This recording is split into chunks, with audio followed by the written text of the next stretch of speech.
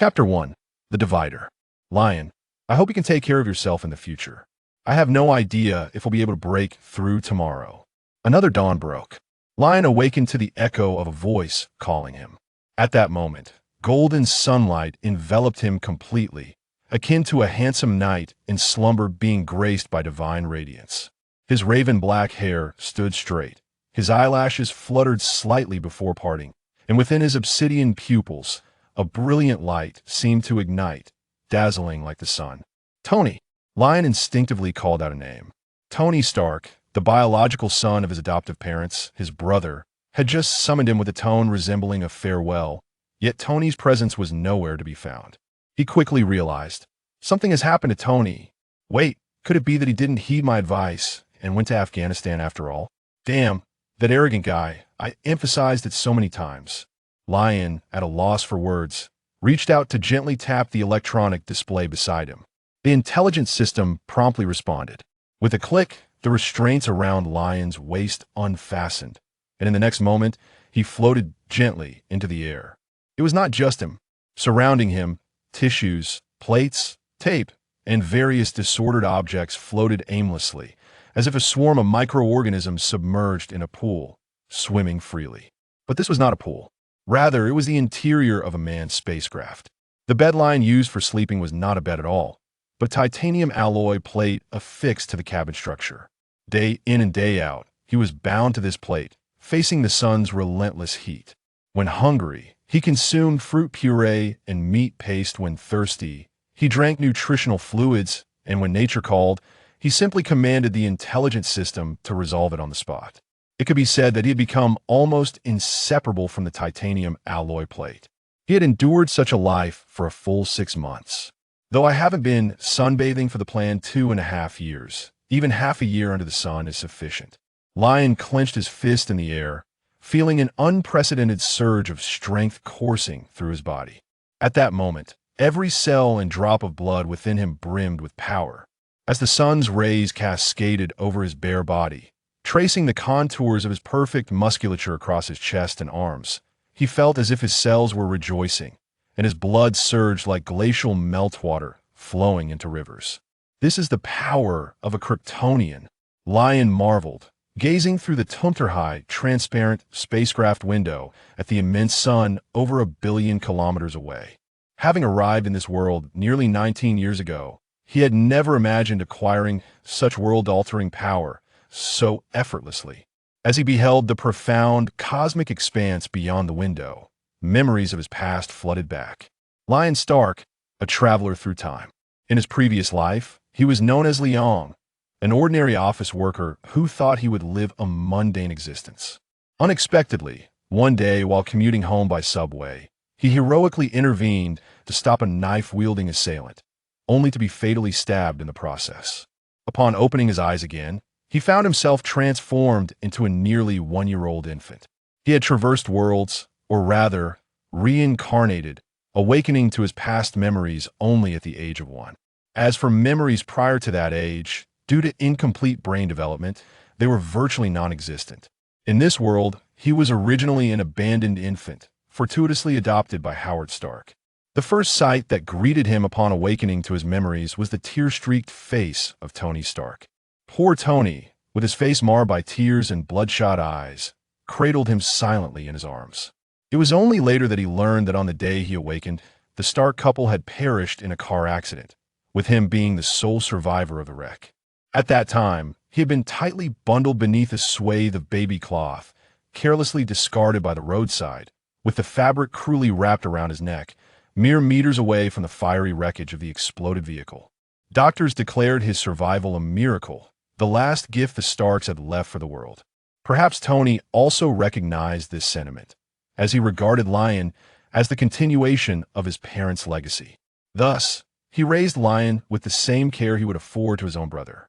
Therefore, based on the facts, it would be more accurate to say that while Howard Stark was Lion's adoptive father, it was Tony who played the dual role of both father and mother. Of course, he didn't excel at the latter role.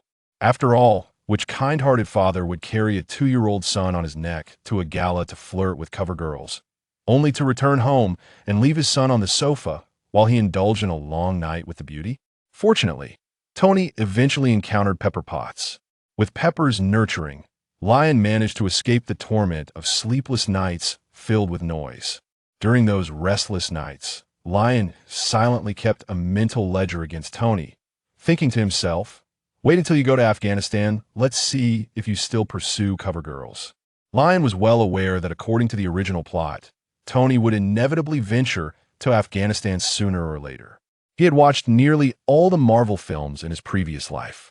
Upon hearing the names of his adoptive parents and brother, he understood precisely what kind of world he had traversed into.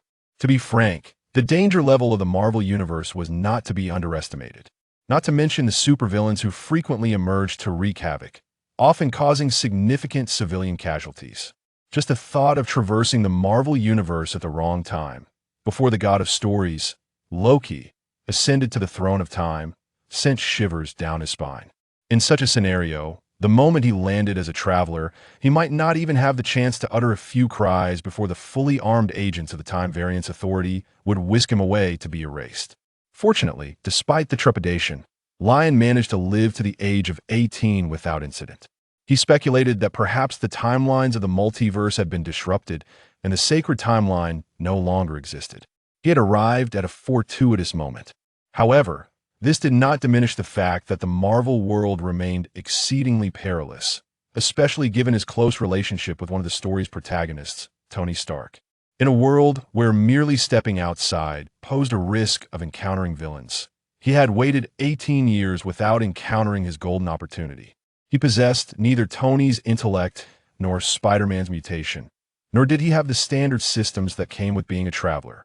He could only console himself with the thought that at least he had lived an extra life by traversing worlds that in itself was not a loss. Moreover, he was fortunate not to have arrived in a grim, dark world akin to the likes of the Lord of the Mysteries, the Way of Tao, or perfect. Thus, he found solace in his situation. Yet, even as an ordinary individual, he still leveraged his prophetic advantage to effectuate some changes within his capacity. In 2006, at the age of 16, without waiting for the Time Variance Authority to arrive, Lion chose to attempt to alter the world. He utilized his narrative foresight to guide Tony, striving to create advantages. Initially, he led Tony to develop a series of new technological products such as smartphones and tablets, which would not emerge until after 2007. With the momentum of these high-tech products, Stark Industries had evolved beyond a mere arms manufacturing company. The scope of the corporation had significantly expanded, establishing itself as the unequivocal leader in the global market. Additionally, Lion endeavored to guide Tony in the development of the arc reactor. Regrettably, Tony had never considered research in that area, consistently dismissing it with the excuse that such technology is not feasible at present. In reality, it was merely that this fellow was unwilling to invest the effort into research. After all, during the first half of Tony's life, which technological marvel had not been birthed from a mere whim. Even the paradigm-shifting smartphone had been conceived when he casually mentioned, "Wouldn't it be great if a phone could transform into a screen that could be directly tapped?" And Tony had promptly developed it. Lion could do nothing about Tony's reluctance to pursue arc reactor research after all. One could not easily persuade a stubborn mule to turn back. 2 years passed, and the changes Lion had instigated came to a halt. He resembled a diligent bee, tirelessly searching for opportunities to alter his fate. He even attempted to track down Bucky to avenge the Starks, or to expose Obadiah and see him imprisoned. Alas, in the end, none of these goals were realized.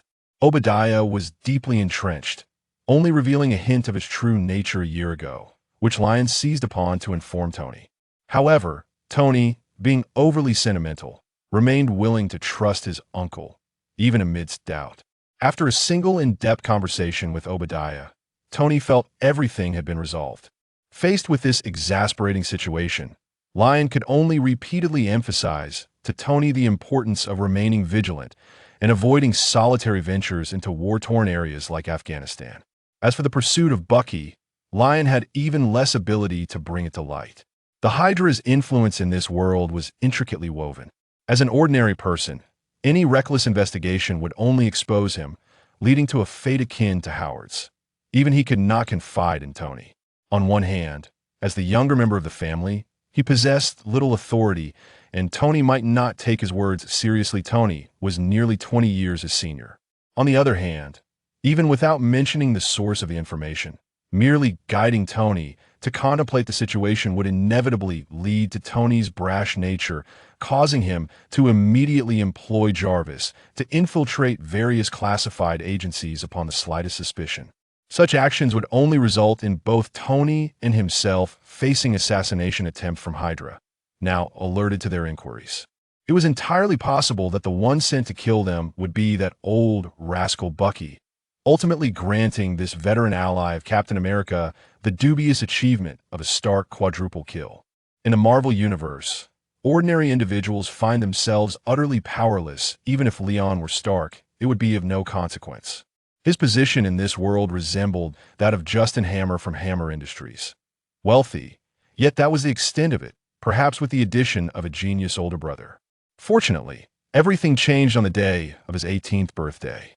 On the morning of his 18th birthday, a simple turn in bed caused the edge of the mattress to collapse under him. Everything in the house felt fragile, as if it would shatter at the slightest touch or tremble. It was as though overnight he had been transported to a world composed of hydrogen, where every brick and tile was as thin as paper. Upon hearing the commotion, Tony, amidst the chaos, repeatedly exclaimed, "Oh my God!" abandoning his plans for a birthday celebration and hastily conducting a full-body examination on him. 30 tons of strength, 100 meters per second of speed, an impenetrable body. In a single night, everything had turned upside down. Moreover, the transformation did not end there. Leon could sense that he continued to grow stronger under the sunlight. Tony confirmed through his research that Leon's cells remained active when exposed to sunlight, exhibiting a leap-like enhancement. "This is simply extraordinary," Tony exclaimed, stunned. "I wouldn't be surprised if you came down with heat vision tomorrow." Leon paused momentarily, then suddenly comprehended the nature of his transformation, nodding in agreement. "Tony, you are absolutely right. I truly am a superhero now." A profound insight dawned upon him. Upon reaching the age of 18, the original world had bestowed upon him the unlocking of abilities, awakening his Kryptonian heritage, and activating his time travel capabilities.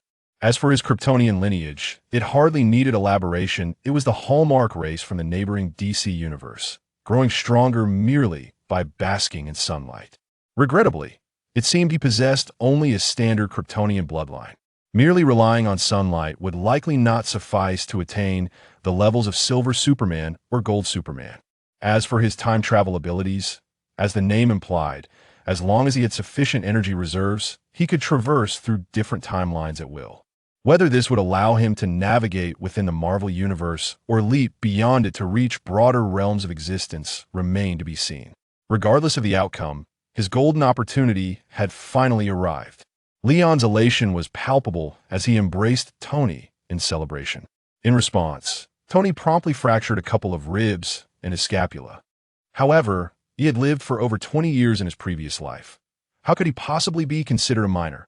Lion was perplexed. 3 months later, after discussions with Tony, Lion applied to the university for a 3-year delayed enrollment.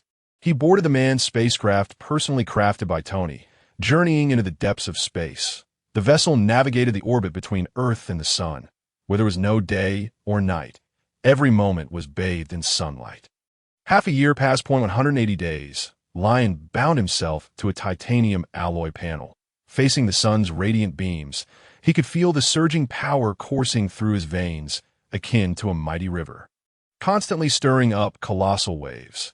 Even his breaths bore an immense force, akin to thunderous roars. The original plan was to bask in the sun for 2.5 years, perfectly aligning with the impending invasion of the Chitauri, at which point he would possess sufficient strength for self-preservation that he clenched his fists. But now, it seemed that even half a year was more than enough. Lion felt a tinge of caution. The years spent under the shadow of the Temporal Management Bureau instilled in him a profound fear of insufficient firepower. Whenever he ventured outside, he wished he could bring along a squad of mercenaries, each armed with machine guns and rocket launchers. After awakening his Kryptonian bloodline, he qualified to pursue greater power, yearning to plunge directly into the sun and sleep for a decade or so before emerging anew. Though he might not be a seeker in the traditional sense, he certainly embodied the fervent pursuit of strength characteristic of a dedicated practitioner, to grow stronger, to continuously grow stronger, to surpass everyone. Over a decade of unease filled Lion's heart with an insatiable thirst for power to know it was still not enough. Far from enough. In the next moment, he dismissed the burgeoning sense of self-satisfaction that had arisen within him. He tightened his fists, his marble-like muscles coiling. After merely half a year of sunbathing, I dare to feel smug. I must be damned. The strength of a Kryptonian is insufficient. I possess only the bloodline of an ordinary Kryptonian. And mere sun exposure has its limits. To become more powerful, I cannot rely solely on Krypton. My next step beyond sunbathing is to seek additional sources of strength, magic, technology, martial arts, whatever it may be. I shall endeavor to explore every conceivable method of enhancement available on Earth. After 6 months of solar exposure, Lion had awakened all the abilities inherent to a steel-bodied superhero. Heat vision, freezing breath, a biofield, and even a super brain. With this super brain, his capacity to learn knowledge and skills now exceeded all previous limits. Reading a book or mastering a technique felt as swift as copying electronic data onto a disk. Henceforth, the only limitation he faced would be the speed of knowledge intake, rather than the speed of comprehension and assimilation. Lion could now boldly declare, the speed at which language imparts knowledge, bite by bite, felt as sluggish as a snail crawling across the ground. However, before he could revel in this triumph, Lion tilted his head, casting his gaze toward Earth. His ears perked up, and his eyes followed the direction of Tony's voice, penetrating layer upon layer of barriers. The walls of the spacecraft, Earth's atmosphere, and the dust of the surface. Nothing but lead could obstruct his sight. In less than a second, he beheld Tony, currently slumbering in a cave within the Afghan desert. It was time to bring closure to matters concerning Obadiah, Baki, and Hydra. After 18 years of acquiescence, suddenly awakening his bloodline, he realized today, I am who I am. With power comes confidence, although he felt deep down that his strength was still far from sufficient. Lion recognized that he was indeed qualified to undertake some small tasks on Earth. Tony, I have come to rescue you, Lion whispered softly. He casually donned a pair of trousers floating in the air and then propelled himself forward, gently pushing his right hand ahead. In the vacuum, everything was silent. The spacecraft's door, impervious to even 1,000,000 tons of force, suddenly drifted away like a delicate garment, gradually floating into the vastness of space. Lion lowered himself and floated out of the cabin that he stood between Earth and the sun, golden sunlight bathing half his body, while the other half faced the azure planet, gazing up at the sun and down at Earth. He felt as though he had become a deity of the world, capable of propping up the heavens with a mere gesture. Yet, Lion was aware that this was an illusion, that he still had a long way to go. Suppressing the rekindled ardor within him, Lion bent down, paused momentarily, and then, in an instant, broke through the air, hurtling toward Earth. Boom! As he entered the atmosphere, a sonic boom erupted around Lion. His speed surpassed even the second cosmic velocity. Once within the atmosphere, his figure cleaved the sky in two. The immense air pressure generated by his ultra-fast velocity sliced through the clouds. The invisible shockwave shredded the clouds, suddenly giving them shape. Encircling Lion like a protective dome, leaving a long trail in the high sky, it resembled a whirled serpent descending from the heavens, poised to devour all in its path.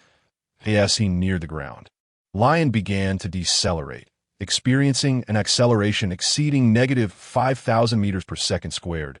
He had to slow down if he landed at full speed. Even with the protection of his biofield, it would wreak havoc on the surrounding terrain. The 30,000 kilometers separating the spacecraft from the surface, along with the tens of thousands of kilometers from North America to Afghanistan, were traversed in less than 20 minutes. Lion hovered above Afghanistan. The clouds above him pushed far away by the shock waves. The sky was clear, the hour around 10 at night. Without pausing, he twisted in mid-air and continued flying eastward. This time, his speed was much slower. Around 200 meters per second, not even exceeding the speed of sound, he glided like an invisible specter above the cave where Tony was imprisoned. Tony, it's time to wake up, Lion whispered. perceiving Tony frowning in his sleep within the cave. Then, like a shooting star, he plummeted downwards. Boom! The rocky, solid mountain face crumbled before Lion. Yielding as easily as paper, he pierced through the several meters of rock and earth. Entering the cave's interior, Lion descended from the cave's ceiling, striking a pose reminiscent of Tony's grand entrance in his armor, half squatting before Tony's bed. Fragments of rock cascaded down from the breach above. Some large, some small, creating a cacophony of impacts within the cave. Bang! Thud! Thud! Thud! The vibrations and deafening sounds echoed, enough to awaken anyone in slumber, making them believe the world was ending. Ah! Tony was no exception, having been in a shallow sleep. He was instantly jolted awake by the sound of Lion crashing through the cave. The subsequent series of thunderous booms startled him into a panic. Are they coming? What the hell? His face turned pale, instinctively thinking that terrorists had arrived prematurely.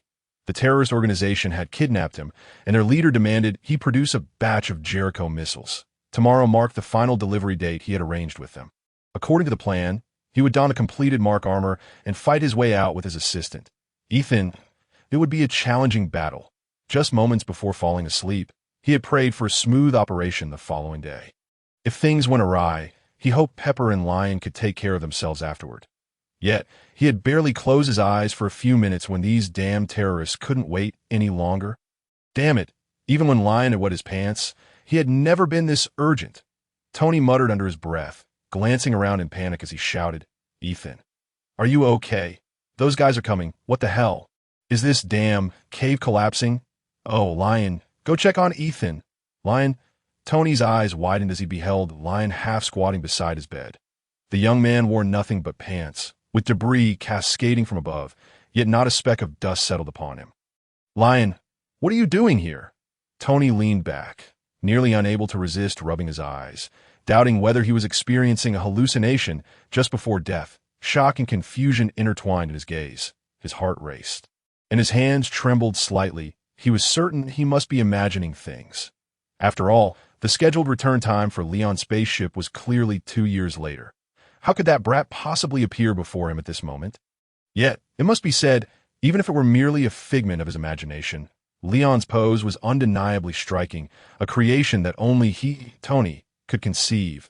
However, the hallucination of Leon stood up, smiling as he looked at Tony.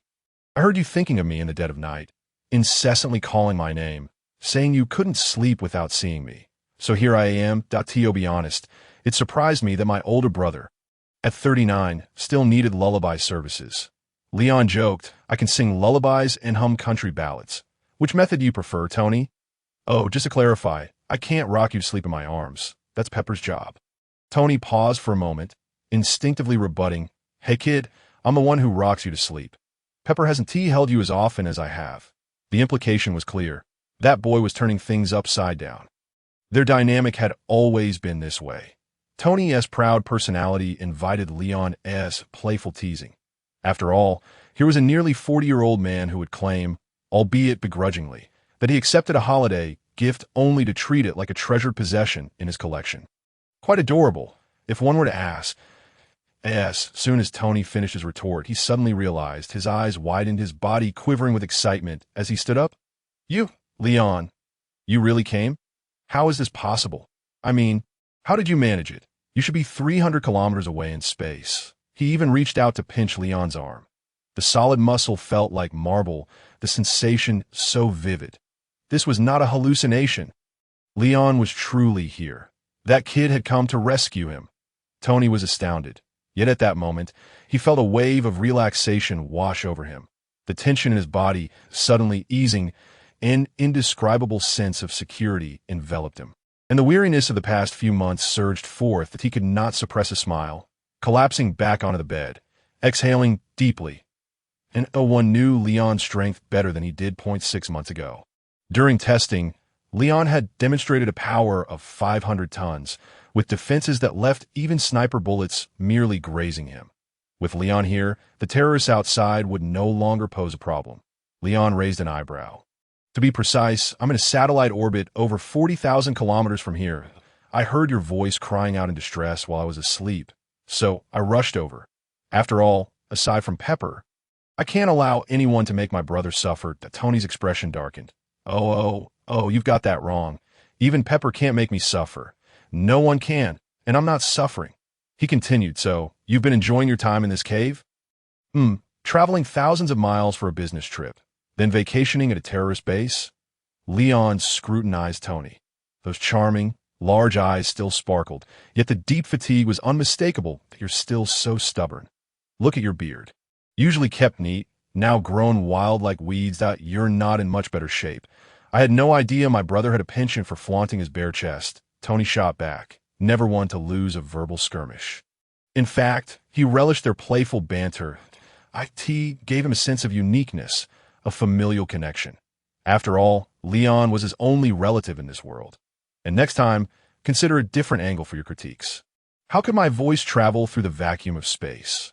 Tony remarked, quickly dismissing Leon's excuse. With my scientific knowledge, I can see through your lie in an instant, so, did you encounter some accident that brought you back early? Or did Pepper contact you? Is she all right? No, she hasn't contacted me. Perhaps she didn't want me to know you were attacked and in dire straits, Leon replied, shaking his head. He explained, but I did hear your voice calling my name while on the ship. So, I came. This is my newly awakened ability. Tony opened his mouth. That ability is quite unscientific. Sound is produced by vibrations, and those vibrations typically don't travel far, especially not in the vacuum of space. But that's exactly how it happened. I've awakened quite a few unscientific abilities this time, and I'll need you to test them again later, Leon said. Observing Tony, he could see the shrapnel lodged in Tony's arterial valve. Sighing, he added, Tony, you don't look well. Those terrorists must have tormented you. Furrowing his brow, he continued, the shards embedded in the arteries surrounding your heart can only be temporarily alleviated using magnetic force. It's akin to a sharp blade hanging over your head. Those damned bastards. Tony paused, feeling moved by Leon's icy glare. He parted his lips, but ultimately shook his head. This little injury is nothing. But your arrival is timely. I was just planning to act according to schedule tomorrow. Now, we could directly fight our way out without worrying about Ethan's safety. Right? Ethan, he suddenly slapped his forehead and sprang up. Realizing Ethan had been silent for quite some time, Ethan, are you okay? Where are you? Oh, there you are. Tony smiled awkwardly at the sight of the slightly balding, vest-clad man exuding an engineering aura, quietly standing beside them. It turned out Ethan had been nearby all along, but Tony had been so focused on Leon that he had overlooked him. Ethan raised his hands. I haven't slept. Actually, I came over as soon as this gentleman fell from the cave ceiling. Tony nodded awkwardly, then pulled Leon's shoulder to introduce him. Ethan, this is my brother, Leon Stark. Leon, this is Ethan, my friend who saved my life. They exchanged greetings with a handshake. Leon recognized Ethan as a good person. I didn't expect Tony to make a friend in the cave. You must have been taking care of him during this time. Otherwise, with his injuries, surviving would have been quite a challenge. No, Ethan began, but Leon raised a hand to halt his words. No need for pleasantries. Ethan, you saved Tony, so you're my friend too. Now, what we need to do is break out and send those guys outside to where they belong. Leon's expression was as calm as a serene lake. Yet his eyes brimmed with thunderous intensity. Perhaps we should devise a plan. Those guys have heavy firepower. Ethan hesitated slightly to plan. No, we don't need a plan. Tony interjected, striding proudly to his crafted armor. Look, Leon, this is my masterpiece from the past few months. Even if you hadn't come today, tomorrow Ethan and I would surely have cut through those guys. Leon watched Tony flaunting his creation like a child with a toy, shaking his head in exasperation. Save your little toy for later. I'll lead the way, and you too can follow. He was succinct, knowing the sun had not been wasted on him over the past 6 months. Toy? Unbelievable, Leon. I know your grades aren't stellar, but you may not fully appreciate the greatness of my armor. Tony could not accept his masterpiece being demeaned as a toy. So, when you don't understand the situation, perhaps it's best to remain silent and watch me demonstrate its excellence. Leon placed a hand on Tony's shoulder. Tony, perhaps your little toy is indeed impressive, but I must inform you that I flew over here directly from the spacecraft in these pants. Tony's eyes widened. He had returned from the cosmos purely with his physical form. Moreover, Leon's seemingly unwashed pants bore no damage whatsoever. The implications of this realization were all too clear to Tony. What? You, Tony, are at a loss for words. It seems his armor has become little more than a toy. Therefore, you may follow closely behind me. Leon smiled. However, there is still one matter to attend to first. His gaze swept over, landing on the fragments lodged in Tony's chest. We must first address this lingering threat. Lingering threat? Tony, momentarily confused, did not comprehend, but Leon had already made his move. His form remained steady, his right hand pressing on Tony's shoulder, while his left hand suddenly blurred for an instant. Then, Tony felt a sudden heaviness in his chest, just as a violent pain was about to surge. It vanished in an instant. 1, 2, 3. There are still quite a few fragments. Tony, to survive such an injury is indeed a testament to your tenacity. What did you say? Tony instinctively touched his chest. When he looked up again, he saw Leon's palm open, on which lay a dozen tiny fragments. Here, I've just extracted the shard from your chest. Keep these as a memento of the tremendous upheaval you faced just as you were about to turn 40, marking your growth and newfound sense of responsibility. Leon handed the fragments to Tony and turned towards the cave's sealed entrance. In less than a microsecond, he had immobilized the fragments within Tony's body using a biological force field. Then swiftly created small incisions on Tony's chest with his fingertips to extract all the shards. Following that, he utilized a heat ray to stop the bleeding, yet the mind is in such a tumult that it can scarcely accommodate a single thought. What manner of beast is this, capable of withstanding even the bullets of a rifle without so much as a scratch? As the distance between the two parties diminishes, Leon remains unscathed. Some individuals begin to lose their sanity, discarding their weapons and turning to flee. A monster. Halt! The leader reflexively draws his gun, intent on executing the deserters. However, two searing beams of energy strike faster than he can react, instantaneously piercing and slaying the fleeing soldiers. The leader stares vacantly at his fallen subordinate who lies with eyes wide open, then turns his gaze, filled with fury, towards Stark. Those crimson eyes seem to emanate from the depths of hell. You who call yourselves the 10 Rings shall not escape. Leon's voice resonates, as if from an abyss. In the next instant, another wave of energy sweeps through, clearing the entire corridor in an instant. A second later.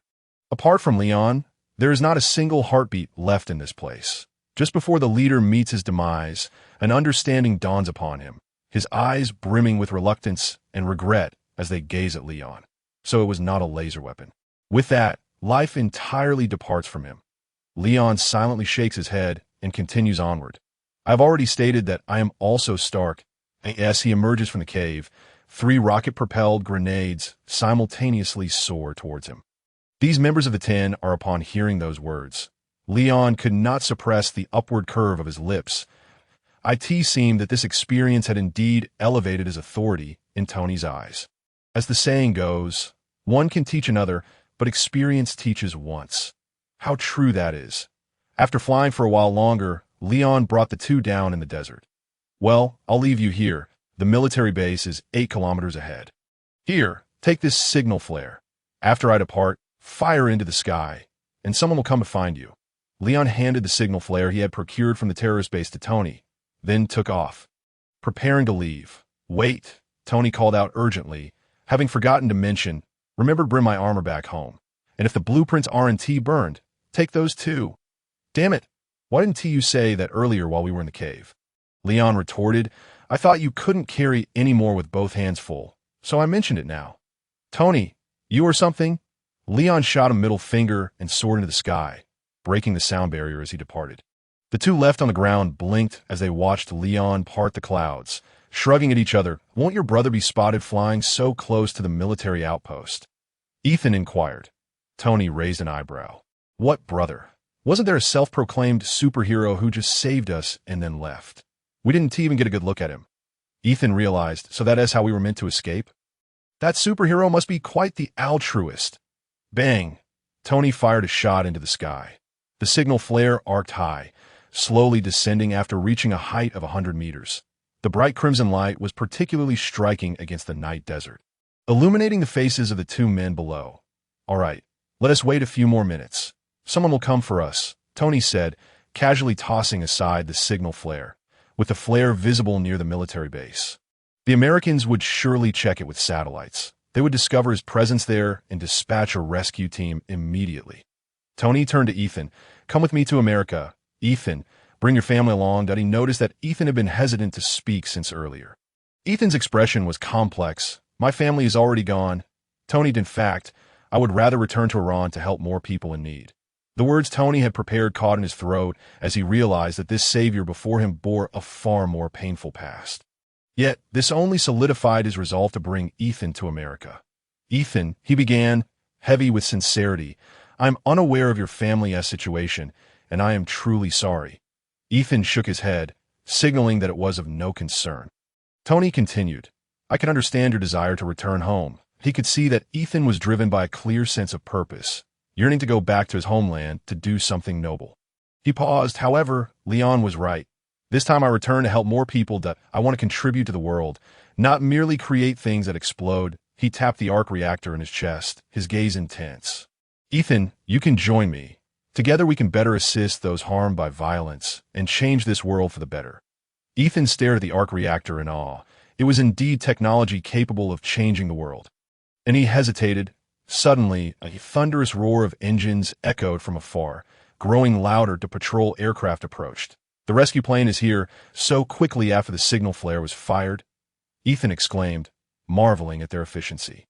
He watched as the aircraft flew overhead, heading into the distance. Doesn't seem like a rescue team. It looks like a light patrol plane that I suspect they're chasing after Leon. He has been detected by the base. Tony gazed at the distant aircraft, but they aren't even breaking the sound barrier. They won't catch up with Leon. Let us wait. Leon's flashy entrance has drawn their attention. But next time when I don the MK armor, I'll surely catch the eye of those military rednecks. Tony took a few steps in place, of course. You will need your own set of armor as well. Then we can have a team, perhaps called the MK Squad? That might not work. Time slipped by as Tony rambled on for 3 minutes, when another chorus of engines echoed from the sky. It was a formation of 3 helicopters.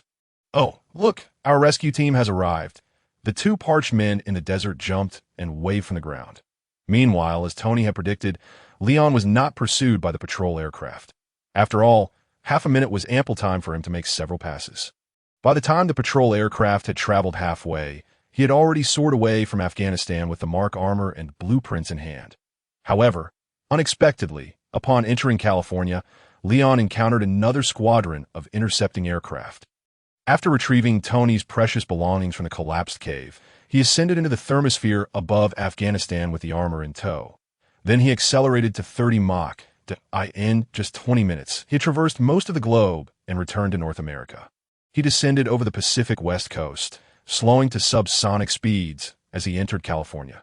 The Stark residence was situated along the western coastline of Los Angeles, that he merely needed to cross the coastal mountain range within California to arrive.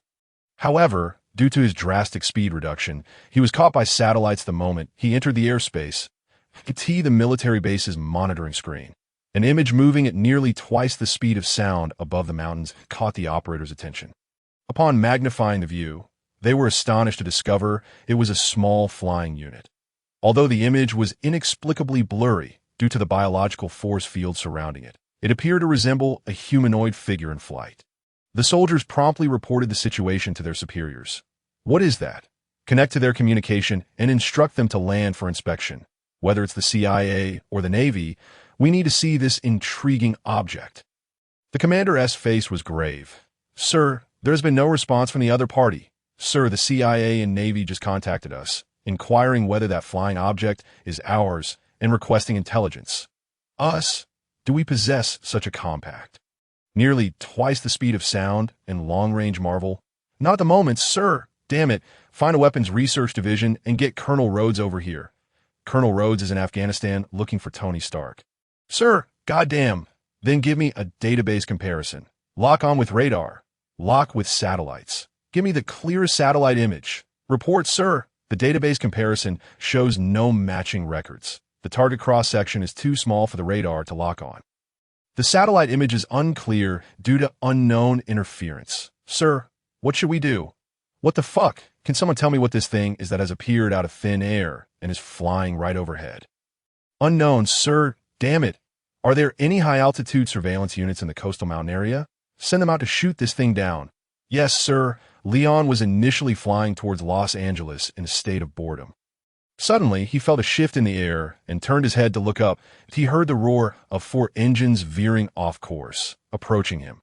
Have I been spotted by satellites? Leon pondered as he slowed down to assess the situation. It must be because my speed isn't fast enough that I was detected. This is truly troublesome.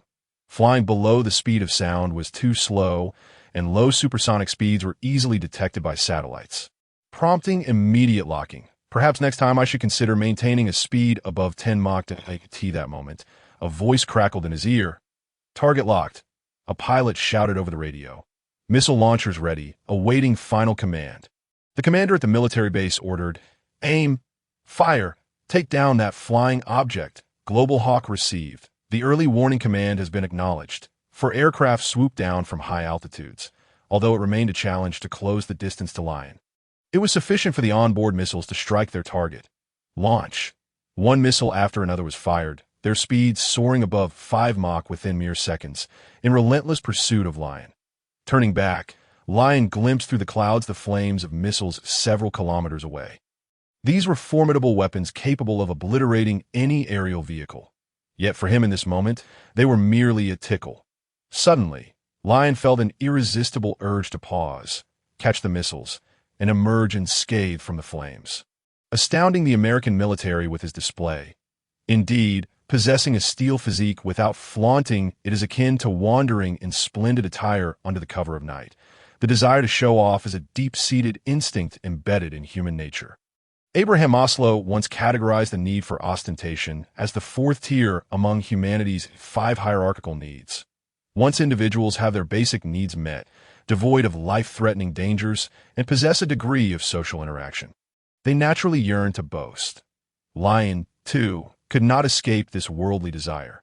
However, after some contemplation, he realized that upon Tony's return, he would undoubtedly unveil new armor to showcase. There was a scene in the movies where Tony's showboating led to his downfall at the hands of the military. Thus, rather than flaunting now, it would be far more gratifying to make an entrance when Tony, brimming with pride, was brought low by the military. After all, impressing one's close friends yields the highest form of psychological satisfaction. The mere thought of Tony's expression at that moment made Lion's lips curl into a smile. Now endowed with superhuman abilities, he had no desire to act as a patriotic figure, reciting lines about abstaining from beef. He wished only to continuously enhance his strength while indulging in activities that brought him joy, such as outshining Tony in a manner that Tony himself could not emulate. With this thought in mind, Lion raised his gaze at the missiles surging toward him from above the dense clouds. In an instant, his speed escalated to 20 Mach, vanishing from the American satellites tracking systems. What on earth? The target has vanished. The pilot exclaimed in shock. Report, the missile failed to hit the target. Target lost. Repeat, target lost, suspected to possess stealth capabilities. In the American base, the commander momentarily froze, exclaiming, What? Impossible. This cannot be.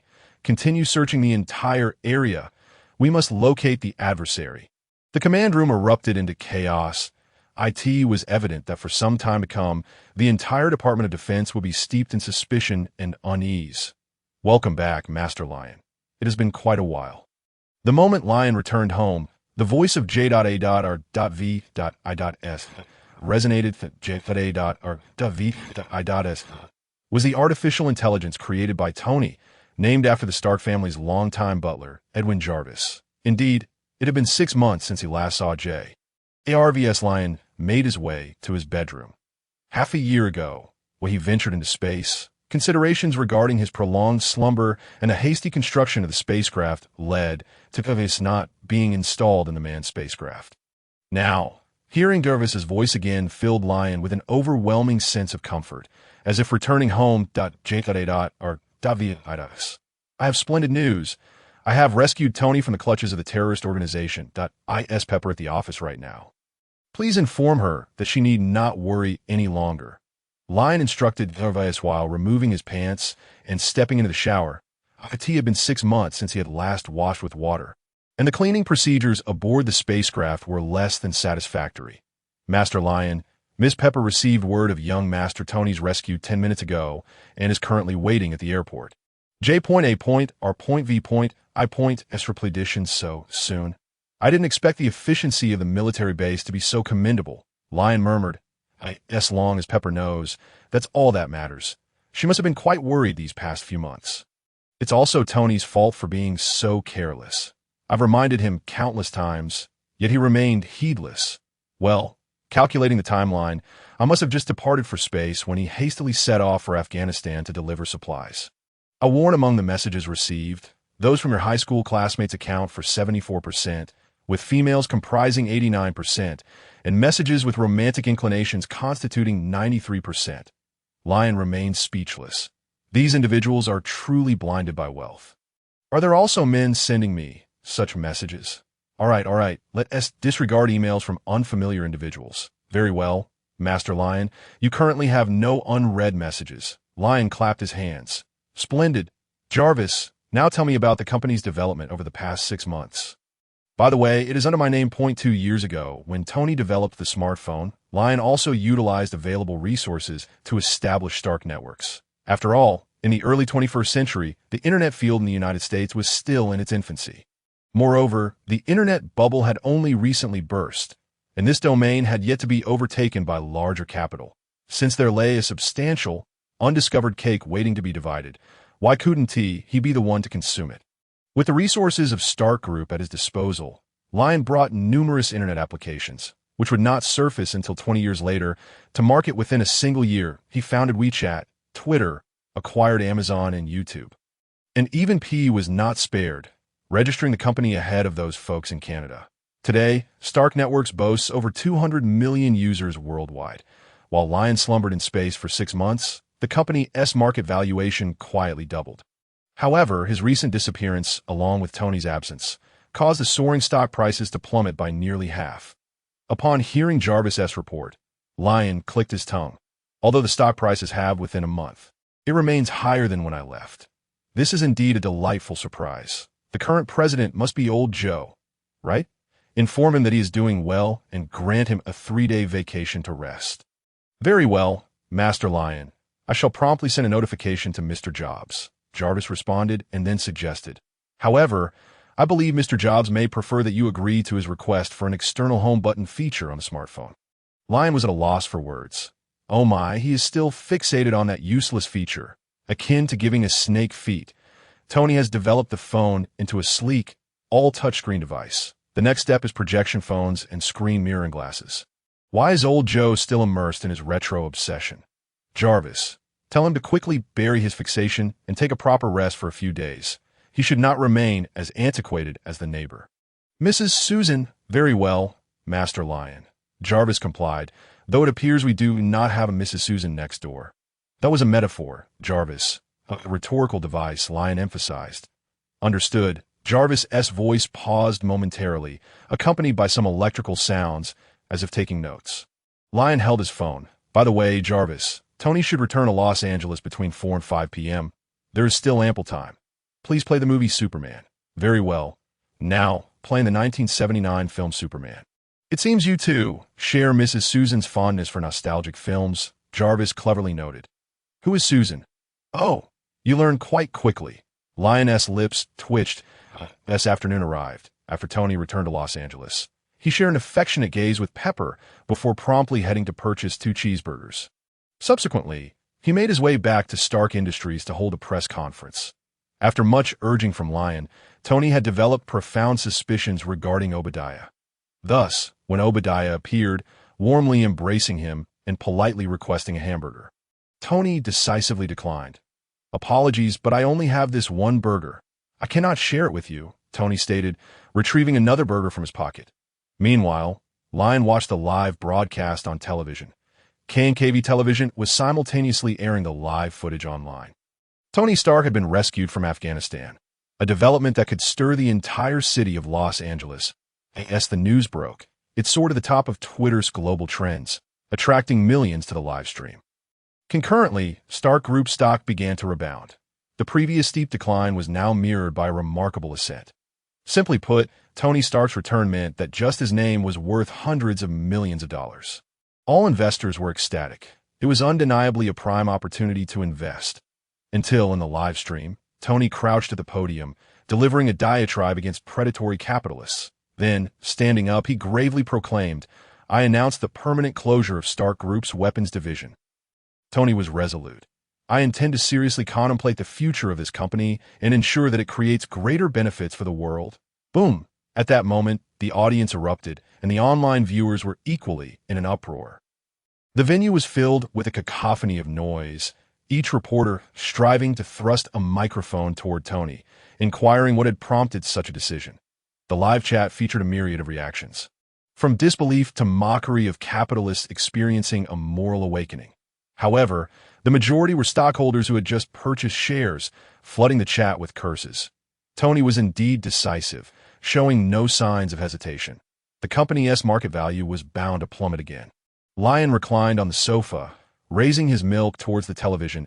Tony. "But this is precisely his style."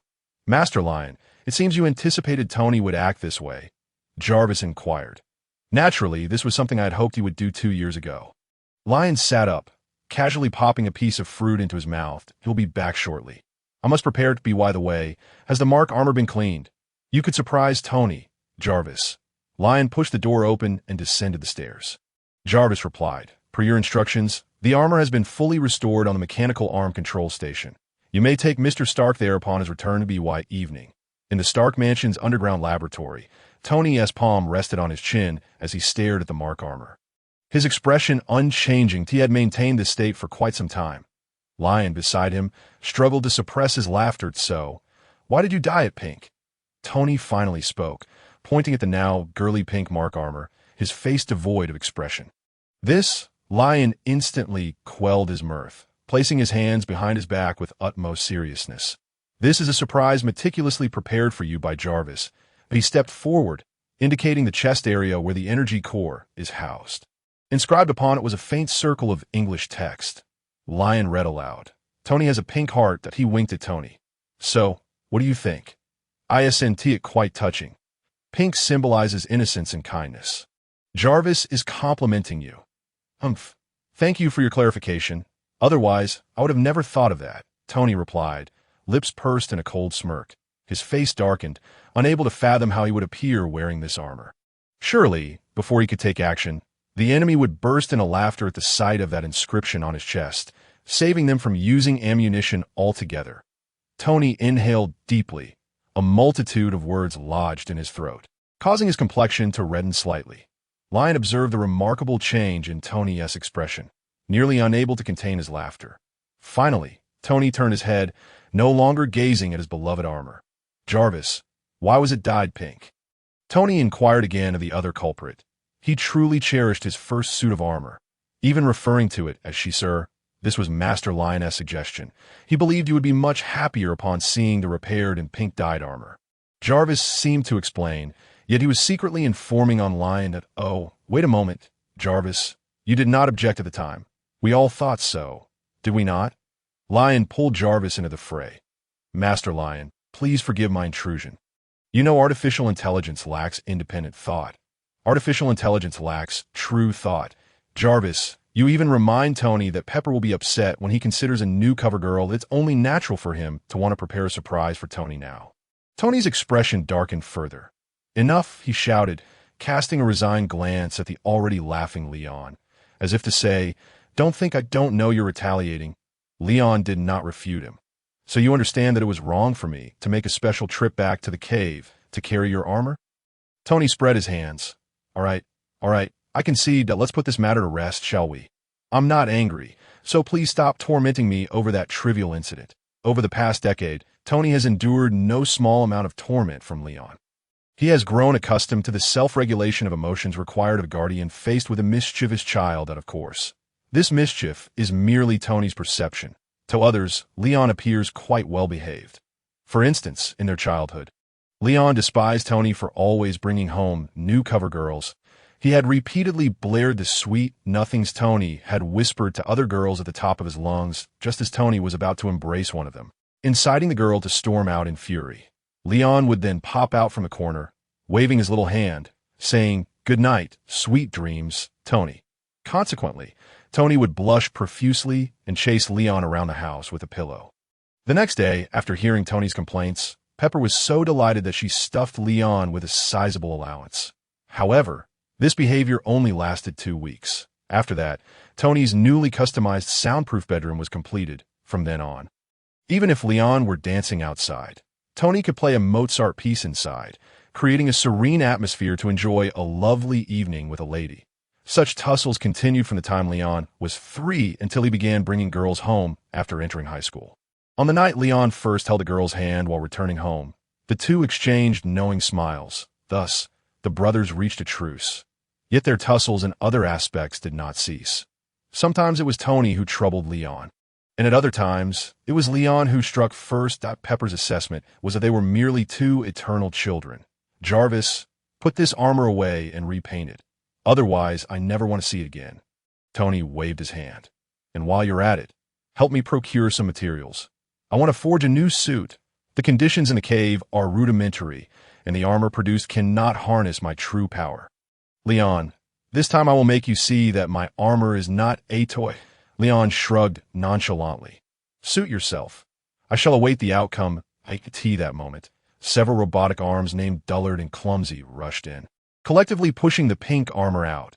Leon even lent a hand. He had instructed Jarvis to spray the armor with pink paint merely to tease Tony, never anticipating that Tony would don it. However, what he did not foresee was that 10 years later, upon visiting Tony's collection of suits, this most eccentric armor would be prominently displayed at the forefront among Tony's numerous mark armors. "Are we truly starting to create the armor now?" Leon asked as he turned back. Tony, without hesitation, cleared the table with a single swipe of his hand, ready to embark on a new round of work. "Are you so eager to prove yourself?" Leon inquired. "Mind your wording, Leon. Tony does not need to prove himself. He merely challenges himself," came the reply. "Very well then. When you challenge yourself, remember to come up before dinner," Leon said as he made his way to the laboratory stairs to celebrate his safe return. Pepper planned to host a family gathering, inviting both Ethan and Rhodey. Rhodey is a close friend of Tony from the military, and their relationship is so strong that they could gift each other Iron Man suits. "Just the 4 of us? That's perfectly fine, as long as I'm not the one cooking," Tony replied without looking up. Ever since his last culinary attempt at cooking grilled sea bass ended up charred to a crisp, leaving Leon in fits of laughter for ages, he vowed never to set foot in the kitchen again.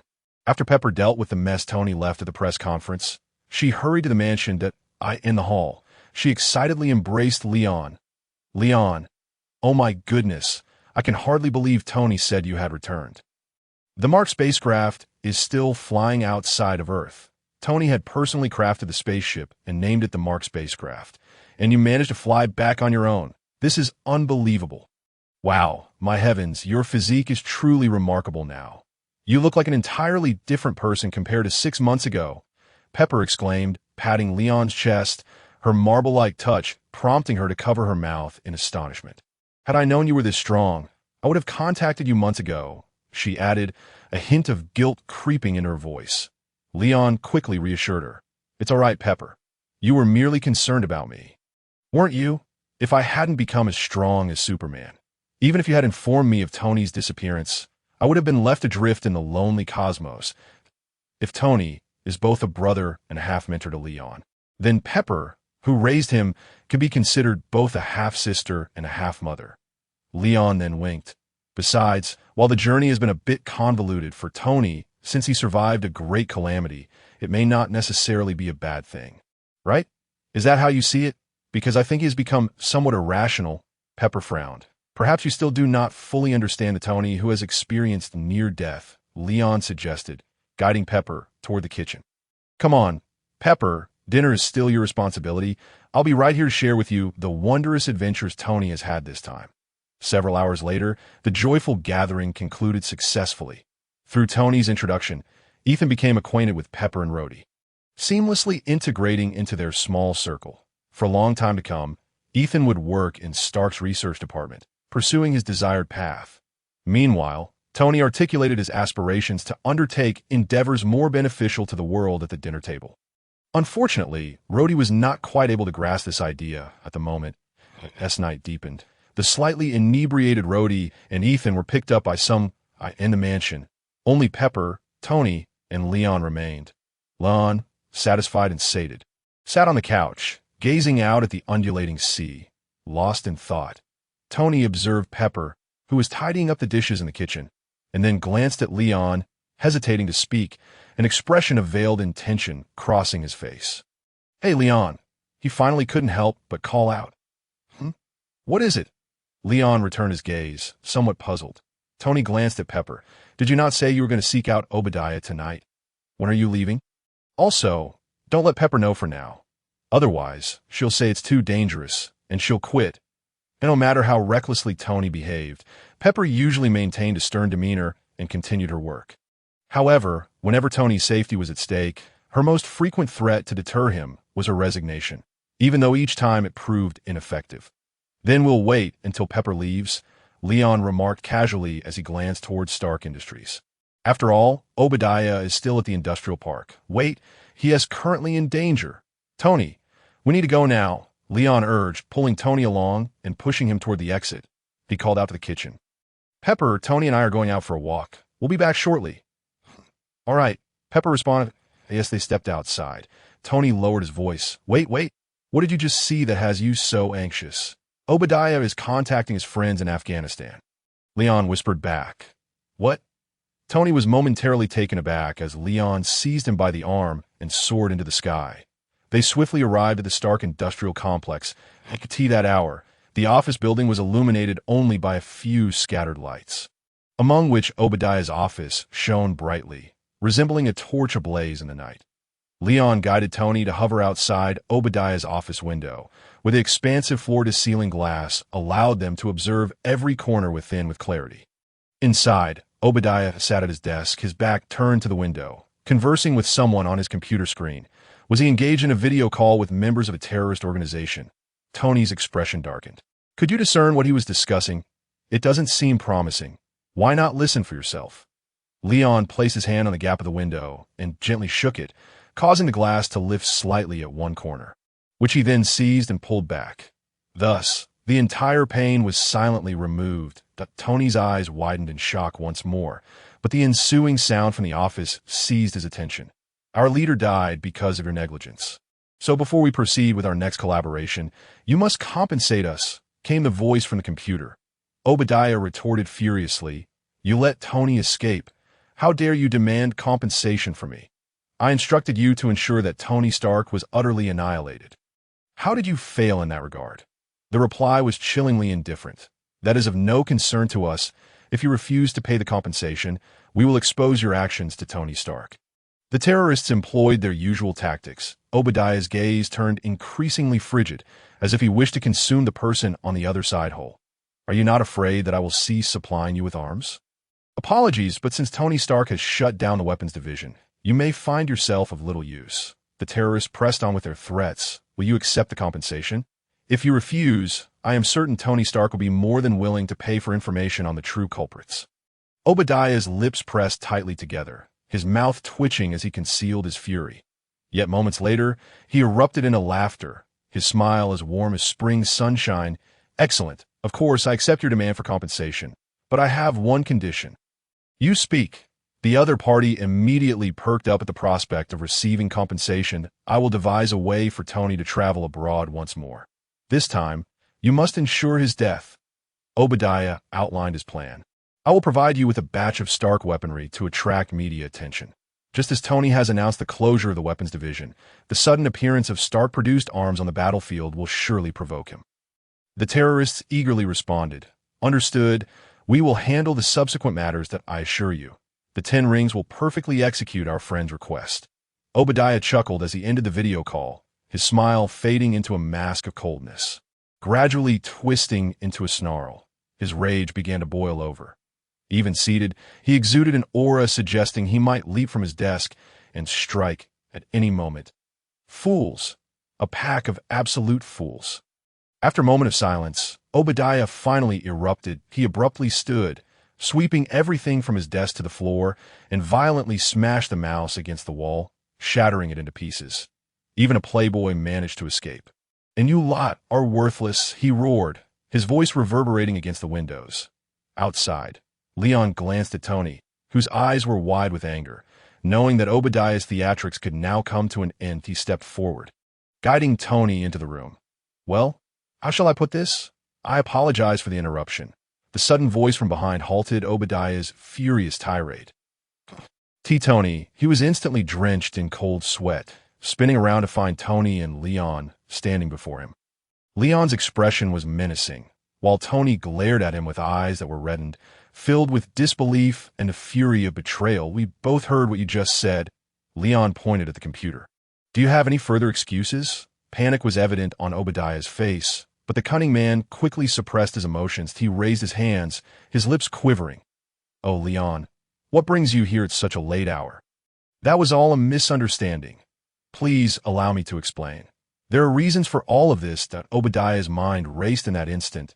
He awkwardly lowered one hand and opened a drawer. "I am being coerced by a force I cannot resist, threatening my life, demanding that I eliminate you all." As he spoke, he suddenly drew a handgun from the drawer, swiftly chambering around and aiming it at Tony and Leon. "Everyone raise your hands and step back." The man who had previously seemed as gentle as a guardian now transformed into a menacing villain in the blink of an eye. "You had best cease this nonsense at once." Tony pressed his lips together tightly, raising his hands first to shield Leon as he began to retreat. "Tony, even now you wish to protect that little bastard? Such touching family devotion." Obadiah's words only stoked Tony's ire further. He replied coldly, "Obadiah, I once believed you to be one of the most trustworthy people in my life." "Oh, really, Tony? It warms my heart to hear you say that." Obadiah aimed the gun at Tony. "I would love to continue this delightful family game with you. However, since you have uncovered my intentions, I need not conceal anything further. Tony, you are merely my golden goose. Did you know? I co-founded this company alongside your father. And for 30 years, I have supported you, yet I have received nothing in return. Even that outsider behind you has received half of the company, while I, only by killing you, by eliminating both of you, can I attain all that I desire." As he spoke, Obadiah's fists clenched in anguish. Everything was meant to unfold this way. If only you had perished in Afghanistan, Leon would have met his end in outer space. "But why did you have to escape? Why must you witness everything that transpires tonight?" His eyes gleamed with bloodshot intensity, pressing the gun against Tony, forcing him to retreat further. "You have driven me to this point. You have forced me into a corner, and now I will destroy everything. No one can stop me."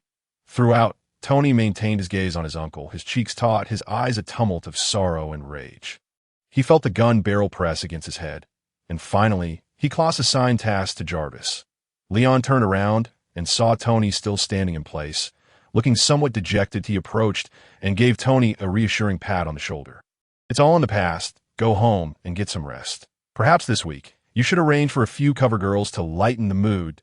Tony's expression of sorrow froze for a few seconds, caught between laughter and tears. "You rascal."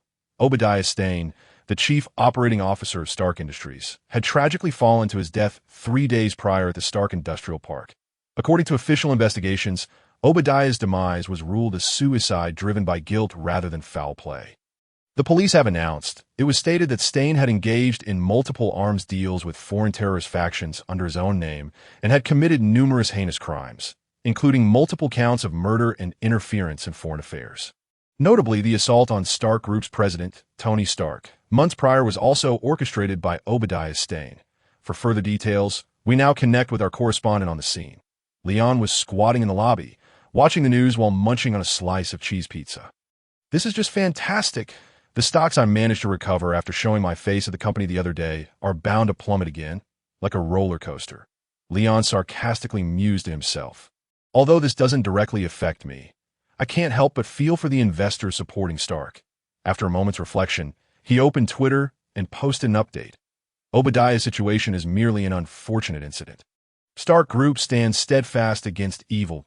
I urge all investors to continue believing in Stark Group and supporting its stock. You shall see the day of bountiful returns. Stark never disappoints his supporters." He accompanied it with a picture of the leftover pizza on his desk. Within seconds, the comments section exploded. Hundreds of vitriolic comments erupted, as if people were buying properties on Twitter. Look at that Obadiah. How could such a person be chief operating officer? Stark Group is doomed. Utter nonsense. I bought stocks when Tony Stark returned, and before I knew it, he shut down the weapons division, costing me half my fortune. After waiting 6 months for Leon Stark's return, I bought stocks again, only to discover the COO is a super criminal. I can already envision myself begging on the streets of Los Angeles in a month. Damn, Stark, you've left me with nothing. As more comments poured in every second, lamentations from disgruntled investors filled the air. Leon glanced at the comment section, which was rapidly accumulating new posts, feeling a bit embarrassed. Well, it seems Stark's investors have their own opinions. Never mind, I trust everyone will have a bright future, filled with peace, and awakens that moment. Pepper approached with a cup of coffee. Did I just hear you praying for the investors? Not exactly, Leon replied, sensing an ominous premonition from Pepper's expression, but she continued without pause. Honestly, Leon, if you truly want them to avoid severe losses, you should go fetch Tony, who has been missing for 3 days. And you should return to your own office chair and focus on making money instead of dumping everything on me. Pepper's tone became increasingly agitated as she expressed her frustrations. Tony is nowhere to be found, and Obadiah's numerous crimes are hardly regrettable, while you sit at home basking in the sun. How can I manage everything alone? She complained at a rapid pace. Stark Industries, Stark Networks, Stark Electronics. No matter how many heads I have, I can't handle all this. And you, Leon, have the gall to pray for the investors. As her irritation grew, Pepper forcefully thrust her coffee into Leon's hands that, oh my goodness, only now do I realize how utterly chaotic these past few days have been. Leon, I demand you tell Tony that if he doesn't emerge from that damned laboratory soon, I will resign. And you, Leon, my dear boy, if you do not manage your own network company, I too will resign. With that, Pepper shot Leon a serious warning glance before striding out of the room in her high heels. She had to return to that wretched job. Leon sat on the sofa, opening his mouth as if to say something encouraging to make Pepper hang in there a little longer. But perhaps it was indeed excessive to place the decision-making burden of 3 companies solely on her shoulders. He scratched his head, pondering, maybe I should just return to the company. How could I even entertain the thought of going to work? This is ridiculous. I should make old Joe stop his vacation and return to work. Yes, that's it. Leon clapped his hands and inquired of Jarvis. Jarvis, is Joe Bush still on leave? Notify him to return to work at once. I'm sorry, Master Leon, Jarvis replied. In fact, Mr. Bush's vacation concluded yesterday, and he returned to the office at 4 this morning. 4 in the morning? Leon exclaimed, realizing he had misunderstood. Old Joe truly is the best president in the world. I must establish an annual award for the world's finest presidents to honor him. Now that Joe is back at his post, surely Pepper won't be angry any longer, right? Leon asked. Jarvis fell silent for a few seconds before responding.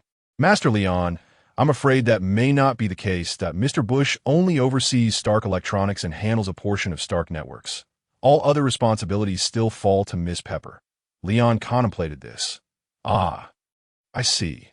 When I left 6 months ago, that was indeed the arrangement. However, back then, Tony was also involved in the company's management. Jarvis, do you have any suggestions?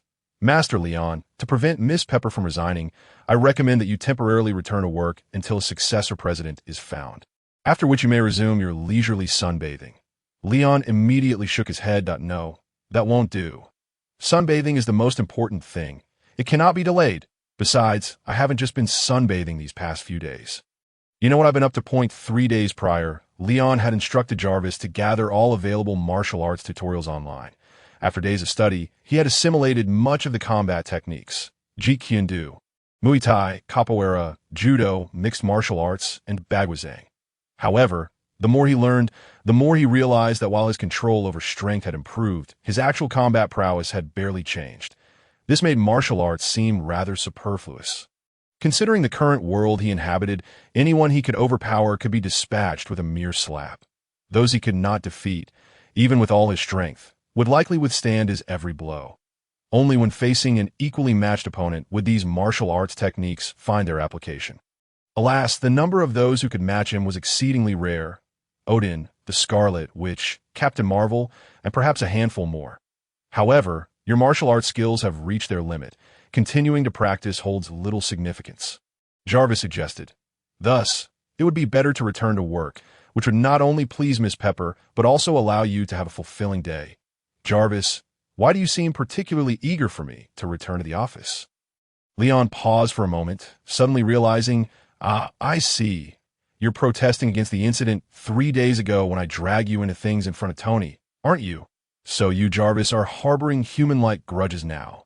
The light orb representing Jarvis flickered slightly. Master Leon, I would never do anything to harm you. But you do encourage me to engage in activities that hinder my growth and bring me unhappiness. Leon shrugged. After some thought, he proposed, all right, I will first go fetch Tony. Then seek a new president for the company. That way, all my troubles will be resolved. As you wish, Jarvis replied, ever attentive. Upon entering the laboratory, Leon discovered that aside from a few arc reactors and a stack of DC comics on Tony's desk, nothing else appeared amiss. Even Tony himself was nowhere to be found. Tony, he called out, scanning the room. Where are you? The extraordinary auditory perception of Leon does not remain perpetually activated, akin to a superhero from the movies. He must concentrate, allowing his mind to filter out the majority of external stimuli, in order to exist within a serene realm.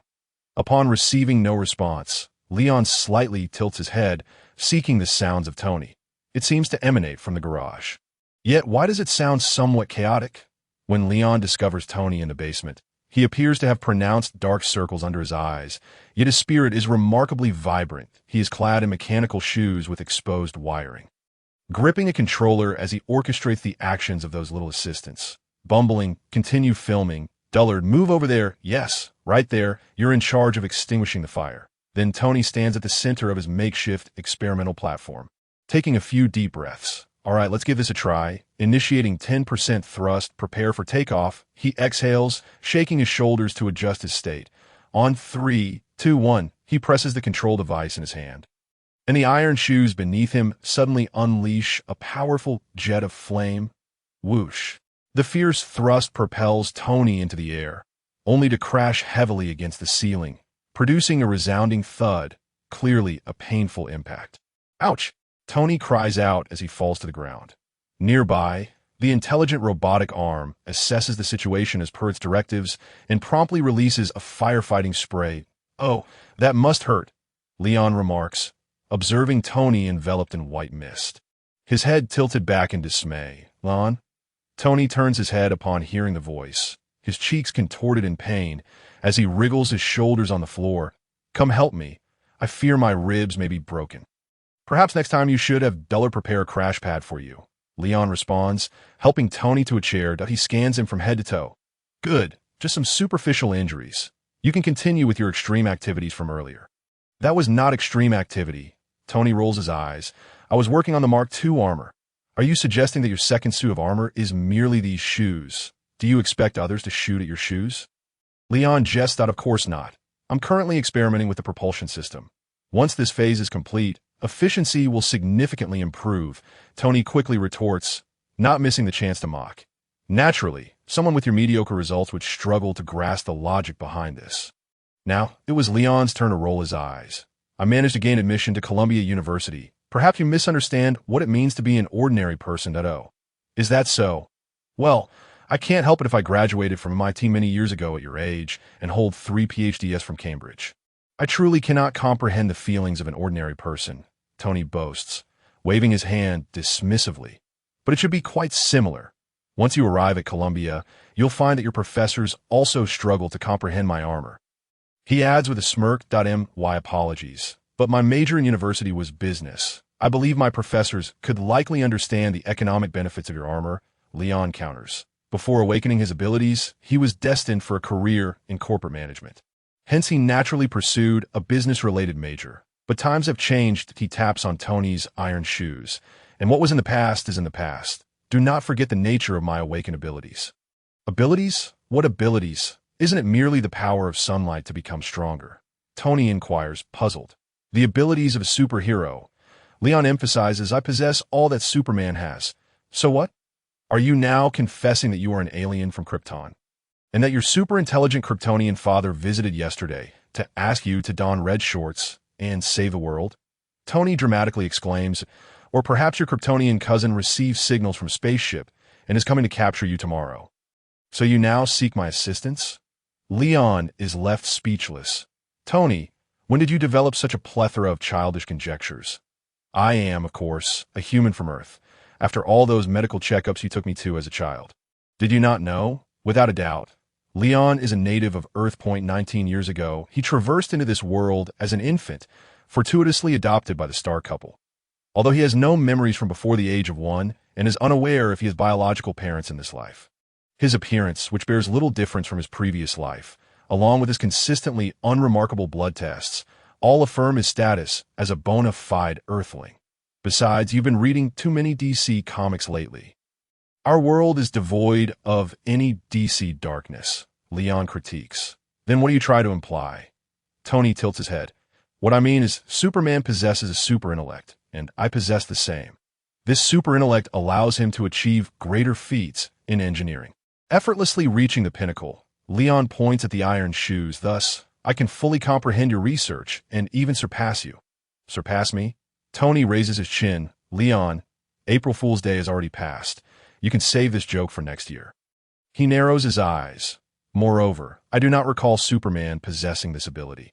If he had a super intellect, how could he always rush in to throw punches at enemies in the comics? Leon smacks his lips. Perhaps his super intellect informs him to first learn to trust in his super strength when faced with challenges? Isn't that just a brute's intellect? Tony summarizes thus, you still fail to understand my armor. Leon wishes to end the debate. Enough, let this futile argument cease here. You, who only read half the comics, are the most vexing. Afterward, make sure to finish reading Superman's comics before attempting to refute me. Before Tony could retort, Leon states, your mundane intellect, since you claim I cannot comprehend your armor, do you dare allow me to learn alongside you? Leon raises a finger. Just one day, and your knowledge will become mine. And in 3 days, I shall craft an armor superior to yours. What did you say?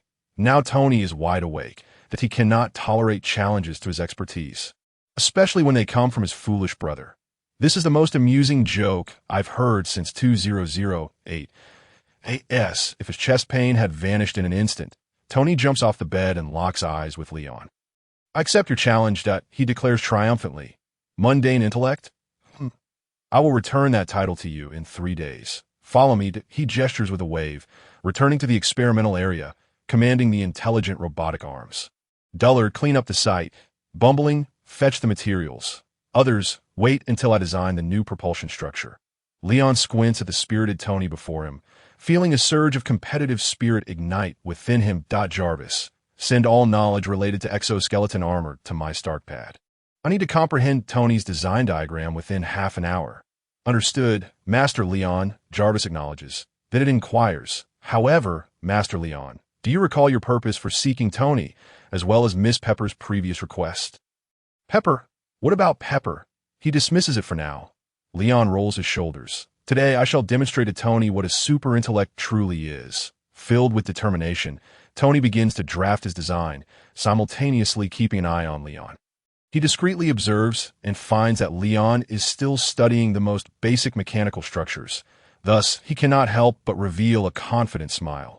With the motivation of competition, just half an hour later, Tony perfects the propulsion system that had troubled him for the past 2 days, experiencing a surge of inspiration.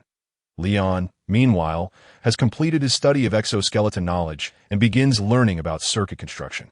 Tony glances over. A smug smile returning to his face, he assumes Leon has retreated upon realizing the difficulty of learning about exoskeletons, prompting a shift to a simpler subject. Have you discovered that the knowledge of armor is quite challenging? No worries, we shall start with the basics. Tony's speech, reminiscent of popping champagne, declared, do not torment yourself. If anyone could effortlessly acquire knowledge in this world, what purpose would genius serve? He waved his hand and resumed modifying his equipment. Rest assured, once I have crafted the most exceptional battle armor, I shall consider allowing you a taste of the experience. I could see that moment. Tony had seemingly forgotten that Leon could indeed fly. He was wholly immersed in the exhilaration of triumphing over his foolish brother in 3 days' time. As he dazedly worked on the modification of the jet propulsion system, He even began to hum the tune of Jingle Bells. Leon paid no mind to the champagne-popping Tony. He sat aside, diligently absorbing the materials and comprehensive papers prepared by Jarvis. Had Tony approached Leon from behind at that moment and glanced at the screen before him, he would have undoubtedly slapped his self-satisfied face. For on that screen, lines of text and charts danced at a speed so rapid it was almost a blur.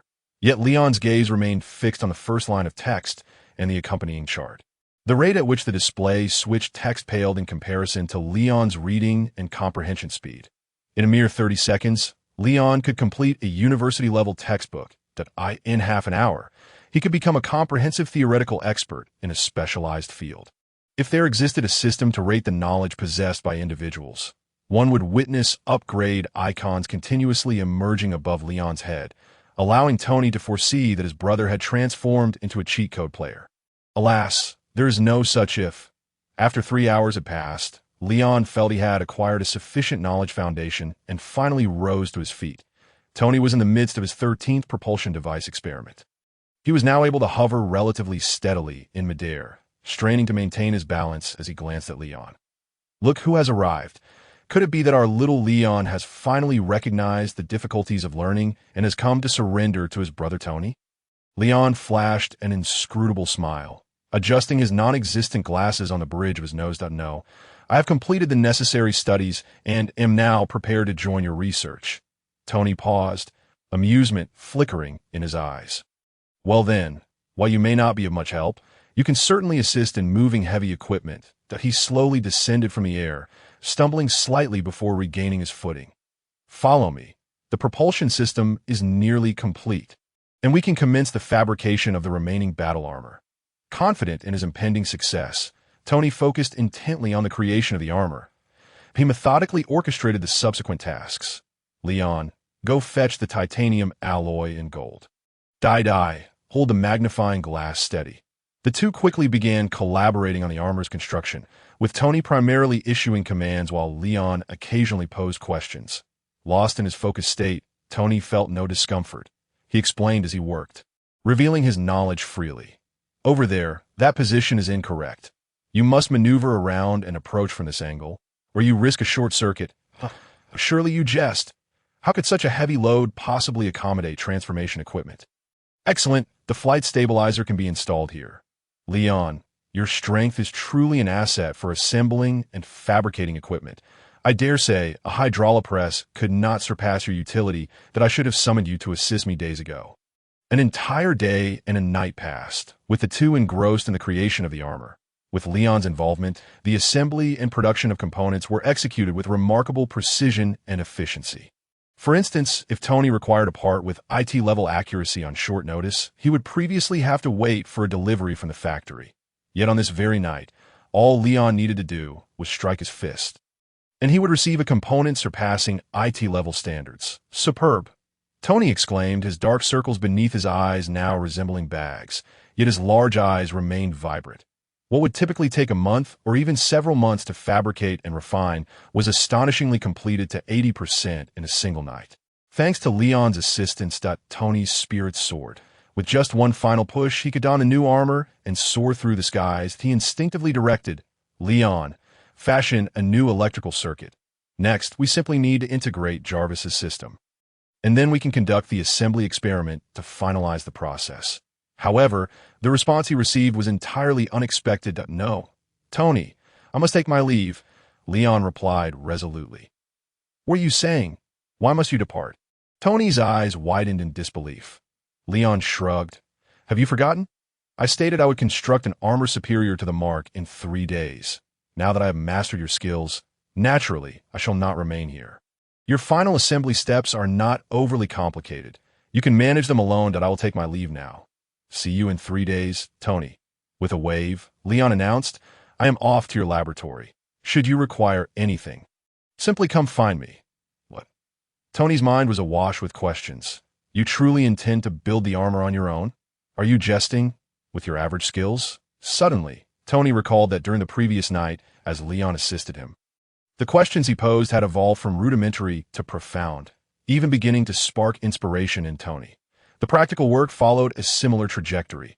Initially awkward, it soon became second nature. This meant that Leon had genuinely absorbed that specialized knowledge. Tony was taken aback by this sudden realization. Immersed in work the night before, wholly focused, he had not noticed. Reflecting now, it was evident that Leon had transformed overnight from mechanical novice into an expert, one whose competence was not necessarily inferior to his own. Your learning speed, is this what they call a super brain? Tony marveled, collapsing into a chair. What is this? A super brain could be this unreasonable. This must be a cheat. Indeed, it is so. However, to put it simply, my learning speed and cognitive processing are merely swifter. My creative abilities are not necessarily superior to yours. Leon pondered, concerned that Tony might feel disheartened, and began to analyze his own abilities. The iron armor is a culmination of your most comprehensive and advanced knowledge. Each step represents the highest application of related expertise. Moreover, you guided me hand in hand last night, allowing me to swiftly grasp this knowledge. What I accomplished was simply replicating your knowledge as my own. Leon tapped his head. IT is my super brain that grants me formidable learning and processing abilities akin to a supercomputer. However, when it comes to innovation, it ultimately relies on my own talent. Furthermore, the super brain, as depicted in comics, does have its limitations that in certain DC works. It is established that much of Superman's computational power is utilized to restrain his own strength. However, I have yet to encounter such an issue. Leon made a small gesture with his fingers. The portion of my mental capacity devoted to restraining my super abilities is minimal. To await my return. Tony, 3 days hence, I shall utilize your knowledge, combined with my innovations, to defeat you. Tony, who had slumped in his chair, felt slightly uplifted after hearing this explanation. He rose, defiance etched on his face. Do not jest, young man. Have you ever seen a plagiarist surpass the original creator? My masterpiece shall never be outdone. We shall see. O mortal intellect. Leon retorted with a hint of dramatic provocation as he ascended the staircase. In the garage, Tony's determination reignited. He would never concede defeat in his domain, especially not to his insufferable brother. However, before Tony could return his workstation, Lion's figure suddenly reappeared behind him. I almost forgot something important. Tony, your condition is far from satisfactory. You cannot continue working. You should take a break. As his words fell, Tony felt a sudden numbness in his neck and instantly lost consciousness. Cheating. This rascal is resorting to underhanded tactics. Before succumbing to slumber, Tony cursed in his mind that Lion should not play if he couldn't handle it. Look at this infantile slumber, Lion commented as he hefted Tony and unceremoniously tossed him into the bedroom. Young Master Lion, you may find this a tad unfair. Mr. Stark will not take it lightly. Jarvis kindly reminded, it's best if he doesn't. I was concerned he might be emotionally shattered after being defeated by me, Lion retorted as he entered Tony's laboratory. You seem quite confident, Jarvis inquired in a declarative tone. Of course, Lion replied, switching on various power sources at the workstation Tony usually occupied. After all, the initial phase of the armor's development focused primarily on refining its functions, with minimal demands for technological advancement. In my mind, I happen to possess several modification plans that could be realized without employing more sophisticated technology. It's no joke, let alone the dozens of armors Tony developed in the films. He had also acquired insights into the armors from the comics in his past life. The research directions for those armors were mere fantasies back then. Yet in this world, they have already been traversed by other Tonys. He merely needs to follow these lines of thought to stay one step ahead of his older brother. Poor Tony, from now on, he shall dwell in Lion's shadow. In high spirits, Lion brought out the two robots, Dowdu and Binbin, from the garage and began his own fabrication. All right, please tidy up the arc reactor Tony prepared on the table. Young Master Lion, Jarvis suddenly interjected. What is it? Miss Pepper has arrived. She is looking for you. Not now. Please tell her I will be out in 3 days. But she has already come down. Then inform her that Tony is in the bedroom. Apologies, but you might consider conveying this message to Ms. Pepper in person. As Jarvis finished speaking, Pepper hurriedly descended the stairs and appeared outside the transparent partition of the laboratory. Upon spotting Lion, who was awkwardly smiling and greeting her, she angrily tapped on the partition glass and entered the passcode to come in. Pepper, good morning. Lion initiated the conversation. Pepper immediately adopted an accusatory tone. You didn't go to the office yesterday, Lion. Lion, who had been preoccupied with learning to create armor yesterday, had completely forgotten about that. He chuckled awkwardly, but Jobs was there. Old Joe is diligent and hardworking and can certainly share the workload with you. But that doesn't justify you hiding at home, Pepper remarked, noticing Lion's disheveled hair from a sleepless night, and couldn't resist smoothing it out. What were you doing last night? Your hair and clothes are a mess. We didn't by any chance follow Tony's lead and call those cover girls to come over. Did you? Pepper's eyes turned dangerous. Lion, like her child, was someone she felt compelled to protect from Tony's potentially pernicious influences, and if he had indeed been led astray, she would surely reprimand Tony until he was thoroughly ashamed. No, no, no, Lion hastily interrupted. What do you mean again? I've never done that before, nor will I ever. You can rest assured, Pepper, this disheveled state is all Tony's fault. He distanced himself from the situation. I came down to call him back to the office for a brief appearance. But he insisted on dragging me into armor fabrication. His eyes darted, and he snatched the oldest arc reactor from Dowda's grasp. Look, Tony even prepared a gift for you to gift. Pepper's curiosity piqued, her attention diverted to the arc reactor. This is the one from Tony's chest, isn't it? Indeed, it is. Lion embellished. This little device is an arc generator, a brand new cold fusion energy source, symbolizing the future of humanity. What Tony has been working on these past few days is research related to this device. It is part of his plan for Stark Industries to bring better benefits to the world. He continued, and this arc reactor in my hand is a gift from Tony to you. It is a life-saving device he crafted in the cave of a terrorist organization, and it is the world's first miniature arc reactor that he intended to give it to you after replacing it. But you know how he is. He could never express his feelings directly as, oh, Lion handed the arc reactor to Pepper. You understand the significance of this gift, don't you? Pepper did not take it, but remained silent, overwhelmed by emotion. The meaning behind this gift was too profound, too romantic. She covered her mouth with both hands, momentarily speechless. Did he really give this to me? Pepper cautiously accepted the arc reactor, her happiness so unexpected that it left her at a loss.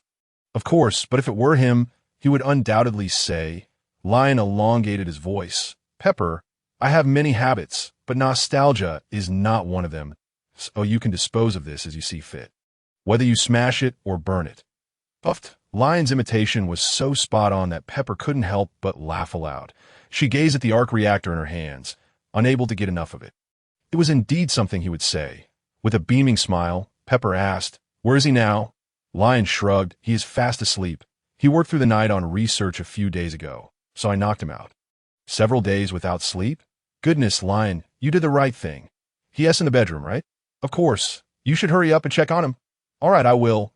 Pepper nodded repeatedly, her steps brisk and urgent as she exited the laboratory. Before leaving, she turned back. Lion, you too? Make sure to take care of yourself and get some rest. Understood? Understood. Understood. Lion flashed a broad smile, tidied up a few small items, and resolved to take a break himself. Pepper gave him an affirming look. That sounds perfect. As she vanished down the hallway, Lion exhaled deeply. Phew, that's settled. Jarvis spoke up. Young Master Lion, is this truly the right course of action? Mr. Stark might not. What does it matter? If it weren't for me, Tony would undoubtedly have given that arc reactor to Pepper, and his words would likely have been quite similar to mine. Lion responded nonchalantly. Why not simulate it yourself, and see if the outcome differs? Jarvis paused for a few seconds. According to Mr. Stark's past behavioral patterns, the similarity of the simulated outcome is 83%. See? I merely embellished the process a bit, Lion replied, raising his hands in a gesture of indifference. In terms of results, Pepper is happy, Tony is content, and I get my free time. A triple win. Jarvis immediately chimed in. Mr. Stark will surely be grateful to you once he learns of this. Lion raised an eyebrow. He must be grateful. Now that there are no interruptions, it's time to officially begin the armor fabrication. When Tony finally awoke, the world appeared somewhat peculiar. Pepper had turned exceedingly gentle. Jarvis constantly inquired about how he felt each day. As for Lion, that cunning little rascal, he even barred Tony from entering the laboratory. It was his own laboratory. Humph. With Lion's evasive demeanor, he probably couldn't even manage to create the armor and was too embarrassed to reveal anything. After discovering that he had slept an entire day away, Tony maliciously speculated. Very well. He stormed into the underground garage, prepared to assemble his armor. Even if he couldn't access the laboratory, he would undoubtedly surpass Lion in the competition 2 days hence. And then pour a steaming cup of cola down his throat. Now, Dadu, go fetch the stand and Bin. After waiting a moment, Tony sensed something was amiss. Dadu, where are you? And Bin. He searched high and low, only to discover that none of his intelligent mechanical arms were present. He could hardly believe it. Lion left me with not even an arm. They all morphed into his shape. Tony was utterly exasperated. Eventually, he dashed back to the laboratory to reclaim his little assistance from Lion. After all, he lacked superhuman powers and had to rely on machines to assemble his armor point 2 days later. The sun shone brightly once more. On the west coast of Los Angeles, the sunlight refracted across the ocean, merging with the waves, each splash resembling a prism. From the vantage point of Stark Manor, the vast expanse of the sea shimmered for thousands of miles. Sailboats and cruise ships traversed the waters, painting a picture of serene tranquility. Yet, even this calm could not diminish the palpable tension within Stark Manor that day. In the cool-toned underground garage, sunlight streamed in at an angle from the entrance, dividing the expansive space of over 100 square meters into shadow and light. Lion walked into the garage, and under the sun's rays, the tips of his hair seemed almost translucent, enveloped in a golden glow. Tony sat at the far end of the garage, donning a felt hat that dramatically obscured his face with its long brimmed, "I've arrived." Lion said coldly, "I've been waiting for you for a long time." Tony's eyes, hidden beneath the brim, conveyed a sense of inevitable defeat for Lion, suggesting he should not have come. As Tony finished speaking, an exhilarating, sharp melody erupted, echoing throughout the garage, as if signaling an imminent gunfight. "What the hell?" Tony exclaimed, startled, practically leaping from his seat. Perhaps feeling that he had lost his edge, he had to regain some ground. He tossed his hat onto the table, exasperatedly demanding, "Jarvis, what is this infernal music?" "Mr. Stark, this is Extreme Ways, a track from the film The Bourne Identity, which Master Lion requested I play in advance," Jarvis replied. Tony was left speechless. "Lion, today we are competing in armor, not a gunfight. Are you planning to pull a gun on me if you can't win?" "What are you talking about, Tony?" Lion replied, seemingly bewildered. "I'm using this thrilling music to inform you that you're going to lose today's contest." "Is that so? If boasting could make one a winner, then underground rappers in America would reign supreme." Tony retorted, his words veiled in sarcasm. Lion remained unfazed. "Before revealing your armor, you are the one speaking so arrogantly. Who, then, is truly feeling insecure? Then show me what you've created in the past 2 days." Tony challenged, glancing around. "But aside from you, where is everything? Could it be that you are unable to craft your armor and are merely putting on a brave front?" Tony spread his arms. "Lion, don't be like this as your elder brother. I've always taught you the importance of honesty, that if you can't accomplish something, it's okay to apologize. No need to rush. You'll see it shortly," Lion replied with a smile. "Why not now?" Tony raised his chin defiantly. Lion pointed at Tony, indicating, "Because, according to international custom, ladies first." Tony's expression darkened. "Kid, I don't recall teaching you that it's acceptable to speak like this to a gentleman." "Is that so?" Lion crossed his arms. "Who is it that told me ladies first on the day of my graduation, just before stepping onto the stage to speak? That was nearly a year ago." Tony pinched the bridge of his nose. "But you taught a young gentleman how to address another gentleman." Lion maintained his stance. "All right, it's my fault, but you can't say such things again. It's quite impolite." Tony, unusually serious, replied, "Of course not, that I shall only say such things to you." Tony turned away. Choosing not to engage further with this little rascal, he stood before the makeshift laboratory he had constructed. At its center stood a massive framework, beneath which loomed a 2-meter-tall figure shrouded in a broad black cloth.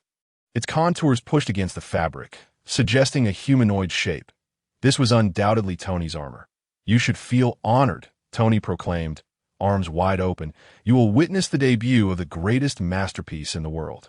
And you shall witness it twice." Lion did not deny it. "That seems to be the case. Come, please commence your performance." Tony's expression turned serious. He maintained his open arms. "Begin, Jarvis," with a creaking sound. Multiple mechanical arms emerge from the framework behind Tony, unveiling the black cloth that a steel-colored suit of armor gleamed into view. Its metallic shell reflected the sunlight like water, illuminating the basement with an ethereal glow. The mechanical arms continued their work, disassembling the armor's components and beginning to dress Tony in it. The steel plates, as if imbued with life, converged upon him, enveloping him entirely. Once Tony was fully clad in the armor, the mechanical arms retreated, and the suit's eyes flickered to life with an eerie glow. Hiss! The gaps between the armor plates exhaled air like a breath. Behold, this is my armor. Tony maneuvered the suit, extending its arms with flames erupting from both the soles of his feet and palms that he soared into the air, hovering. This is Mark II. Now, I can fly. Wow, cool, Lion exclaimed, gazing at the metallic suit before him in awe. Jarvis's voice intruded at an inopportune moment. Mr. Stark, Mark II's flight capabilities still require further testing. No, Jarvis, sometimes we must run before we can learn to walk, Tony insisted, eager to take to the skies, suspended in mid-air. He retracted the faceplate and turned his gaze back to Lion. Mark II is equipped with flight stabilizers, impact thrusters, and a plethora of advanced devices, putting it 30 years ahead of the world. Now it's your turn. Where's your armor? However, Lion did not respond immediately. Instead, he circled around Tony, examining the titanium steel construction, powered by a new energy source and equipped with the Jarvis system. Truly a groundbreaking masterpiece. Then, with a shift in tone, he added, "But this is still far from sufficient. I recall there was gold among the spare materials. How could you possibly neglect to use it? That would be a considerable oversight." Tony looked perplexed. Why would incorporating gold into the armor be necessary? That seems superfluous. You will discover the answer to that question on my armor in just a few minutes, Lion replied, his admiration fading as he rolled up his sleeves, revealing 2 glowing wristbands. Watch closely. This is my armor. Jarvis, initiate the program. Beep! A mechanical sound echoed, and the lights on Lion's wristbands turned red. Suddenly, a roar erupted from above, accompanied by the sound of various objects shattering. Tony's expression turned strange. It seems something in my lab has broken. What are you up to? That might be a slight mishap with the predetermined trajectory. Look, it's coming. Lion suddenly levitated, spreading his arms in the air. The next moment, a flame-spewing, red and blue, oval-shaped flying capsule soared into the garage from outside. Is your armor just a giant tin can? My God, how is that even possible? Tony instinctively began to tease, but was soon rendered speechless. The red and blue flight pod disassembled upon entering the garage. Individual components of the steel armor unfurled in the air, belching flames as they seamlessly adhered to Leon's back. The pieces of crimson and azure scaled armor fit with remarkable precision around his torso. Ultimately, they formed a suit of armor with a blue base adorned with red accents. The eyes of the armor illuminated, with each component adjusting its position in tandem with Leon's movements, as if it were a living entity capable of breathing. It was nothing short of a masterpiece forged from steel, its streamlined silhouette embodying both power and elegance. Once the armor was fully assembled, flames suddenly erupted from its soles and back, allowing Leon to maintain a state of levitation. He pointed to various locations on his body, detailing the newly added functions that MY armor is powered by wristbands. When idle, it serves as a flight pod, ready for remote assistance when needed, although it currently lacks weaponry. There are ample spaces reserved for future editions. Most importantly, this suit features propulsion devices on the back, enabling hands-free operation during flight for combat or simply waving hello. In addition, it includes numerous other functions, such as a liquid filtration system that allows the user to relieve themselves mid-flight. Even in his astonishment, Tony quickly interrupted, Wait! That last statement was a bit off-putting. Are you planning to urinate while wearing the armor? Doesn't that seem gross to you? Oh, really? I thought you might appreciate that functionality, Leon replied, feigning innocence. He knew Tony all too well. This liquid filtration feature had been boasted about by Tony himself in the past. The interruption was likely due to Tony's inability to handle the discomfort, nitpicking for trivial flaws. Appreciate it? That's absurd. Such a revolting and unnecessary function is a desecration of the armor, Tony declared with utmost seriousness. Leon raised an eyebrow. Regardless, I won this contest, didn't I? He counted off on his fingers, Your armor's functions are fewer than mine, and it's not as convenient to wear, with so many disparities. It's clear. No, no, no. Leon, you've miscalculated a crucial point. Tony hastily countered. What is armor? It's a weapon primarily designed for combat. Having excessive auxiliary capabilities is merely a waste of time. So, Leon gestured for Tony to continue. Therefore, when comparing armors, the most important aspects are their performance, such as speed, environmental adaptability, and strength that I have no objections. How do we measure that? Leon pondered, formulating a plan. I suggest we both ascend into the sky and see who can fly faster and farther. Tony snapped his fingers. That's exactly what I was thinking. All right, let us go outside, have Jarvis signal to start, and then Leon can increase the power of his thrusters and take off. Whoa, whoa. Are you planning to compete in your armor against me? Tony felt something was amiss. How else would we compare? Leon halted. You can fly on your own, right? If your armor isn't fast enough, but you manage to outpace me on your own, how does that count? Tony finally recalled that Leon's natural speed far exceeded that of the steel armor. Am I someone who would resort to cheating? You wouldn't cheat, but you did knock me out just a couple of days ago. Fine, I'll exit the armor. Jarvis, you take control of it. Wait, you mean to say your armor can operate fully autonomously? Tony hadn't yet explored that capability to, what do you think? My armor is impressive. I assent it.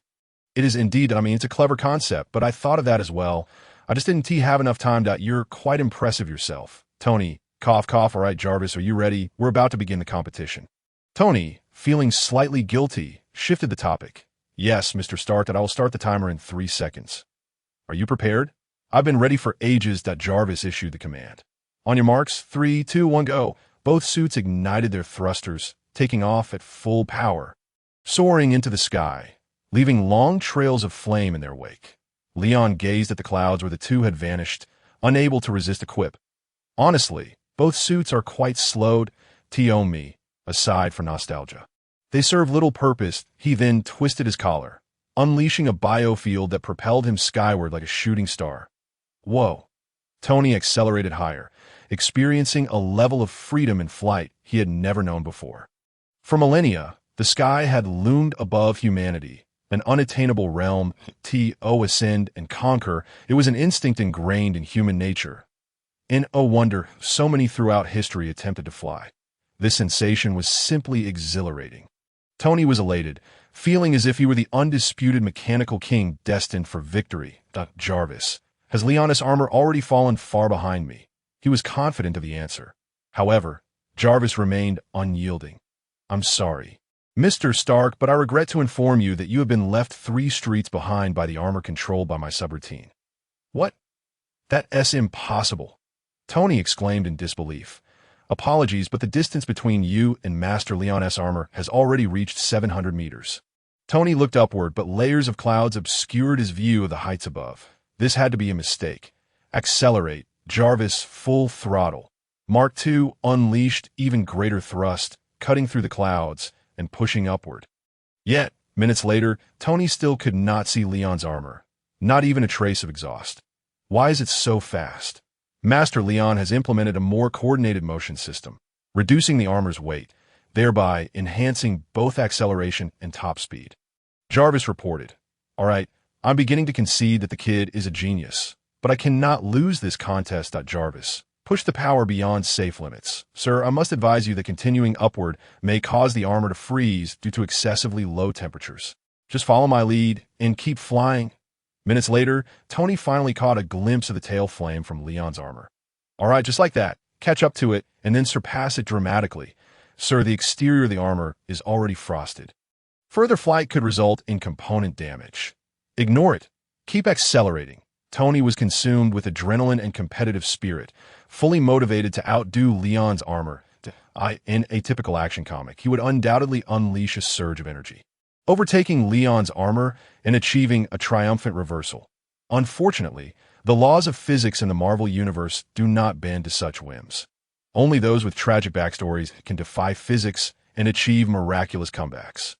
As he continued to ascend, layers of frost began to cover the exterior of Mark II, rapidly thickening. The armor's acceleration began to wane. Jarvis had no time to issue a warning. In the next instant, Mark II suddenly shut down. All electrical circuits within the armor froze, cutting off power in an instant. What is happening? Ah. Tony's upright form lost balance, plummeting like a flailing frog. Jarvis. Jarvis, deploy the wings. Tony realized the armor had frozen and was unresponsive as he called out for Jarvis. Yet the electrical short circuit had already halted the intelligence system. The descent accelerated, gravity ruthlessly asserting its dominion at this moment. Oh no! Oh no! Leon! Leon, help me! Tony shouted in panic. In the next second. No problem. Tony died in an instant. Leon appeared before Mark II, intercepting it mid-fall, halting its descent with remarkable swiftness. This damned sense of security was infuriating. Tony, still shaken, exclaimed, "My heavens, that was truly perilous. Thank you, Leon. Although, I know you must have been watching me embarrass myself from below." "Don't say that. In truth, I was curious to see if you could maintain your composure and turn the tide," Leon replied, taking a deep breath to calm himself. Tony said, "Phew." Meanwhile, Jarvis descended in Leon's armor. "Sir, I'm relieved to see you unharmed. That was indeed thrilling," Jarvis expressed in his mechanical tone. Leon continued to support Tony. "All right, the contest has concluded. Let us return." Tony voiced no objections on their way back. He suddenly inquired, "Is the gold you mentioned intended to resolve the issue of ice formation at high altitudes?" "Indeed, incorporating gold into the armor allows it to function in extreme environments," Leon confirmed, prompting Tony to fall into a deep silence. Upon returning to the underground garage, Tony, aided by intelligent arms, removed his armor. "Leon, you won," he said, sitting down with a hint of dejection. "Yes, I did," Leon replied with a smile. He settled beside Tony, adding, "However, in truth, you also triumphed." Tony elaborated, explaining Tony's role in teaching him how to forge the iron armor.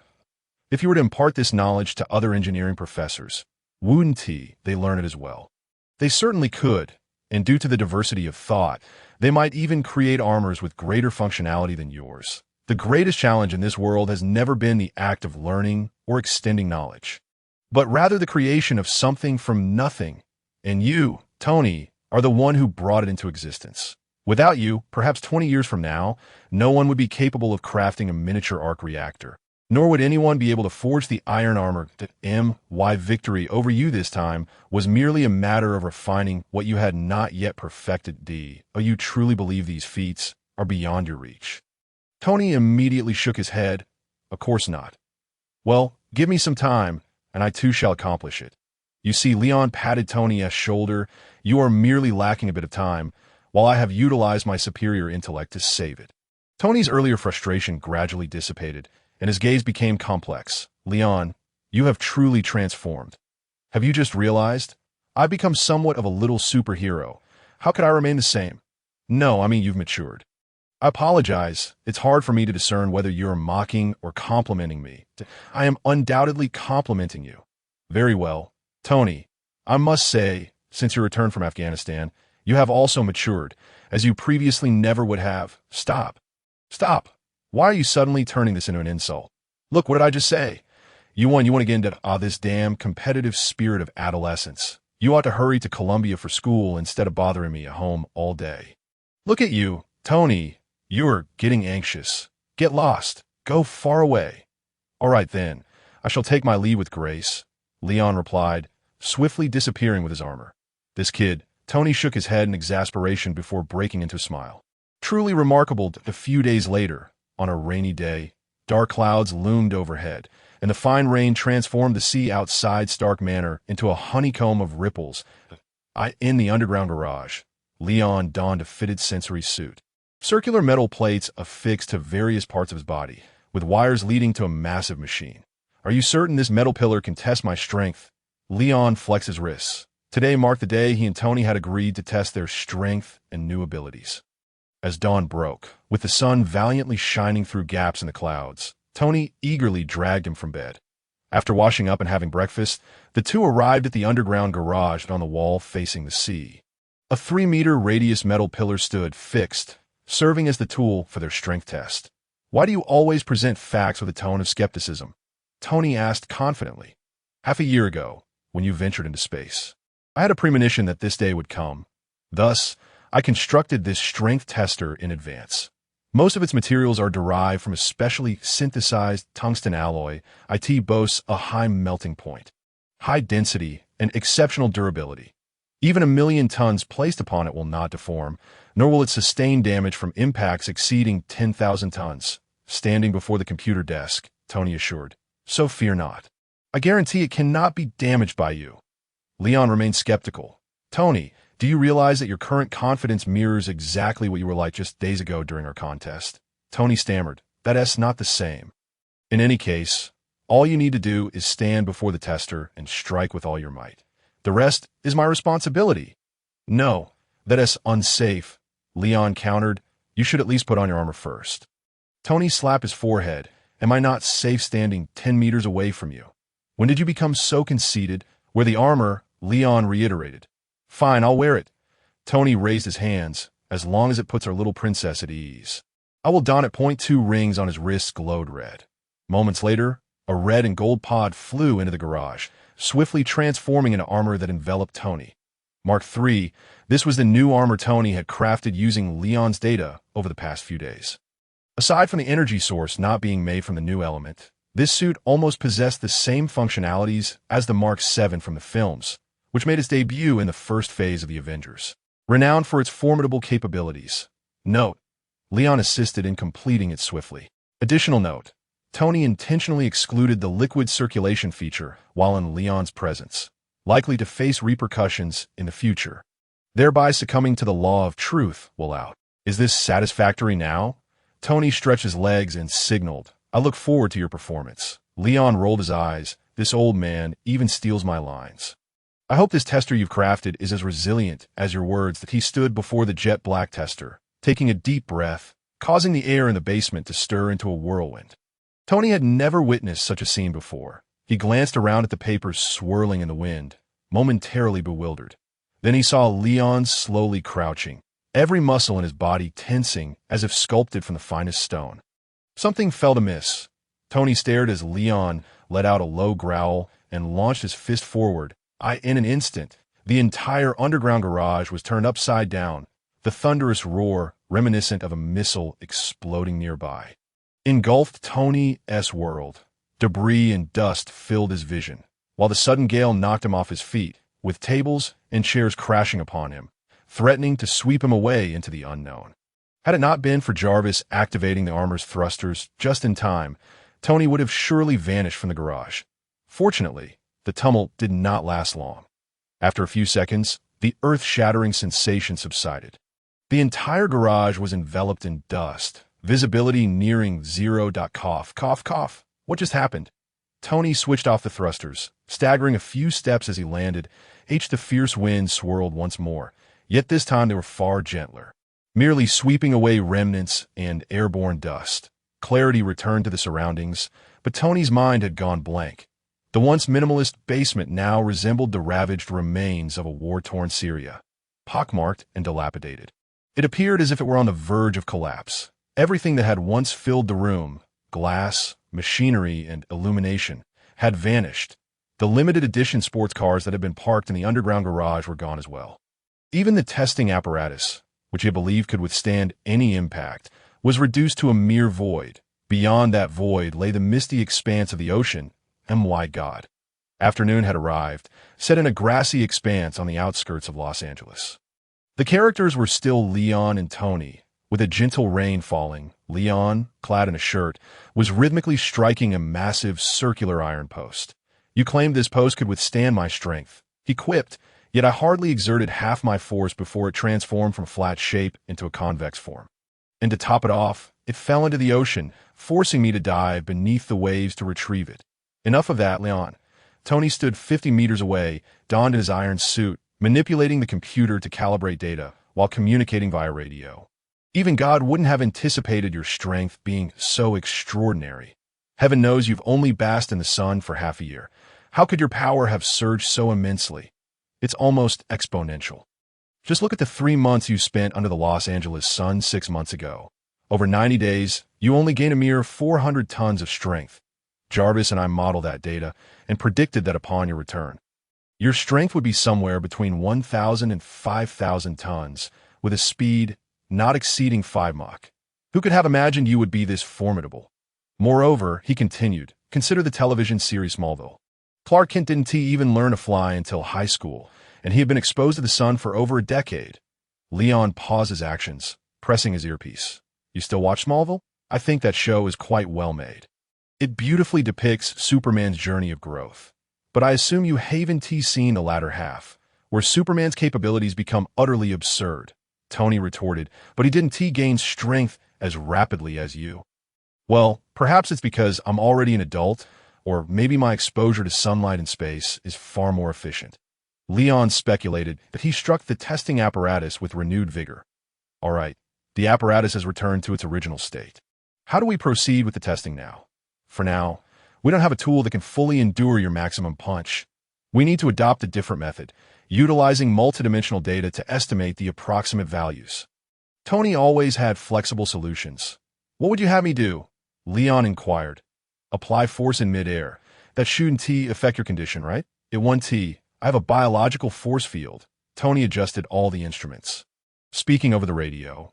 Then take flight, just like Superman propelling an asteroid, and push down on that apparatus.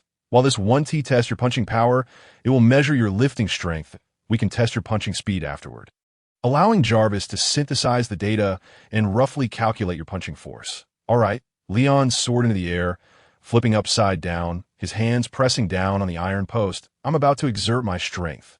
Remember to use your maximum force. Of course, Leon's gaze sharpened, muscles swelling as he pushed downward with all his might. On Tony's end, a rapid response ensued. In almost an instant, the numbers on the screen leapt into the 9 digits. Startling him, the data continued to surge until Leon unleashed a powerful roar, at which point it stabilized, oscillating up and down. That's enough. Tony's voice trembled slightly. Exhale, Leon released a breath. What was my thrust? Tony swallowed hard, 370 million kilograms, which equates to 370,000 tons. Jarvis predicts your single-arm strength should be between 140 and 190,000 tons. So high, Leon couldn't help but be astonished. That value was indeed substantial. In the DC films, the newly introduced Steel Superman was characterized with a strength of only 800,000 tons.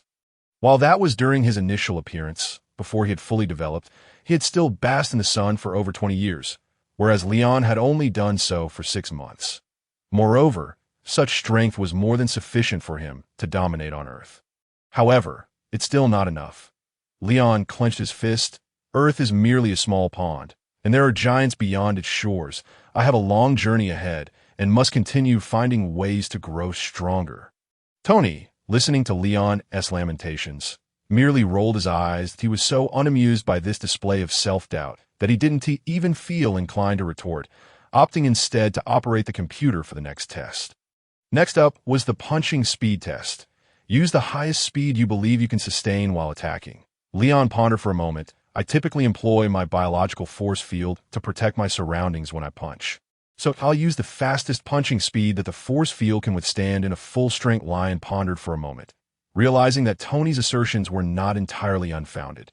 Was it not true that his childhood fears of being apprehended by the Time Management Bureau had left him with psychological scars, which now fueled his relentless desire for strength? Having once endured the most powerless and anxious of days, he had come to understand the paramount importance of wielding power. And what was the motive behind Tony's jealousy? Was it merely because he was preoccupied with his romantic pursuits that Tony felt compelled to unleash his superhuman strength upon him? Tony's mind was in disarray, and he couldn't help but make a sarcastic remark. Perhaps I should indeed deliver a blow to you. Lion pressed the communication earpiece and replied, All right, let us proceed to the next test. There are still astonishing revelations ahead. Over the next hour, Lion conducted a series of tests, thermal ray temperature assessments, freezing breath range evaluations, X-ray vision tests, and flight trials. That Tony's exclamations evolved from sheer horror to a state of near exhaustion. From God, to this is absurd, and finally, to you must be kidding. It was hardly surprising that Tony felt overwhelmed. Lion's display of prowess was simply too extravagant that a thermal ray capable of reaching temperatures of 600 degrees, adjustable in power and range, was merely usable in Lion's estimation. The freezing breath, potent enough to instantly freeze several kilometers of land. was deemed still lacking by him. Even the X-ray vision, which could penetrate the globe, was criticized for its inability to see through lead, rendering it defective. He even had the audacity to dismiss super hearing as too noisy to be of much use. After completing the series of tests, Tony was left with only one thought. He wanted to land a firm kick with his size 42 shoe on Lion's face. And what comes next? What is the next power? Tony's eyes were dull, slumped in his chair, a hand weakly maneuvering the mouse. The next ability? Well, there are none left. We have completed the tests, Tony, Lion replied, raising his hands in a gesture of surrender. Finished. Tony perked up at the prospect of good news. Straightening his posture, he magnified the charts on his computer screen. That I expected you to present me with an entire page of abilities. An entire page. That would be a gross exaggeration. Lion shot back as he soared toward Tony. Why is that impossible? Tony exclaimed theatrically, I remember you saying that you possess all the powers of Superman, that I assumed you would demonstrate abilities akin to turning back time like in Superman Eye, or using thermal rays to heal wounds. Lion landed in front of Tony. Stop joking. How could I possibly have such abilities? You said it yourself. You have all the powers that Superman possesses. Tony insisted. I recall your earnest expression when you made that claim in the garage. Lion was at a loss for words, realizing he had been struck by his own boomerang. After all, this world had yet to witness a Superman portrayed by Henry Cavill. Other cinematic superheroes were far more formidable. Thus, he had been unconsciously comparing himself to Cavill's Superman. With a sigh, Lion conceded, All right, I retract that statement. In truth, I only possess the abilities of Kryptonians. Superman's strength stems from being the protagonist of a comic. His Kryptonian kin are not nearly as powerful, and I am no exception. Lion approached the computer to review the records. Don't be fooled by my rapid increase in strength that I suspect that this current level is already nearing my limit. Tony found this a fascinating topic. That's so. That makes sense. A replicating species should not possess the capacity for infinite evolution, but he stroked his chin thoughtfully. Perhaps we could conduct a simple experiment to model and estimate your growth trajectory. That is something I'd also like to do, Lion readily agreed, adding, but I will need your assistance for the subsequent tests. I'm on board, Tony affirmed. Lion chuckled, patting Tony on the shoulder. Thanks, Tony. However, it seems we must head home now. There's a basement awaiting our repair. Damn it, you shouldn't have mentioned that basement. I can already imagine Pepper's furious face, Tony lamented, gazing skyward at the relentless raindrops. How about this? You handle Pepper, and I'll take care of the basement. I'm not particularly fond of this arrangement, but it's a deal. That night, Lion utilized his biofield alongside thermal vision and freezing breath to solidify the last section of the rebuilt wall. He casually wiped the cement from his palms onto his denim overalls. Done. Leaning against the wall, he surveyed his work, feeling quite satisfied with the results of the evening. The once battered basement had been revitalized. Even undergoing a fresh coat of spray paint, it could be said that the productivity of superpowers was indeed remarkable. Confirming there were no issues, Lion ascended the stairs. Stepping into the yard, he discarded his jeans and dove into the pool. After swimming several laps, he emerged, shaking his hair back and reclining at the pool's edge, gazing up at the starry sky. The summer night's pool was enveloped in mist, and the sound of waves lapping at the shore was incredibly soothing. Beads of water cascaded down Lion's body, accentuating every muscle contour. Exhausted, are we? Congratulations on your promotion to the Stark family handyman. Henceforth, we need not worry about renovations at home. Tony's voice suddenly rang out from behind him. Lion did not turn. Only this time. If you break anything else in the house, Tony, you'll fix it yourself. Tony handed him a glass of red wine. Well, next time, you'll face Pepper. She just left.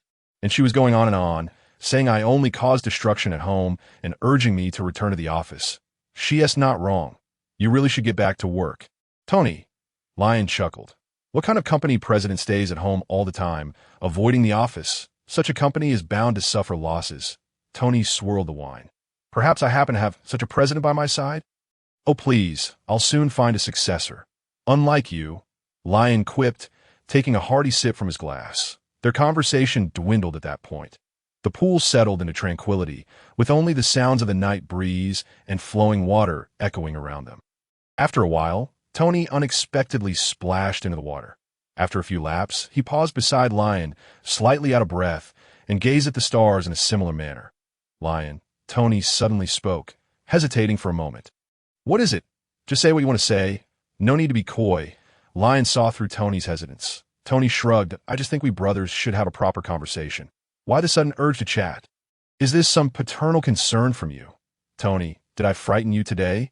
Tony nodded. You did indeed startle me, but not in the way you think.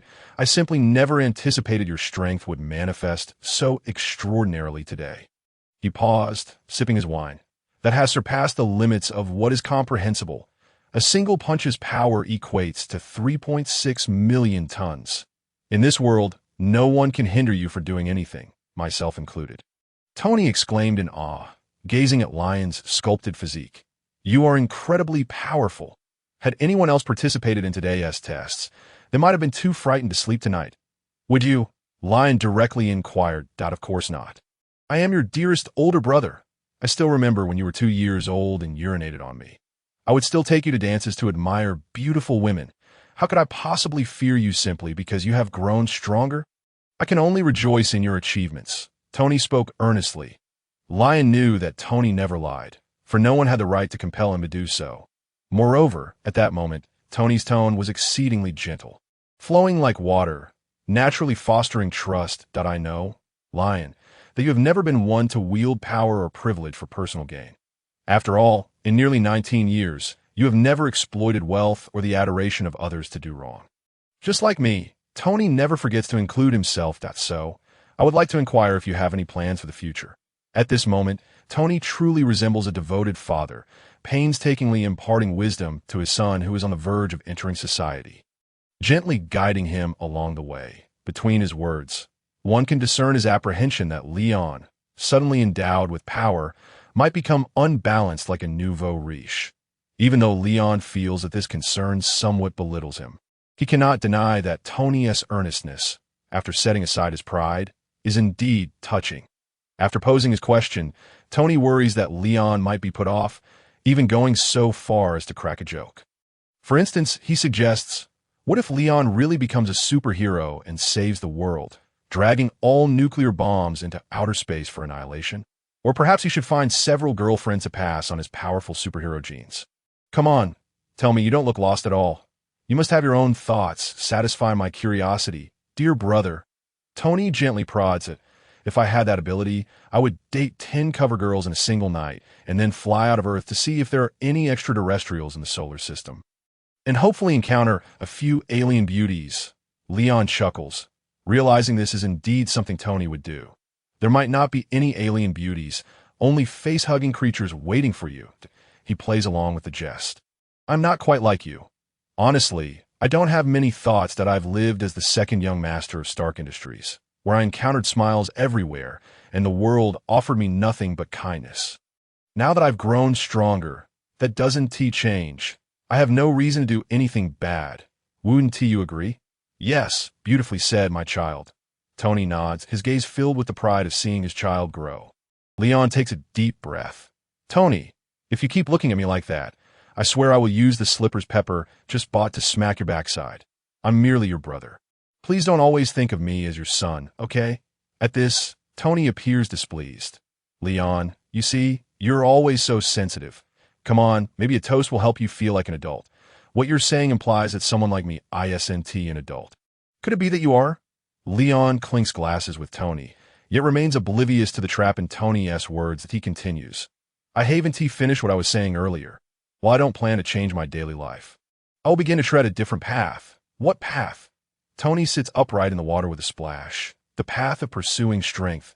Leon drains the red wine in his glass. Just that, but you're already strong enough. Tony is utterly astonished. This world has no kryptonite, nor are there any adversaries you cannot defeat. Why seek further strength? Leon smiles. There are none now, but there will surely be in the future. Tony remains noncommittal. So how do you plan to become stronger? By continuing to sunbathe. Leon shakes his head. Of course, I need to sunbathe, but relying solely on that, my potential has its limits. Therefore, I plan to enhance my abilities through various avenues. I will study magic, learn qigong, and delve into scientific knowledge. Once I acquire sufficient knowledge, Perhaps I can research genetics to elevate my physical limits. The moon reflects in the water as Leon gently clenches his fist. Research genetics? The super soldier serum, like Captain America? Tony feels an ominous premonition. That thing should be of no use to you, right?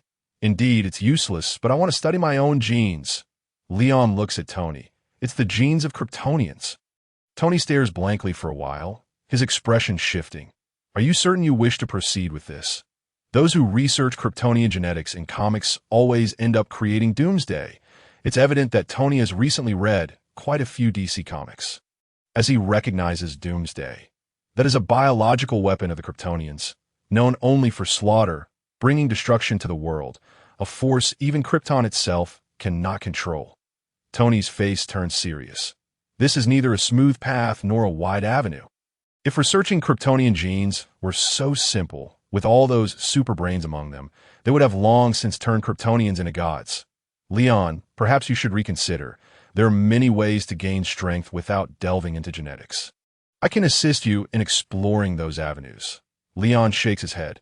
I will attempt other methods, but I will not abandon the pursuit of improving my strength fundamentally through genetics. Tony, feeling a headache, submerges his face in the water. He now resembles a parent confronting a rebellious teenager, his mind racing with thoughts of how to persuade him, yet unsure where to begin. So, Leon, have you considered what might happen if you inadvertently create an accident? You could become Doomsday. What would the outcome be? Tony guides the conversation. As mentioned earlier, no one on Earth can stop you. You can do as you please. And if you were to become Doomsday, what would happen to Earth? Would there be any outcome other than destruction? You are being a bit extreme, Leon. Leon stares blankly at Tony, lost in thought that in the original film, Tony is portrayed as a rather radical individual. When it's time to be enterprising, he never retreats. When faced with significant decisions, he steadfastly adheres to his choices. Events such as the birth of Ultron and the Civil War within the Avengers partly stem from Tony's overly radical nature, which leads him to commit to a decision without looking back. And now, it's this very Tony, known for his radicalism, who tells him that he is being somewhat extreme. This compels Leon to reflect on whether he has indeed been reckless in his pursuit of power. All right, I admit, directly researching Kryptonian genes is rather extreme. After a long pause, Leon slowly nods, causing Tony to breathe a sigh of relief. But the next moment, Leon shifts the conversation. However, once I obtain some Kryptonite, I will certainly commence this research. Tony's eyes widen. Wait, Kryptonite? Does our world possess Kryptonite? Are you joking? Our world certainly does not. Leon glances at Tony quizzically. I meant to say I would go to the DC universe to procure some Kryptonite. This leaves Tony bewildered. Wait. Are we now preparing to discuss the content of our dreams at night? I'm being serious. Leon shakes his empty wine glass that I have a premonition that my ability to traverse time and space should allow me to cross into the DC universe. So once I acquire Kryptonite, I'll place it in your hands, and if I truly become Doomsday, you can deal with me. Tony completely ignores the latter part of Leon's statement. He is utterly perplexed. Let us set aside the Kryptonite for now. Time travel. You possess such an ability. Does the DC universe truly exist? While theoretically, it is indeed possible, Leon, exasperated, replies, I remember telling you on my birthday that I awakened my Kryptonian bloodline and time-traveling ability. Yet you didn't believe a word of it. In truth, Tony had always doubted that Leon had awakened a Kryptonian bloodline, believing instead that he simply gained strength from genetic mutation. It was only after Leon returned from the cosmos, exhibiting an increasing number of abilities akin to Superman's, that Tony began to take him seriously. However, Leon's other ability, the one he had mentioned initially, had long since slipped Tony's mind. Now I recall. Tony feigns a moment of realization, which means you can also traverse other worlds? Yes, exactly. Leon directly ignores Tony's pretense, knowing he simply forgot that my goodness, you truly are a little genius. The theory of parallel worlds or alternate realities has just been proven by you. Tony is astonished, then turns sincere. When you traverse worlds, you must take me along for the experience. And also, if you go to find Kryptonite, you must bring me with you. Tony understood that he could no longer persuade Leon and chose instead to join him. At the very least, when you're reduced to an ordinary person by the Kryptonite, I can take the opportunity to kick you while you're down. Leon had grown accustomed to this awkward form of concern and, after contemplating, did not outright refuse. We'll see when the time comes. For now, let's put the topic of power aside. Observing Tony's desire to say more, he redirected the conversation. Let us return to the house. We still need to discuss those matters I mentioned earlier, the ones I've longed to undertake. Half an hour later, Leon and Tony sat around the workbench in the laboratory, clad in a bathrobe. Tony listened intently as Leon spoke, his expression growing increasingly grave. Upon my return, I intend to accomplish 3 tasks, Leon declared, raising his fingers as if to signify he was asking Tony to assist him in taking 3 lives. The first task is to deal with Obadiah. That goal has already been achieved. I have consistently emphasized that he posed a problem, and this has been proven once again. The second task is to dismantle the 10 rings. They kidnapped you, so I shall help eliminate them. I will commence action tomorrow. The third task is to investigate the truth behind our parents' deaths. While the first 2 points were manageable, Tony became visibly agitated upon hearing the third. The truth? What truth? Wasn't their death an accident? Leon could not directly reveal that he knew the culprit was Winter Soldier Bucky. There was no evidence to support that claim, and his objectives extended beyond Bucky alone. Only by taking down the entire Hydra organization could he truly demonstrate his strength. I have long harbored doubts, Leon said, resting his chin on his clasped hands, his demeanor contemplative.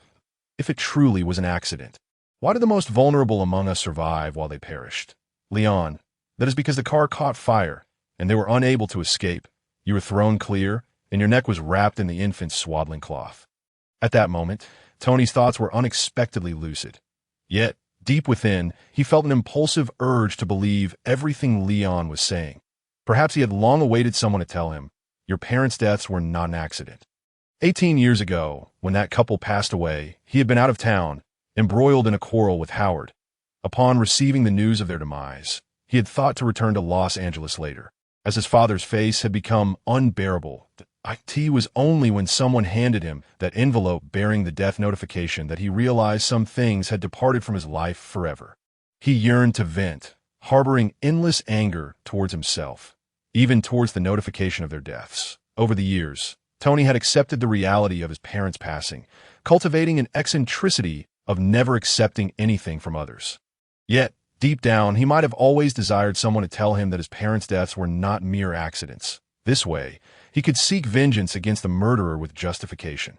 The anger concealed beneath his flamboyant exterior regarding his past self could find release. However, the more he thought this way, the clearer it became to Tony that he must investigate the matter thoroughly and avoid involving innocent parties. Into the caves of Afghanistan, he had learned not only about armored suits, but also about the respect for life. On the surface, that may be true, but there exists another possibility. Leon fixed his gaze on Tony. That infant was also destined to die. The cloth around its neck had already sealed its fate. Yet the perpetrator, having staged the accident, was unaware that this infant harbored Kryptonian blood within. Leon had previously struggled to comprehend why he had survived that accident. The controlled Winter Soldier would not possess a sense of respect for the elderly or the young unless he had faltered. But how could such a killing machine falter? It was only upon awakening his Kryptonian heritage that Leon came to realize it was not a mistake on Winter Soldier's part that saved his life, but rather the lineage concealed within him. Although he had not fully awakened, it granted him a tenacious vitality, allowing him to endure the ordeal. Leon's words struck Tony's mind like a bolt of lightning. You mean, his thoughts thundered. Leon paid no heed to Tony's disarray and continued. As a child, I too found this conjecture baseless. All parties involved had confirmed the accident, so why did I indulge in unfounded speculation? Yet, after awakening my abilities, I realized that my conjecture might indeed be correct, the truth I subconsciously accepted.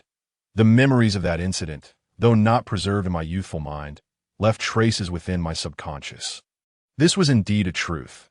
After awakening his superbrain, Leon experienced vague perceptions of events from before he turned one, albeit not clearly. Human memory is a wondrous phenomenon, with the brain relying on neurons to transmit excitations, thereby imprinting scenes within the memory storage area. Prior to age 1, Leon's brain was still developing, and his neurons were not fully formed, rendering him incapable of retaining complete memories. Hence, even with his superbrain awakened, he could not recover those memories that had never existed, only fleeting glimpses of scenes and images flickering in his mind.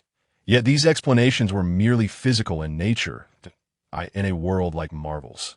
Imbued with mystical forces, perhaps tomorrow or someday in the future, Leon would recover all memories from before he turned one. Suddenly, Leon's tone shifted. In the days since my return, I have not let go of this investigation. I have uncovered the truth. Tony, is what you're saying true? Tony exclaimed, springing to his feet, his pupils dilating as shock and fury began to surface. Leon's tone remained unchanged. My super hearing has located them. The culprits are among them. Who are they? Tony was already convinced, his voice as cold as steel. Hydra. Leon finally provided the answer. Impossible. Hydra has perished. That is a relic of history. Tony instinctively challenged. He completely believed Leon's words, yet found it hard to accept. They have indeed perished, but only temporarily. Hydra can regenerate 2 heads for every one that is severed. They have revived, Leon divulged further. In recent days, I have sifted through numerous confidential files from various secret departments. I discovered that behind many major international organizations, there exists a clandestine group unknown to the public, operating under the authority of the International Security Council. They call themselves the Homeland Strategic Defense, Attack and Logistics Support Bureau, which I abbreviate as S.H.I.E.L.D. Headquartered in New York. This organization's predecessor was the Strategic Scientific Reserve established by our father and others in the post-World War II Operation Paperclip. They recruited some of the talents left behind by Hydra's downfall, and these individuals have never lost their loyalty to Hydra. Tony could already surmise the implications. So those individuals infiltrated S.H.I.E.L.D. and revived Hydra? Leon nodded. Precisely. The fact is that Hydra sought to assassinate our father because they aimed to infiltrate S.H.E.L.D., and our father was one of its leaders, standing in their way. Slowly, Tony sat back down, pressing his lips together. How many Hydra agents are currently within S.H.I.E.L.D.? Is the director aware? In the next moment, Leon's words prompted him to leap up again. S.H.I.E.L.D. has over 10,000 personnel, the vast majority of whom are Hydra agents. The former director was one of them. The current director is not, but he's even more Hydra than Hydra itself. What? Tony gasped, meaning that this organization essentially operates under Hydra's influence. Not precisely, Leon clarified, gesturing to his ears. From the intelligence I've gathered over the past few days, the current key figures in S.H.I.E.L.D. are temporarily free from corruption. The Hydra agents are merely the backbone and elite. Just the backbone and elite. Tony thought incredulously. How much difference was there to the entirety? The organization founded by his father had been effectively handed over to the enemy by those fools. He began to pace back and forth beside the workbench. No, Leon. Addressing the issues left behind by that old man is our responsibility. We must dismantle this organization. I concur, Leon agreed, having no objections.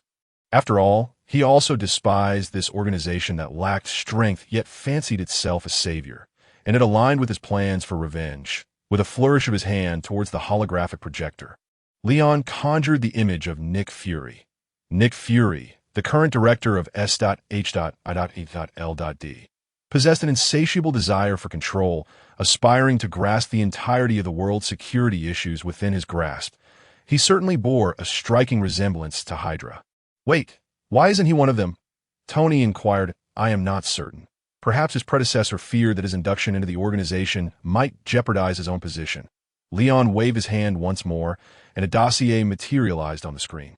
This is a compiled list of Hydra members within S.H.I.E.L.D., complete with evidence and identities. Subsequently, Tony, you must find a way to send this document to Nick Fury, inciting chaos within their ranks. Remember, do not let Jarvis handle it alone. They might trace it back to us. Once they are sufficiently disordered, we will release these documents to fully expose Hydra.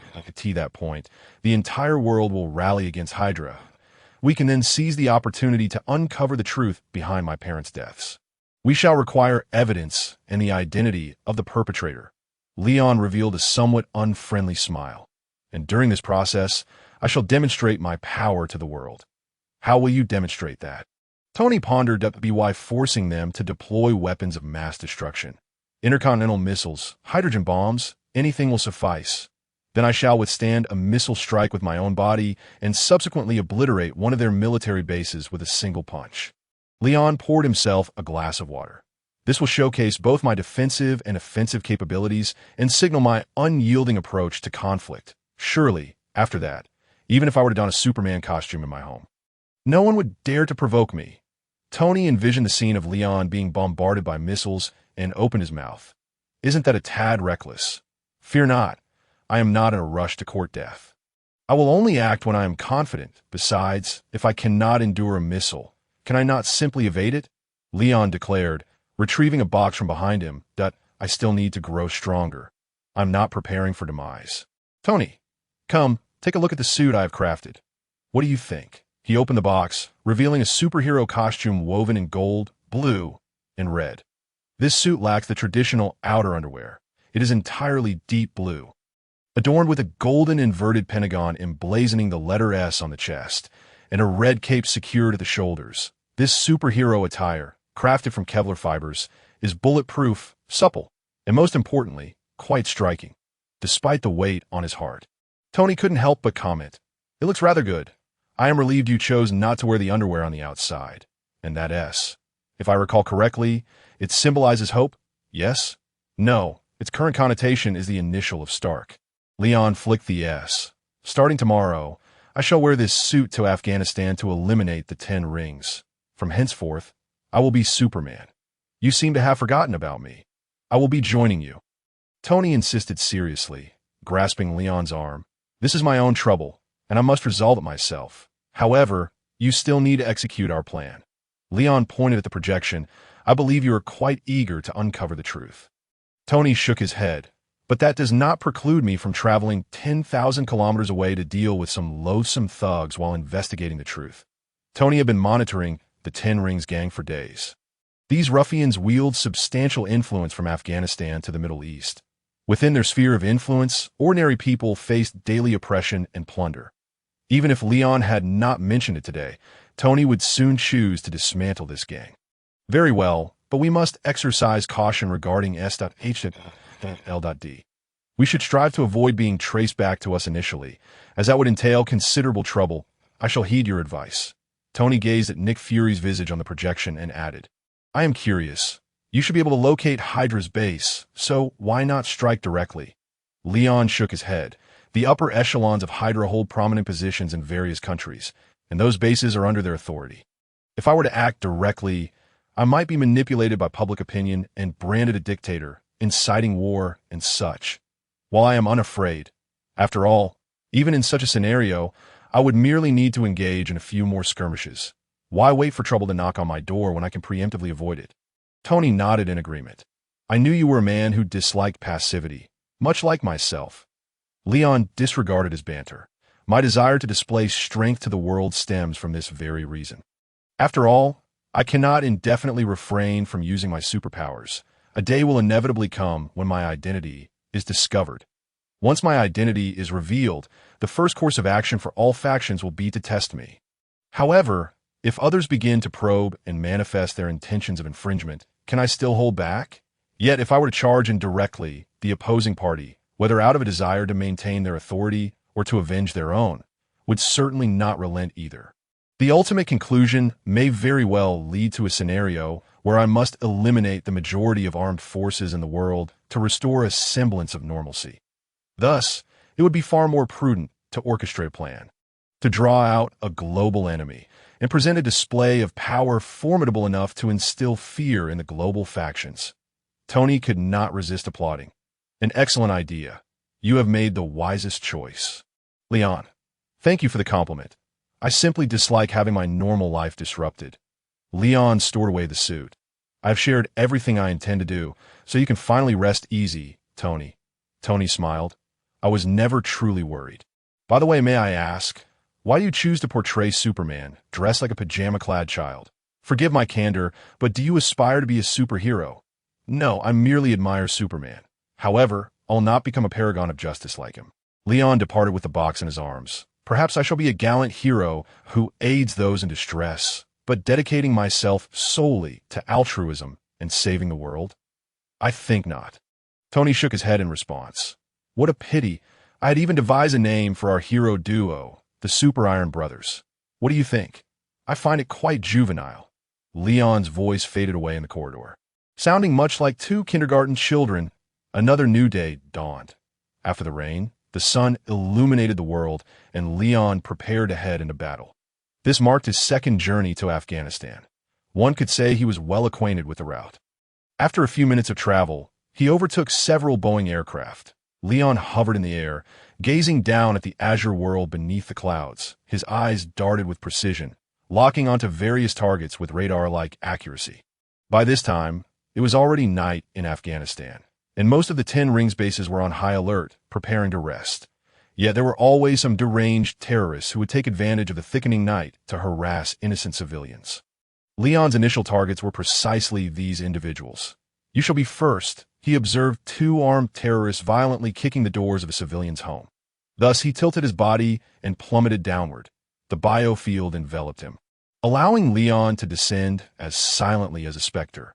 Upon landing, he dispersed the force field, causing the ground beneath him to crack like a spider's web, generating a muffled thud. This sound startled the 2 terrorists who had just kicked open the door. They turned, guns in hand, and upon seeing Leon's peculiar attire, they cursed and approached him menacingly. Dari, are you Iranians or Tajiks? Leon inquired in Dari.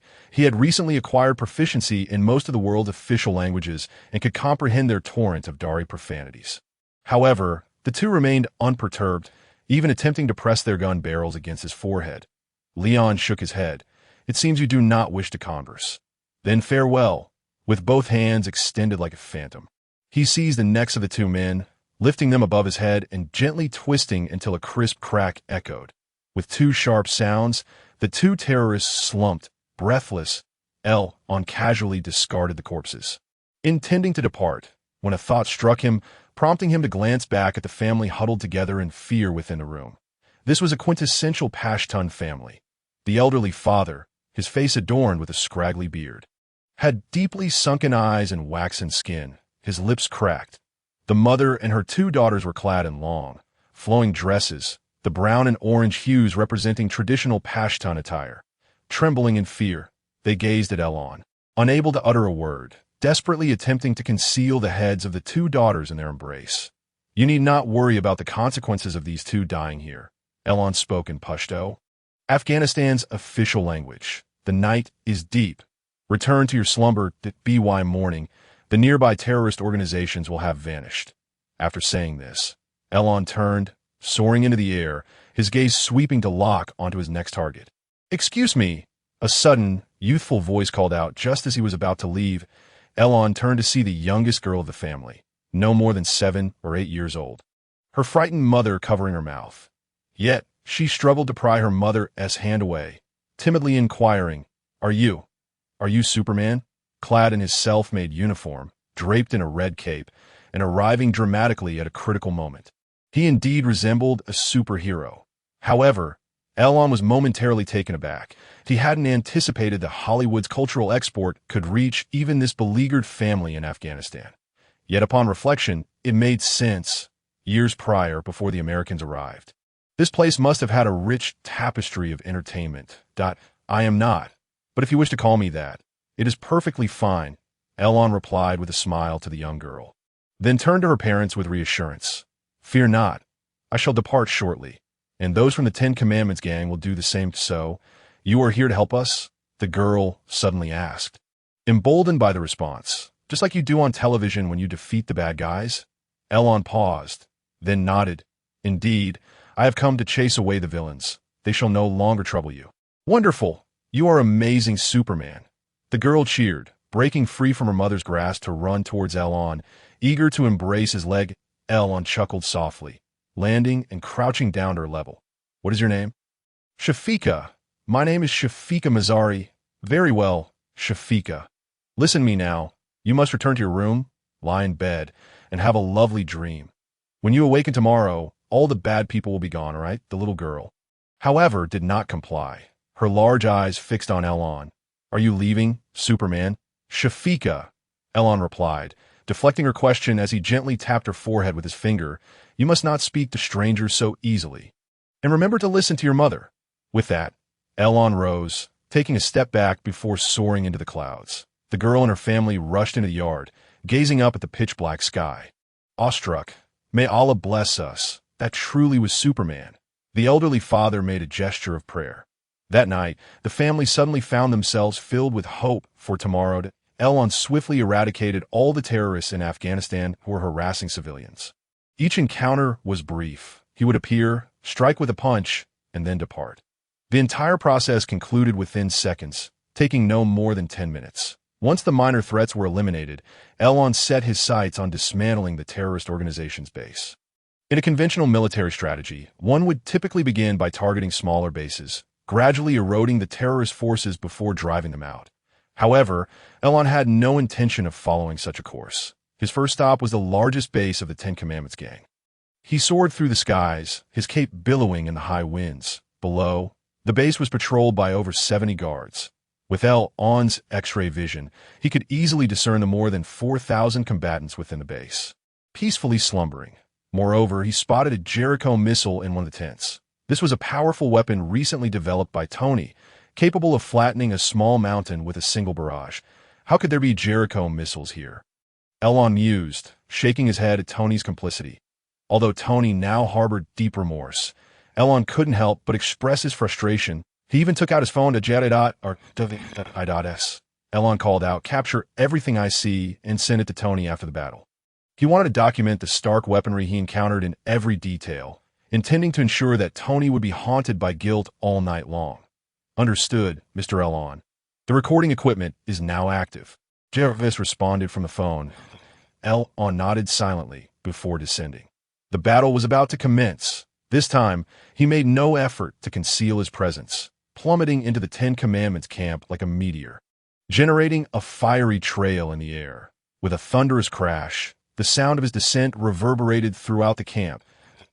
In the next moment, alarms blared, and cries of enemy intrusion echoed as the terrorists quickly rallied.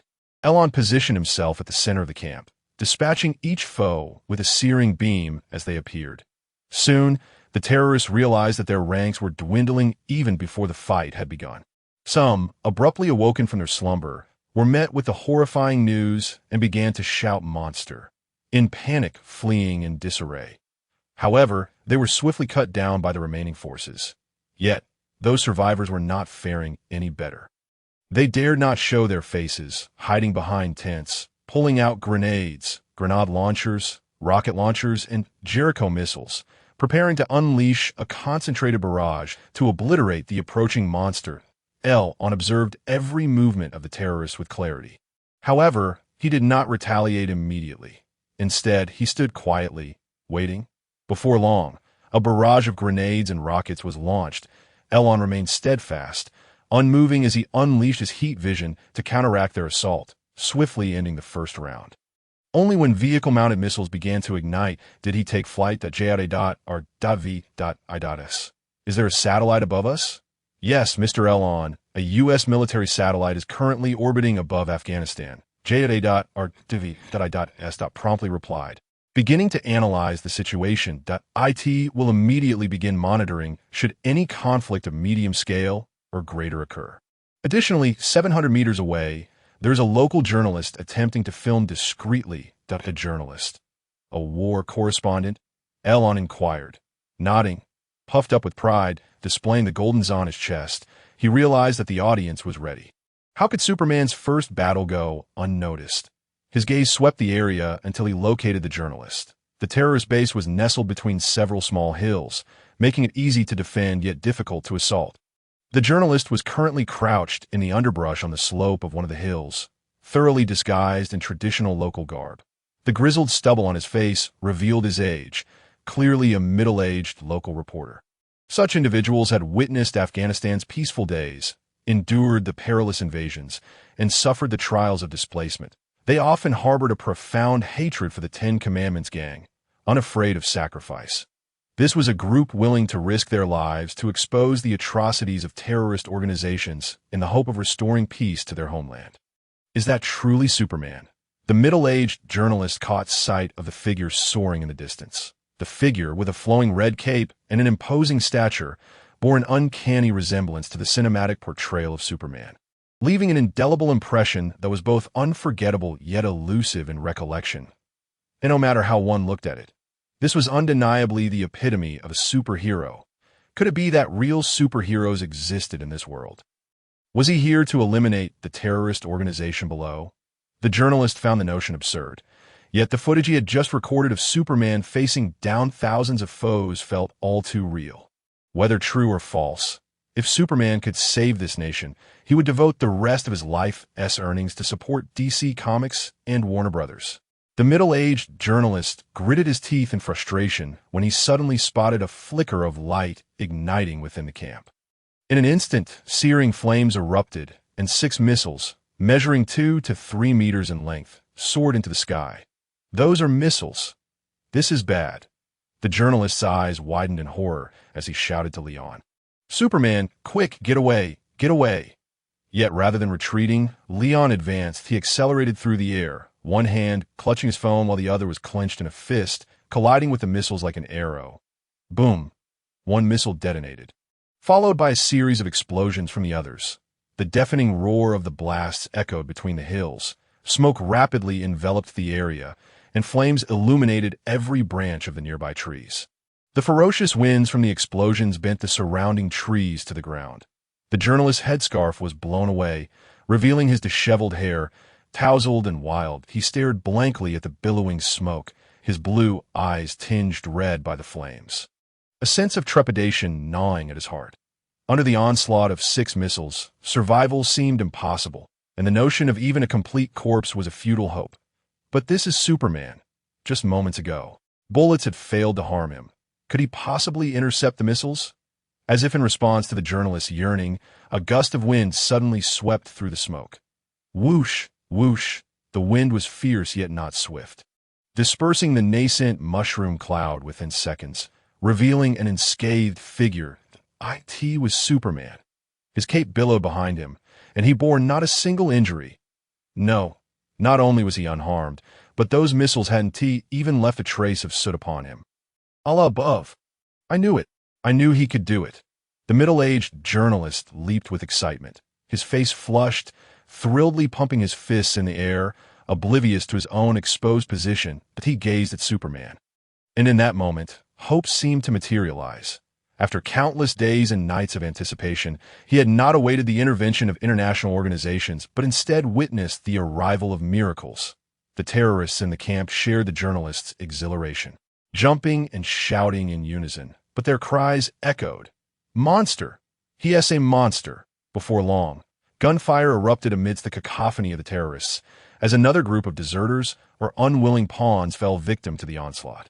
Leon hovered in the air for a moment, an expression of intrigue crossing his face. He finally deployed the Jericho missiles. They intend to perish together. The Jericho missile boasts an extensive firepower coverage. Upon detonation, the area within a 2-kilometer radius would be engulfed in flames. This group of terrorists, by using the Jericho at such close range, aimed to drag Leon down with them. Perfect. I've yet to witness the full might of Tony's creation. Now I shall experience it firsthand. Jarvis, do not forget to record this and send it to Tony, asking him how he manages to sleep soundly. Understood, Mr. Leon. I have been recording all along. Jarvis was always so considerate. After a few minutes, the terrorists finally managed to operate the Jericho missile, pushing it into an open area and igniting it successfully. 3 Jericho missiles launched simultaneously, clearing the base's inventory in one fell swoop. The missiles accelerated through the air, and upon nearing their target, they disintegrated, unleashing dozens or even hundreds of smaller missiles, blocking all of Leon's escape routes. This was a comprehensive bombardment, and Tony's invention was indeed unparalleled. No wonder it was his latest creation. Leon complimented it. Suddenly, a thought struck him, and he glanced towards a journalist on the hillside. However, I must take my leave for a moment. With that, Leon vanished from the encirclement of missiles in an instant. Time was of the essence. He reappeared beside the journalist, lifting him from the thicket. In the blink of an eye, flew him to another hill 3 kilometers away, before rapidly returning to the center of the missiles. "No need to worry, I'm back. It shouldn't be too late, right?" Leon mused, observing the approaching missiles. The Jericho missiles were incredibly swift, designed for indiscriminate bombardment in the shortest time possible. Almost as soon as Leon returned to his original position, the missile swarm began its concentrated assault. However, Leon was determined not to allow his meticulously woven suit to be tarnished by the missiles, and he swiftly unleashed a flurry of punches. Countless shadows of his fists appeared simultaneously in a 360-degree radius. As if numerous hands had sprouted from his body, in the blink of an eye, all the missiles detonated simultaneously. Boom! An even more intense and violent explosion ensued. The sound tore through the heavens. Flames soared skyward, and smoke enveloped the area for thousands of meters. The powerful shockwave radiated outward at the moment of detonation, shattering trees and mountains before consuming them in the explosion point 3 kilometers away. The journalist felt a sudden shift in his surroundings, followed by being thrown to the ground by the shockwave. He rolled several times before clumsily grasping a tangle of clothing to rise. Staring blankly at the mushroom cloud that seemed to stretch up to the heavens, the intense heat was palpable, even from such a distance. What kind of missile was that? How could it be so terrifying? The journalist repeated in disbelief that he recalled the sight of the missile disintegrating into dozens of smaller missiles.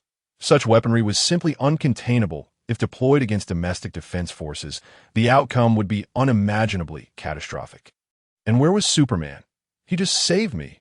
The journalist's body weakened, leaning against a tree as he gazed at the mushroom cloud. He knew I was hiding there, so he saved me. What a good person! Wait, could he have gone back to deal with the missiles? In the next moment, a gust of wind dispersed the mushroom cloud, revealing Superman's figure, confirming the journalist's suspicions that heavens, he is like a deity. Looking at the still unscathed Superman, the journalist marveled. The figure in the sky stood silently for a long while.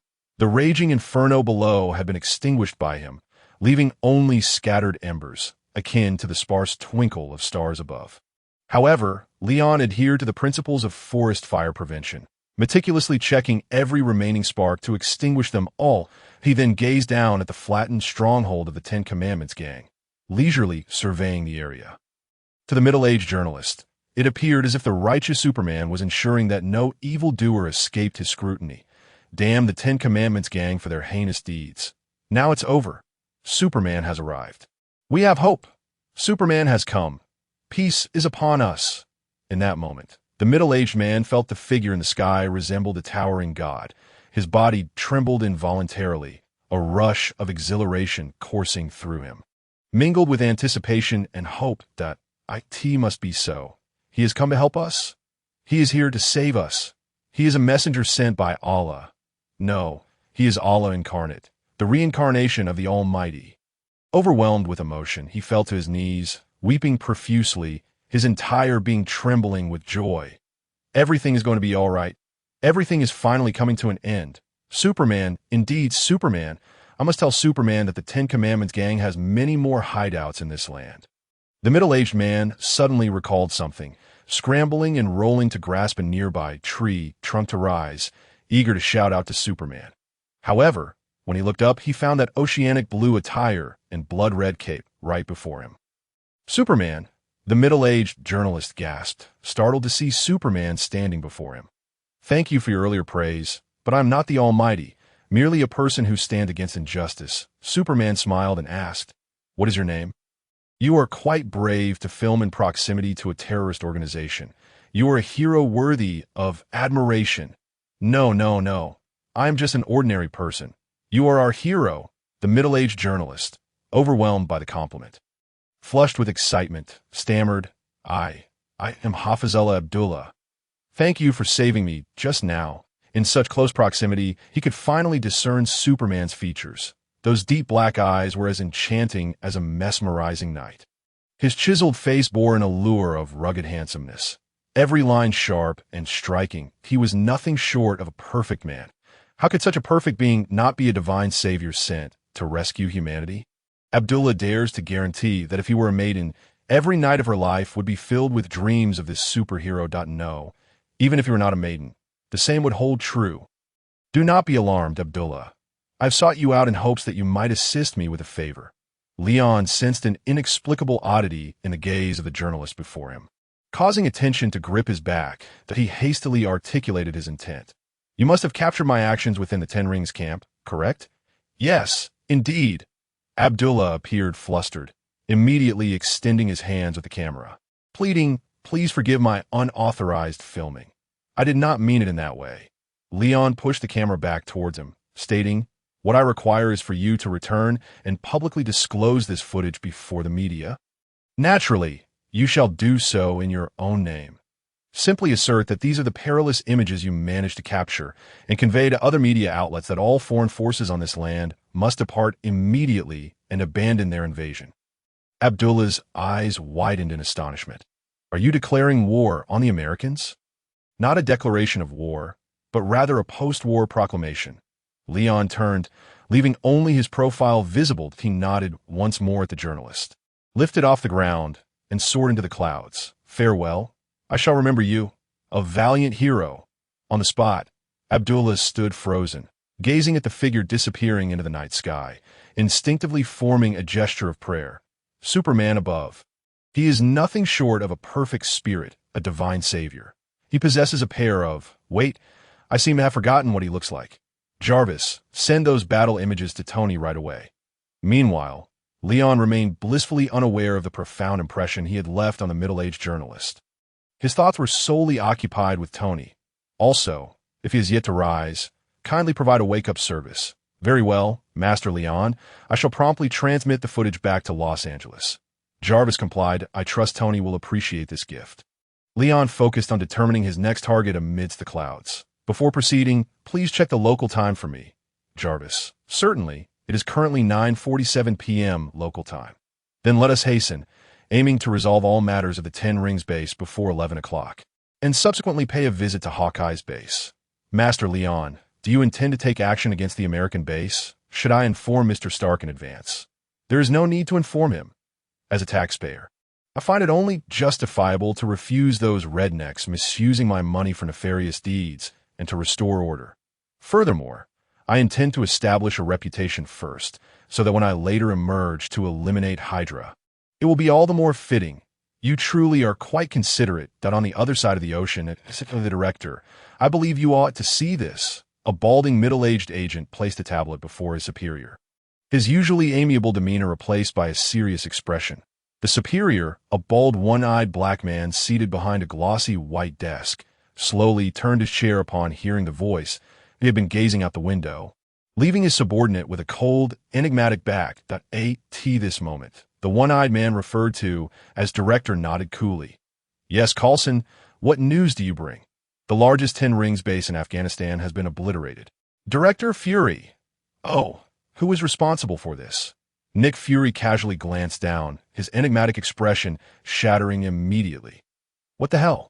He leaped to his feet, eyes wide, staring at the satellite images on the tablet, where a stylishly dressed individual effortlessly neutralized a storm of grenades with a beam of heat. What on earth is this? Director, there's more. Coulson clicked on the screen to fast forward. Soon the progress bar reached the latter half. Nick Fury watched in disbelief as Leon withstood a Jericho missile. Emerging unscathed amidst the explosion's aftermath, his mind was flooded with exclamation and question marks. When did such a remarkable individual appear on Earth? Why was he unaware of this? Who is he? Have you uncovered any information? Nick Fury instinctively reached for the beeper he used to contact Captain Marvel. Captain Marvel, his friend, possessed the power to traverse the cosmos and was currently safeguarding peace in the galaxy. When faced with an insurmountable crisis, he need only press the beeper to summon her for assistance. Now, the man in the video evoked an urgent desire to press that beeper. Coulson, with unprecedented seriousness, stated, "This is Superman, Director." Superman? Who is that? Nick Fury's eyes narrowed, then he appeared perplexed. Director, Superman is a superhero from DC Comics, endowed with superhuman strength, speed, and more. Are you suggesting this is a character from a comic? One who wears pajamas, conceals his identity, and saves the world? To be precise, Superman does not conceal his identity. Director, he possesses a biological field that renders him unrecognizable and impossible to photograph. Coulson recited this with enthusiasm.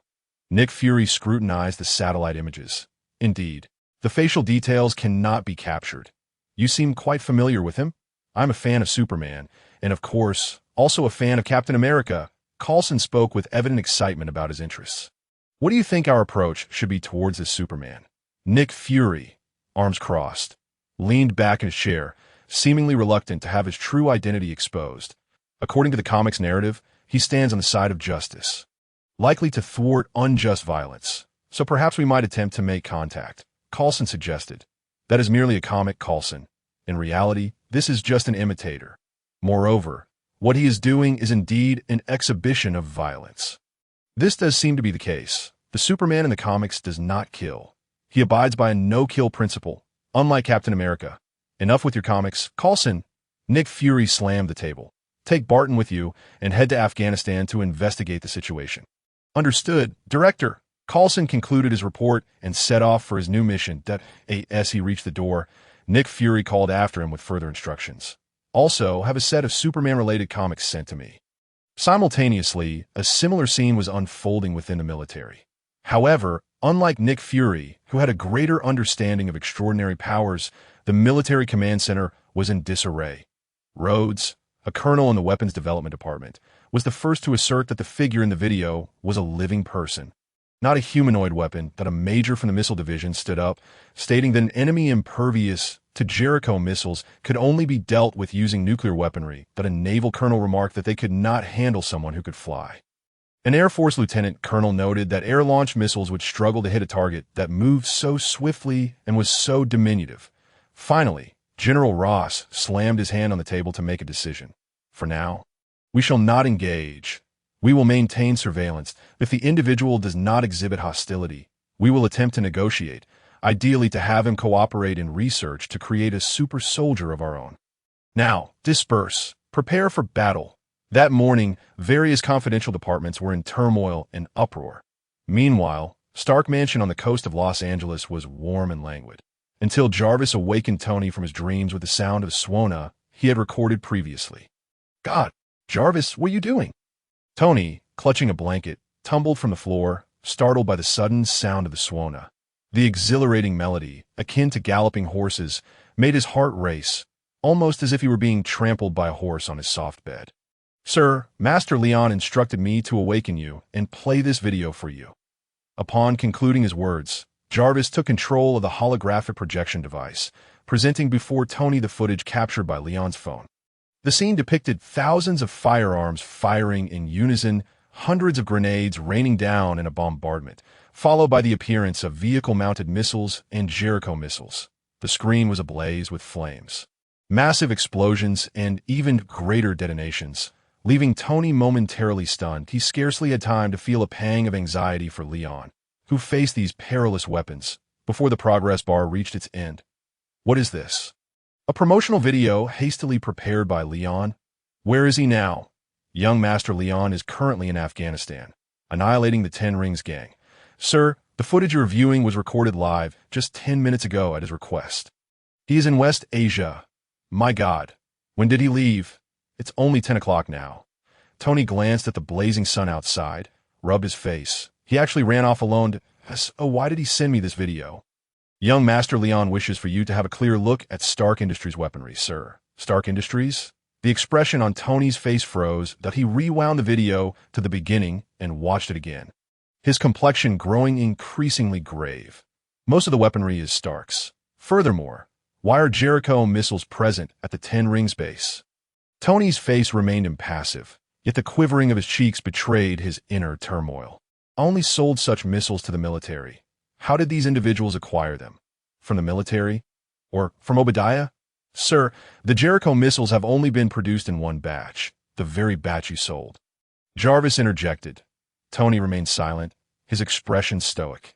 After a few moments, he donned his shirt and stepped out. Jarvis, take control of Leon's suit and accompany me to West Asia, and also the Middle East. Very well. SIR.B. By the way, do you believe you'll be able to sleep tonight? Why do you ask? Tony furrowed his brow. Young Master Leon instructed me to pose this question to you and to relay the response promptly. Tony opened his mouth, hesitated, then finally took a deep breath. exhaling through his nose, informing him that when he cannot sleep, he will ensure Leon cannot either. With that, he spread his arms, and the Mark III suit instantly equipped itself. "Keep up with me, Jarvis," that he commanded the suit to take flight, followed closely by Jarvis piloting the Supermark. The Supermark was a name coined by Leon himself. This big boy's insatiable desire to win even extends to naming conventions. The morning in Los Angeles coincided with a restless night in Afghanistan. This night was destined to be anything but tranquil. The flames of gunfire erupted across the land, from a bird's-eye view. It resembled a series of candles being lit and extinguished in rapid succession, starting from the northeastern corner of the map, one after another, until they dimmed entirely in the southwestern corner. "Tell me the current time." "Jarvis," Leon watched as the last 10 Rings base transformed into ruins, smoke billowing upwards. "It is currently 11:08 p.m. local time." It took a bit longer than anticipated, 8 minutes more than planned. For reasons unknown, every time he witnessed the 10 Rings gang deploying missiles, he couldn't help but want to wait. Wait until the missiles were launched, only to obliterate them before the eyes of the terrorists. At that moment, even the most fervent and stubborn members of the 10 Rings would be reduced to a state of despair. Kill is one thing, but to strike at the heart is something else entirely. Leon felt he might be going too far, yet he couldn't deny the thrill it provided, especially when looking down from a height at those thugs, terrified and weeping, to utter the words, "Is this all you have?" How disappointingly weak. That made it all the more exhilarating, though it did take up some time. After eliminating the 10 Rings within this country, the next target would be the Eagle's military base. "Young Master Leon, what are your plans?" "To display power and dismantle weaponry. For ultimately, the decision-makers are those above.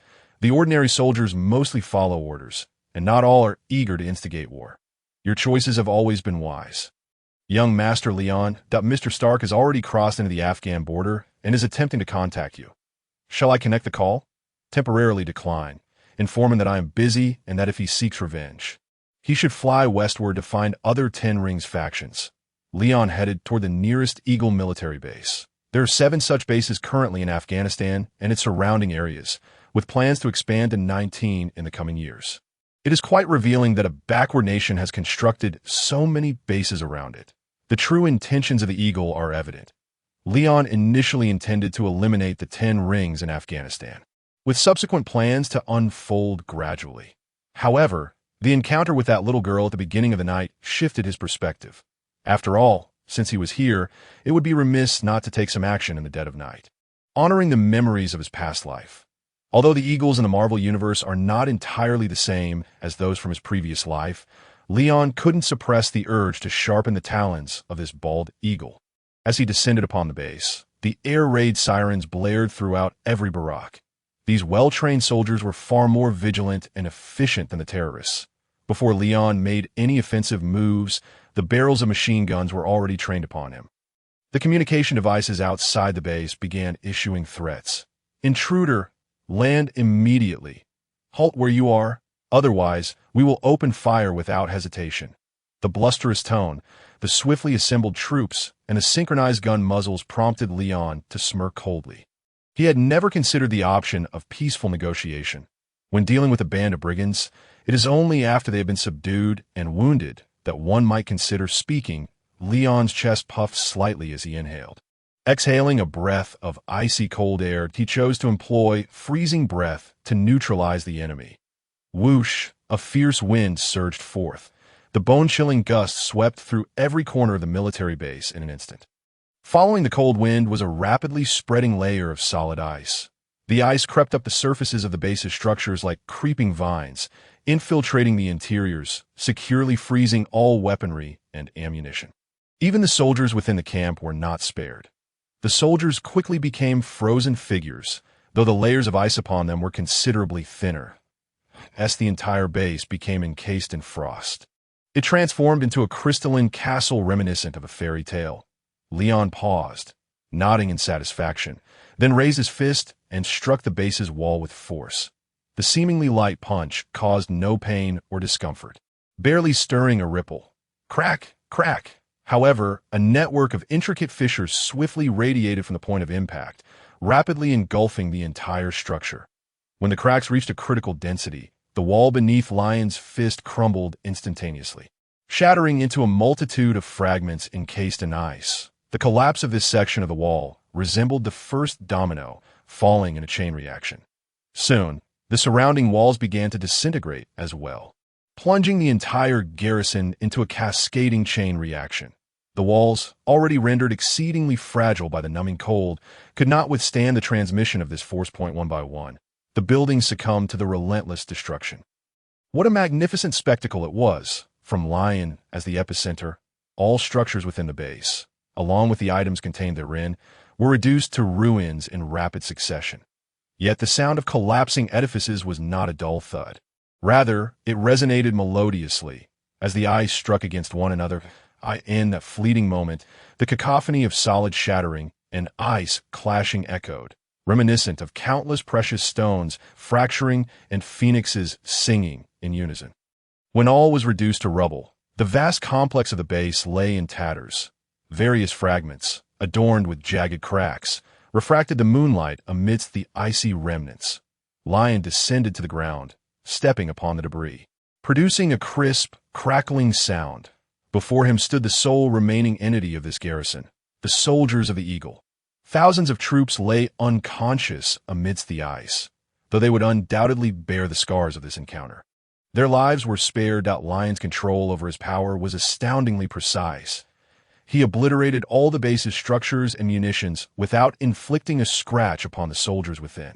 Even the injuries he left behind were but a calculated minor punishment for a major lesson. Self-inflicted suffering, Lion murmured, his eyes swiftly turning crimson as he unleashed a beam of intense heat. However, the scorching rays, capable of surpassing the surface temperature of the sun and incinerating all in their path, merely thawed the frozen soldiers. Such exquisite control it demonstrated. Birrar, so cold. He is a Superman. Is it possible that such a being exists in this world? Do we just provoke a Superman? As the soldiers regained their composure, they collapsed to the ground, clutching their own bodies or those of their comrades, fervently rubbing to generate warmth. They gazed at Lion, who stood amidst the ruins, not daring to utter a word. Even the several majors adorned with three-stripe insignias dared not speak a boastful word. Now, I formally notify you to withdraw from Asia within a week, or I shall return. Consider this a forewarning.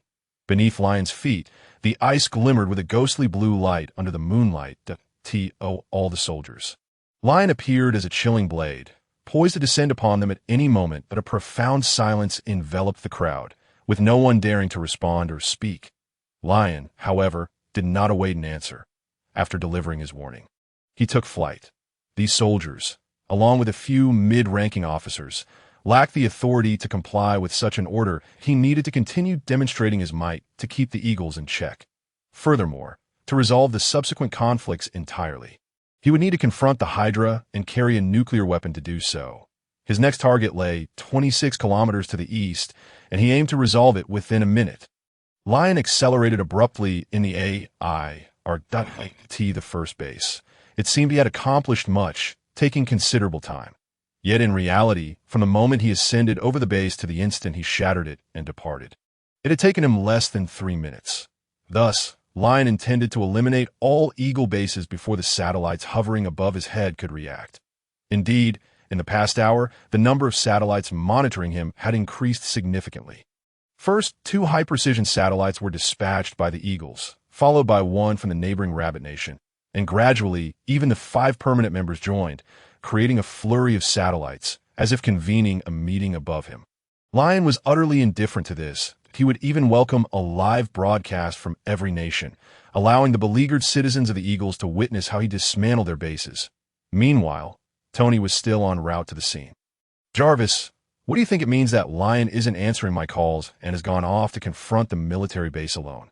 Tony conversed with Jarvis as he flew. That was supposed to be my task. Sir, do you imply that you too intend to attack the Eagles' base? Jarvis inquired. Attack? That term is inaccurate. It should be framed as assisting them in alleviating their surplus of munitions.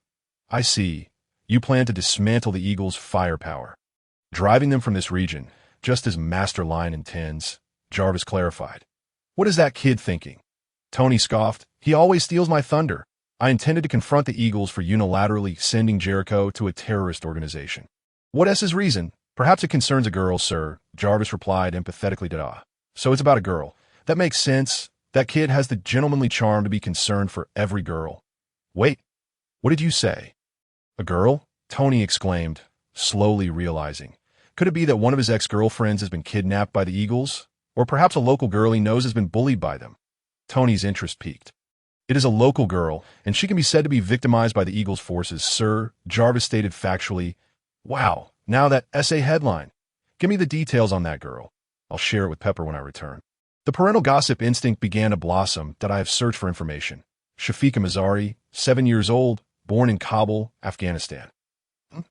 Wait, that doesn't sound right. 7 years old? Tony's eyes widened. 7 years old. Is there a problem? Sir, Tony paused. Didn't you inform Lion that he is committing a crime? Sir, while Master Lion did kill 2 terrorists while assisting the Mazari family in escaping the harassment of the Ten Commandments gang. That should be considered an act of heroism, not a crime. So you're saying he is not?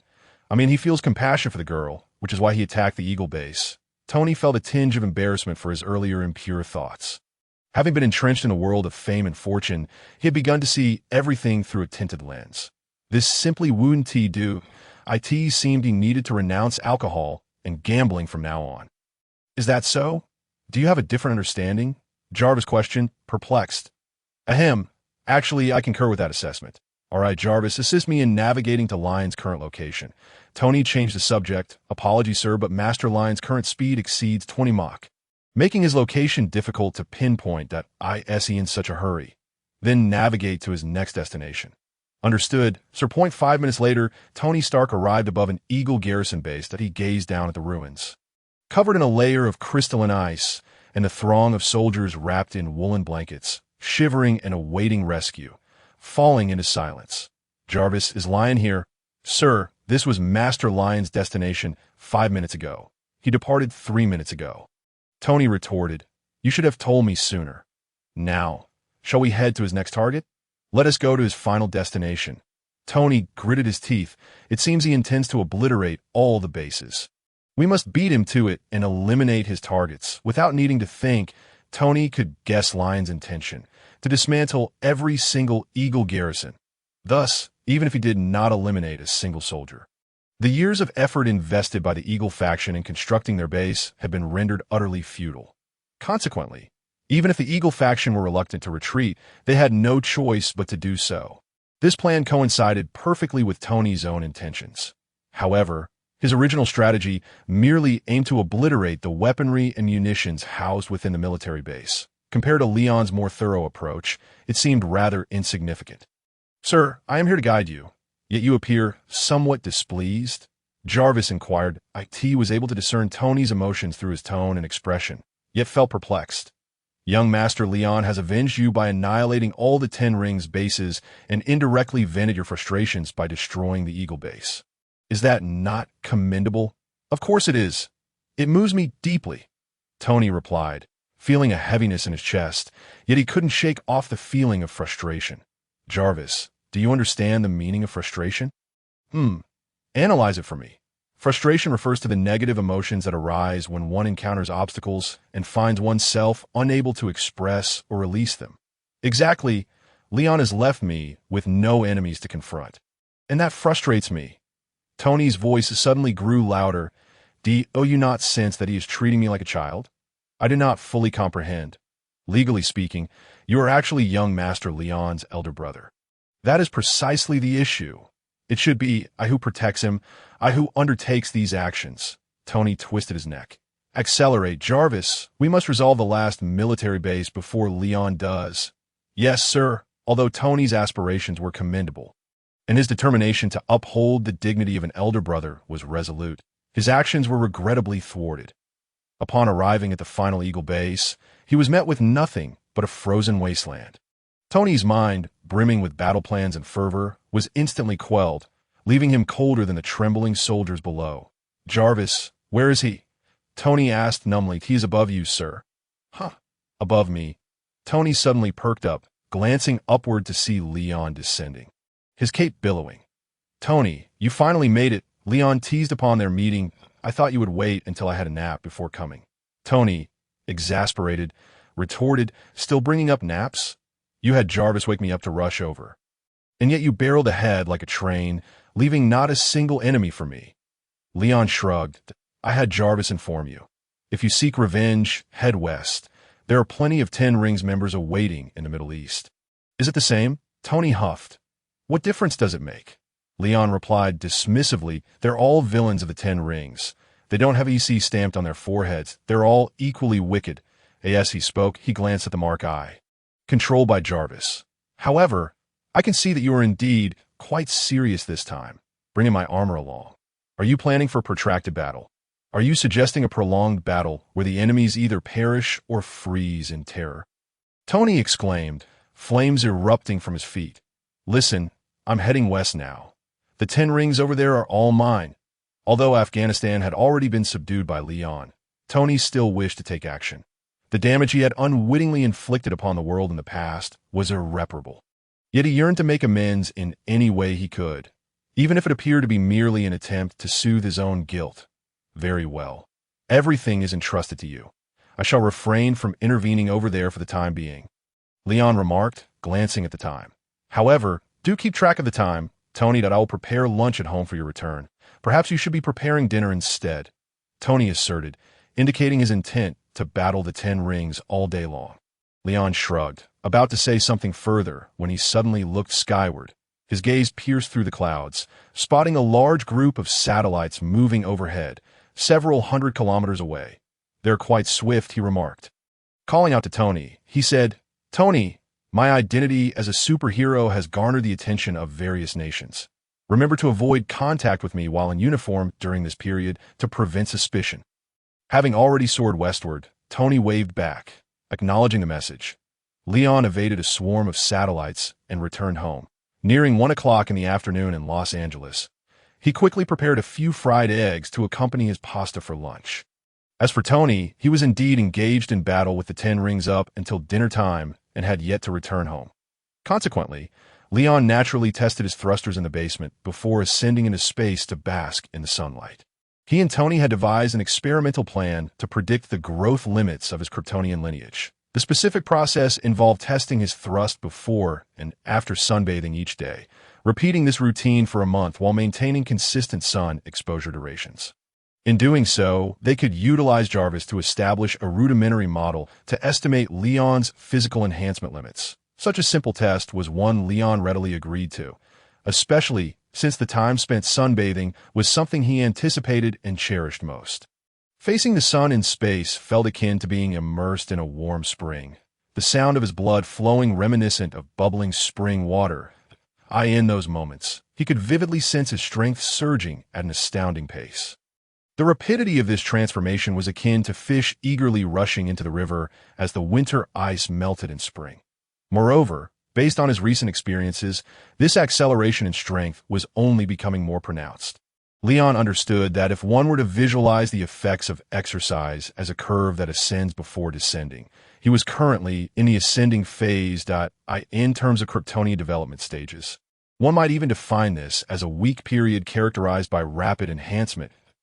In numerical terms, after basking the sun for several days, Leon's total thrust had already reached an astounding 400,000 tons. Such a rate of improvement made every second he spent under the sun feel euphoric, akin to receiving a ton of dopamine.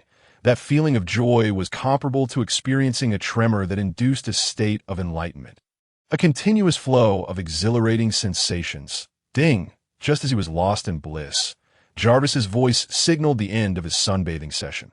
Reluctantly, Leon opened his eyes, exited the crude spacecraft, and prepared to return home for dinner. This vessel, initially designed to ensure his safe sunbathing, had now transformed into his daily park, a temporary refuge in space for his sunbathing sessions.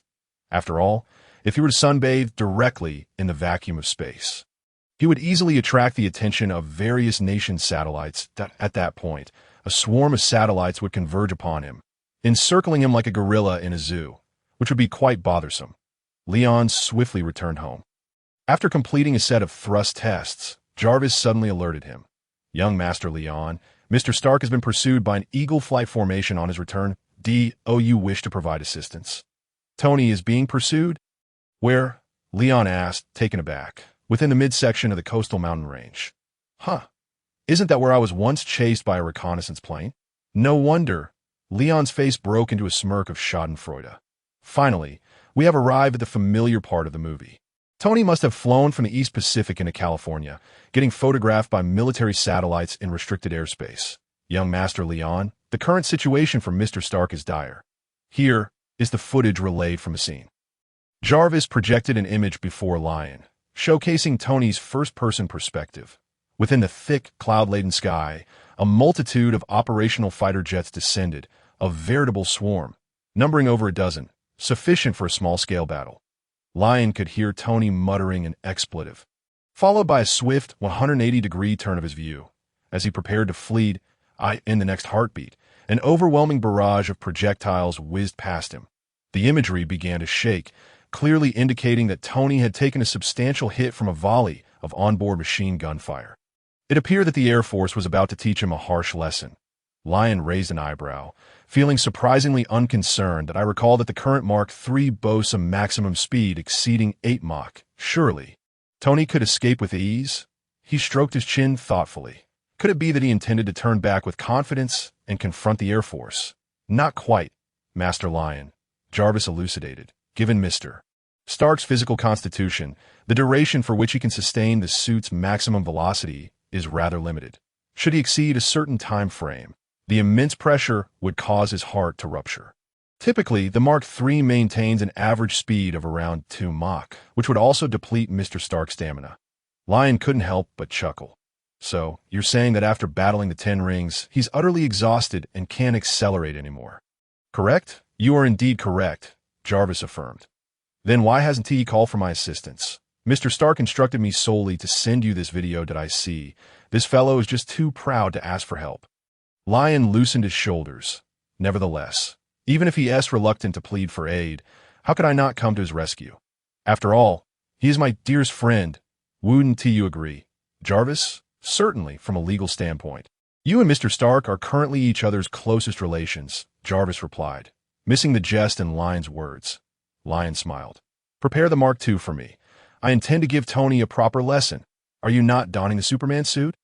The iron armor seems to limit your capabilities that I could teach much better to teach while clad in the suit. He had previously contemplated making a grand entrance to show off while Tony was in distress. And now that opportunity had presented itself, that Lion's gaze traversed to the coastal mountains, I could see that moment.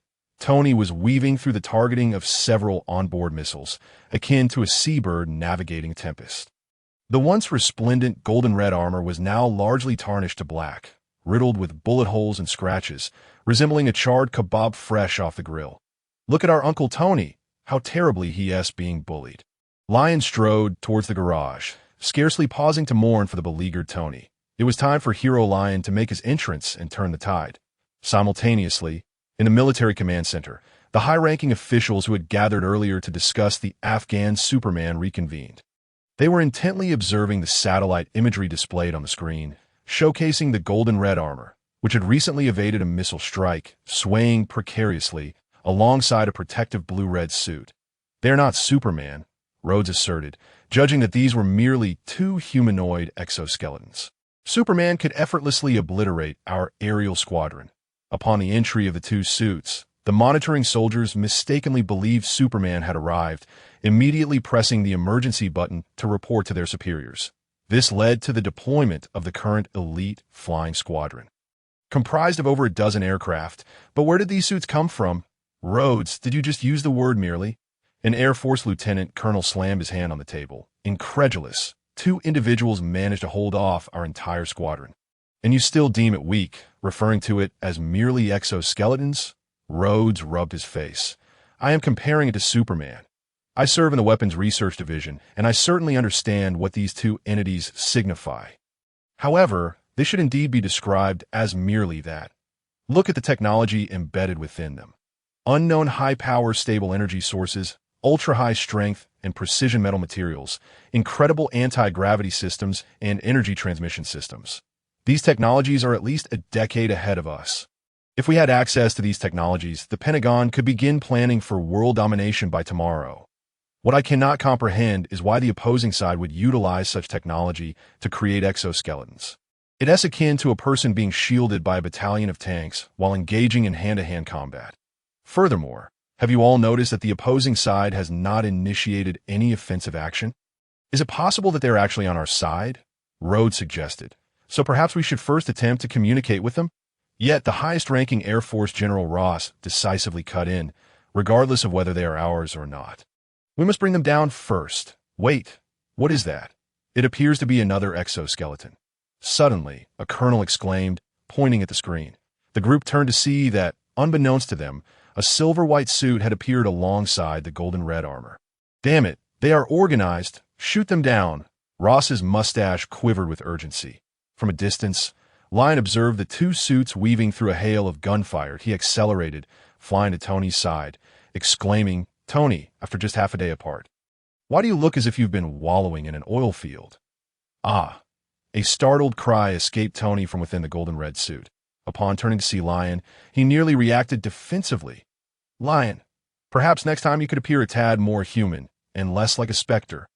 Tony was genuinely taken aback, nearly losing his balance in midair. "And why are you wearing my armor?" Lion tilted his head. "Naturally, it's because you took my suit." He glanced back, noting the dozen fighter jets in hot pursuit. A relentless barrage of bullets raining down, with numerous projectiles blocking most of his escape routes. Why aren't you wearing your own tight-fitting attire? Tony struggled to evade a stream of gunfire. "Have you forgotten my identity while donning the Superman uniform? I cannot meet with you for the time being." In comparison to Tony, Lion's evasive maneuvers appeared effortless, primarily because he aimed to demonstrate the proper usage of this metal contraption. "What? Are you suggesting you brought me a manual for the Mark armor?" "That is just splendid. I could use that," Tony scoffed. "The manual does not cover what comes next. Watch closely. I want to exert any of my strength throughout this entire process." Lion memorized the positions of all the fighter jets behind him, suddenly shouting, "Jarvis, deploy the auxiliary wings." With a whoosh, the silver-white Mark II armor unfurled its wings, abruptly decelerating. At critical moments, Jarvis was always so considerate. Whatever command you issued, he executed without a hint of hesitation, even if Lion's order caused the Mark armor to plunge directly into the midst of the fighter jets. "Hey, what are you doing?" Tony gasped in shock, turning to see Lion speeding away behind him. The pilots of the pursuing fighter jets were equally astonished, turning to see the silver-white armor gliding beside their cockpit, enthusiastically waving at them. "Call the command center. Target 3 has suddenly decelerated and entered our formation, requesting a change of attack target." The squadron leader immediately grabbed the radio and shouted, "Permission to engage. Ensure you bring it down." Simultaneously, the command center relayed orders. "Engage! Engage!" The squadron of fighter jets promptly dispersed their formation. Some accelerated forward while others decelerated at the rear, surrounding the Mark II as if they had rehearsed this maneuver hundreds of times. Although there had been initial panic, once they organized, the pilots could hardly contain their grins. The enemy willingly entered our encirclement. Such a move was akin to delivering a meal to them. "Target locked on for Aircraft 1. Target locked on for Aircraft 2. The continuous reports echoed through the channel, and the squadron leader swiftly commanded the attack. "Engage! Fire the onboard missiles!" "Fire!" All missiles launched. Each aircraft unleashed a barrage of missiles while simultaneously utilizing onboard machine guns to secure evasive maneuvers. Lion found himself enveloped by an onslaught of gunfire from all directions. Dozens of missiles ascended with astonishing speed, capable of striking the Mark II within mere seconds. Naturally, Lion would not remain passive. He completely shut down the propulsion system and executed a parabolic descent toward the ground. Such an audacious maneuver was entirely unexpected by his adversaries. The missiles, now redirected, all plummeted in front of the Mark II. Although the tracking systems quickly adjusted their trajectories, this brief encounter drastically reduced the missile swarm's velocity to less than one-third of its previous speed. Pursued downward, the squadron of fighter jets began to turn around. "Jarvis, activate the intelligent lock-on system." Lion refrained from relying on his enhanced vision or super strength, opting instead to counterattack solely with the inherent capabilities of the Mark II armor. Jarvis acted swiftly. promptly marking the trajectories and current speeds of each missile on the helmet's display. Excellent. Lion began to accelerate backward as the missiles pursued him at this point. Their movement was entirely contrary to Tony's earlier direction. Lion, Tony's voice pierced through the helmet's communication system. What are you planning? Stay calm. Refrain from attacking. We are currently the intruders. We must not escalate the situation. Their mechs were not registered with Eagle Force. Moreover, their mechs carry live weaponry, which categorically makes them hostile intruders. It is entirely justifiable for those fighter jets to engage us. I'll take the lead. Just watch how I handle them. Lion replied succinctly. He maneuvered the Mark armor to accelerate while deliberately maintaining a speed slower than that of the missiles trailing him. As the missiles closed in menacingly, he suddenly shifted his position, momentarily reducing and then amplifying the armor's acceleration. With this change in speed, he collided with the side of one missile with a resounding thud. Jarvis used electrical currents to adhere to the missile's shell and ensure to shield the electromagnetic signals to avoid triggering the detonator's sensors, Lion commanded, subsequently increasing the power of the propulsion flames emitted from the soles of the Mark II. He began to accelerate alongside the missile. The silver armor and the olive-green missile seemed to merge into one. Both surged forward together, momentarily distancing themselves from the other missiles while tracing a vast arc in the sky.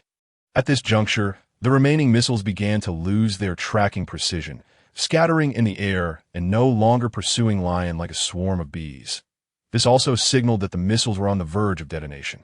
Lion calculated the timing in his mind, releasing his grip on the armor's controls just in time to distance himself from the side of the missile he had commandeered.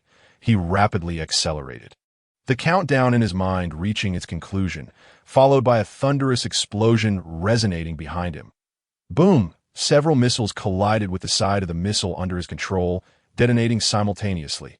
The turbulent air currents were forcefully displaced, causing the other scattered missiles to detonate in succession. The fiery explosion spread across the skies above the West Coast mountain range, enveloping nearly a kilometer, and Tony found himself momentarily at a loss for words. Utterly astounded by what he had just witnessed, Jarvis had been transmitting real-time footage of Mark II, and the precision with which Leon controlled speed, time, and direction was something he could not yet replicate. Tony had not even contemplated the possibility that the combat capabilities of the armor could be as nimble as Leon had just demonstrated. After all, he was still a novice, having barely taken to the skies a few times. In his mind, he envisioned the Mark armor being maneuvered with the same flair as Leon's, simply magnificent. Naturally, Tony could not concede defeat verbally. You just utilized your own strength, didn't you? It must have been so. He reassured himself. Absolutely not, Leon countered, presenting his evidence. Jarvis knows every detail of Mark II. He can vouch for me. Jarvis promptly corroborated. Indeed, sir. Master Leon solely operated the armor throughout, and all data reflects no anomalies. Tony was well aware of this fact. He was merely being obstinate. But you did down 2 enemy aircraft without resorting to peaceful negotiation, which still leaves something to be desired. Leon teased, I neither employed weapons nor initiated an attack. Can I truly be blamed for the enemy's blunders? You are not so hard on yourself, Tony. All right, my dear Leon. In light of the dinner you prepared for me, I concede that you performed admirably this time.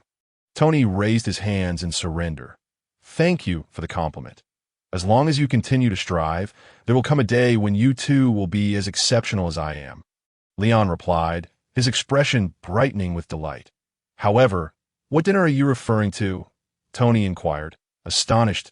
Don't tell me you Haven Tea prepared dinner. I'm so famished I could devour an entire cheeseburger from Los Angeles. In truth, I did not have the opportunity to cook, having just completed a strength test before rushing to rescue a soldier. Tony, Leon delivered a disappointing reply. Then let us order takeout, Tony suggested. Agreed. While we await the delivery, perhaps you might take the chance to inform Rhodes that the Iron Man causing quite the stir in the military today is you. Why would I tell him? That would expose my identity. Tony protested. With your ostentatious style, it is only a matter of time before you are discovered.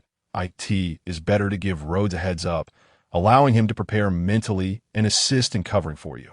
Oh, you seem to make a fair point, Leon. Since when did you acquire such insight? Did you learn it from engaging in girl rivalries at school?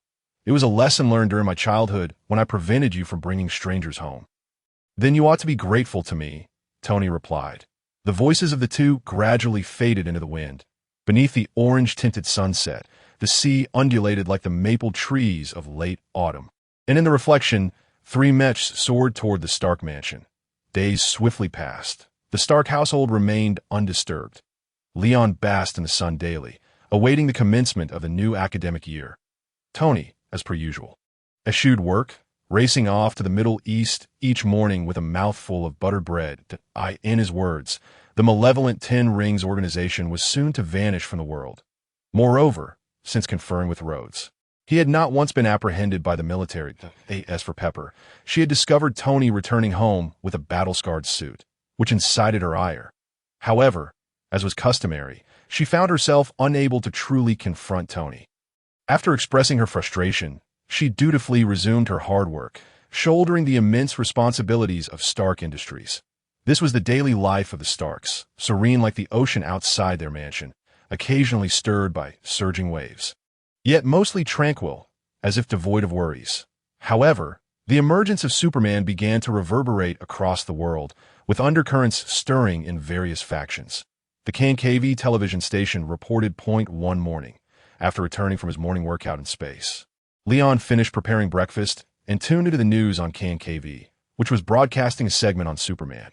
The existence of Superman in our world seemed beyond dispute. The female host, with a serious demeanor, read from her script.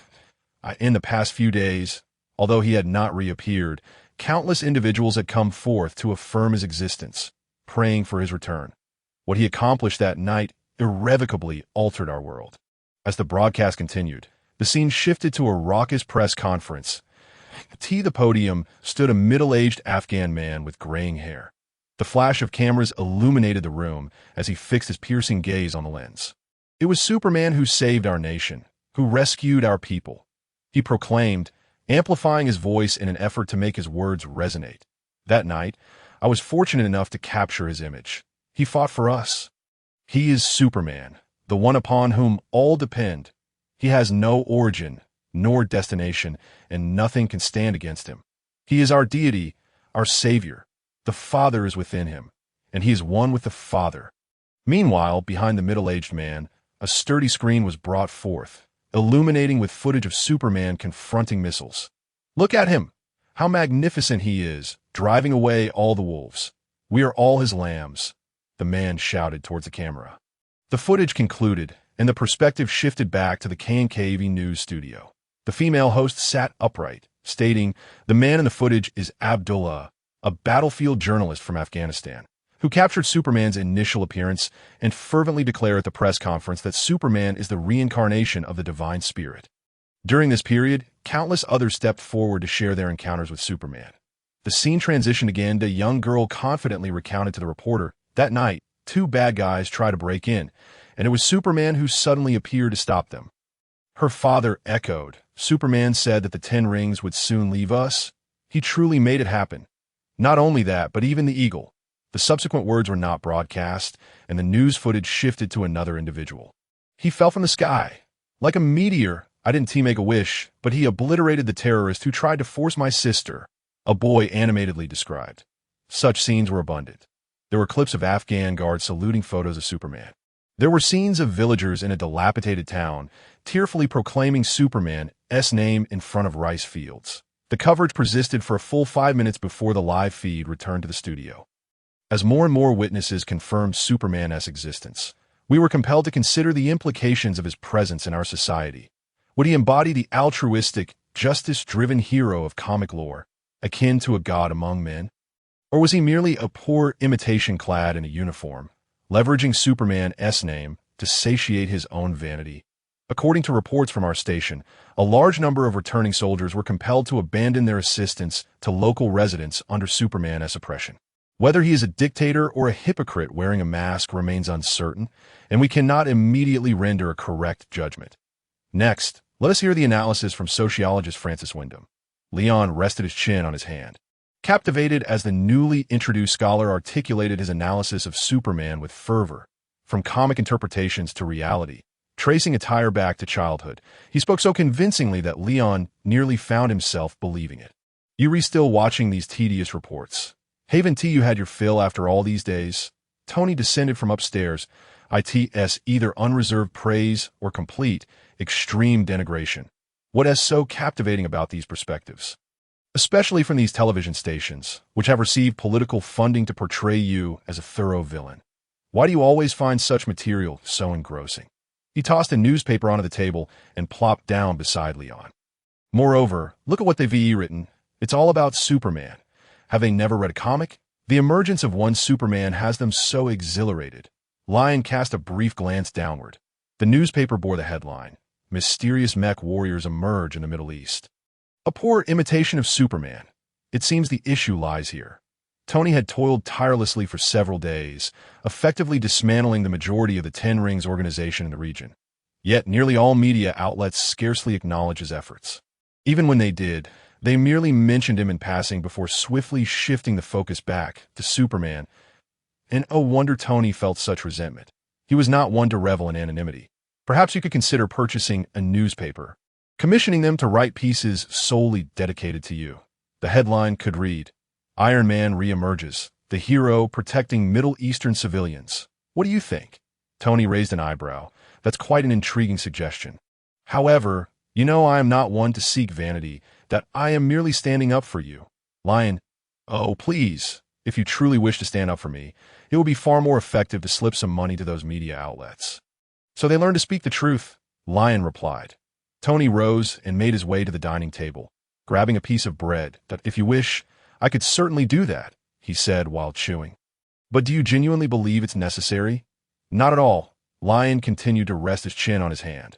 "Once Hydra is eradicated and my strength is on display, the media will inevitably speak for me." "That's the way it works." Tony nodded in agreement, tapping the screen with his finger. "The media's praise is reserved for those who can silence them.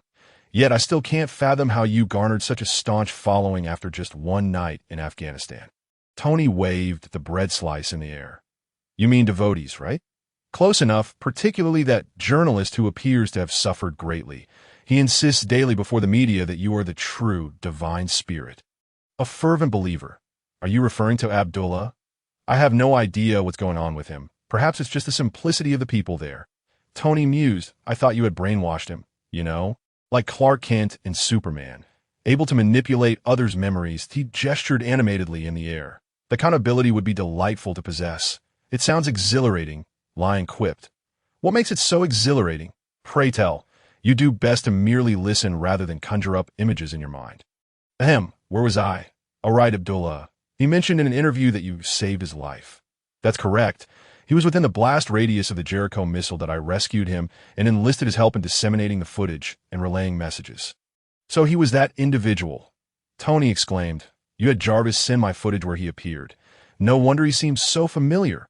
Lion looked up. "It seems you have quite the interest in him." "Emichim." Tony continued chewing his bread, stating, "To express my gratitude, I intend to invest all my earnings into Warner stocks, which is why I had Pepper acquire Warner." "You certainly know how to make a fortune," Lion remarked, a smirk flickering at the corner of his mouth. "Don't say that. The world is currently captivated by Superman. Following the acquisition of Warner, Stark Industries stock has risen accordingly." Tony finished his bread and began licking his fingers. "I'm rather curious about how you managed to negotiate this acquisition. The entire world is focused on DC, and they have no reason to sell the company." Tony pulled a napkin from the table to wipe his fingers. "Some other tycoons and nations, are applying pressure on their company, so I seized the opportunity." "How did you seize the opportunity?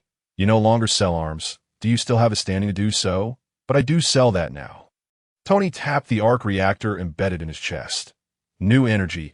Everyone desires it." Lion's eyes widened slightly. "You revealed your identity?" Tony glanced around, spun in place a couple of times, and raised his palm. "More or less. It was Rhodes who let it slip that guy's mouth is like a public service area, incapable of keeping a secret." Lion was entirely unconvinced. "Come on." Rhodes was merely being humorous. His loose lips cannot possibly allow him to work in a classified department. He speculated, "I see you're simply envious of Superman's attention, actively choosing to expose yourself to draw the spotlight onto you." Tony fell silent, staring at the ceiling, feigning busyness, patting himself down, and the next moment, he unexpectedly turned to leave. That I was merely alleviating your pressure. So many people are focusing on you and misunderstanding you. I had to set an example. He waved his hand behind him. All right, I'm off. Today marks my last day in the Middle East. The 10 rings will cease to exist henceforth. Oh, wait. Tony turned back suddenly as he stepped out the door. That I have a press conference tomorrow. Make sure to attend. Lion gazed at Tony's retreating figure. His mind was left in turmoil. Half a minute later, the sound of the Iron Man suit igniting and taking off echoed outside. That guy, could it be that he intends to use tomorrow's press conference to publicly reveal his identity as Iron Man? Lion pondered, watching the Mark III vanish into the horizon, rendered momentarily speechless. He had contemplated numerous times. The emergence of Iron Man could very well signal a pivotal moment in the Marvel Cinematic Universe. In other words, it was highly probable that Tony would inevitably utter the words, "I am Iron Man to this end." Lion had speculated various potential reasons that might compel Tony to acknowledge his identity. Yet, the notion that he would do so merely to gain attention was something he could never conceive. This world is truly mad. Lion couldn't help but curse under his breath that, oh well, Tony won't die. Let him be. Basking in the sun is far more important.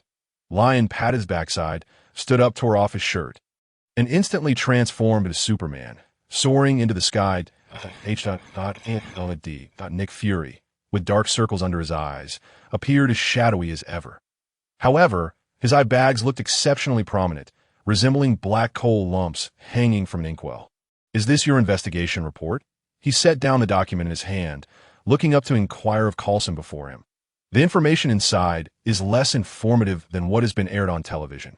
At least they interviewed the local populace." Coulson lowered his head. "I apologize, Director.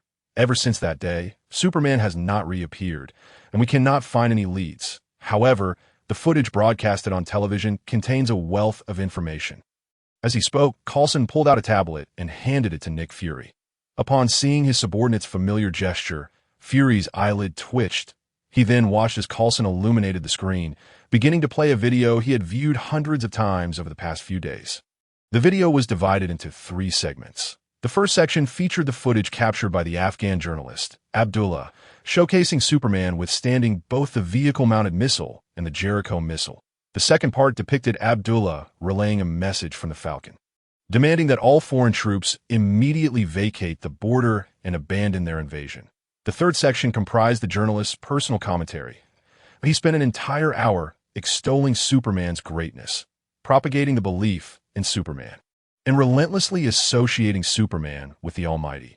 Although it was unclear how many times Fury had watched this video, he patiently endured until the end. The first segment contained the most powerful display of Superman's abilities witnessed in combat to date. Yet, coincidentally, no official satellite managed to capture it in its entirety. The only comprehensive material available was the video released by this journalist, which held significant value for studying Superman's strength. After the video concluded, Nick Fury turned to Coulson. "What conclusions have you drawn from it?" "Director, it is evident that Superman's strength, at the very least in terms of defense and speed, surpasses that of all earthly beings and weapons." Coulson carefully chose his words. Regardless of whether he is the Superman from comic books, based solely on the power he has displayed, our best course of action is to foster a good relationship and stabilize his emotions. Nick Fury nodded. He rubbed the beeper in his hand. "Yes, oh tell me, does his personality lean towards being extreme and rebellious? Should we consider repressing him?" "Repress?" Coulson was taken aback. "With all due respect, Director, it seems we lack such means." Nick Fury glanced at his pager. "What I mean is, assuming there is one, do you think it's necessary to take action?" Coulson did not respond immediately this time. He pondered seriously for a few seconds. "I believe there is no need to suppress Superman." "And the reason?" Nick Fury's gaze was fixed on the video of Lion, unscathed amidst the flames, his expression inscrutable. Although Superman had only made a single appearance and had forcefully destroyed the Eagle military base. Ordering a retreat, Coulson explained according to his understanding. However, he did not harm any innocent people during the process. His intentions are quite clear. He even actively rescues the oppressed and vulnerable. Every local individual who has encountered him has expressed nothing but admiration and gratitude. Thus, when assessed comprehensively, He resembles more of a benefactor, or perhaps a judge, possessing a positive set of values and adhering strictly to them in the face of such a person. Any attempt to suppress him might provoke a strong backlash, leading to significant conflict and spiraling the situation out of control. Nick Fury nodded in agreement. This was a matter he had been contemplating these past few days, when confronted with a Superman who possesses a moral compass. Extending an olive branch is the optimal choice, yet the very sensation of being out of control irked him immensely. Thus, even after discerning the best approach to deal with Superman, he still couldn't resist the urge to defeat or subjugate him, to bring him completely under his control. What if our power is sufficient to easily defeat him? Do you have any other suggestions? Nick Fury mused that if Captain Marvel took action, she would surely annihilate this so-called Superman. Coulson fell into deep thought this time, contemplating carefully before shaking his head. I still believe we should not resort to violence. Why? Nick Fury frowned, the shadows on his dark face contorting. We have yet to ascertain Superman's true capabilities, Director, that if he is indeed like the Superman from the comics, gaining strength simply by basking in sunlight. Coulson inhaled deeply. Then once we strike, unless we eliminate him, we will face an ever-growing enemy whose future is unpredictable. That how you see it. Nick Fury's eyes were fixed intently on the Superman on the screen, as if he wished to penetrate the surface and discern the true nature of the individual. The room fell silent for a few seconds. I must admit, you are absolutely correct, Coulson. Finally, he spoke. Your current task is concluded. Next, coordinate the personnel and continue to monitor Superman's whereabouts. Upon his appearance, attempt to establish contact and win him over. Nick Fury instructed, placing the pager back into the drawer. And remember to manage the public opinion on the internet. It mustn't be overwhelmingly negative, nor should there be excessive adverse information that might provoke Superman. Understood, Director. Coulson responded promptly, taking his documents and tablet, and departing without a hint of dissatisfaction over the consecutive assignments. Perhaps this is what is referred to as a born laborer. It was only after Coulson had closed the door behind him that Nick Fury leaned back in his chair. Turning to gaze out the window, but he pulled out a Superman comic from the side, flipping through a few pages before tossing it back into place. The world had grown tumultuous. The plan needed to be accelerated.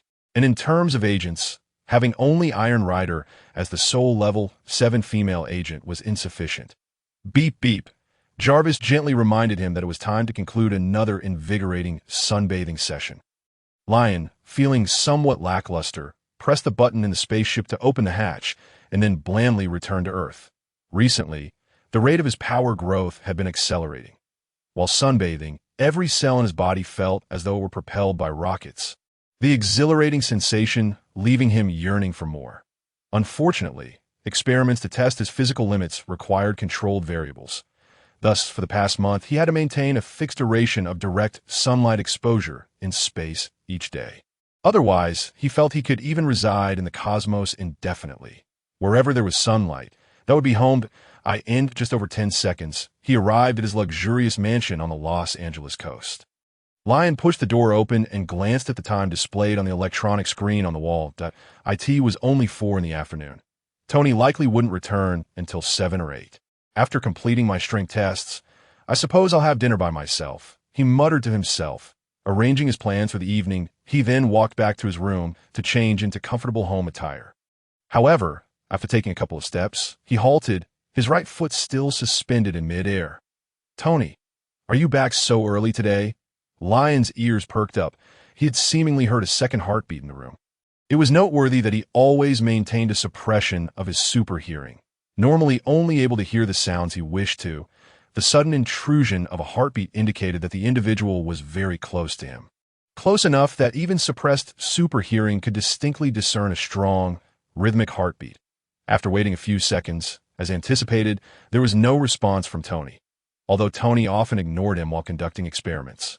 This time felt different. The heartbeat was coming from Tony's room, yet it lacked that characteristic weakness associated with Tony. Lion's eyes narrowed. He did not inquire with Jarvis, but instead activated his X-ray vision. The world swiftly became transparent, layers of obstructions fading away. Lion's perspective transformed into that of a ghost, infiltrating Tony's room, gliding through the enormous, soft bed, and discovering Natasha. Lion's expression shifted to one of intrigue. What was she doing here? She was lurking beneath Tony's bed. Beneath Tony's 3-meter-wide bed, which stood less than 30 centimeters high, was a stunning woman. Her wine-red shoulder-length hair lay damply on the ground, her eyes closed, arms resting at her sides, breathing steadily, resembling a sleeping beauty. However, considering her position lying beneath the bed, it appeared as if a comatose individual had sprouted beneath Tony's bed. Lion felt a wave of unease wash over him. Returning home, he stumbled upon the infamous Black Widow hiding beneath his brother's bed. This was too suffocating. Why wasn't she hiding under his bed? It was rather enviable, yet also unsettling. Lion was perplexed. Even if Tony had revealed his identity as Iron Man to the military and the business world, it hardly warranted sending Natasha to hide under Tony's bed. Was this an abduction, or was she planning to engage in a nighttime skirmish with Tony? Lion could not recall S.H.I.E.L.D.'s female operatives resorting to such low-level tactics. Jarvis, did anyone come by after I left today? After some contemplation, Lion opted to inquire with Jarvis first to know. Master Lion, after you departed, I sealed all entrances. All of them? Even the sewers and such? Or has anyone attempted to jam your systems today? I have maintained operations without any records of interference. However, the sewer might not be considered an entrance. Jarvis hesitated. See, even Jarvis, this artificial intelligence, is confused. What kind of decent person would crawl in through the sewer? However, upon glancing back at Natasha, damp beneath Tony's bed, it was evident that she could not have entered from anywhere else. Tonight, when Tony goes to sleep, he will likely get a good whiff of the beautiful woman's lingering scent. Lion quietly wished Tony well, chuckling at the thought of the sewer's odor. However, allowing Tony to catch a whiff was sufficient. Lion had no intention of letting Natasha remain beneath the bed, regardless of her intentions. Given her stealthy approach, it was clear that her motives were not benign. Jarvis inquired, "Are you implying that a woman has infiltrated Mr. Stark's bedroom?" "Precisely, and she is currently resting beneath the bed," Lion remarked with interest, stroking his chin. "Let us observe what this exceptional operative intends to do." Jarvis, "Assist me shortly." Of course, Master Lion." Lion donned a single earpiece and made his way toward Tony's room, boldly pushing the door open. Upon entering, he pretended to scan the surroundings, deliberately stomping his feet to create a ruckus. "Jarvis, are you certain that a strong, unusual odor has been detected in Tony's room?" "That seems implausible. He hasn't brought any ladies home in days. So how could there be any foul smell?" "Indeed, sir, the air filtration system has identified anomalous scent particles." Jarvis responded with unwavering compliance. "Impossible, unless Tony himself is addressing some physiological issue. Where would the odor come from? Besides, I perceive no unpleasant aroma." "Ugh." Lion sniffed a few times, only to recoil sharply, clutching the doorframe as he gagged. This was not a part of his planned charade. Rather, his superhuman sense of smell had acutely detected the intense stench of decay permeating the room, especially after he had feigned deep inhalations, intentionally seeking out the source of the foulness. The sudden odor seemed to burrow into his insides, causing a tumult in his stomach. "What is that smell?" "It reeks as if a salted fish has been left to bloat in a refuse bucket, only to be pickled among cucumbers for 3 days and nights."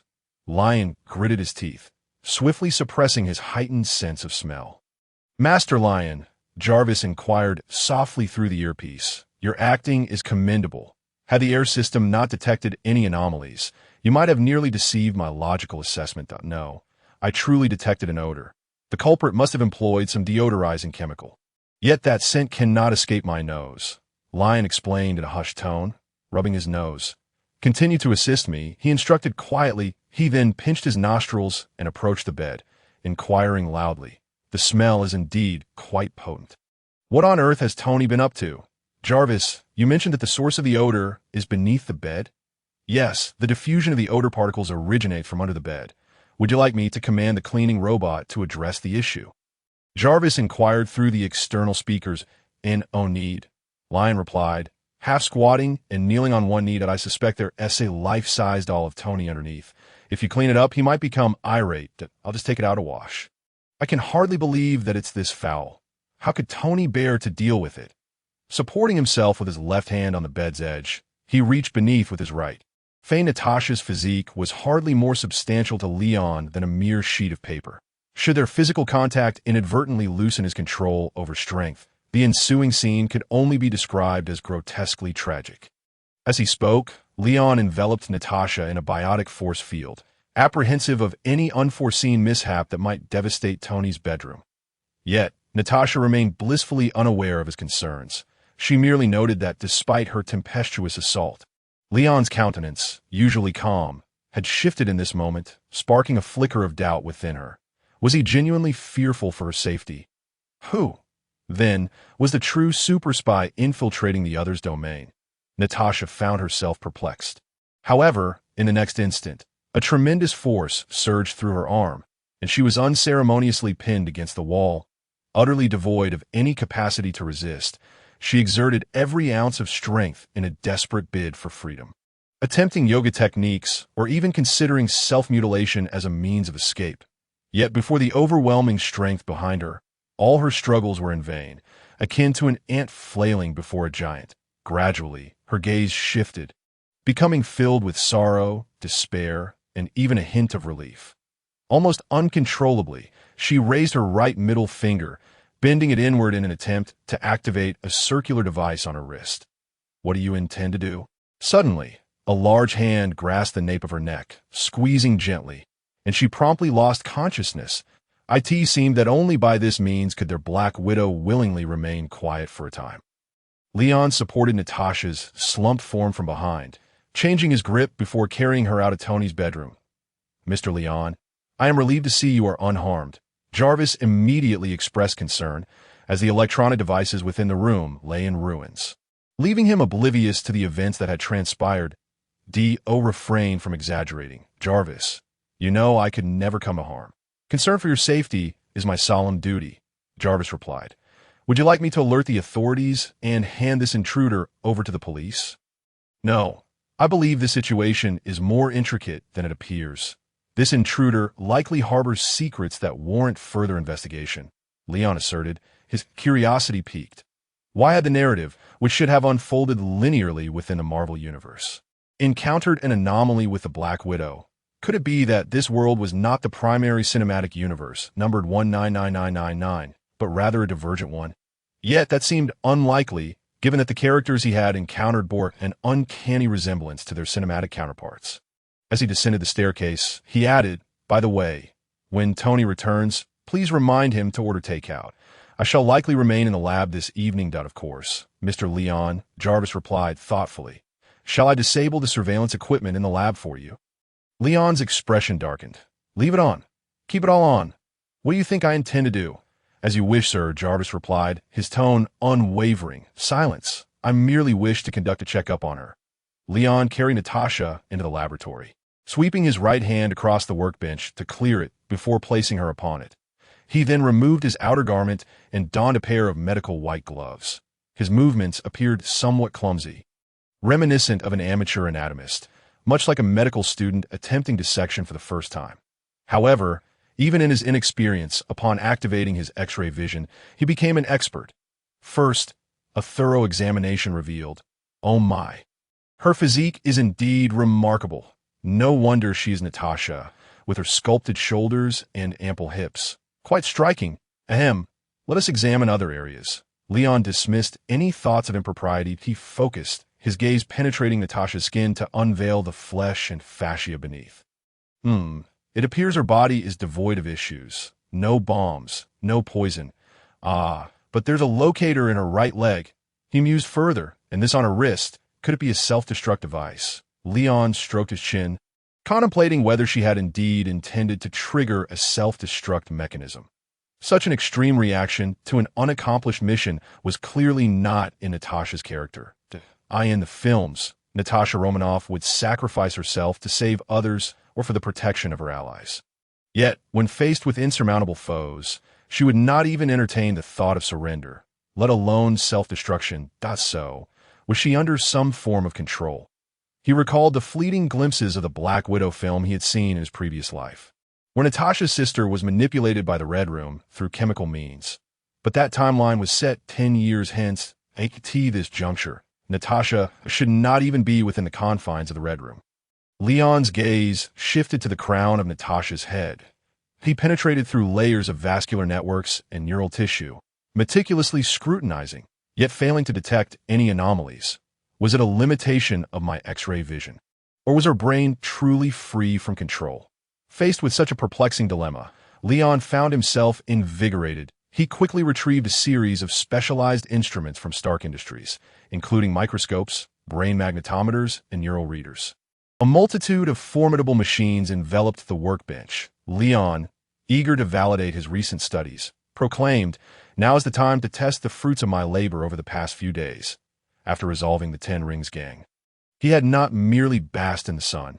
He had seized moments to delve into biological knowledge. Little did he anticipate that such knowledge would soon prove invaluable.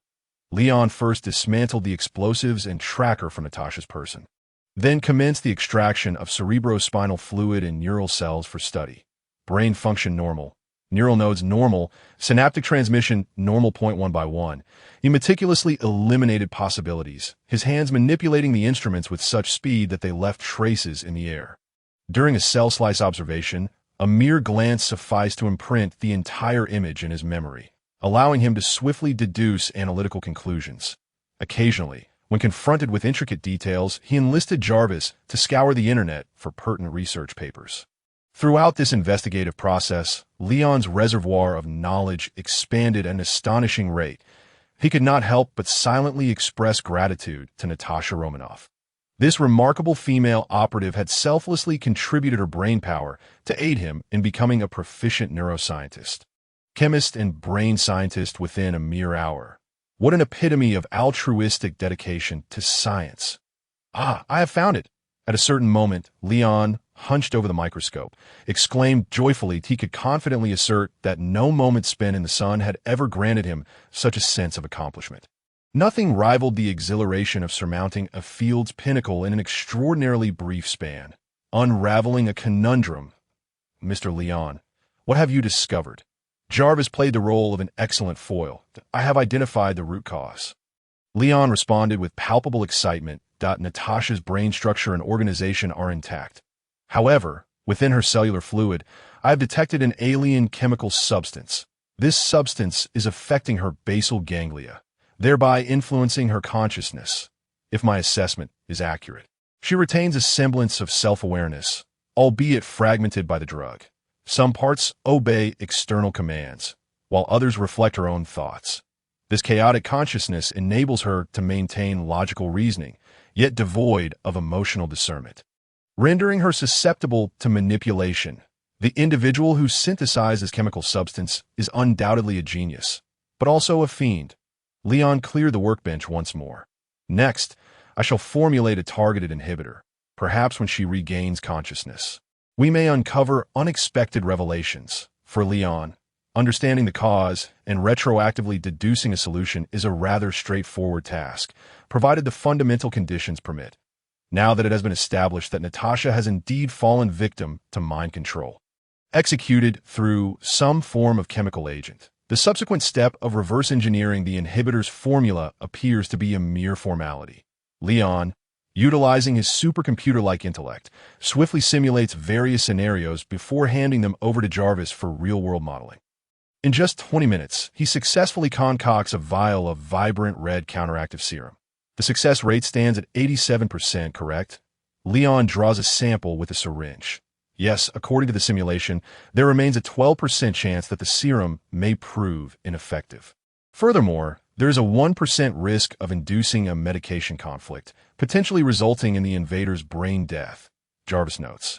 Yet, given the current limits of medical technology, this is the utmost we can achieve. Leon shrugs that he gazes at Natasha and states, "If conditions permitted, we might even consider conducting a Phase 3 randomized double-blind clinical trial, as that would be the proper procedure for drug development. However, judging by the patient's current state, we likely do not have the luxury of time to recruit volunteers for such an experiment." That on the workbench, Natasha has regained consciousness and is desperately attempting to tear away the ropes binding her. Seeking to resist, Leon, undeterred, methodically prepares the syringe, the sharp needle exuding a thin line of liquid. But do not struggle. The injection is about to commence. Be careful not to snap the needle. Besides, you bound me once. I shall now bind you in return, thus evening the score. Surely, Miss Natasha can comprehend this, right? He meets Natasha's eyes, which are reddened and bloodshot from her struggle, deliberately ignoring the fact that her mouth is sealed with tape. Excellent, our patient has tacitly agreed to the treatment. However, one must also be mentally prepared. He flicks the syringe to disperse the air bubbles within. After all, I am but a maverick physician, while the serum may risk causing brain death. If it proves effective, that is sufficient, is it not? Why concern ourselves with so many details? Should an unfortunate event occur, we shall simply attribute it to survivor bias. In his former life, Leon was a man of few words. Yet in this incarnation, he has been influenced by Tony Stark for over a decade. Although he primarily maintains his earnest demeanor, during pivotal moments, he occasionally adopts Tony's propensity for verbose banter. The inhibitor must be injected into the arm. Would you prefer to remove your clothing or tear off your sleeve? Ah, I see. You would prefer to tear the sleeves of your combat suit, correct? Leon rips away Natasha's sleeve, leveraging his physical advantage to restrain her, applying alcohol to her pale arm. Very well, Natasha, we are now at the final stage. You have 1 second to reconsider your decision to forego treatment. Point 1. Time's up. You have agreed to proceed. Splendid. However, time is of the essence. You need not seek a family member's signature. Should an accident occur, we will promptly assist with your cremation and return your ashes to the Red Room. Natasha's eyes widen in shock, her mouth mumbling incoherently. What are you saying? No need for anesthesia. Rest assured, we have not prepared any anesthetics. I am starting the injection. Leon casually plunges the needle into Natasha's alcohol-prepped arm. The bright red serum is swiftly injected into the patient. All right, it is over. You see, that was not painful, was it? Our procedure is remarkably brief. We must now apply pressure to the injection site to prevent bruising, but you appear unable to do so, so I shall take on that task momentarily. Leon withdraws the empty syringe and presses a cotton swab against Natasha's arm. However, after placing the syringe back onto the tray held by the mechanical assistant, he falls silent, his expression slightly serious as he watches Natasha. At this moment, Leon's thoughts are far more somber than his words might suggest. He contemplates that, as one of the principal characters in this world, Natasha should be unlikely to fall victim to that 1% chance. Moreover, the counteractive serum is the best he can currently achieve. Even if the world's foremost physicians were convened, they might only manage to marginally decrease the serum's lethality rate by a fraction of a percent, yielding little improvement. The chemicals within Natasha's system were likely never intended to be countered. The researchers aimed to create an irremediable control agent. They cared more about the serum's unbreakable nature than the life of the controlled individual. Those chemical substances are ensconced within the cellular fluid of Natasha's brain cells. Their removal would signify cell death, thereby inflicting damage upon the brain and placing the controlled individual at risk of death. Thus, the very creation of the inhibitor is a miraculous feat. As for the remaining 1% lethality rate, it is of little consequence that it seems the inhibitor is already taking effect. Leon removes his gloves, sanitizes his hands, and accepts a disinfectant wipe from the assistant. Cleaning his hands thoroughly, he gazes at Natasha, whose expression is swiftly calming, and silently offers a prayer for her well-being. Jarvis, do you think if she genuinely encounters that 1% chance of brain death, should it be considered luck or misfortune? Leon muses, contemplating the outcome. Statistically speaking, encountering a 1% probability ought to be deemed extraordinarily fortunate. Jarvis responds earnestly, yet from a consequential perspective, should one succumb to the most minimal likelihood of death, it is indeed a grave misfortune. Your perspective is remarkably objective, Leon quips, yet humanity does not share such contemplations. When calamity befalls oneself, even the slightest probability transforms into a 100% nightmare, an unequivocal stroke of bad luck. So this is the human mindset. Jarvis notes this down. I shall strive to adopt such thinking in the future, Master Leon. That is not necessary. Your methodical reasoning is your advantage. Presently, many young women favor such traits. Natasha has awakened. Upon noticing the gentle flutter of Natasha's silken lashes, Leon hastens to the workstation, leaning in for a closer look. Before long, Natasha opens her eyes, her amber irises reflecting confusion, her expression vacant. Yet Leon cannot help but smile. That foolish expression. Precisely it. Miss Natasha, congratulations on your successful operation. Her dazed demeanor indicates that Natasha's mind has liberated itself from the influence of the chemical agent. Her scattered consciousness gradually begins to consolidate. However, it appears that this process of reassembly will require some time. Observing Natasha's transformation, Leon instinctively tears away the ropes binding her and the tape sealing her mouth. In stark contrast to Leon's elation, upon regaining consciousness, Natasha finds herself confronted by an exceedingly close visage, peering intently at her from left to right. Her pupils dilate in an instant, and her body reacts reflexively. With her newfound freedom, she swiftly liberates her limbs. Utilizing her legs, she skillfully ensnares Leon's sturdy waist, and with a powerful tug of her arms, she pivots around him, implementing a rear-naked choke. This muscle memory stems from over a decade of training as an agent. Upon completing the choke, she instinctively applies pressure. Yet, rather than succumbing to asphyxiation, Leon remains unperturbed. Her arms feel as if they are ensnared by diamond. Momentarily taken aback, Natasha is suddenly inundated with fragmented memories. Her expression shifts to one of bewilderment, her eyes losing focus. It is only when Leon reaches out to lift her and place her upon the workstation that she regains her senses. You saved me, Natasha gazes at Leon, her expression growing increasingly complex. Her hands find no resting place at her sides, and she gradually lowers her head. What have I done? I once believed I would be under the Red Room's control for a lifetime. Yet unexpectedly, I find myself redeemed at the hands of my target. This moment of clarity, a torrent of memories floods her mind, eliciting a whirlwind of emotions. Remorse, resentment, and an overwhelming sense of urgency. It seems you have made a remarkable recovery. Leon observes his words. Natasha snaps back to reality. Sitting at the workstation, she suddenly finds herself at a loss for words. Thank you. I am immensely grateful. No, I deeply apologize. My actions were involuntary, purely instinctual. That I am sorry. I should not have acted thus. Are you injured? Natasha's words were somewhat disordered. It was evident that her emotions were unstable, having just regained her memories. Especially after Leon had just rescued her, she responded with ungrateful ferocity. This elicited deeply buried memories, leaving her feeling ashamed and uneasy. Do not concern yourself. Leon waved his hand dismissively. It was an unintentional mistake on your part. And besides, you cannot harm me. Natasha clenched her fists, suddenly recalling how she had been effortlessly subdued by the man before her. The overwhelming power that crushed all resistance was something she feared she would never forget. She instinctively glanced around, striving to calm her tumultuous emotions. Thank you. Natasha discreetly surveyed Leon's physique, then shook her head, reiterating her gratitude.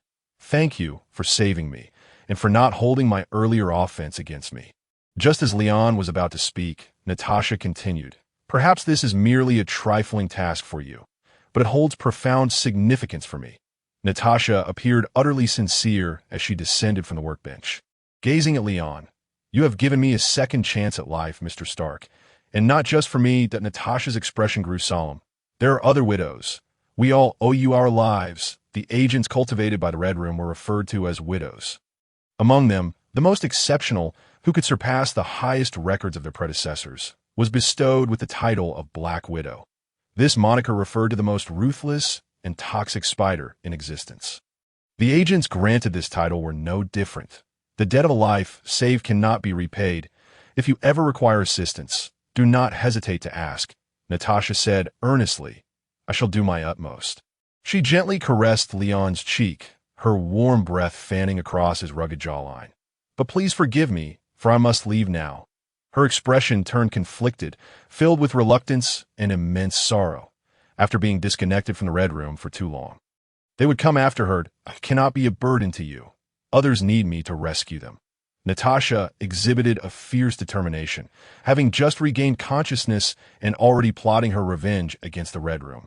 A resolute glint flashed in her eyes, and she unexpectedly rose on her toes to plant a gentle kiss on Leon's cheek.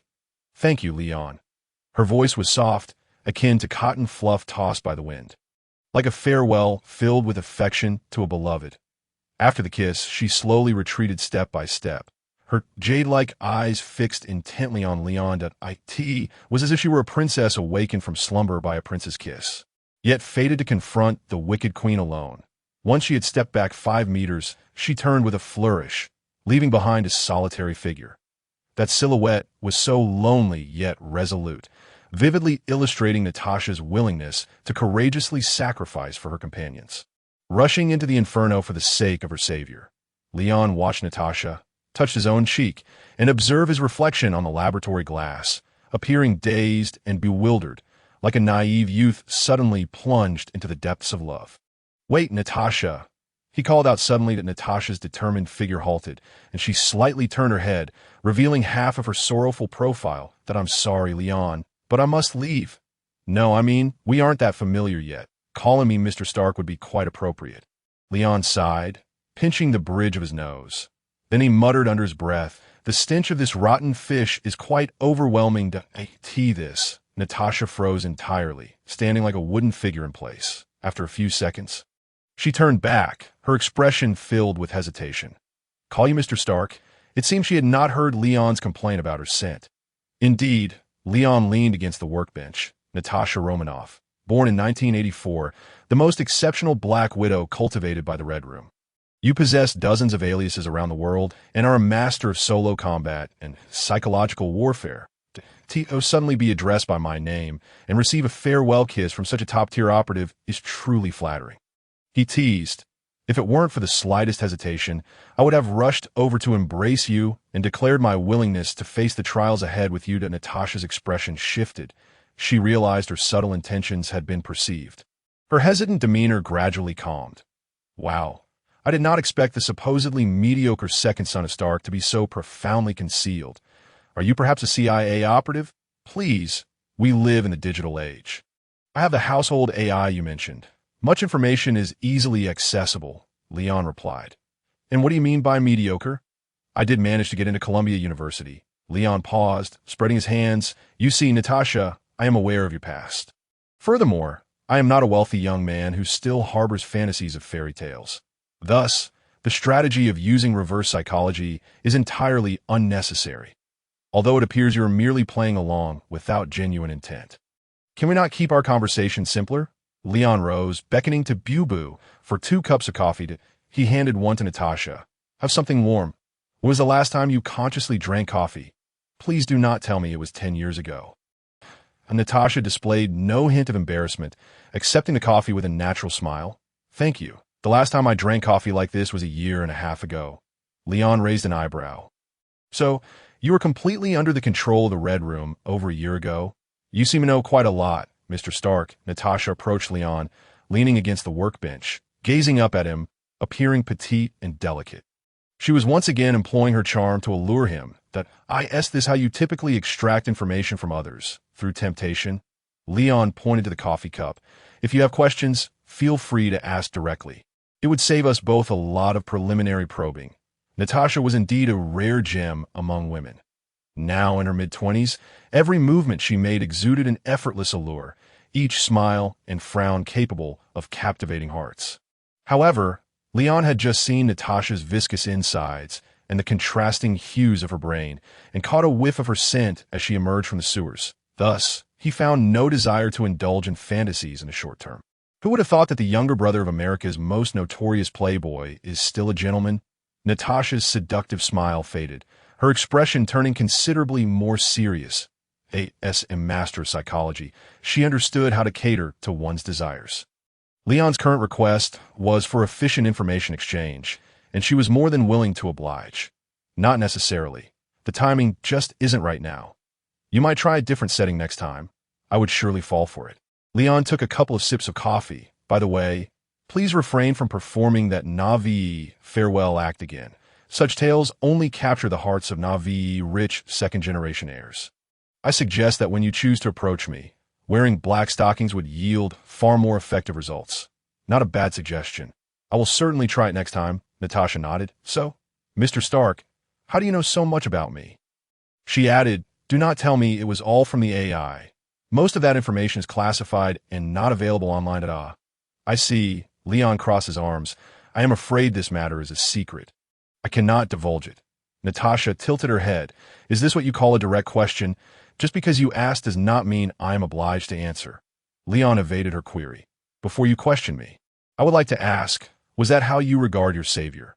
You first attacked me upon awakening, which was an accident, yet you genuinely thanked and apologized to me afterward. But upon recalling our previous encounter, you immediately began to entice me again. You wanted me to offer help in dealing with the Red Room, correct? The most outrageous part is that after turning away, you slyly observed my reaction through the glass reflection. How is it that I just saved you, and you had barely expressed your gratitude before attempting to pull me into danger? Leon slapped his thigh. The stark contrast in your behavior makes me feel like a fool. I apologize. Natasha raised her hands, expressing her remorse once again. It was my mistake to regard you merely as an ordinary scion of wealth. Hoping to exploit you. It was also wrong of me to attempt to involve you in this situation. I'm truly sorry. I have only just regained consciousness and sought an ally who could provide me with a sense of security. A hint of vulnerability flickered across Natasha's face. After all, your strength and brilliance as a genius give me a greater chance of success with your assistance. However, I assure you, had you chosen to aid me earlier, I would have divulged all pertinent information to you, although you may not appear to require it. Moreover, my previous promise stands. Should you encounter any trouble in the future, you may call upon me for any request, provided I'm still alive. Leon stroked his chin. Does that include asking you for certain indescribable favors? Certainly. As long as it is you, I can accept. Natasha's gaze, briefly conflicted, transformed into unwavering resolve. She was serious. Leon realized Natasha was not jesting and withdrew his smile. Well, there's no need to be so somber. I was merely making a joke, and I retract my earlier remarks that lacked respect. He gestured to the clumsy assistant. Little Ben, please bring this lady another cup of coffee. Now, it was Natasha's turn to be taken aback. Are you apologizing to me? To be honest, this is quite unlike what I expected from you. Apologizing? No, you have misunderstood. I am not apologizing. I merely maintain my composure. At least not making light of such matters in public. Leon defended himself. Natasha's eyes reflected confusion. How can you say that? You are quite different, almost unrecognizable as a Stark. Perhaps it is because I have been influenced by another form of education beyond Stark. Leon raised his glass to clink with Natasha's. Yet, no matter how much you praise me, it does not change the fact that you invaded here, attacked me, and although I saved you without holding a grudge, your ulterior motives remained. A mere verbal apology is insufficient. You are right. Natasha smiled as she sipped her hot coffee. However, I genuinely compliment you. Those words were something I have never heard before. It does indeed sound quite cultured. Thank you for the compliment. It is part of my self-presentation. Leon shrugged. Such a presentation must be quite captivating to young girls, Natasha remarked, her eyes narrowing playfully. Perhaps so. Should we discuss you and the matter of the Red Room? Leon set down his coffee cup. What would you like to discuss? Natasha leaned away from the workbench. If this is the compensation you seek, I will speak freely. I only have one question. How were you controlled by the Red Room a year and a half ago?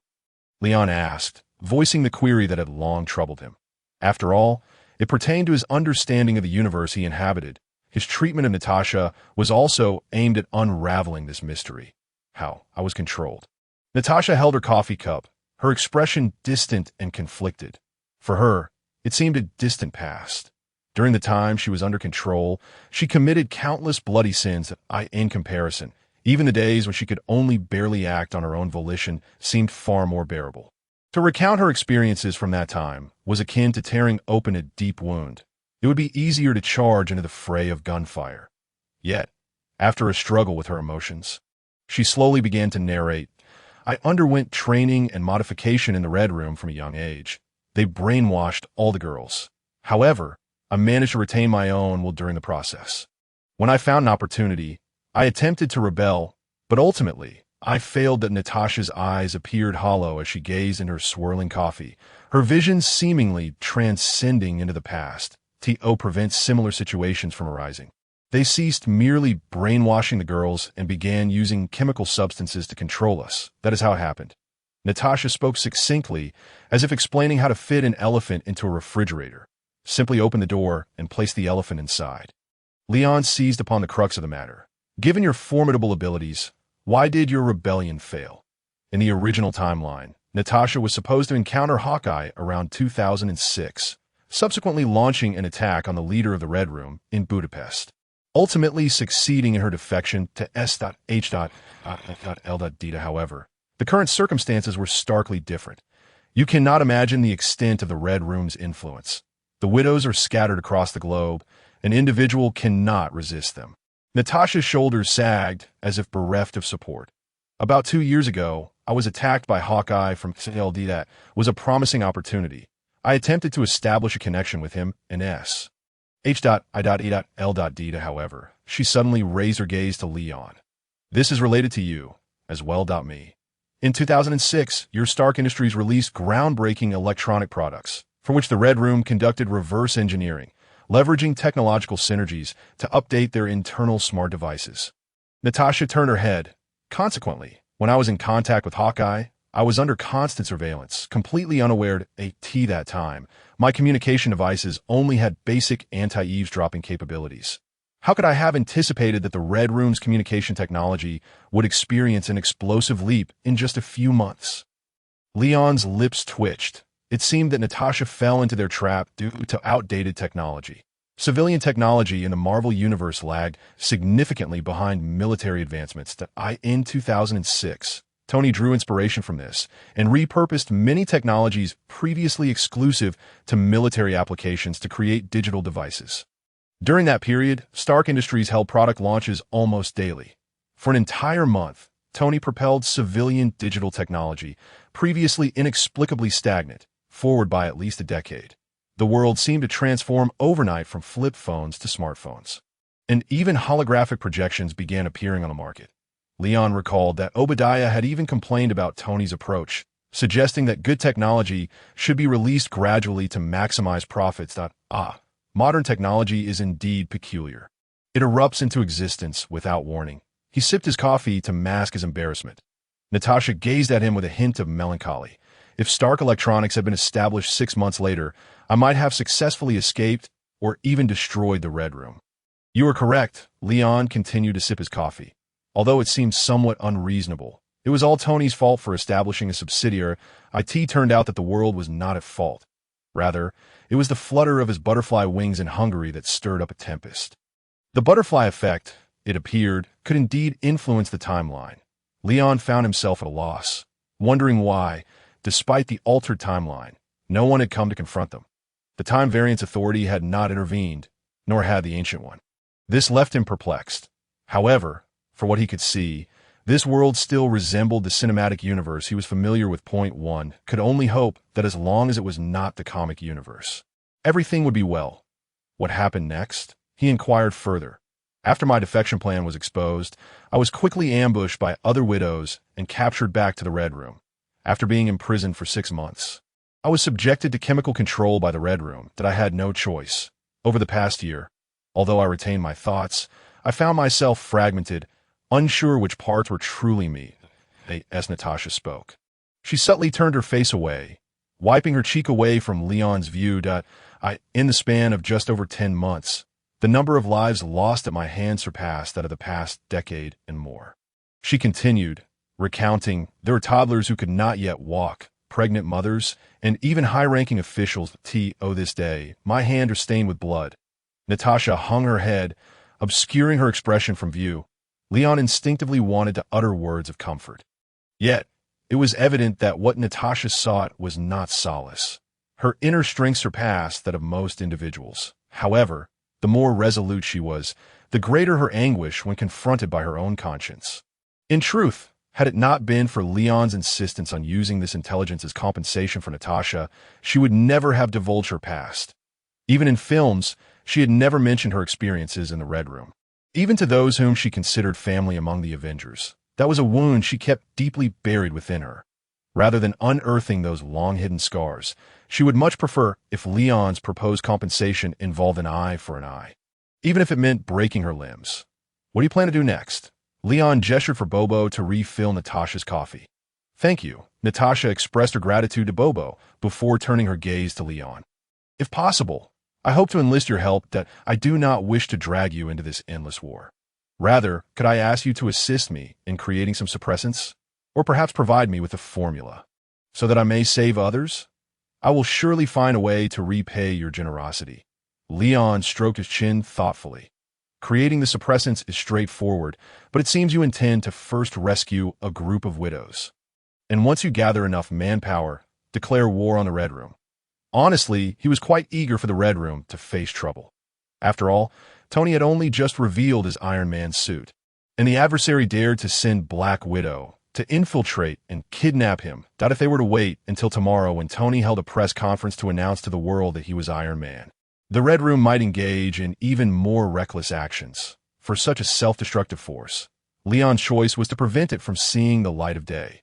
However, it just so happened that Natasha's goal was also to obliterate the Red Room, making their intentions align perfectly, and Leon was more than willing to go along with it. Natasha straightened her posture. Indeed, that is my plan, Mr. Stark. Please trust me. I will. Just call me Leon. That you've shared so many heartfelt words. We should consider ourselves friends now, Leon interrupted. Natasha paused for a moment, then nodded. Leon. Now let me speak. Leon tapped his fingers on the table. Your idea is commendable, but implementing it will not be easy, he continued. First, you will lose contact, and then, as you begin your actions, other widows will also start to disappear. The Red Room will quickly catch on, and you will find yourself in a dire situation. Natasha slowly shook her head. I understand, but I must do this. It is my responsibility. Responsibility? Leon pondered for a moment. You say that, and I happen to have an idea. A win-win, no, a three-win scenario. What idea? Natasha asked, taken aback. Leon began to tidy up the items on his workbench. Preparing to create a batch of suppressants.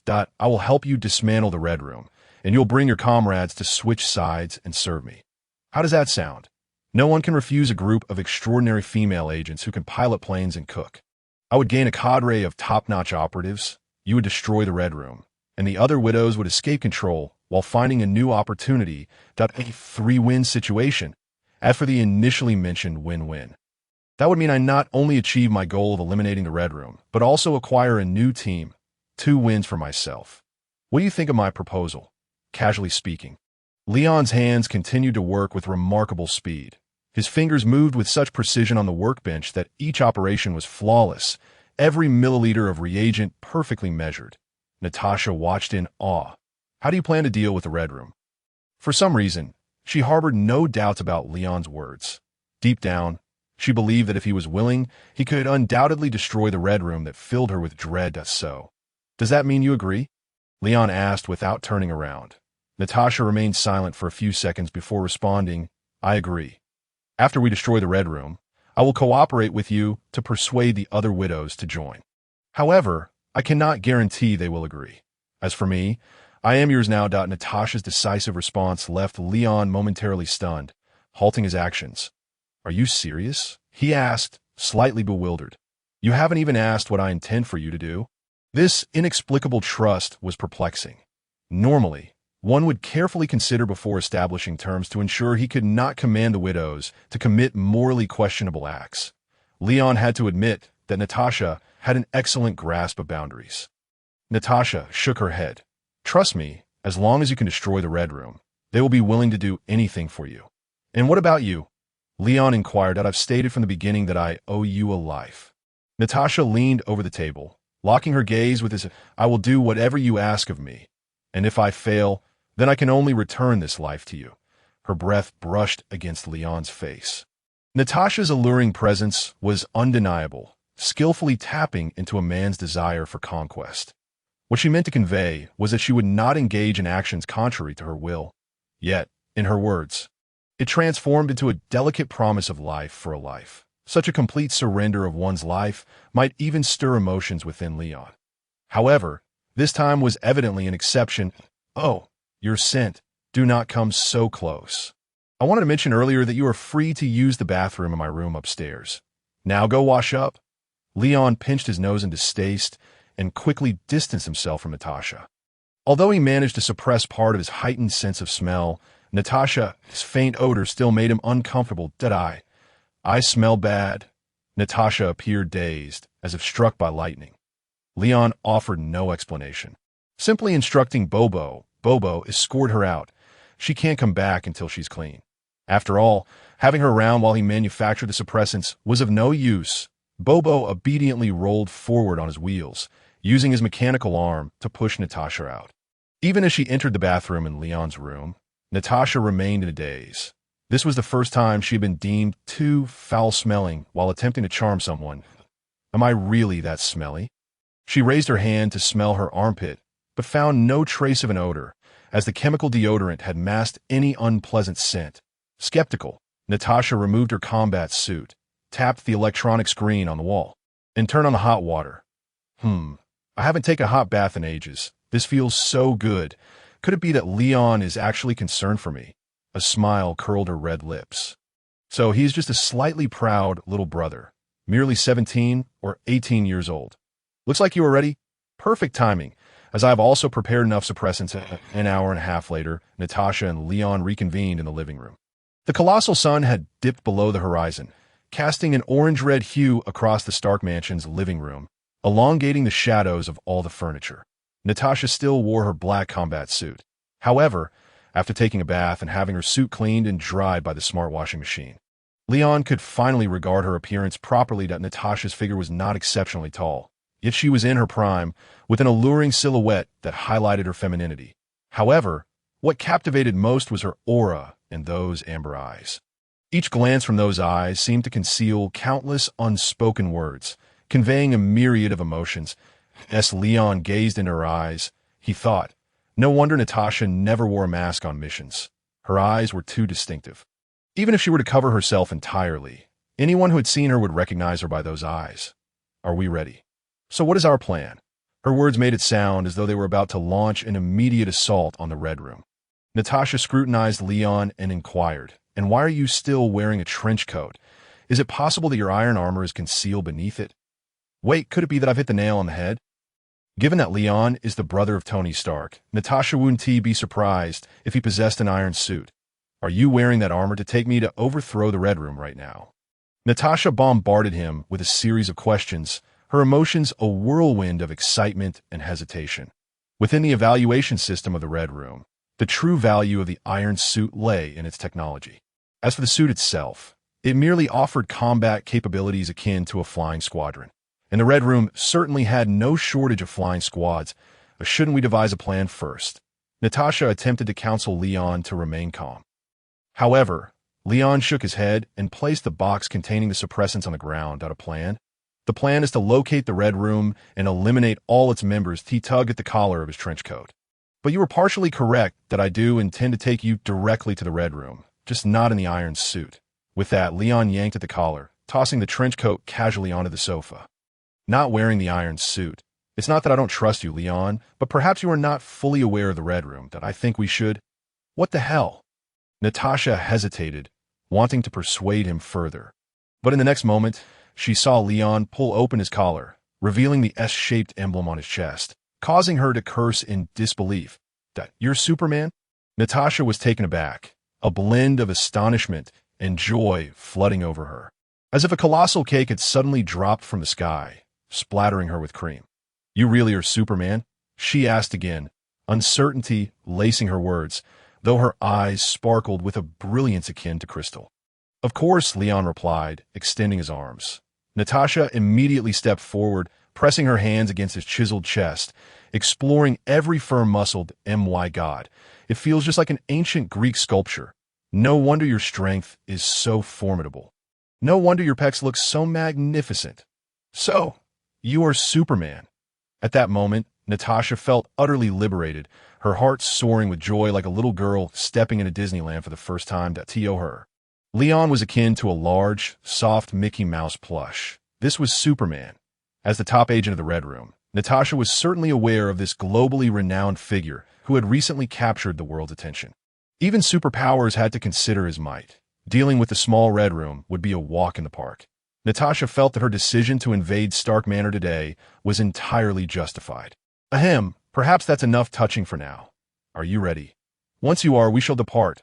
Leon coughed lightly, interrupting Natasha's exploratory actions. Reluctantly, Natasha withdrew her hand and nodded earnestly.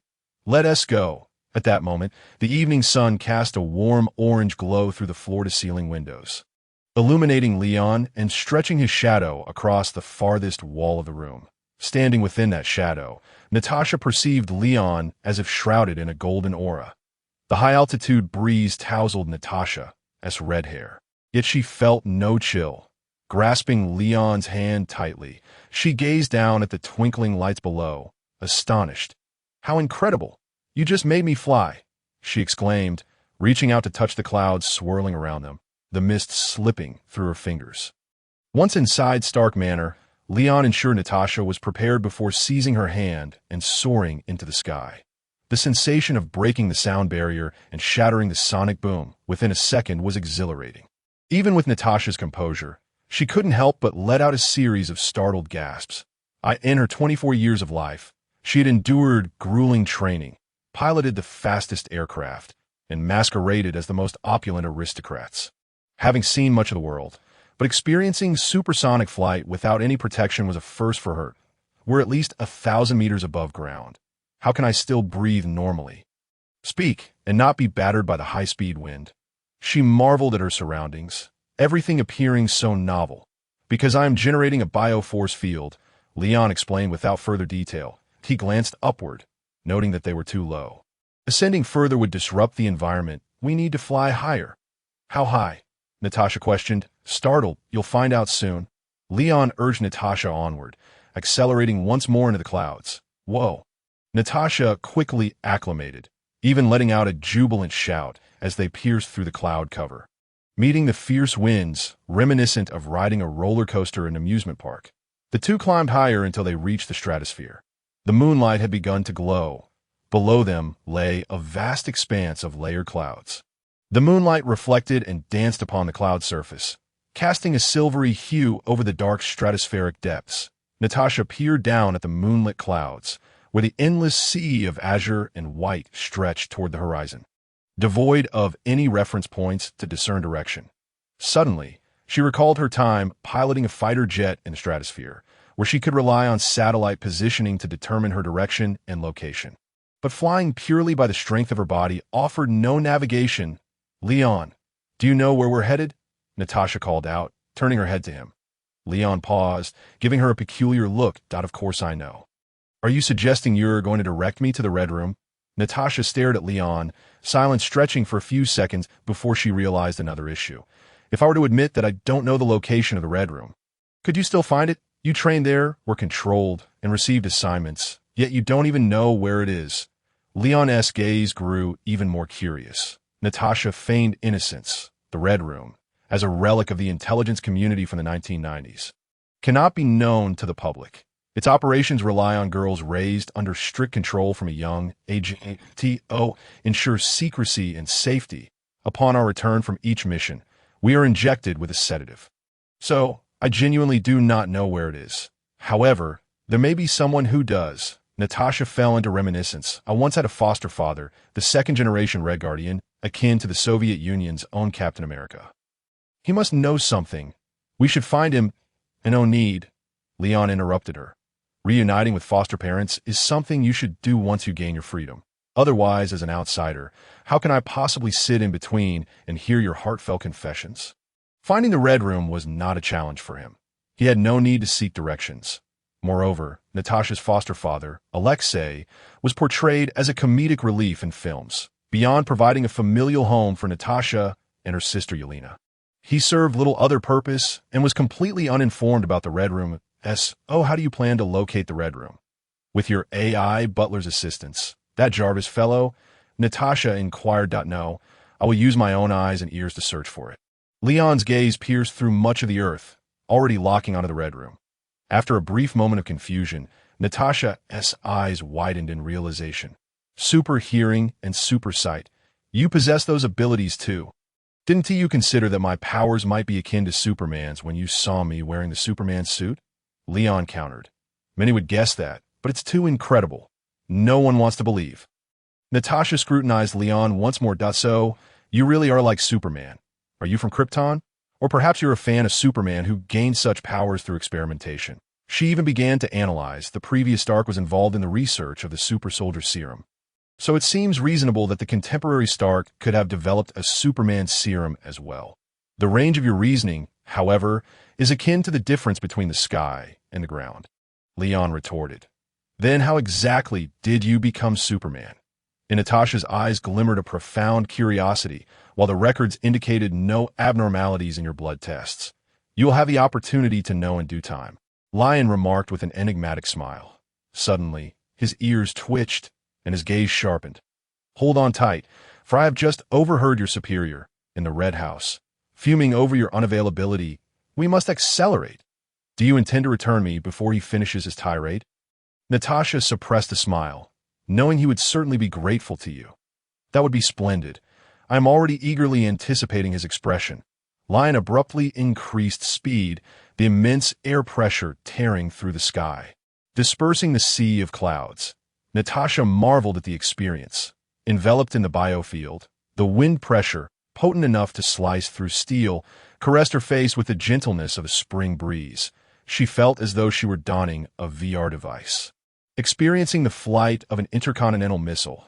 The visual and tactile sensations were utterly disjointed. My God, this is truly miraculous, she exclaimed once more. The duo's velocity swiftly surpassed 50 Mach, traversing dozens of kilometers in mere seconds. In the stratosphere, only clouds and thin air surrounded them, devoid of any reference points. Yet Natasha soon discerned the North Star drawing ever closer to her zenith.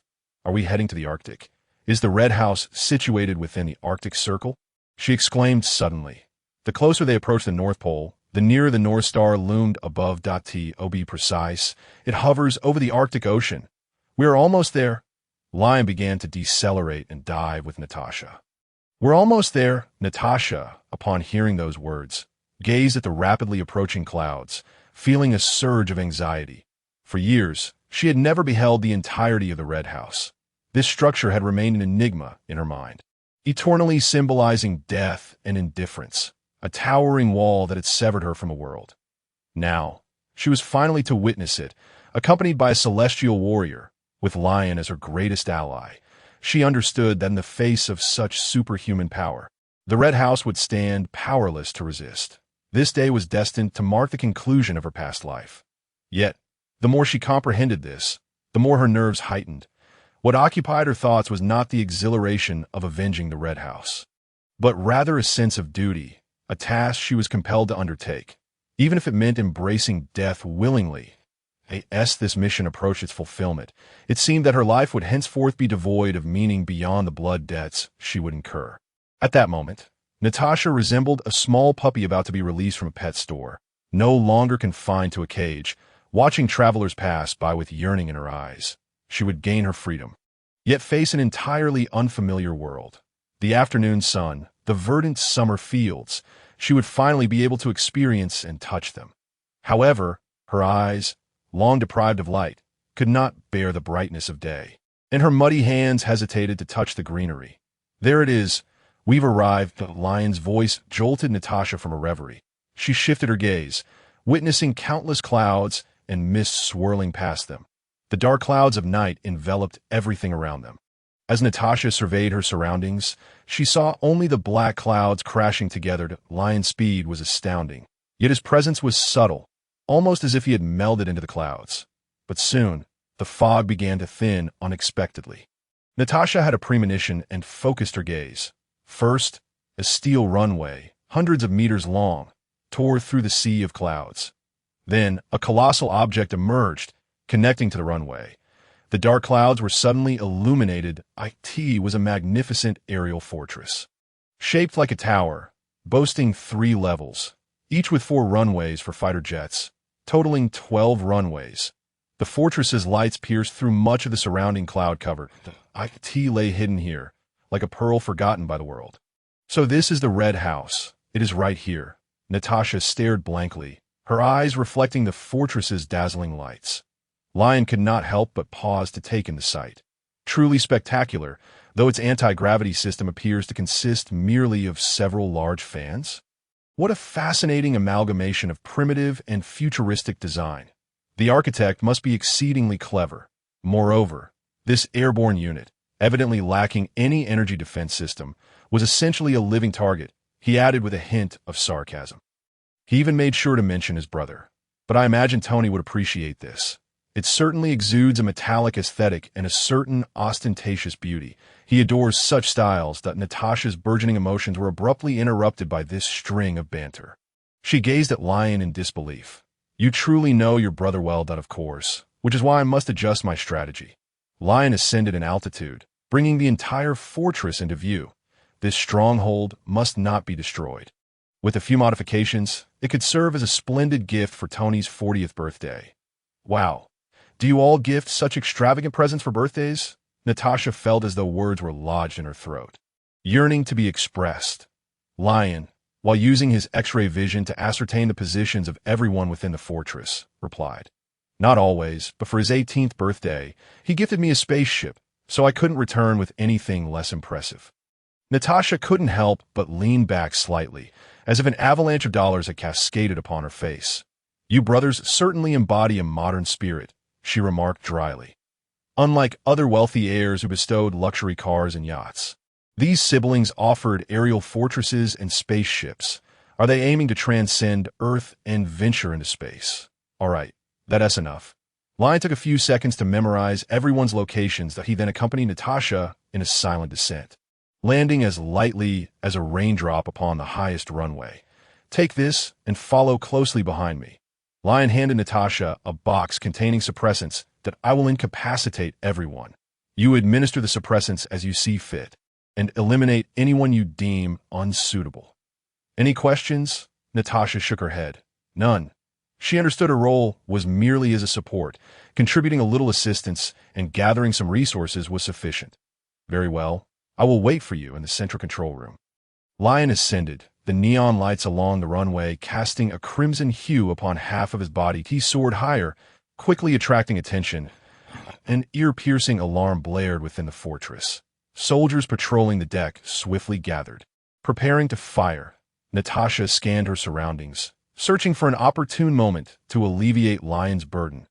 However, before she could act, Lion, now illuminated by the red laser sights of firearms, made the first move. Natasha blinked in astonishment, as it appeared that several concentric circles surrounded the fortress. She squeezed her eyes shut.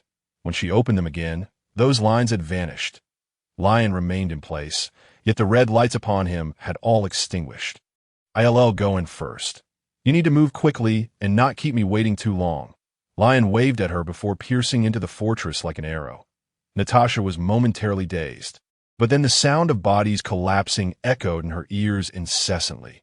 Her eyes widened as she followed the sound, discovering the deck before the fortress entrance piled high with unconscious combatants.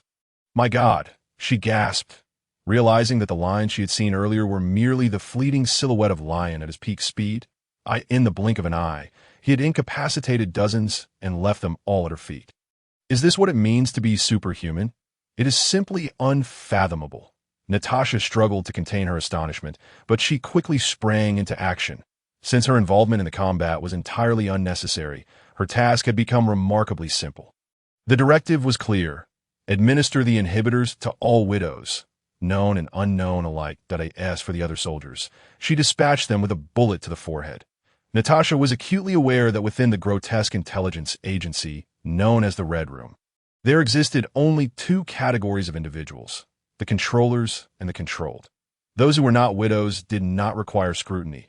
They occupied positions of power, playing the roles of oppressors and maintainers of order. None of them virtuous. Once Natasha had administered the inhibitors to all the widows, she charged towards the direction of Leon, storming into the fortress. Leon's assault had not been gentle. The widows were likely to remain unconscious for a considerable duration, and she could not afford to linger. For Natasha, the interior of the Red Room fortress was a stark contrast to its imposing exterior. Inside, it felt as if she had returned home, intimately familiar with every nook and cranny. The only difference was that along her path, at every doorway and on every corridor deck, she encountered individuals sprawled unconscious on the ground. Their expressions were serene, devoid of any marks of injury. their collapsed forms reminiscent of those peacefully drifting into slumber. Natasha could easily envision the scene when Leon had invaded this fortified stronghold, as if he were traversing an uninhabited realm. Without a moment's hesitation, she wielded her weapon with her left hand while administering inhibitors with her right, swiftly making her way to the command room. However, there were far too many incapacitated individuals, even with her swift movements. It took nearly 10 minutes to conclude the injections and arrive at the central command room. Before she could open the door, familiar voices reached her ears from within. "I apologize, esteemed Superman. Please forgive my transgression. I swear I had no knowledge of your relationship with Mr. Tony Stark." It was Dreykov's voice. "Spare me your pleas. I've endured your lengthy monologue for several minutes about how the widows control the world and shape peace. And now you dare say this?" Leon retorted. "What would you have me say? I'm capable of discussing anything. Perhaps we could delve into Gorbachev's embarrassing moments. Enough, whatever you wish to say, you may convey it to God. You are already aware of my connection with Tony. Do you still believe you can leave here alive?" A moment of silence enveloped the room. Suddenly, the initial speaker erupted into a sharp, mocking laughter. "Ha ha ha, Superman, you have been deceived. Do you think I've been stalling for no reason? The pheromones I emit can control those around me, rendering them unable to attack me. You have inhaled a substantial amount of my pheromones. Feel free to try and strike me." As Natasha pushed the door open, what greeted her was her former superior, General Dreykov, meticulously combing his hair, sporting black-rimmed glasses, his portly frame hunched over the desk. He glared at Leon, who stood on the opposite side of the table, wide-eyed and sneering. "Am I interrupting something?" she inquired, gesturing towards the door as both men turned to face her. "Natasha, you are the one who brought Superman here.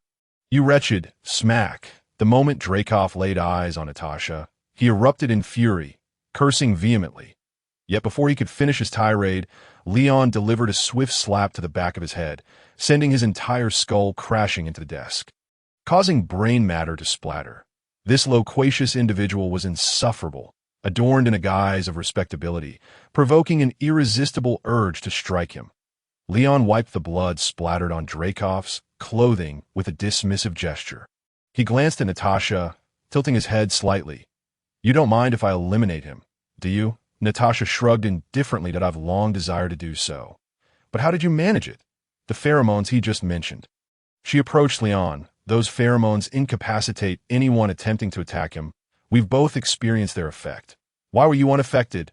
Leon seized Dreykov by the collar and tossed him to the ground, his eyes radiating heat vision, instantly incinerating the shadowy puppet master into ashes.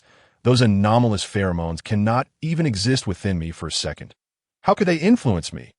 Leon brushed off non-existent dust from his hands, dismissing the notion. "Unless it involves mental or magical control. Otherwise, how could one control a Kryptonian who has basked in the sun for over half a year? They are far from capable." Natasha gazed at the ashes of her former superior, her mouth slightly agape. "Heat vision. Yet another astonishing power. I'm almost accustomed to being astounded by your new abilities. Treasure boy, how do you intend to surprise me next?" She chuckled silently. "But before that, you might want to elaborate on how you wish for me to repay you. I will acquiesce to any terms." "Natasha, do you realize your tone resembles that of a 30-year-old professional woman seeking a handsome male model for relief after a long day at work?" A massive screen dominated the room. On the desk opposite it, an embedded control panel awaited interaction. Leon approached the desk, attempting to operate the panel. "If you wish to repay me, first ensure the widows switch allegiances to work for me. However, the first step must be to lift the controls imposed on widows worldwide to your service." Natasha positioned herself beside Leon, observing his actions. "Then I shall check on the widows aboard the aircraft carrier. You can handle cracking the system and searching for the list of widows across the globe. Is that acceptable?" "That is quite simple." Just as Leon finished speaking, a red interface suddenly appeared on the screen, indicating that palm print recognition was required for unlocking. Palm print recognition? Leon attempted several times to no avail. Perhaps he had acted too impulsively. Dreykov should have waited a while longer to meet his demise. He then retrieved his phone. "However, I have Jarvis. He can manage this system."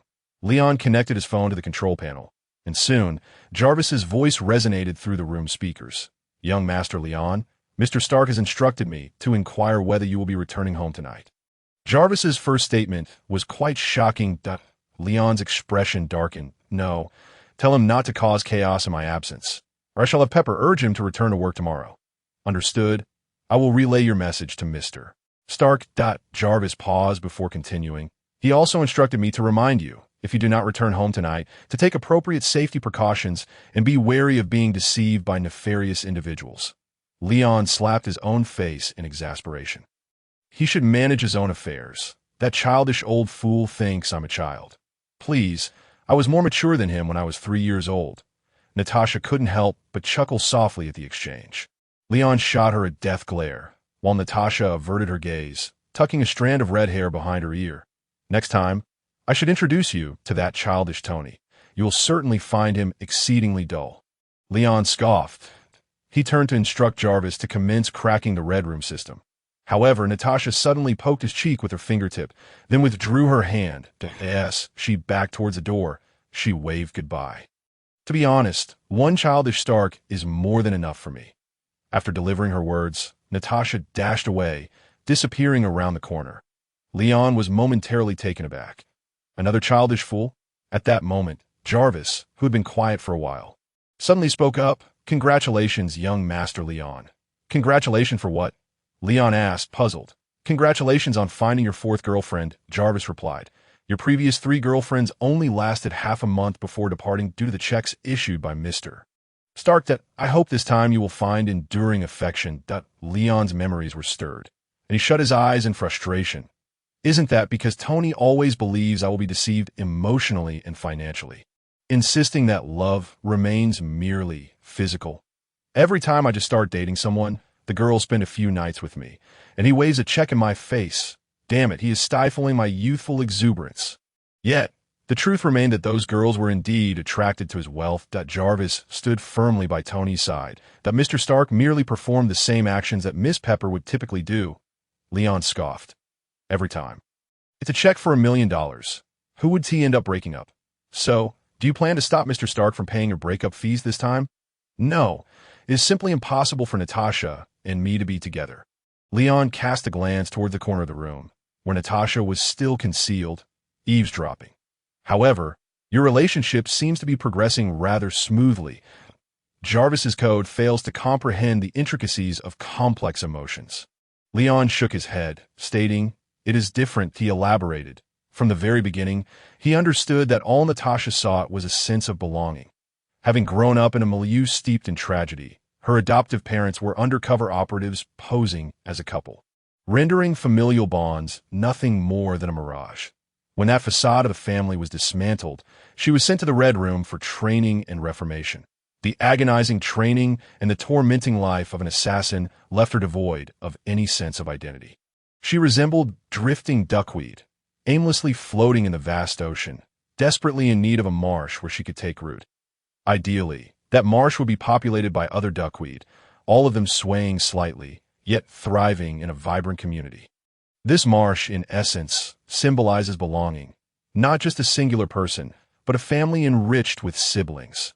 Thus, Natasha does not require a lover. What she truly needs is a place that instills in her a sense of belonging. They will not be together. Leon, who comprehended Natasha's entire past and future, knew well that she would undoubtedly have those she cherished and friends with whom she bonded. Yet, she would maintain an appropriate distance from everyone. That sense of aloofness served as her armor for self-protection and the foundation for her relationships. Suddenly, a thud echoed from outside, followed by the sound of hurried, retreating footsteps. Evidently, Natasha had been laid bare in her thoughts, and, flustered, made a hasty exit. Young Master Leon, Miss Natasha was just outside. Jarvis reminded him that, "I am aware." Leon nodded. "You understand her well. Is it that you admire her, but dare not approach?" "My dear Jarvis, such matters are only the realm of Tony. I hold nothing but admiration for Natasha. Oh, you do not intend to be with her. My relationship with her can be simplified to occasional heart-to-heart conversations in the stillness of the night." According to Mr. Stark's behavioral logic analysis, the secrets shared at night often transform into activities that create noise. That is indeed the logic at play. Let us cease this idle chatter, Jarvis. Now, Breach this mainframe and unlock the system's restrictions. Leon commanded. Understood. Young Master Leon. Jarvis's program successfully infiltrated the mainframe of the Red Room. The crimson password box on a large screen was swiftly engulfed by a torrent of blue code. The characters of 0 and 1 danced rapidly across the screen. Within the mainframe of the Red Room, Jarvis's capabilities were unprecedentedly potent. IT even remarked, Young Master Leon, here I feel as free as in the ocean. Their system's performance is remarkably superior. Then you may indulge in it afterward. I intend to gift this fortress to Tony, allowing you to reside here permanently. Leon gazed at the screen, awaiting the results of Jarvis's operations. After more than 10 minutes, suddenly, a flash illuminated the screen, indicating that the system's barriers had been successfully lifted. A series of folders sprang forth, lined up from low-security documents to high-level classified files, arranged by their confidentiality ratings. Leon's smile widened in satisfaction. Jarvis, search for the critical data within this system and retrieve all information pertaining to the Widow agents of the Red Room. Leon issued a new directive. Jarvis promptly responded, commencing the scanning and analysis of the vast data within the system. Moments later, it announced, Young Master Leon, I have located all relevant materials for you. A file opened on a large screen, densely populated with countless profile pictures, which continued to scroll downwards, revealing more faces. At least 300 widows had marked their locations on the world map. The screen flickered, displaying a world map with each profile pinpointed across the globe, from the Nordic cities of London and Paris to South Africa's Cape Town and Johannesburg, from the sacred city of Jerusalem to the free and open Chicago and New York. Over 300 widow agents were dispersed across various global nodes. Some held significant power, others were adept in maneuvering, while some lurked among vendors as hidden blades. The Red Room wielded control over the world through the manipulation of these widow agents. Jarvis sent a copy of the list and detailed information to Natasha. Then, transfer $100 million from my account to her, enabling her to establish a new organizational hub in New York. Leon's gaze sharpened with focus. Young Master Leon, you might consider directly informing Miss Natasha of the relevant arrangements. They're on their way to find you, Jarvis suggested. Natasha is bringing the widows with her? Leon glanced towards the door, his ears attuned to a series of rapid footsteps. It was a distinct, stealthy cadence, a technique the widows had long mastered. Wow, what did I just hear? A man is offering you $100 million. Natasha, how did you manage that? Did you undress? Teach me how to get someone to give me that much money.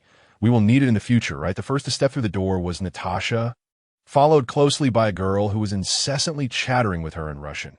That girl could hardly fathom that Leon not only understood Russian, but could also hear her hushed whispers. Natasha rolled her eyes, dismissing the girl behind her, and strode directly towards Leon.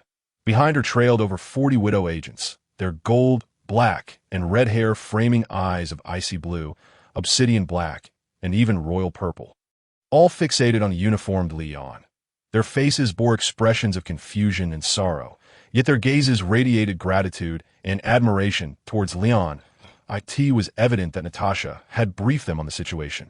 I have brought everyone. Natasha sidled to the side to make room, her demeanor unflappable, as if she had not just heard Leon's analysis of her. They are all willing to join your organization or company and serve you. Leon studied Natasha and the girl behind her, noticing the evident difficulties she must have faced during her persuasion efforts. Natasha sighed. This is my sister, Yelena. She tugged at the girl behind her. She attacked me as soon as she woke up. She's just an impulsive child. Both Natasha and Yelena bore bruises, a swollen forehead for one and a split lip for the other. That is not impulsiveness. It is punishment for your betrayal. Your defection has forced us to endure even harsher control. Yelena, with her short golden hair, appeared neat and tidy, her youthful face suggesting she was even younger than Leon. She first refuted Natasha's accusations, then stood at attention before Leon. Thank you for saving us. Mr. Superhero, we are willing to obey your commands. Leon smiled at her words, preparing to utter a few words to win their hearts. However, Yelena immediately sidled up, whispering to Natasha in Russian, Oh my, his chest muscles are stunning. They seem bigger than mine. Have you touched them? It's a shame for such a handsome man to have been seduced by you. Both Natasha and Leon's expressions darkened simultaneously, before Natasha could reprimand her rebellious younger sister. Leon took a step forward and addressed all the widow agents present in Russian. Ladies, I shall refrain from lengthy self-introductions. You are undoubtedly familiar with the identities of Superman and Stark. First and foremost, I must clarify that while my assistance in dismantling the Red Room was partly aimed at gaining your strength, this is not a compulsory demand. After all, you have endured enough suffering already. If you choose not to join, you may leave, whether to return to an ordinary life or to carve out your own path using your skills. For those willing to join, please remain that I shall instruct Natasha to establish a seemingly legitimate company or organization in New York, at which point you will all be able to showcase your talents. That is all I wish to convey. Those unwilling to participate may depart after assisting in the removal of the corpses from the fortress. I shall have Natasha escort you. Moreover, I will ensure that Jarvis provides you with information regarding your original family backgrounds. Leon waved towards the large screen. Jarvis, understood, sir. All information has been dispatched. Jarvis's efficiency was remarkable, as all the communication devices of the widow agents present received the information simultaneously. The widow agents exchanged glances, yet did not immediately check their identities, for these young women, who had been sent to the Red Room since childhood. The concept of family felt like a distant notion. This term, which should evoke warmth, sounded utterly foreign to them, akin to a bakery encountered by chance on the roadside. In fact, the prospect of a future where they could exercise autonomy was a source of immense unfamiliarity and trepidation. Throughout their decade-long tenure in the Red Room, they had never truly made a choice for themselves. Every detail of their lives had been meticulously orchestrated by the Red Room, including the manner of their deaths. Now, confronted with the two choices presented by Leon, they were taken aback yet felt a flicker of exhilaration within. The girls did not engage in conversation. After a brief silence, they all stepped forward. Encircling Leon, we are willing to heed your command, my lord. Their disparate voices harmoniously conveyed the same sentiment. Leon's tall figure stood out amidst the sea of black uniforms, as if he were the sun surrounded by stars. He surveyed the group, his gaze traversing the taut faces, and smiled.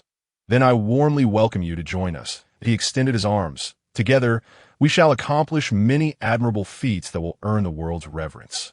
You will never regret today's decision. Your first task is to clear the airborne fortress and dispose of all the bodies. Afterward, I shall have Natasha accompany you to liberate other widow agents around the globe from their control. He extended his hand, and the widows collectively placed their hands upon it, each girl's eyes shimmering with anticipation.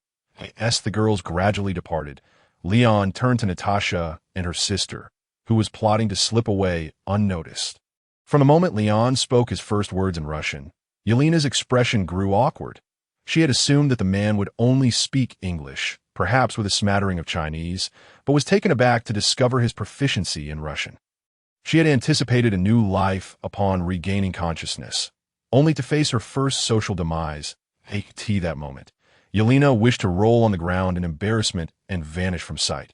However, as she attempted to evade the situation, Leon called out to her, Natasha, Yelena, you both stay behind. Natasha halted without question, while Yelena stiffened, nervously pointing to herself. Am I to stay as well? It seems that way, Leon replied with a smile, deliberately puffing out his chest. You were just discussing my muscles, so I thought it only fair to give you the opportunity.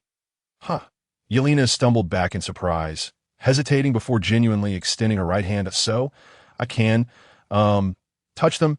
Natasha's expression darkened as she delivered a swift smack to Yelena's head. What on earth are you thinking? Yelena cradled her head, feeling aggrieved. It was the boss who said I could have a chance. She seamlessly slipped into the role of Leon's little sister. Leon shook his head in disbelief. How could a girl of Yelena's age harbor such absurd thoughts? He addressed the screen. Jarvis, send the information regarding widow agents dispersed across the globe to these two. Certainly.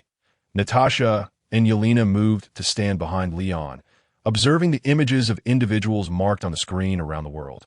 Gradually realizing the reason Leon had summoned them, you want us to lead the other widows in action? Natasha inquired. Precisely, Leon affirmed. Yelena, as the successors of the Black Widow, you two are the most suitable to become their leaders. Black Widow, but I'm not one. Yelena exclaimed, bewildered as she touched the back of her head. You're not? Leon paused, surprised that in the original timeline, Yelena had surpassed all of Natasha's records to become the new Black Widow. It was unexpected that she was not yet one now. Natasha smirked. She was close to succeeding, but those records were refreshed by me a year ago. Leon understood. This was the ripple effect of the butterfly effect. Thank you. No wonder my training volume doubled during that time. Do you have any idea how close it came to killing me? Yelena lamented, tugging at her hair in frustration. As she spoke, she lunged toward Natasha in a mock wrestling move, only to be swiftly subdued. Lon, don't mind her. Please, tell us what you want us to do, Natasha urged, pinning Yelena down. Once the affairs here are concluded, you will lead the others to liberate the widows marked on the map. After administering the suppressants, offer them the same choice. Those willing to join will come to see me. Those unwilling will have their records destroyed. Understood? I will complete the task as swiftly as possible. Natasha affirmed, gratitude evident in her eyes. Her greatest desire had been for the other widow agents to have their own lives, and now, thanks to Leon, that wish was on the verge of fulfillment. Natasha felt increasingly indebted to this man, as if she could never repay him. Leon leaned against the table. However, this is merely preparatory work. Upon your completion, I will assign you an even more significant task. Boss, what is this task? Are we to save a world? Or combat the dark forces of evil? Yelena exclaimed, even while pinned beneath Natasha. Silence. Natasha twisted Yelena's arm, forcing her to yield. Boss, help me. Boss, Natasha is bullying me because she's older. Yelena began to whine. Leon raised an eyebrow. He didn't recall Yelena being so exuberant in the films. How old is she? He could not help but ask Natasha. Surely she isn't a child laborer? Born in 1988, she's 20 years old. Natasha recalled her sister's birthday with clarity. Older than me. Leon was taken aback, choosing to ignore Yelena. This girl seemed to have been confined for too long, now that she had gained freedom. Her thoughts were exuberant, and it was best not to engage with her. Boss, don't turn away. Look at me. Natasha is 4 years older than me. Yelena was once again subdued by Natasha, with tears in her eyes. She pitifully attempted to appeal to her boss with her gaze. Yet Leon left her with nothing but a cold shoulder. Natasha shook her head in exasperation before asking, can't you tell us about the task in advance? There's nothing to keep secret. The task is quite straightforward. You are to have widow agents worldwide disseminate certain evidence through their respective channels. Leon's face was illuminated by the screen's soft glow, revealing a serious expression. Evidence of a certain nefarious organization that should have vanished from history, yet still exists and has taken root in the world. What organization? Natasha's pupils dilated. Hydra. Leon uttered the words. Hydra, the organization that Captain America destroyed, still exists? My heavens, are we truly about to save the world? Such remarkable prowess. Yelena speaks once again. Natasha remains fixated on Leon, eagerly awaiting further details from him. A smile graces Leon's face as he states, you have heard of an organization known as S.H.L.D, have you not? In the ensuing minutes, Leon elaborates on the resurrection of Hydra in great detail. Thus, the sisters experience profound shock within a mere few moments. They had initially believed that the Red Room was the most clandestine and sinister organization in existence. Little did they know that there were even greater heights beyond their comprehension. Hydra had audaciously infiltrated S.H.I.E.L.D. This very S.H.I.E.L.D. is in fact the largest malignant tumor in the world. At this moment, Natasha, who was supposed to be employed by S.H.I.E.L.D, remarks this. Indeed, you are correct. Leon barely manages to suppress his smile upon hearing this. Observing Natasha, who is portrayed as Nick Fury's confidant in the films, now exuding an aura that suggests a black sheep destined for the guillotine, he feels an inexplicable delight within. Ahem, he is still clad in his superhero attire. Such thoughts should not cross his mind. What a sin! He must wait until he returns home to shed his battle garb before he can indulge in laughter. Before long, Natasha escorts Yelena out of the command room. The expressions of the two sisters diverge starkly. Natasha's countenance is grave yet filled with resolve. Having stained her hands with blood, her greatest desire is to save the world and atone for her sins. She is willing to sacrifice herself for this cause, feeling utterly content with the prospect that, or perhaps, having endured so much, she has developed a self-destructive inclination, merely wishing to rectify her past misdeeds before her demise. In contrast, Yelena is brimming with excitement, nearly bouncing with as they make their way out. She chatters incessantly about her aspirations to become a great hero. Regardless of their differing reactions, both sisters increasingly believe that the organization Leon is about to establish will be a magnificent force, toiling in darkness while serving the light. However, if Leon could hear their innermost thoughts, he would undoubtedly burst into laughter, for his initial intention in forming this organization was simply to ensure that the Widow agents would work for him more effectively. Leon, perhaps this Natasha is indeed commendable. She appears unyielding to monetary temptation and possesses a heart of justice. Jarvis interjects once everyone has departed. Leon responds dismissively. Yes, as a subordinate, she is quite admirable, loyal, unambitious, and unafraid of sacrifice. Where else could one find such a stellar aide? Your perspective is truly astonishing, Master. It consistently eludes my calculations, Jarvis replies. That is essential, Leon states, sliding his fingers across the electronic screen. By the way, search the Red Room's mainframe for any documents related to Hydra. Please hold on. There are 8 undercover files and 316 transaction files, all pertaining to Hydra, Jarvis informs him, as a large screen displays the folder. However, the Red Room is unaware that these undercover operations and transactions are connected to Hydra. The aforementioned results were derived from the Hydra intelligence you previously uploaded, he adds. Leon crosses his arms, exclaiming, 8 undercover agents. The Red Room is quite formidable to have infiltrated Hydra. The document contents reveal that a Widow agent, having infiltrated a research facility controlled by Hydra, was subsequently recommended for SHLD from an identity standpoint. This Widow agent is also a Hydra operative, albeit unknowingly, Jarvis states, a double agent. You say? I suddenly find myself considering Dreykov a genius. Leon claps his hands in realization. After a moment's thought, he instructs, have Natasha prioritize contacting this Widow agent and administer the suppressor. Then, package all Hydra-related documents and send them back to Tony's mainframe. And remember to retain the sections related to the Red Room. We can use those later. Understood, Master Leon, Jarvis responds. The screen immediately displays the file transmission interface. The document package has been transmitted back to Mr. Stark's mainframe. Well done, Leon exclaims, satisfied as he claps the table. Akin to patting Jarvis on the shoulder, he stretches his shoulders, declaring, tonight's work can conclude here. It is time for a delightful sunbathing session. And you, Jarvis, are off duty as well. You may run this fortress's mainframe as you please. Thank you, Master Leon, Jarvis replies. However, I must remind you that there are still 4 hours until your next scheduled sunbathing session.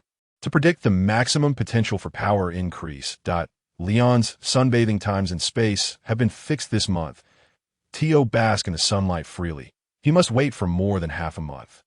I had forgotten, Leon muses, stroking his chin.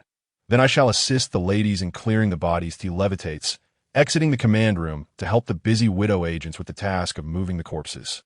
This expedites what should have been a lengthy process into a mere 10 minutes. Consequently, Leon gathers everyone together for a gathering in the officers' mess hall on the lower level of the fortress. As the gathering commences, the table is adorned with simple fast food, while the highlight is the copious amounts of whiskey and champagne Leon has brought from the wine cellar. The ladies sit neatly at the table, each with a plate and a glass. Initially, they are somewhat reserved, fidgeting in their seats, struggling to adapt to this unrestricted dining experience. However, as one bottle after another of premium champagne is poured into their flutes, the girls gradually let loose. They start with hushed exchanges, eventually daring to ask Leon a myriad of questions. Ultimately, the ladies cheer, clink glasses, drink heartily, and surround Leon while belting out childhood nursery rhymes from their memories. In English, German, Chinese, Portuguese, a medley of cheerful children's songs fills the air. Nearly 100 varied arms linger around Leon, only to be gently pushed away by him. As the gathering progresses, the majority of the girls are just beginning to feel the excitement. Their enhanced and modified bodies render them resistant to inebriation. Yet this does not deter their increasingly bold actions and increasingly explicit dialogues. Leon begins to perceive that this gathering has transformed into something entirely different. Thus, he wisely retreats from the officers' mess hall, leaving behind a group of girls singing and dancing, their faces flushed. Next time, I must refrain from hosting a gathering with so many girls. Leon casually grabs a towel nearby, wiping the remnants of the evening from his face, especially those girls who can't seem to get drunk, only becoming more spirited with each drink. Suddenly, a gentle voice interjects. Leon turns in surprise. Natasha leans against the wall beside him, handing him a towel. Why don't you continue drinking with them? Your sister has already begun shedding her outer garments to dance the go-go. Leon Jess make a tea this moment. Natasha steps forward, reclaiming the towel, and begins to wipe the marks from Leon's neck and behind his ears. If I stayed in there, wouldn't I be missing out on you? She quips, her amber eyes playfully blinking. Leon gazes at her striking face, now within arm's reach. It seems I have just escaped the tiger's den. Only to enter the wolf's lair? He must admit, as long as he refrains from using his supervision, Natasha is indeed a top-tier beauty. What do you think? Natasha rises on her toes, wrapping her arms around Leon's neck. She breathes softly into his ear. I don't smell bad now, do I, you rogue? That remains to be seen. Leon murmurs, lowering his voice. Perhaps you'll need to let me take a closer whiff to find out. Natasha tilts her head, resting her cheek against his. She gently inhales. But I believe you smell particularly good. Why not come to my room tonight to discover why your scent is so peculiar? Are you serious? Natasha's fingers glide down from the S-shaped emblem on Leon's chest. That depends on whether you are willing to become the marshland, where I can put down roots that I would be more than willing. Two figures merge together, gradually moving into the elevator, returning to Natasha's room and slamming the door shut with a heavy thud. Beep, beep. Jarvis urgently chimed in, its alert sound incessantly ringing. What is going on? Leon, half awake, reached out to fumble for his phone. Tracing the sound to the Superman costume sprawled on the floor. Ding! The phone screen illuminated, revealing the undulating waveform of Jarvis. Young Master Leon, I sincerely apologize for interrupting your rest, but it appears Mr. Stark may require your assistance. Tony, upon hearing that his brother was in trouble, Leon instantly became alert and sat up. What happened? Mr. Stark is currently on the highest deck of the fortress, being obstructed by the Widow agents. There is an emergency. Huh? The deck? Agents? How did he end up here? Leon felt utterly bewildered. He needed to remain calm and avoid conflict with the Widows. They were all on the same side, and he would go find him right away. Leon pulled down his pale arm draped over him and gave a sharp slap to the lump in the bed beside him. Wake up and stop pretending to be asleep, that I'm going to check on Tony. You better hurry up and follow. Natasha opened her eyes, yet there was a softness in them that was absent before, reminiscent of a verdant summer pool, the water rich and almost overflowing. When shall we meet again? She asked, sitting up while clutching the blanket, her disheveled hair cascading down to reveal half of her porcelain collarbone. Leon swiftly donned his uniform. Whenever you wish to seek me out. What do you consider our current relationship? He inquired. Natasha flashed a captivating smile. You know me so well. You should be aware. The one and only, most special friend. You are rather greedy, but I accept. Natasha hugged her knees beneath the blanket. But you better not cut my salary. You really need to worry about salary. Didn't I give you enough last night that you could hardly hold it all? Leon raised an eyebrow.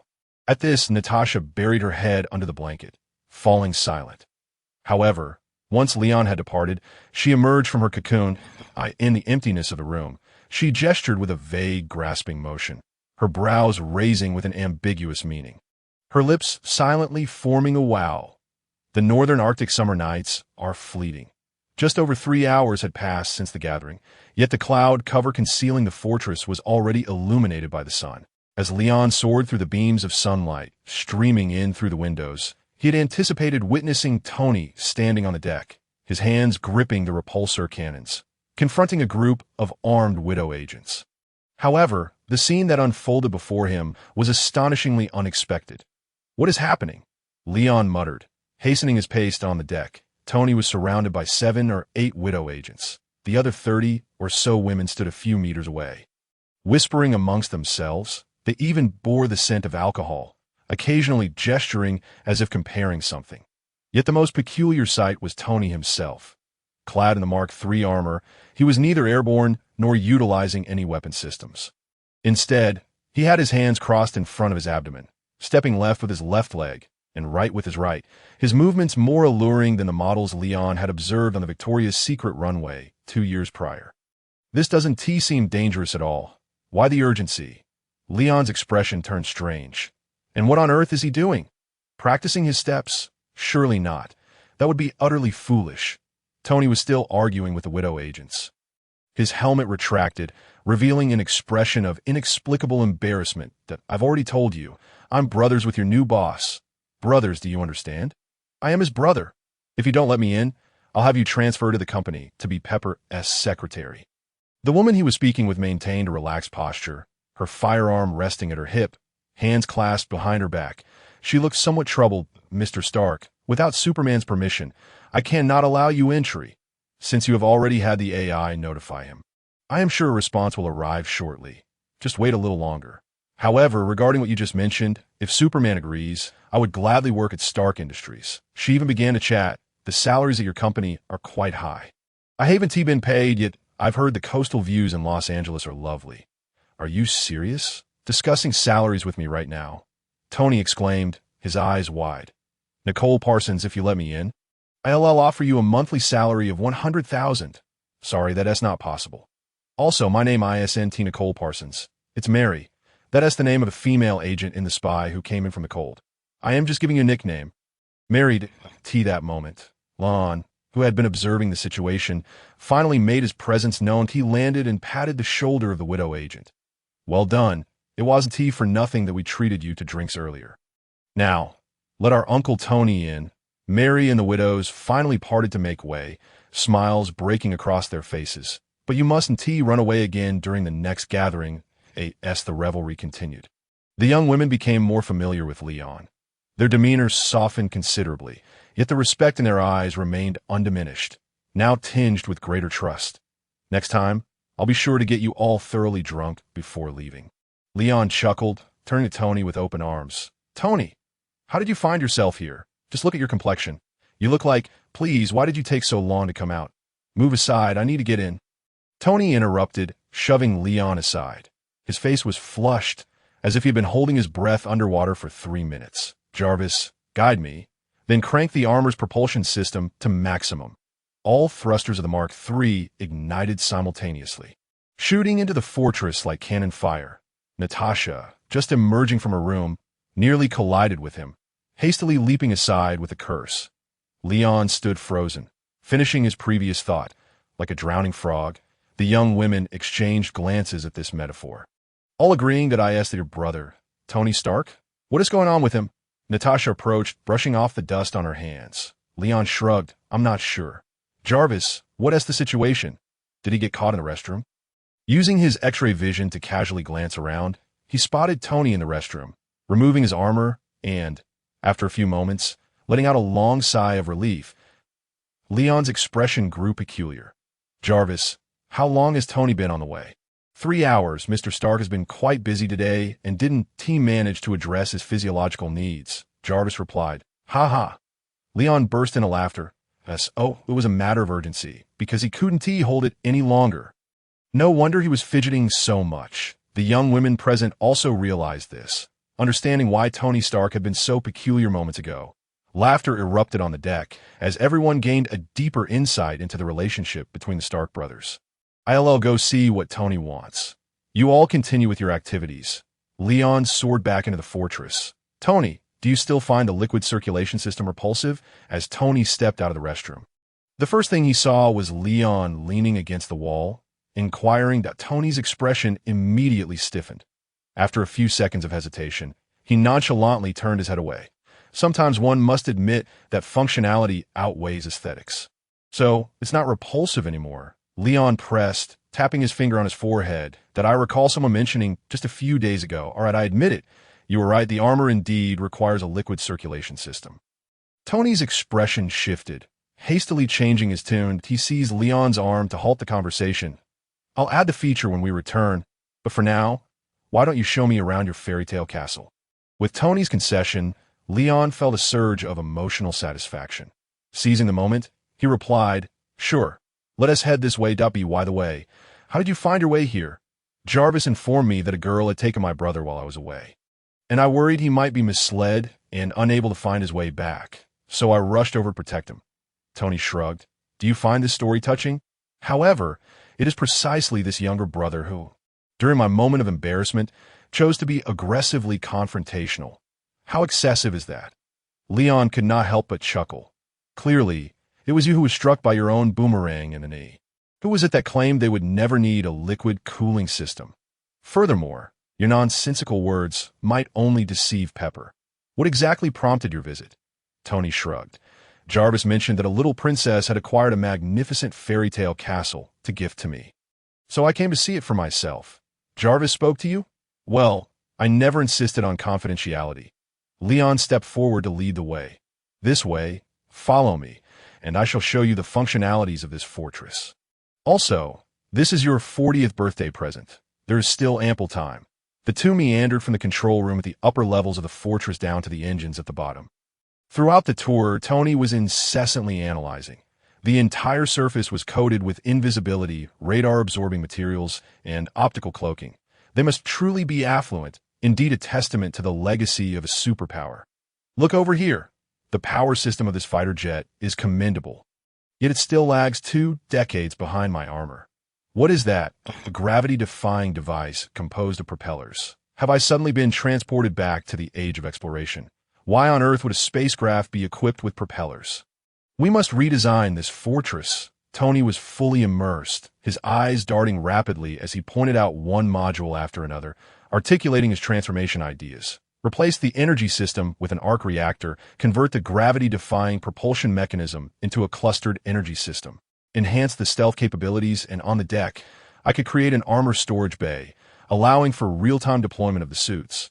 "Wait a moment, Tony." Seeing him take charge, Leon hastily interrupted. "What is it? Do you have other modification suggestions?"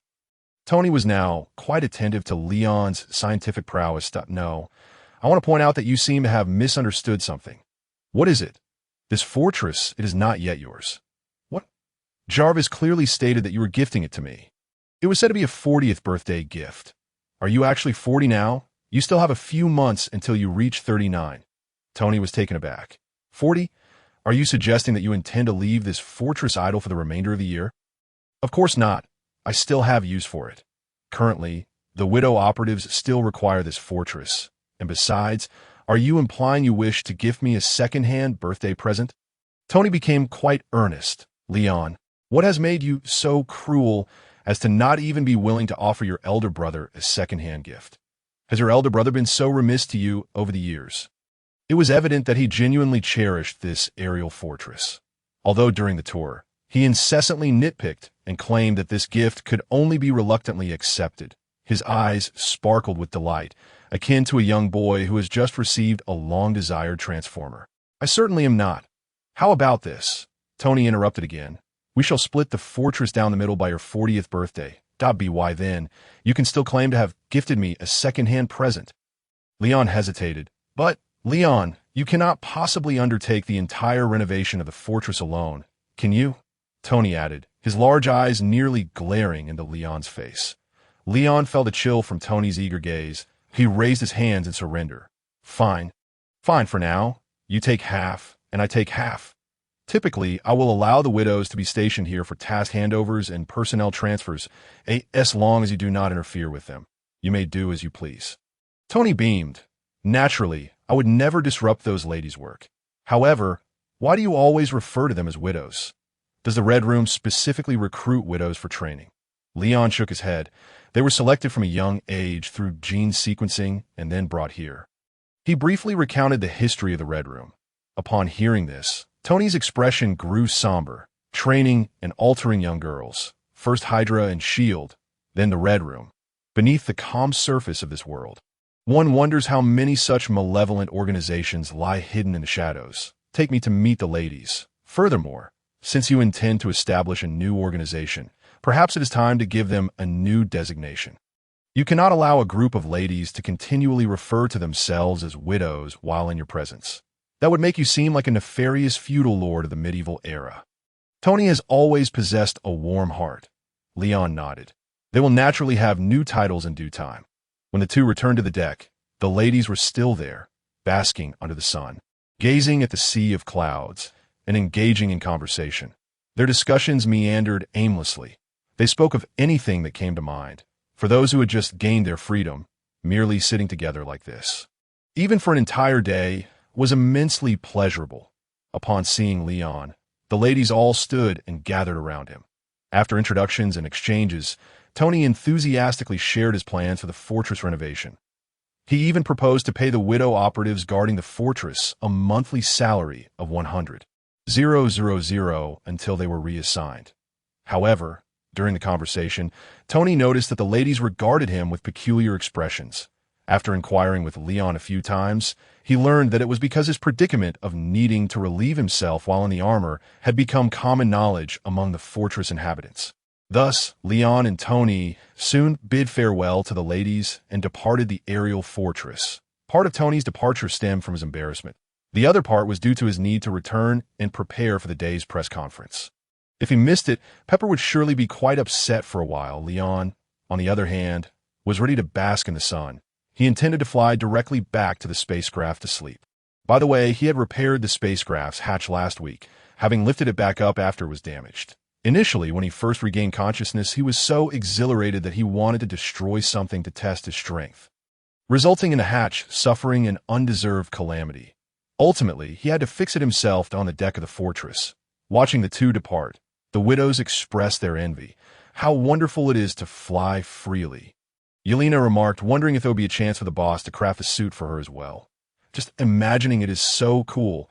Flames shooting from my feet, whoosh, and off I fly. Natasha remained silent beside her, gazing at Leon as he vanished into the clouds. Yelena noticed her sister's unusual demeanor and nudged her with her shoulder. Hey, stop staring. They've already left, and you had those few hours alone with the boss. Isn't that enough? None of your business. Natasha pushed her sister away. That I will make it my business. Yelena complained as she leaned in closer. Suddenly, she thought of something. All right, you two must have. How was it? The other ladies were also intrigued by the topic and gathered around. Yes, Superman is so strong. How did it feel? Do tell, was it like being struck by a hydraulic press, or as fast as a power drill? We can't experience it ourselves, and if you don't speak up, we'll be envious to death. The widows transformed into curious little children, their eyes practically sparkling with intrigue, that Natasha's expression shifted awkwardly as she extended her hand, mimicking a grasping motion in the air. Well, it felt somewhat like flying in the sky and never stopping, and it was quite magnificent. Aw. Damn it, Natasha, you really ought to be ashamed. My Superman. Upon truly hearing what one longs to hear, the curious onlookers found their mental composure unraveling. The atmosphere was filled with anguished cries. It was 10 o'clock in the morning in Los Angeles, and the press conference at Stark Industries commenced promptly. Pepper stood on stage, delivering an extensive speech regarding the blueprint for the expansion of new energy supplies. However, it was merely a preliminary outline. Genuine collaboration would necessitate engagement with various sovereign nations before it could truly unfold. The reporters in attendance flashed their cameras incessantly, maintaining a hushed silence until Pepper concluded her remarks. They were acutely aware that they were witnessing a momentous event poised to alter the course of history. Should they perform admirably, perhaps a brilliant article penned today would secure their place in the annals of history. Yet, as Pepper finished speaking, the anticipated question-and-answer session failed to materialize. Instead, she stepped aside, allowing Tony Stark to take the stage. Now, don't be hasty. I'll just say a few words, he declared, resting his hands upon the podium. Following a brief disturbance, the crowd settled once more, hundreds of eyes eagerly awaiting Tony's forthcoming address it's finally beginning. Jarvis, remember to record this on the outskirts of the throng. Returning from space, Leon clutched a bucket of popcorn, appearing as if he were about to enjoy a theatrical performance. Mr. Leon, you seem rather eager for Mr. Stark's upcoming remarks. A voice suddenly chimed in from beside him. Leon furrowed his brow, glancing at the speaker, and halted his intended departure. Who are you? he inquired, recognizing the familiar figure next to him, a middle-aged man clad in a suit. With a receding hairline and a kindly demeanor. I am Phil Coulson, from the Strategic Homeland Intervention, Enforcement, and Logistics Division. Coulson offered a warm smile as he extended a business card. What a convoluted name. Do you require my assistance? Leon accepted the card. We operate independently of the FBI and CIA. I wish to discuss recent events in the Middle East with you. Leon glanced at the card, then returned it to Coulson. There is no need for you to inquire. Tony is about to address matters pertaining to that region. You merely need to be patient. Coulson looked up at Tony with a sense of foreboding, sensing that something significant was destined to unfold today. Thank you, he replied politely, nodding at Leon before stepping away to contact his superiors. Now, I trust you've all been keeping abreast of the recent happenings in the Middle East.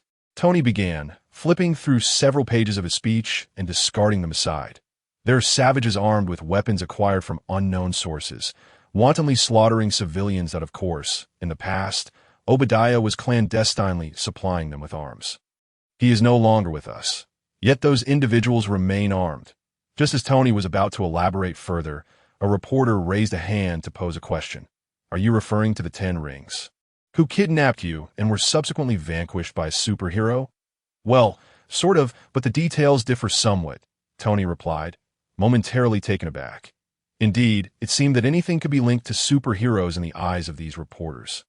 Choosing to forego lengthy preambles, Tony cut straight to the crux of the matter. You all know that the majority of the 10 Rings power resides in the Middle East, specifically Afghanistan. Recently, a man in an iron suit has been there, eliminating this band of brigands. Many have begun to regard him as a hero. I must say, he possesses numerous flaws and has committed many mistakes in his youth. Yet you still perceive him as a hero. Another reporter raised a hand. Are you talking about that iron lad who imitates Superman? Do you know him well? Tony found himself momentarily at a loss for words. He stared at the reporter for a long moment before suddenly declaring, That is Iron Man, not Iron Lad, and I am, indeed, Iron Man. A hush fell over the crowd. All eyes were fixed on Tony, believing he was merely attempting to lighten the mood. That a few even managed to muster dry laughter in response, indicating they found him amusing. The only one genuinely laughing, and with great joy, was Leon. This caused Tony's expression to darken. Frustrated, he pursed his lips, took a step back, and revealed 2 wristbands. Jarvis. Boom.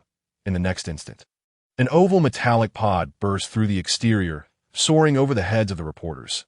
Amidst gasps and evasive maneuvers, the pod disintegrated and adorned Tony in his armor. I am Iron Man, he reaffirmed, his tone calm, yet resolute as the armor encased him, the crisp sounds of iron scales locking into place echoing throughout the venue. This time, everyone gazed at him in astonishment. The gold and red armor stood in the center of the podium, a veritable industrial marvel, radiating brilliance. Everyone's hearts raced with excitement. The crowd surged forward, hundreds of arms raised, clamoring to pose their questions. Later that evening, Leon remarked, Honestly, you might as well have donned the armor from the outset. That way, you wouldn't have been stumped by the reporters. He pushed open the door to the mansion, addressing Tony, who trailed behind. After the press conference, Pepper had insisted on keeping both him and Tony at the office for an entire day. The mountain of paperwork seemed endless, and even a super brain would protest against such an avalanche. Leon had resolved that once Natasha rescued all the widow agents, he would appoint her as the president of the tech company. The work was indeed strenuous, but it would demonstrate his trust in Natasha. Surely, she would find immense fulfillment managing transactions worth billions of dollars daily. As for establishing the organization, that task could be entrusted to Yelena. The young girl needed greater challenges to grow rapidly. The more Leon pondered this decision, the more he believed it to be a win-win-win situation. After all, attending that meeting was out of the question. Working before and after his journey through time would render his experience futile. But that was a matter for another day. To make tea present, he simply wished to enjoy a delightful dinner, seeking solace in culinary delights to alleviate the fatigue of the day's toil. However, as soon as he stepped inside, he halted in his tracks. That Tony's incredulous voice pursued him from behind. Is that truly how you feel? I distinctly remember you laughing the loudest in the room. Why are you standing there in silence? Tony's head peeked over Leon's shoulder. Before them, By the expansive floor-to-ceiling window, a figure clad in a black trench coat, facing away from them, gazed loftily at the sea beyond. The dark head, exuding an air of mystery. Who else could it be but Nick Fury? "Jarvis," Tony called out. "Welcome home, Mr. Stark and young Master Leon." Jarvis promptly responded, "It appears there is localized electromagnetic shielding. Quite impressive." Tony remarked, noting that part of Jarvis's monitoring area had been concealed. He turned to Leon. "What do you think we should do?" Leon snapped his fingers. "Jarvis, use the armor to eject the person standing by the window." "Understood, sir." Immediately, a mechanical whirring sound echoed from below. "Wait, don't be hasty." Nick Fury, impeccably dressed and aloof, turned around in a flurried, "I am Director Nick Fury." Before he could finish his sentence, Jarvis had already activated the Mark I armor to ascend the stairs.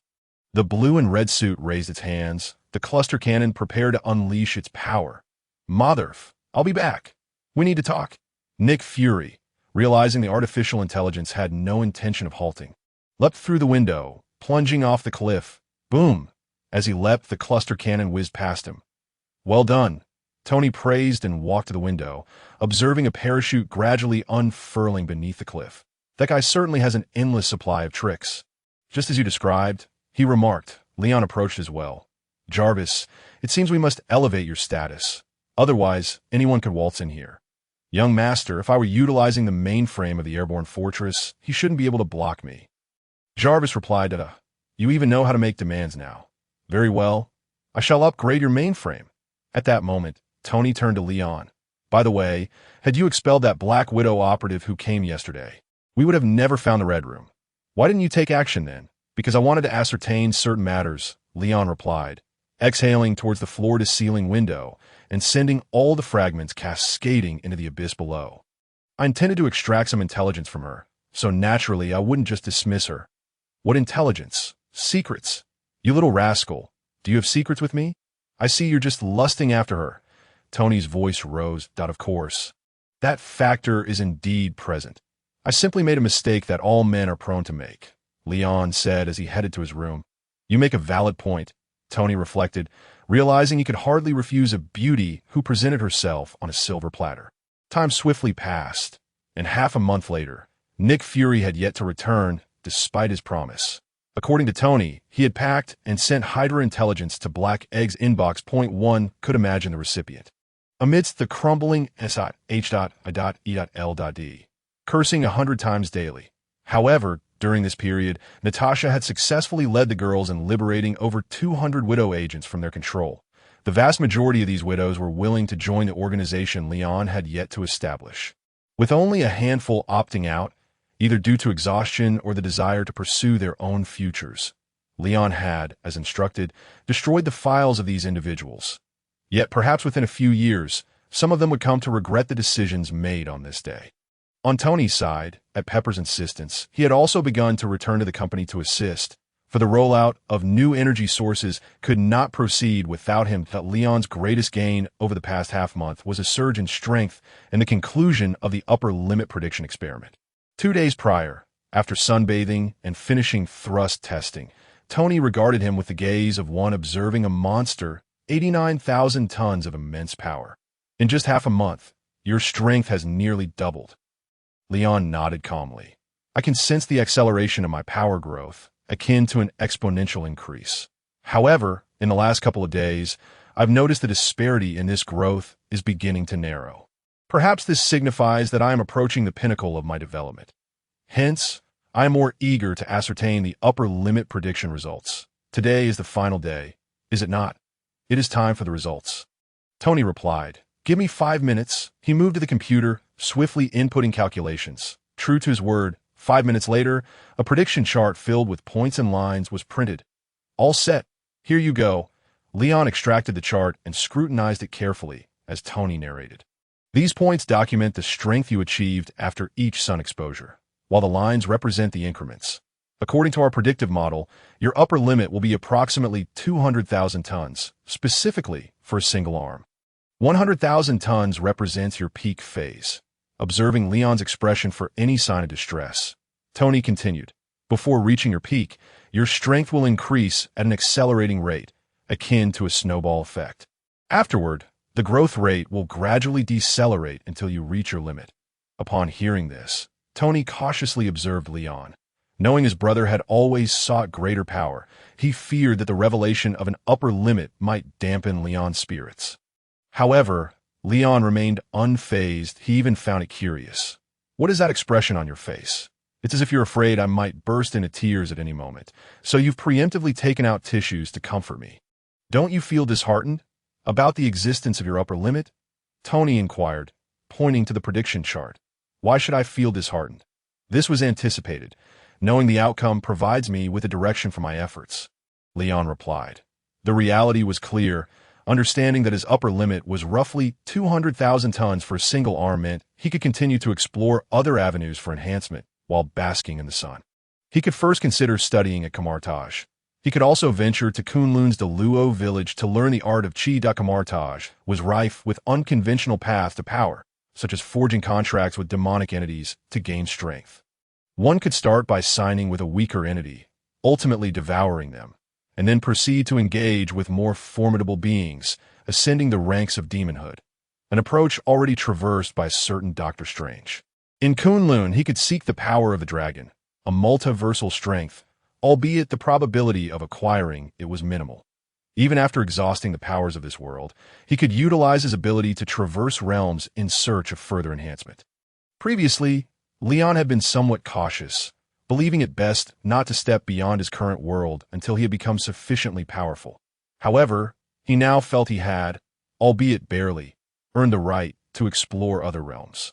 At this moment, Tony remarked, "Speaking of which, I watched a superhero animated series a few days ago in it. The superhero suddenly absorbed an overwhelming amount of power, reaching 200 trillion tons, causing his body to begin to disintegrate. I think for most ordinary Kryptonians, 200 tons might already be an insurmountable limit." Leon pondered this and nodded in agreement. Perhaps it is indeed the case. After all, every race has its limits. Therefore, to transcend that limit, must one not cease to be a Kryptonian? He silently scoffed to himself. 2 days later, after a sumptuous dinner, Tony retreated once more into his laboratory to continue his research. Meanwhile, Leon soared into the cosmos. Following the conclusion of his simulation tests, he had practically taken up residence within the space capsule for the past few days, only returning home for dinner when his cravings demanded it. Even yesterday, when Natasha sent a request for her salary, he had disregarded it entirely. Upon re-entering the space capsule and returning to the familiar titanium steel plating, Leon quickly succumbed to a contented slumber. This night was meant to pass peacefully. However, uninvited guests often arrive without warning. Tony Stark remained oblivious, unaware that the winds of his global revelation had now reached even the most clandestine corners. Under the sparse moonlight, with clouds drifting across the sky, a group of cloaked figures concealed themselves within the shadows of the treetops, advancing stealthily towards the Stark mansion like rodents emerging from their burrows. They resembled ancient warriors, their only visible eyes radiating determination and ruthlessness, as if they had come solely to redistribute wealth. Yet, they also bore the qualities of ninjas who had honed their skills over centuries. Each individual's footsteps fell precisely into the imprints of the one before them, making not a sound, as if they were cold blades concealed within their sheaths. They navigated through the blind spots of all surveillance equipment, sometimes leaping, sometimes crawling, resembling a swarm of water spiders skimming across the surface. This group of water spiders ultimately infiltrated the rooftop of the Stark mansion, pinpointing Tony's room, and descended with grappling hooks. Equipped with laser cutters, glass suction cups, and silent gloves, they expertly removed the glass from Tony's bedroom. One by one, they glided into the room like fish, maintaining absolute silence. The lead figure surveyed the room and shook his head. Indicating that Tony Stark was not present, he made several hand signals, instructing everyone to surge downstairs and eliminate any witnesses. All nodded in agreement. The leader raised 5 fingers, beginning a countdown. Meanwhile, in the laboratory, Tony sat in a plush chair, resting his chin in contemplation. The screen before him displayed Jarvis's defense system. He had been so preoccupied that, despite 2 weeks passing, the upgrade for Jarvis remained incomplete. Ironically, during the upgrade, he had replaced the surveillance equipment, resulting in a gap in what had once been a comprehensive monitoring system. However, the upgrade was progressing swiftly, and he presumed no issues would arise. Just then, an arm extended before him, shaking him from his thoughts. "Hey, Tony," Leon said. "Enemies are at your door." Leon removed the glasses from Tony's face. While drifting off to sleep in space, he had been jolted awake by the sounds of glass cutting and hurried footsteps at home. His dream shattered, he activated his supervision, assessed the situation, and hastily returned to the laboratory in mere seconds. The enhancement of his abilities had accelerated the strength of his biological force field, allowing him to fly at supersonic speeds without making a sound. "Huh." Tony was startled, his expression shifting to one of shock as he recognized Leon. "What enemies?" Didn't he give me a warning? Damn it. Could it be that black egg again? Tony had learned the term black egg, a descriptor that combined both taste and hue. From Leon to know, it's a group of ninjas or perhaps martial arts masters, Leon replied. Flexing his wrist, "I've returned to remind you to hasten Novis's upgrade and, incidentally, deal with them." "Oh, no. Tony exclaimed, a shiver running down his spine at the thought of Leon taking action. "They came here clearly targeting me. I'll handle it." He waved his hand decisively. Suit up. The flight pod, standing silently in the laboratory, promptly disassembled and attached itself to him. Leon made no attempt to stop Tony. The dozen or so intruders possessed muscle density comparable to that of ordinary individuals. Even if they wielded some mysterious powers, they would not be Tony's match. Once donned in his suit, Tony crashed through the glass door and charged upstairs. "Wait for my signal," he shouted, his voice echoing through the hallway. To the boys in diapers on the floor, "I'm coming." It was evident that he had been cooped up for too long. Donning the armor unleashed his true nature. Leon shook his head and ascended the stairs, treading carefully over the shards of glass. The uninvited guests were clearly unprepared for their target to suddenly charge from below. As soon as Tony reached them, he unleashed an onslaught of firepower, his cluster bombs spinning and exploding. The invaders stood no chance, swiftly dispatched without a single retaliatory strike. Even those who managed to react found themselves felled before they could mount any defense. With Tony exerting full power, the mansion's ceiling trembled ominously. That'd be by the time Leon arrived in the living room. Corpses lay strewn across the floor, and the walls bore deep cracks. Excellent. I can call the renovation company again tomorrow. The last of the assailants found himself cornered by Tony. It was evident that these attackers were professional killers. None had uttered a cry of anguish as they fell. Even now, Withani contemplated the Hydra and the Red House, organizations lurking in the dark corners of the world. For what he understood thus far, none of them were benevolent. Tony was still pondering the intricacies of the Ten Rings gang when, beside him, Leon erupted. What a formidable presence! Leon's eyes almost instantly glowed with a crimson light. The letter in his hand shattered without warning, and he began to levitate, his garments swaying as if stirred by an unseen wind. The red gleam in his eyes intensified, resembling a demon emerging from the depths of hell, gazing upon all living beings. Although he was not clad in a superhero's uniform, it seemed as if a cloak stained with blood billowed behind him. "Tony, you should take a rest. I shall go eliminate a few individuals and return." His expression was devoid of emotion, as if he were casually suggesting a momentary snack. Yet, the chilling tone sent shivers down one's spine.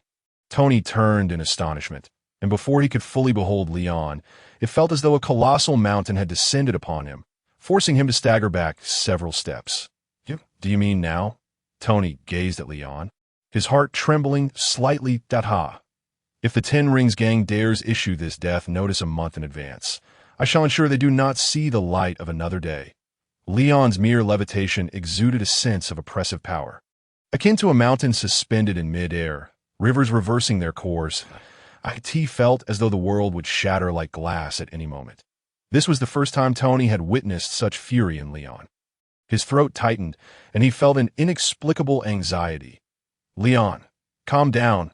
Please remain composed," Tony hastily urged. "They are after me. I am the one who must confront him. Do not act impulsively. Let us discuss this first." He leaped, attempting to pull Leon down, yet Leon remained unyielding, leaving Tony to tumble onto him. He clung to Leon's calf, offering a sheepish smile. "Listen, Leon, let us not rush into action. You see, he issued a challenge to me, to Iron Man, and I must respond. Otherwise, what was the purpose of that press conference I held? Just a boast. Leon gazed at Tony, who clung to his leg, speechless. The fire of anger within him dimmed considerably due to this absurdity. Isn't that the case? As he descended gently, Tony regained his footing on the ground. Look, you always misunderstand me so deeply. Once stable, Tony stepped forward to grasp Leon's shoulder. I am Iron Man. It is my responsibility. You know I have always intended to take action, right? This is an opportunity. He spoke with fervor. The Ten Rings gang. Just hearing the name suggests they are not of noble intent. They have provoked me, and I am precisely seeking them out. Those clandestine performers are all nefarious. Let me investigate and deal with them. Shall we?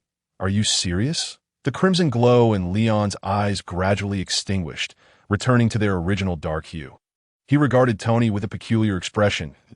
Oh, you genuinely wish to engage that formidable foe? Do not look at me like that. You have already vanquished the Red House. Can I not handle a mere Ten Rings gang? Am I joking? Tony laughed, spreading his arms, though inwardly he sighed in relief. For reasons unknown, seeing Leon in such a rage tightened his heart. It reminded him of 17 years ago, when he cradled Leon at their parents' graves. Weeping inconsolably on that day, the rain poured down like a silver waterfall, blurring the distinction between tears and rain upon his face. He could not discern whether he felt anger, sorrow, or confusion, his vision blurred with tears. Suddenly, the infant Leon, nestled in his embrace, reached out to wipe away the water from his face. Those large, dark eyes seemed filled with concern as his tiny hands softly patted Tony's cheek. In that moment, Tony realized this child was the last remaining family he had in the world. He vowed never to let Leon come to harm. This little one must wear a smile every single day, must remain vibrant and full of life. Over the past 17 years, he had upheld that vow impeccably. Yet now, Leon had grown up, even transformed into a superhero, and began to protect him in return. This was an adjustment for Tony, who had to acknowledge that he could no longer shield Leon. However, witnessing Leon's fury still sent waves of tension through him, a vague sense of guilt for being too weak to protect his brother. Leon remained oblivious to the tumult of Tony's thoughts. He cast a glance at the arc reactor embedded in Tony's chest and shook his head. You cannot defeat him, based on the portrayal of that formidable foe in the films. Only an upgraded version of you could stand a chance. And as for the current Tony, still relying on a palladium arc reactor, I'm afraid you are far too weak. You claim I cannot defeat him without ever witnessing my skills? Tony shot back, his eyes narrowing. If you know him so well. Leon picked up the two bodies from the ground and began to walk away. Actually, I do know a bit. The Ten Rings Gang is an organization with a legacy spanning over a millennium, named after the leader's treasure, the Ten Rings. The rings possess astonishing power, granting the user extended lifespan and extraordinary physical abilities. Legend has it they also contain unique energy capable of opening dimensions. That formidable foe obtained the 10 rings 1,000 years ago and has survived to this day. How can you possibly win against such a being? The 10 rings in the films and the 10 commandments in the comics share a name, but represent entirely different abilities. The 10 rings belong to the realm of thought energy weapons, capable of absorbing and storing kinetic energy. In the film, the power exhibited by this set of weapons varies depending on its wielder. The comics later elaborated on related lore, stating the 10 rings were originally divine weapons of the Jade Emperor, merely left behind in the mortal realm in the right hands. Their power could approach that of a single universe. Rivaling the Infinity Stones for the origins of the 10 rings in the film, Leon could only speculate, as those who had wielded them displayed strength that seemed inadequate even to destroy a city. A stark contrast to the descriptions in the comics of course, even so, that formidable foe was not someone the current Tony could contend with. Are you certain you are not weaving tales of fantasy? A being who has lived for a millennium? Capable of opening dimensions? Tony instinctively questioned, yet Leon's expression conveyed the gravity of the truth. Very well, I accept that as reality. Thank you for your enlightening explanation. Leon the Encyclopedia. Tony donned his armor and began assisting Leon in moving the bodies. You have me pondering this millennia-old organization and its ancient fossil of a leader. truly unprecedented. However, I must resolve this matter on my own. Leon, they are targeting me, and thus I shall confront them head-on. Leon tossed the bodies onto the lawn and inquired, "How do you intend to handle this? With that toxic arc reactor on your chest?" After stating this, he returned indoors to retrieve the next batch of bodies. Tony followed behind. "Do not speak so dismissively. Let me give it a try. If it fails, you can step in. With a superhero like you around, what could possibly go awry? By the way, do you realize that palladium can be toxic?" Tony expressed surprise. Leon silently lifted 2 more bodies that I studied chemistry in high school. "Thank you." He paused for a moment, then suddenly stopped. "If you truly wish to engage, then upgrade your armor first and heal that wound in your chest. Additionally, I've always wondered, why do you continue to carry around the arc reactor when there are no shrapnel fragments left in your chest? Are you trying to look cool at the cost of your life?" Ahem. Tony felt a bit embarrassed. There were deeper reasons behind this. "What is that guilty expression on your face?" Leon questioned suspiciously. "Do not tell me you have actually forgotten that palladium can be toxic. What are you joking about? How could I possibly forget such a thing?" Tony replied, his expression awkward. "I was merely testing the effects of palladium on the human body." "Yes, that's it." Leon covered his forehead, exclaiming, "You are hopeless. I thought you had other intentions, which is why I refrained from asking." To my surprise, it appears you never even contemplated this issue. Just a week ago, Tony was proudly flaunting the arc reactor affixed to his chest, much like a modern-day Astro Bee. It wasn't until last weekend, upon his emergence from the laboratory, that the gaping wound on his chest was finally filled with something else. It seems that discomfort in his body must have reminded him of the palladium poisoning. That was all in the past. Tony discarded the 2 corpses onto the ground and loudly shifted the topic. "Only children dwell on the past. We should focus on how to enhance the armor." Tony attempted to place a hand on Leon's shoulder, only to be evaded. He then clapped his hands together to mask his embarrassment. "Since you claim I cannot defeat Wenwu, how about lending a hand in developing the armor? Over the next month, as brothers, we could certainly make history together." "Leon, you wouldn't want your older brother to be bullied by outsiders, would you?" Leon raised an eyebrow. "Oh, such a delightful prospect. I've been waiting ages to see you get a good thrashing." He declined. "Collaborating on research is out of the question. I must grow stronger in the universe." However, just a few days ago, I used my supervision to examine the documents left by Dad, and SHILDI discovered that he had long ago developed a new element suitable for the arc reactor. The clue lies within the design boards at Stark Industries. You should check it out. Leon chose to reveal the new element to Tony in advance. Simultaneously, he piled all the corpses together and incinerated them to ashes with a heat ray. Letting out a breath, he expelled all the dust from the villa. "Dad?" On the other side, Tony removed his armor, pondering that he had discovered a new element. "Are you joking? This is no jest. It is the last gift he left for you." Leon patted Tony's arm and stepped inside. "Later, you can request the documents left by Dad from Nick Fury. Everything he wished to convey is within them." Leon temporarily dismissed the notion of directly crushing Wenwu's skull at the Ten Rings headquarters. Since Tony wishes to confront him, let him do so. If it truly comes to that, I can always take over. After all, strictly speaking, this matter is indeed a private feud between the Ten Rings and Tony. Tony stood in place for a considerable while, seemingly taken aback that after all this time, he would receive a gift from Howard. After several minutes of contemplation, he finally entered the house to find Leon. "So, you've agreed, right? I will handle the issues with the Ten Rings myself." Tony was still mulling over the challenge. As you wish, but I remain skeptical. Should you lose, don't come crying for Leon to rescue you. Leon was preparing to head back into space. "That you've agreed? Splendid. I knew you would consent. Truly, you are my brother." Tony cheered. He hardly paid any mind to Leon's sarcasm. "Cry for help? What cry for help? I am Tony Stark. Even if I were to leap off the cliff behind my house, I would never shout for help again. That's what I said. No one can change it." Leon saw through Tony's thoughts and sighed deeply. This Tony has certainly become soft from being pampered. Perhaps one day, he might return from the multiverse transformed. Misunderstanding. Don't rejoice too early. I've already said you will certainly lose, and yet you're still elated? He delivered a verbal blow. Lose? That's not certain. As long as we have the new element, everything will change. Tony waved his hand dismissively. Dream on. even with the Mark III and the new element. It's still 1 TB enough, and that gaping hole in your chest is a fatal flaw. Unless you can heal it, but currently, such medical technology doesn't exist. Well, perhaps it does not necessarily have to be that way. Leon stroked his chin, suddenly struck by a thought.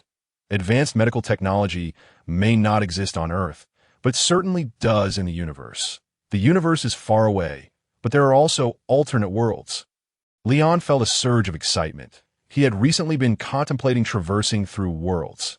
Since this would be his first journey, he sought a world with a lower threshold to serve as a trial run. So why not traverse to a world that could heal Tony's chest wound, enhance his strength, and has a low threshold? Leon's eyes sparkled with newfound determination. He had previously researched the ability to traverse worlds. As long as he thought of the keywords in his mind, the traversal ability would yield the approximate energy values required to cross into the corresponding world that IT was akin to a foolproof search engine. Input the keywords, and it would suggest the traffic needed to access the respective web page. When Leon clicked Confirm Search and Pay the traffic, the ability would activate and transport him to the target world. However, there was one slight issue. This engine could not recognize the titles of film from his past life. He could only employ keywords like low threshold and advanced medical technology for world searches. Not certain? Do you have any methods? You're not suggesting using silicone or something for filling, are you? Tony grimaced. Please don't entertain such ridiculous ideas. I'd rather create a new element arc reactor to install. Certainly not. I've been planning to traverse to another world and should be able to bring you good news, Leon replied. Traverse? Tony mumbled, his eyes suddenly brightening. You intend to go to other worlds? Oh my God. You must take me with you. I've been yearning to go. He became overwhelmingly excited. It's another world. Could there be another me or another you? Might it be that in that world, I am the superhero while you are Iron Man? Tony became increasingly animated, taking a few steps forward, nearly beside himself with excitement. Wait, let me think about what I need to bring for the traversal.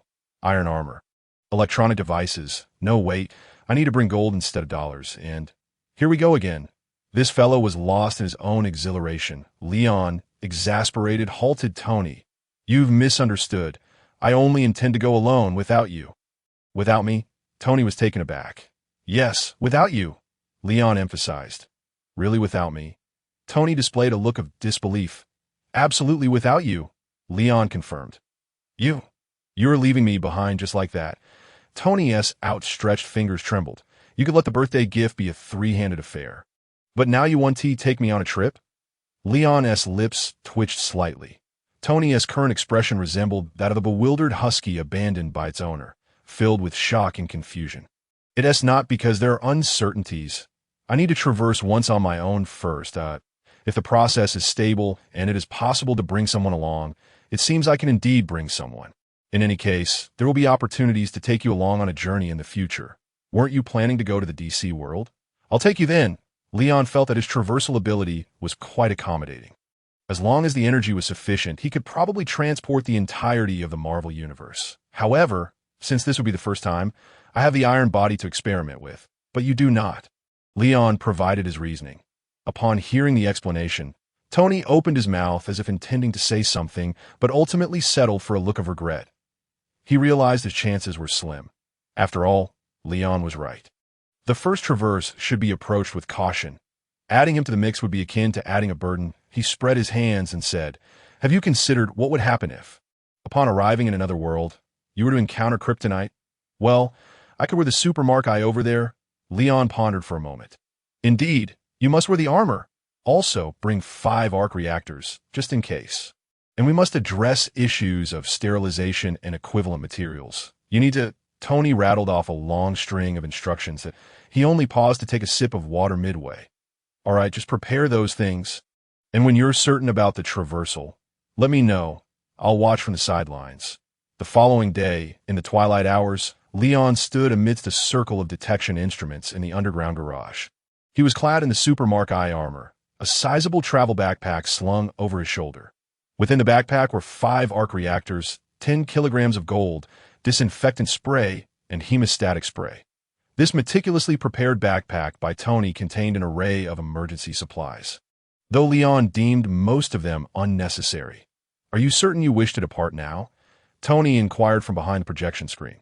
"Indeed," Leon nodded, "but I shall return shortly. You know, with my abilities, accomplishing tasks is quite effortless." Tony shook his head. "My only concern lies with the Kryptonite and the Red Sun. Should you encounter danger upon arrival, you must return immediately. Rest assured, even if I am countered and lose my superpowers, I can still thrive," Leon remarked, tapping his forehead with a finger. "Even Superman has his weaknesses, yet the knowledge within my mind remains intact. That I am leaving now," he said, securing the travel bag behind his armor. "I hope that by the time I return, you have successfully developed the new element." Earlier that morning, Tony had ventured to the industrial park, bringing back the design boards. "Make haste in your return.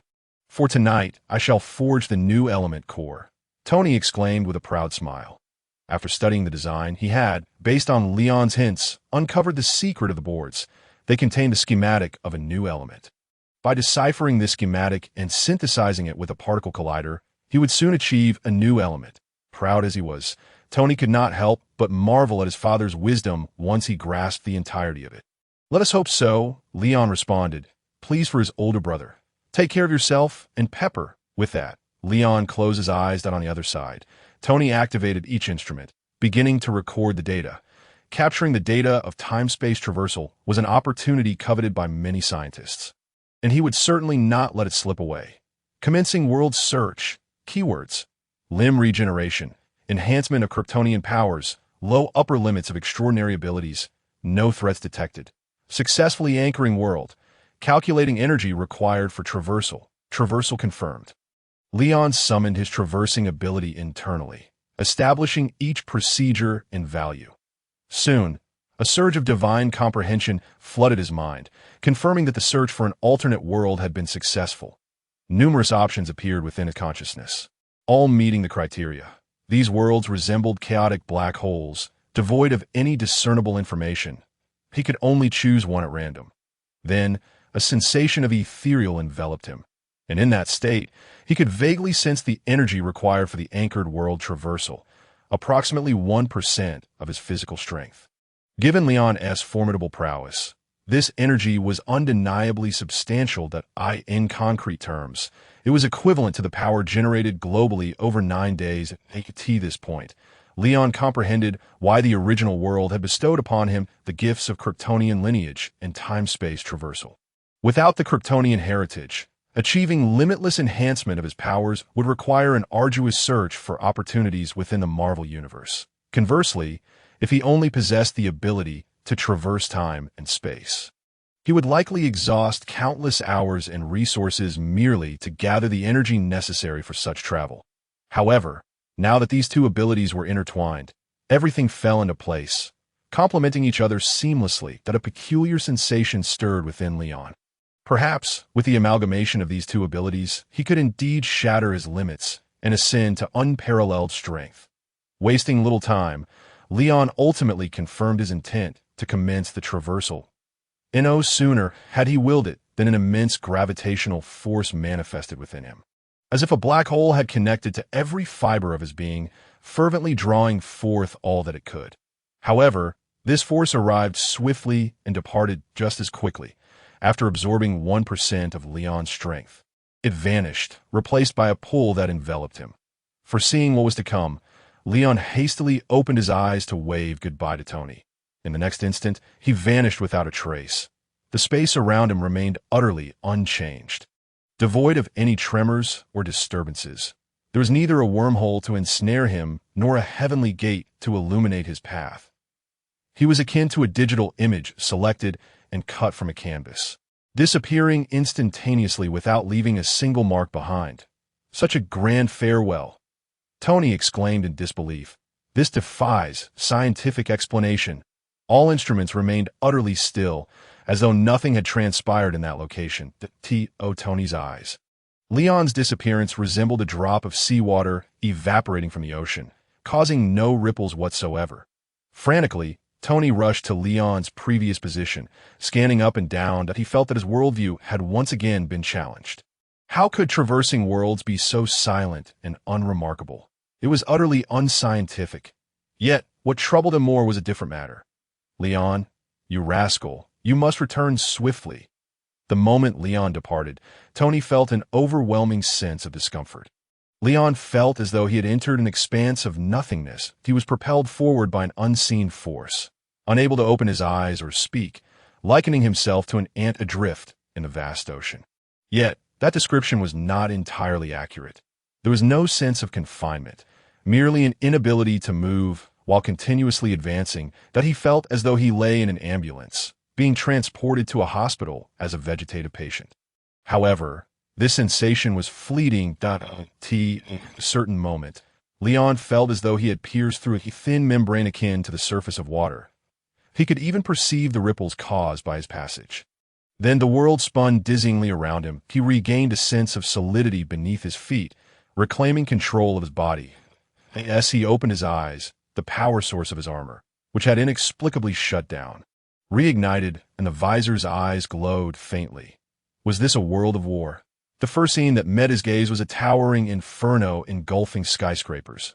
All around, buildings were ablaze, their flames coalescing to illuminate the night sky with a crimson hue. Shattered glass, collapsed road signs, and crumpled cars with doors torn asunder lay scattered about. Above, helicopters with searchlights hovered, casting their beams across the chaos. This was undoubtedly a city ravaged by conflict, perhaps just having endured a bombardment. The abandoned vehicles strewn haphazardly in the center of the road bore testament to the panic of fleeing citizens. That moment, came online. Master Leon, are you unharmed? It appears that the circuit systems of your armor ceased functioning for unknown reasons while in the garage. I am fine. J.R.V.I.S. We have now arrived in another world, Leon replied, surveying his surroundings. Your systems halted due to the time-space traversal. Do not concern yourself. Please attempt to connect to the network at J.R.V.I.S. S task was to gather information online while Leon stood still, closing his eyes to lift the suppression on his super hearing. Instantly, a cacophony of sounds flooded his senses. The wind, the crackle of flames, screams, and a myriad of other noises spiraled around him like a kaleidoscope. In that moment, sound seemed to take shape, each tone representing a vivid scene. He swiftly sifted through these sounds to extract useful information. Weskier, welcome to HCF. You are now our battlefield commander. Marvin, hold the western gate. Chris, Jill, and Brad are in danger. I must return to find them. Inform Ada Wong that we must secure the G-Virus. Countless voices were distilled to a precious few of utmost importance that Leon's eyes flew open. So this was the world of the Resident Evil game, and he found himself in Raccoon City.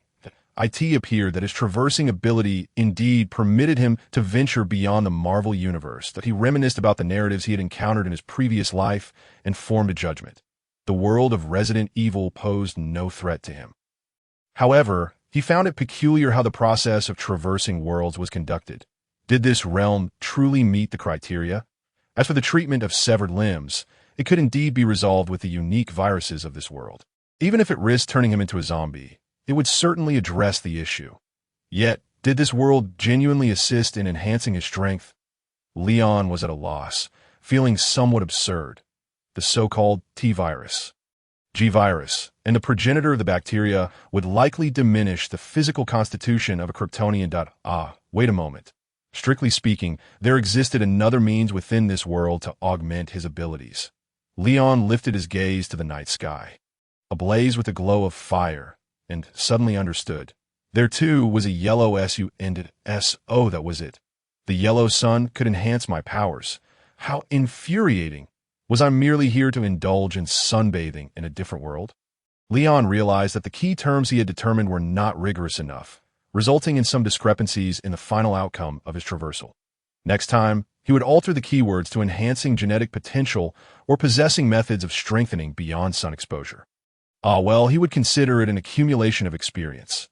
Jarvis, no need to gather information from the internet. We shall return. Just as Leon contemplated departing the world of biohazards, an invisible wave descended upon him. Sweeping down from above, Leon was startled, and before he could react, he felt a refreshing coolness enveloping his brain, as if an unseen, delicate hand had descended to administer a rapid beauty treatment to his cerebral cortex. In that moment, he felt invigorated, sensing that his mind had undergone some optimization. This external wave was entirely beneficial and harmless to him, so much so that his steel physique offered no resistance. What was happening? Leon felt a surge of questions arise within him. Although he sensed that what had just occurred was a good thing, this inexplicable stroke of fortune made him wary. Fortunately, the benefactor was not simply offering gifts without reason. While he was still pondering, he suddenly detected a peculiar wave through his ability to traverse worlds. He instinctively activated his power, and suddenly, a cryptic and ineffable message resonated with his ability, penetrating his consciousness. Leon touched his forehead, sensing as if an invisible specter had connected with his brain waves, directly conveying a message to his mind. Gift, salvation, apocalypse, evolution, biology, more. The message was exceedingly obscure. Leon engaged his superbrain, contemplating millions of times in a single second. Yet he could only decipher 6 words. It seemed that the entity transmitting the information lacked self-awareness and merely shared instinctual tendencies or desires with him. This bizarre arrangement resembled the concept of a world consciousness. Leon stroked his chin, wondering if the world of Resident Evil was seeking his assistance. That seemed somewhat plausible, that he had first connected to the biohazard world through his ability and then traversed here. Thus, the biohazard world could naturally use this ability as a bridge to send him messages. Although the entity appeared to possess only instinct, lacking consciousness, it was uncertain whether it truly was a world consciousness or merely a collective of human panconsciousness. Yet it had already bestowed a benefit upon him. The gift mentioned in that message likely referred to the recent cerebral spa treatment. Leon found this approach of offering a gift before requesting assistance quite agreeable. He pondered for a moment, although he did not reach out to accept it, since the entity had eagerly stuffed the gift into his pocket. Helping out this little brother from the biohazard world was certainly worth considering. It was also an opportunity to investigate what benefits he had actually obtained. However, before that, he needed to carefully contemplate what sort of assistance this little brother was requesting. After all, there were only a few ambiguous words, which was rather vague. Boom! As Leon was deep in thought, the rooftop of the building above him suddenly erupted in a violent explosion. The thunderous sound of the blast captured his attention. Leon looked up. Had the helicopter that had just been CI, Leon fell silent, inhaling the acrid scent of gunpowder that permeated the air, and noticed that Jill had managed to climb out of the car window. At that moment, Jill caught sight of him as well. Their eyes locked for a fleeting second, and it was evident that Jill's expression had turned urgent. "Are you human?" Leon, clad in his formidable steel armor, certainly appeared somewhat ahead of his time in 1998. However, as soon as Jill posed the question, she instinctively knew the answer. She frantically waved her hands at Leon. "Run! Quickly! Don't just stand there. Get to safety." "It's dangerous here," she shouted, oblivious to the flames already igniting behind her vehicle. The car was on the verge of exploding, and the tyrant was approaching from behind. That if she did not act swiftly, she would be engulfed by the explosion, only to be finished off by the tyrant. Yet, in this dire situation, her instinct was to prioritize warning the peculiar stranger in outlandish attire to leave at once. Boom! As expected, the car exploded. The flames surged forth, threatening to consume Jill. She realized this too late. Turning to flee, she found it was already too late, left to witness the fire licking at her face. Lying on the ground, she felt the intense heat of the flames against her cheek. Despair etched across her features. In a daze, she was transported back to 2 months prior, when she and her teammates encountered zombies in a mansion on the outskirts of Raccoon City. Perhaps from the moment the two individuals were momentarily overwhelmed by the unexpected jest, their minds sinking into bewilderment. The mech warrior, however, paid them no further heed. Instead, he detached his travel pack from his back and cast it aside. To their astonishment, he suddenly ascended into the air. "What a generous gift!" Gil exclaimed, his eyes wide with disbelief. This metallic figure was actually propelling itself upward, flames erupting from both its back and beneath its feet. Initially, he had assumed the mech warrior merely sported a futuristic appearance. Who could have anticipated that he truly possessed such otherworldly capabilities? As Gil recalled his own previous flash, the shock within him intensified. The two were left astounded, swallowing nervously, Yet they did not forget to retreat behind cover, peering out to observe the fierce clash between the mech and the biological weapon. Be all that is holy. I feel as though I have been transported into a movie. Gil's gaze was fixed. There, the mech warrior soared through the air, extending his hands toward the tyrant, with a resonant hum of technological energy gathering. He unleashed a torrent of energy lasers from his palms. The twin beams struck the tyrant with the ferocity of thunder, effortlessly piercing through its chest with a single exchange. The tyrant's slow advance came to an abrupt halt, flames igniting once more upon its massive frame, which then collapsed with a resounding crash. Was that truly the end? Surely it could not rise again. Gil was a loss for words, utterly astonished, yet scarcely had she uttered her thoughts when the tyrant, with two gaping wounds in its chest, began to fracture and splinter. Its once impenetrable, jet-black armor, resilient even against rocket fire, crumbled within mere breaths, as its form tore apart. It expanded, reminiscent of a self-replicating soap bubble. In mere moments, the 2-meter-6 tall tyrant had swelled to 3 times its size. It morphed into a grotesque creature akin to a canine, its limbs transforming into menacing claws, while bony spikes resembling fish fins protruded from its back and limbs. It crawled on the ground, gasping heavily, each breath echoing like the wheezing of a decrepit steam locomotive. This tyrant in its current form is truly repulsive, remarked the mech warrior, observing the complete chaos wrought by the viruses and parasites within it, which had spiraled out of control, bringing it to the brink of annihilation. The tracker tyrant Manta extracting the strain known as progenitor virus. Several years later, Marcus successfully combined the progenitor virus with leeches, thus developing the T-virus. During this period, Edward's son, Alexander, established a base in Antarctica, where he cultivated 2 descendants using the genes of his ancestors and developed the T. Virginia virus. Meanwhile, Marcus's student, who also acted as Spencer's informant, William Birkin, was busy developing a variant of the T-virus known as the G-virus in an underground laboratory in Raccoon City. These 3 viruses represent the primary strains in the early stages of the Resident Evil game universe.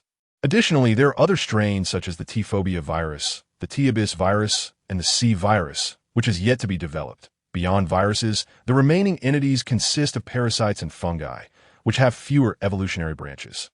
Regarding parasites, the primary one is a parasite named Pelagata. It emerged centuries ago in the underground of the Spanish Wolf-Fong Valley, representing an ancient parasite. Unlike viruses, it enhances the host while allowing the host to retain a degree of rationality. Consequently, many factions later employed the Plaga parasite to control biological weapons. As for fungi, they originated from the underground of a certain village in Eastern Europe, manifesting as a dark mold.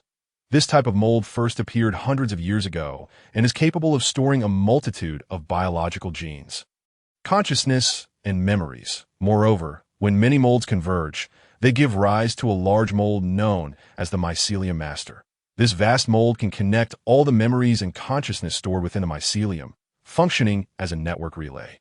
Some smaller molds generated from it are termed E-mold or Grace. Humans infected with E-mold experience significant enhancements in physical capabilities while retaining a relatively intact rationality. However, their consciousness becomes linked to the mycelium master.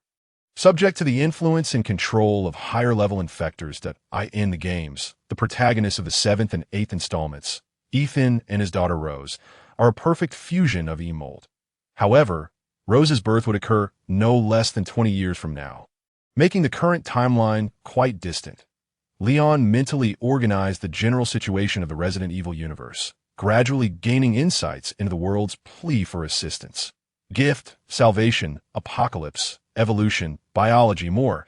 The term gift naturally refers to the intangible enhancements he has received. Salvation and apocalypse should be taken literally.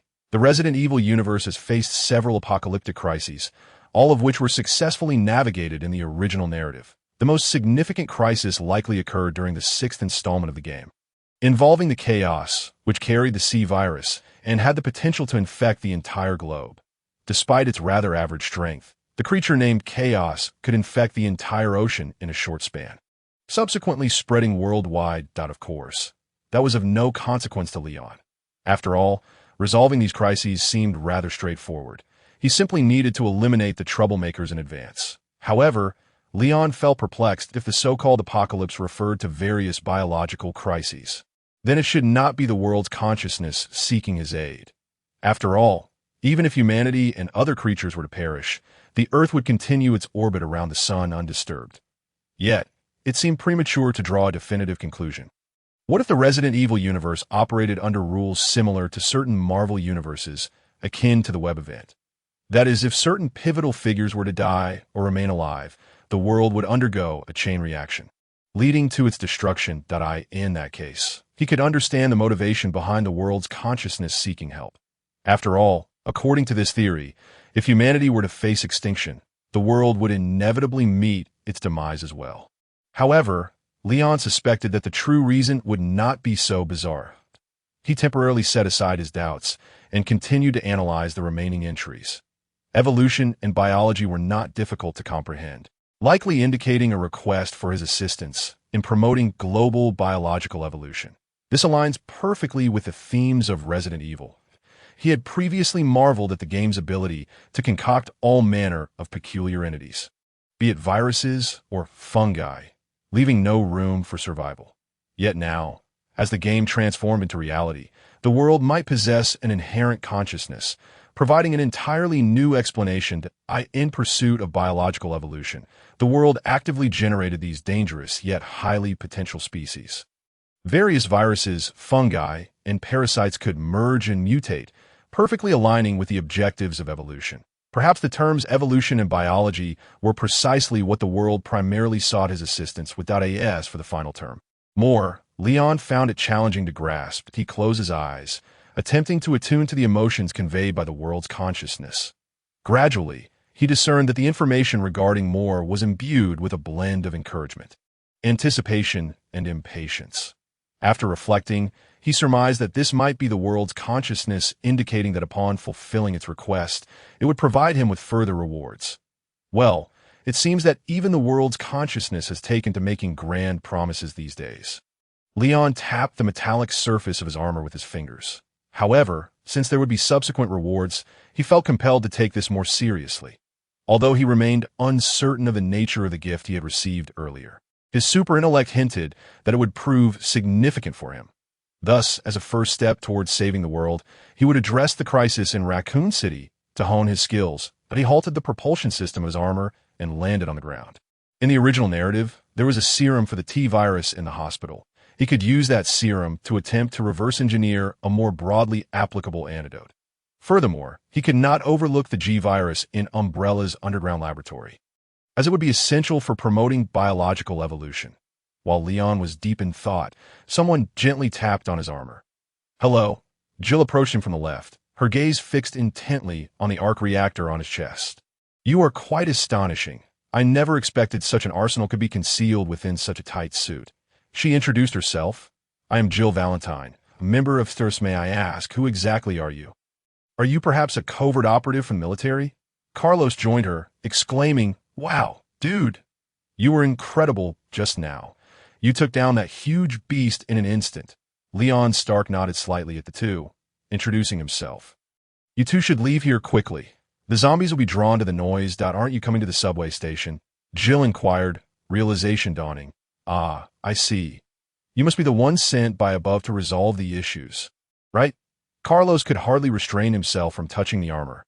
"I had no idea the technology in this country had advanced to such an extent. Those people have truly hidden their secrets well." Jill seemed to share this sentiment.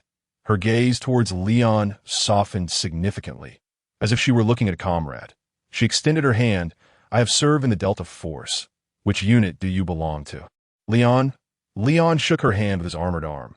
"You misunderstand," he said. "I am not one of your country's citizens, nor am I from your world." "World? Are you implying that we are not of the same class?" Jill's brow furrowed slightly. "Literally speaking, I come from another world." Leon released her hand, continuing, "I'm not here to clean up after Umbrella. It is the consciousness of your world that has employed me. It has asked for my assistance in saving the world. You should leave quickly and try to gather the civilians. Afterwards, I might send you some T-virus vaccines." With that, he turned and set off in the direction of Raccoon City Hospital, preparing to fly over. Carlos called out from behind, Hey, Leon, you must be joking, right? Another world? How could that be? Do you have any evidence? The young man with noodle-like hair, despite exhibiting some comical traits, has long surpassed the age of believing in the fervent tales of otherworldly saviors. He suspects that the mech warrior before him may have developed PTSD from the incessant battles, leading to a state of mental disarray. The notion that the agents of the world consciousness are synonymous with saviors perplexes him, causing a peculiar glint to flicker in Jill's eyes. She recalls the recent instance of teleportation, her heart wavering momentarily, only to swiftly dismiss the thought. The idea of a savior hailing from another realm seemed utterly implausible. After some contemplation, she concludes that Leon is likely jesting for the sake of secrecy. At the tea that moment, Leon ascends into the air, yet he neglects to activate the thrusters of his armor. T has been some time since he last donned the suit, and with so many thoughts swirling in his mind, he inadvertently forgets to engage the propulsion system, opting instead to utilize the biofield for flight. Consequently, the several-ton iron shell floats effortlessly above as Leon's voice resonates. Muffled as if trapped in a canister, "I do not need to prove anything, Carlos. You need not believe me, nor do I require your faith. Simply return to your previous endeavors. Perhaps you may save a few more lives." Leon surveys his surroundings, and you should leave. The horde of zombies is drawing near. Unbeknownst to Jill and Carlos, the armored figure has already pried open Newton's coffin, hovering in the as they glance around. They indeed spot groups of zombies limping towards them from the street corners. "We must make our exit." Jill's expression grows serious as she inquires of Leon. "And you? Where are you headed? Perhaps we could assist you later." "I intend to go to the hospital and police station in Raccoon City. The police station's basement leads to the Umbrella Laboratory. If you require serum, you may find me there," Leon responds, believing that Jill and Carlos, as pivotal narrative characters, are of considerable importance to the agents of the world consciousness. Thus, he does not mind extending some assistance. The Umbrella Laboratory. Jill wishes to press further, but Leon abruptly interrupts. "Wait." He senses movement nearby. A multitude of entities is crawling, reminiscent of the sound made by threadworms. Threadworms? Aren't they parasites? Why would they make noise while crawling? Jill and Carlos are filled with confusion that shouldn't we take him with us? He appears to be in a precarious state. Alone, he may encounter unforeseen dangers, Carlos whispers. But Leon seems quite lucid. Jill thinks differently. She suspects Leon was likely signaling something. Professional special forces often have their own codes. Regrettably, both she and the Umbrella operative beside her are not among Leon's informants. The sound is coming from there.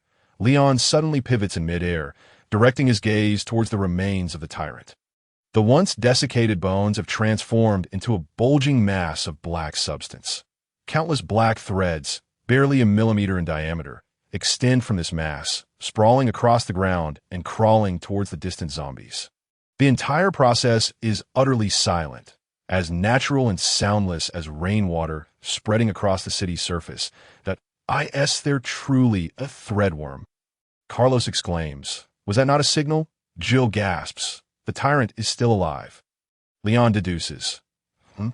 Leon raises an eyebrow, puzzled by the odd remarks from Jill and Carlos. Their thought processes diverge from that of a typical person.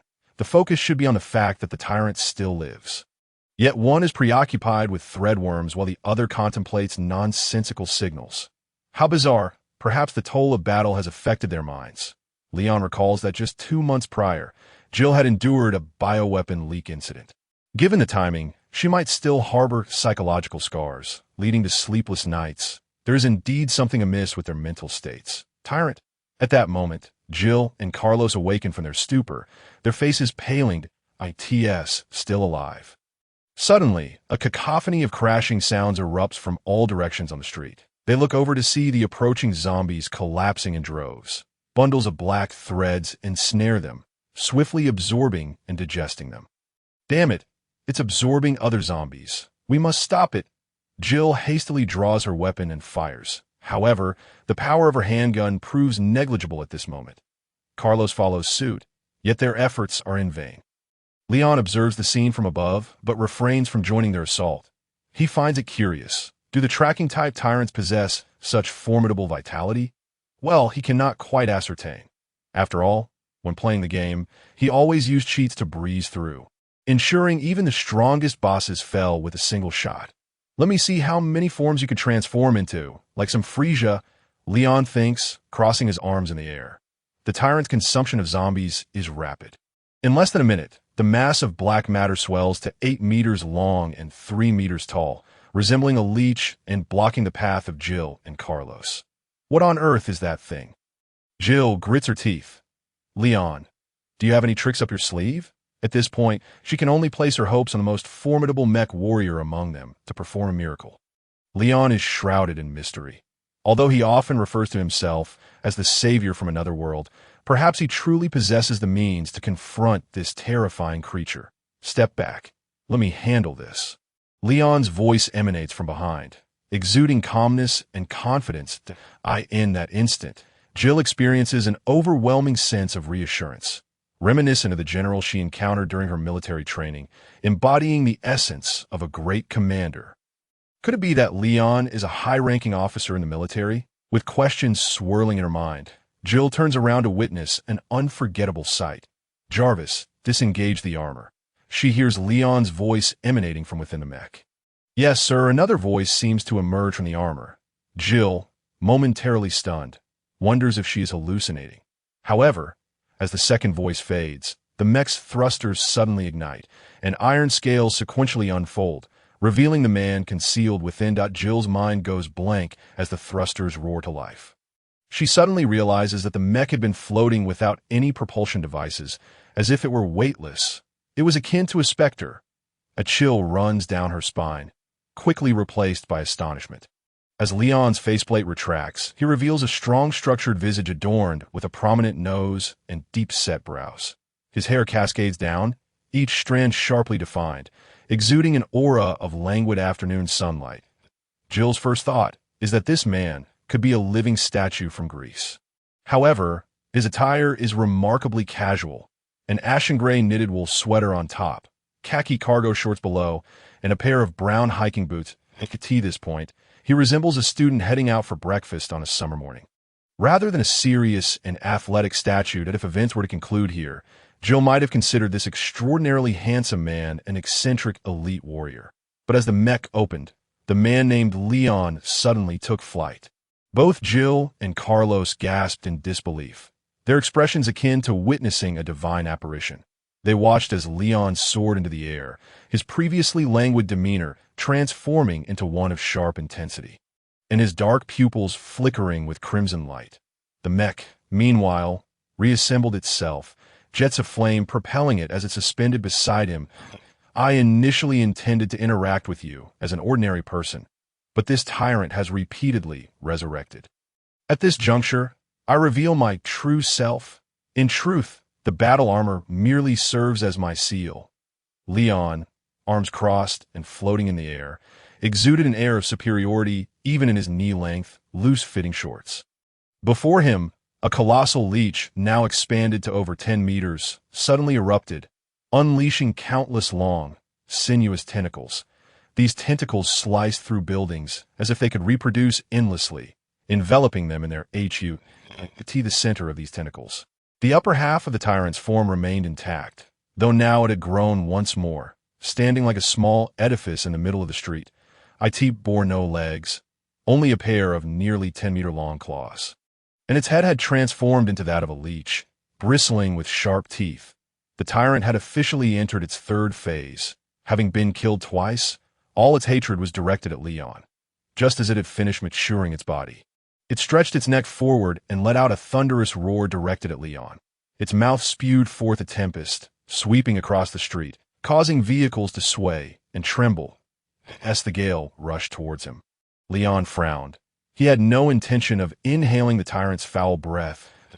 In an instant, he shifted sideways, positioning himself beneath the tyrant. Silence! Leon bellowed in the air, his form breaking the sound barrier as he delivered a powerful uppercut to the tyrant's head. This blow appeared nonchalant, yet the tyrant's newly revived head could not withstand even a fleeting encounter. Shattering into Leon strode purposefully toward the location of the research director. The infected outside were best left to Jarvis. The research director, Dr. Bard, was a middle-aged man clad in a white lab coat, his balding head and stern expression lending him an air of gravitas. He was ensconced in his laboratory, separated from the hospital lobby by a heavy iron door. At that moment, a lizard-like creature was relentlessly battering against the door, its gaping maw open wide, emitting a thunderous roar. Clearly, it had been drawn to the sound of Dr. Bard's voice on the other side of the door. The perspiring Dr. Bard, fully aware of his folly, was trembling uncontrollably, his hands covering his mouth. He likely hoped to remain quiet for just a little longer, waiting for the lizard creature to shift its focus. Interestingly, Leon was familiar with that monster. It was Hunter, a bioweapon from Umbrella Corporation. Deployed into Raccoon City for testing in the game, it was regarded as a minor boss. Thus, Leon decided to grant it some courtesy. He unleashed a punch behind it, a surge of immense power erupting forth. Hunter, along with the iron door, was sent crashing into the wall of the room, embedded within it like a thin pancake. Dr. Bard was startled by the explosive commotion, collapsing to the floor in shock. His expression was one of sheer terror. The sight of the iron door smashed against the wall reminded him of a bioweapon from Umbrella known as Tyrant. This was it. Umbrella had resorted to deploying a Tyrant to eliminate him, and he truly had no hope of survival. With trembling lips, Dr. Bard, realizing his inevitable demise, shakily crawled onto a chair. His fingers quivered as he maneuvered the mouse. Reopening the video recording, intending to utilize his final moments to complete his unfinished confession. However, before he could utter a single word, Leon entered the room. "Dr. Bard?" Leon inquired. "Who are you?" Dr. Bard responded, bewildered. Why wasn't he at the Tyrant? Leon sought the T-virus sample and vaccine. If the director could provide him with relevant research data, it would be even better. Leon noticed the sudden alertness in Dr. Bard's demeanor and adjusted his tone. "Do not overthink it. I am not affiliated with Umbrella. My quest for the virus and vaccine is solely to save this city." Save the city? Dr. Bard felt emboldened in the presence of a fellow human. After all, he reasoned that he was merely facing death. Dying at the hands of a human was a far cry from perishing at the hands of a tyrant. The fear in his heart was fundamentally different. He squinted slightly. "How do you know there is a virus and vaccine here?" "Apart from Umbrella, no one could possibly know." Leon pondered for a moment before responding candidly. "I am not from this world. It is the consciousness of your world that sought my assistance, prompting my arrival. All information comes from it." Leon shifted the blame onto the world consciousness. His forthrightness was aimed at enhancing communication and fostering trust. After all, in this world, as long as he did not bring harm upon himself, he was unlikely to encounter trouble. Rather than concocting a grandiose identity, it was more efficient to disclose the most unbelievable truth. To some extent, as long as he demonstrated his strength, the most incredulous truth would swiftly transform into the most readily accepted fact. After speaking, Leon paid no heed to Dr. Bard's expression, but he inhaled deeply and exhaled forcefully. Instantly, a breath like an arrow surged forth, creating a perfectly round hole in the opposing wall. Amidst the swirling dust, Dr. Bard's eyes nearly bulged out. When he looked back at Leon, the rational gaze he had always held for science now brimmed with fervor. Incredible! The breath he had expelled was capable of demolishing a wall. Such power was beyond human capability. Are you truly from another world? Pray tell, what is that other world like? And what of the world consciousness? Our world possesses consciousness, Dr. Bard muttered, then began to boldly inquire, ultimately erupting into laughter. Leon was somewhat taken aback. He had anticipated that Dr. Bard would continue to question or remain skeptical. However, he had not expected the man to break into such hysterical laughter. Yet, it was understandable that it seemed that scholars deeply passionate about their fields often became eccentric when confronted with the ultimate questions of their discipline. Moreover, Dr. Bard was grappling with concepts like other worlds and world consciousness, territories that humanity could scarcely hope to touch. The fact that he had not completely lost his mind was already a testament to his restraint. With a resounding clap, Leon struck Dr. Bard on the shoulder. "We can discuss these matters later. For now, could you please show me your research data and findings?" Dr. Bard paused, rubbing his balding forehead. Yes, follow me. That I have printed all the research data on paper. The electronic versions have been destroyed. That I had planned to incinerate these documents before my demise." But fortunately, you arrived just in time. Dr. Bard retrieved a hefty stack of documents from a safe, presenting them to Leon with both hands. This encompasses the majority of critical experimental data, along with the research process and conclusions. Do you intend to use this data to restart your research? Leon casually lifted the 30-centimeter thick bound documents and began perusing them. No. I plan to finish reading it now and then proceed to the Umbrella Underground Research Facility for further modifications. Finish reading it now. Dr. Bard thought to himself that it would take an eternity to do so. However, Leon's manner of reading soon shocked him. It could hardly be described as reading. It was even beyond mere browsing. Leon grasped a corner of the thick documents, loosening his grip slightly, causing the pages to cascade down like a deck of cards. In mere seconds, the entire hefty stack of documents had been flipped through. Leon closed his eyes, and after a few moments, he thrust the documents back into Dr. Bard's arms. That will suffice. You may burn it now. Excuse me? Dr. Bard was left dumbfounded, his gaze shifting between the documents in his arms and Leon's closed eyes. I have already finished reading and memorized it, Leon explained, still with his eyes shut. But your motion of flipping through the pages was backward. Dr. Bard did not even question the feasibility of memorizing a 30-centimeter thick book in such a short time. The mere fact that Leon had flipped through the documents from back to front was mind-blowing. Memorizing all the text and then reversing the page numbers in his mind was a simple task. Leon remained with his eyes closed. Dr. Bard's mouth opened and closed. Unsure whether to believe or disbelieve, in truth, he was filled with existential doubt at that moment. Eventually, he glanced at the unperturbed Leon, then took the documents to procure gasoline and set them ablaze. He reassured himself that the individual before him was the savior summoned by the world, and such peculiarities were to be expected. Meanwhile, Leon stood still with his eyes closed, not intentionally acting aloof, but rather because, as he memorized the experimental data, he began to perceive anomalies. He discovered that his thought processes became remarkably sharp and agile when comprehending biotechnological knowledge. The speed of his superbrain in processing information had not diminished.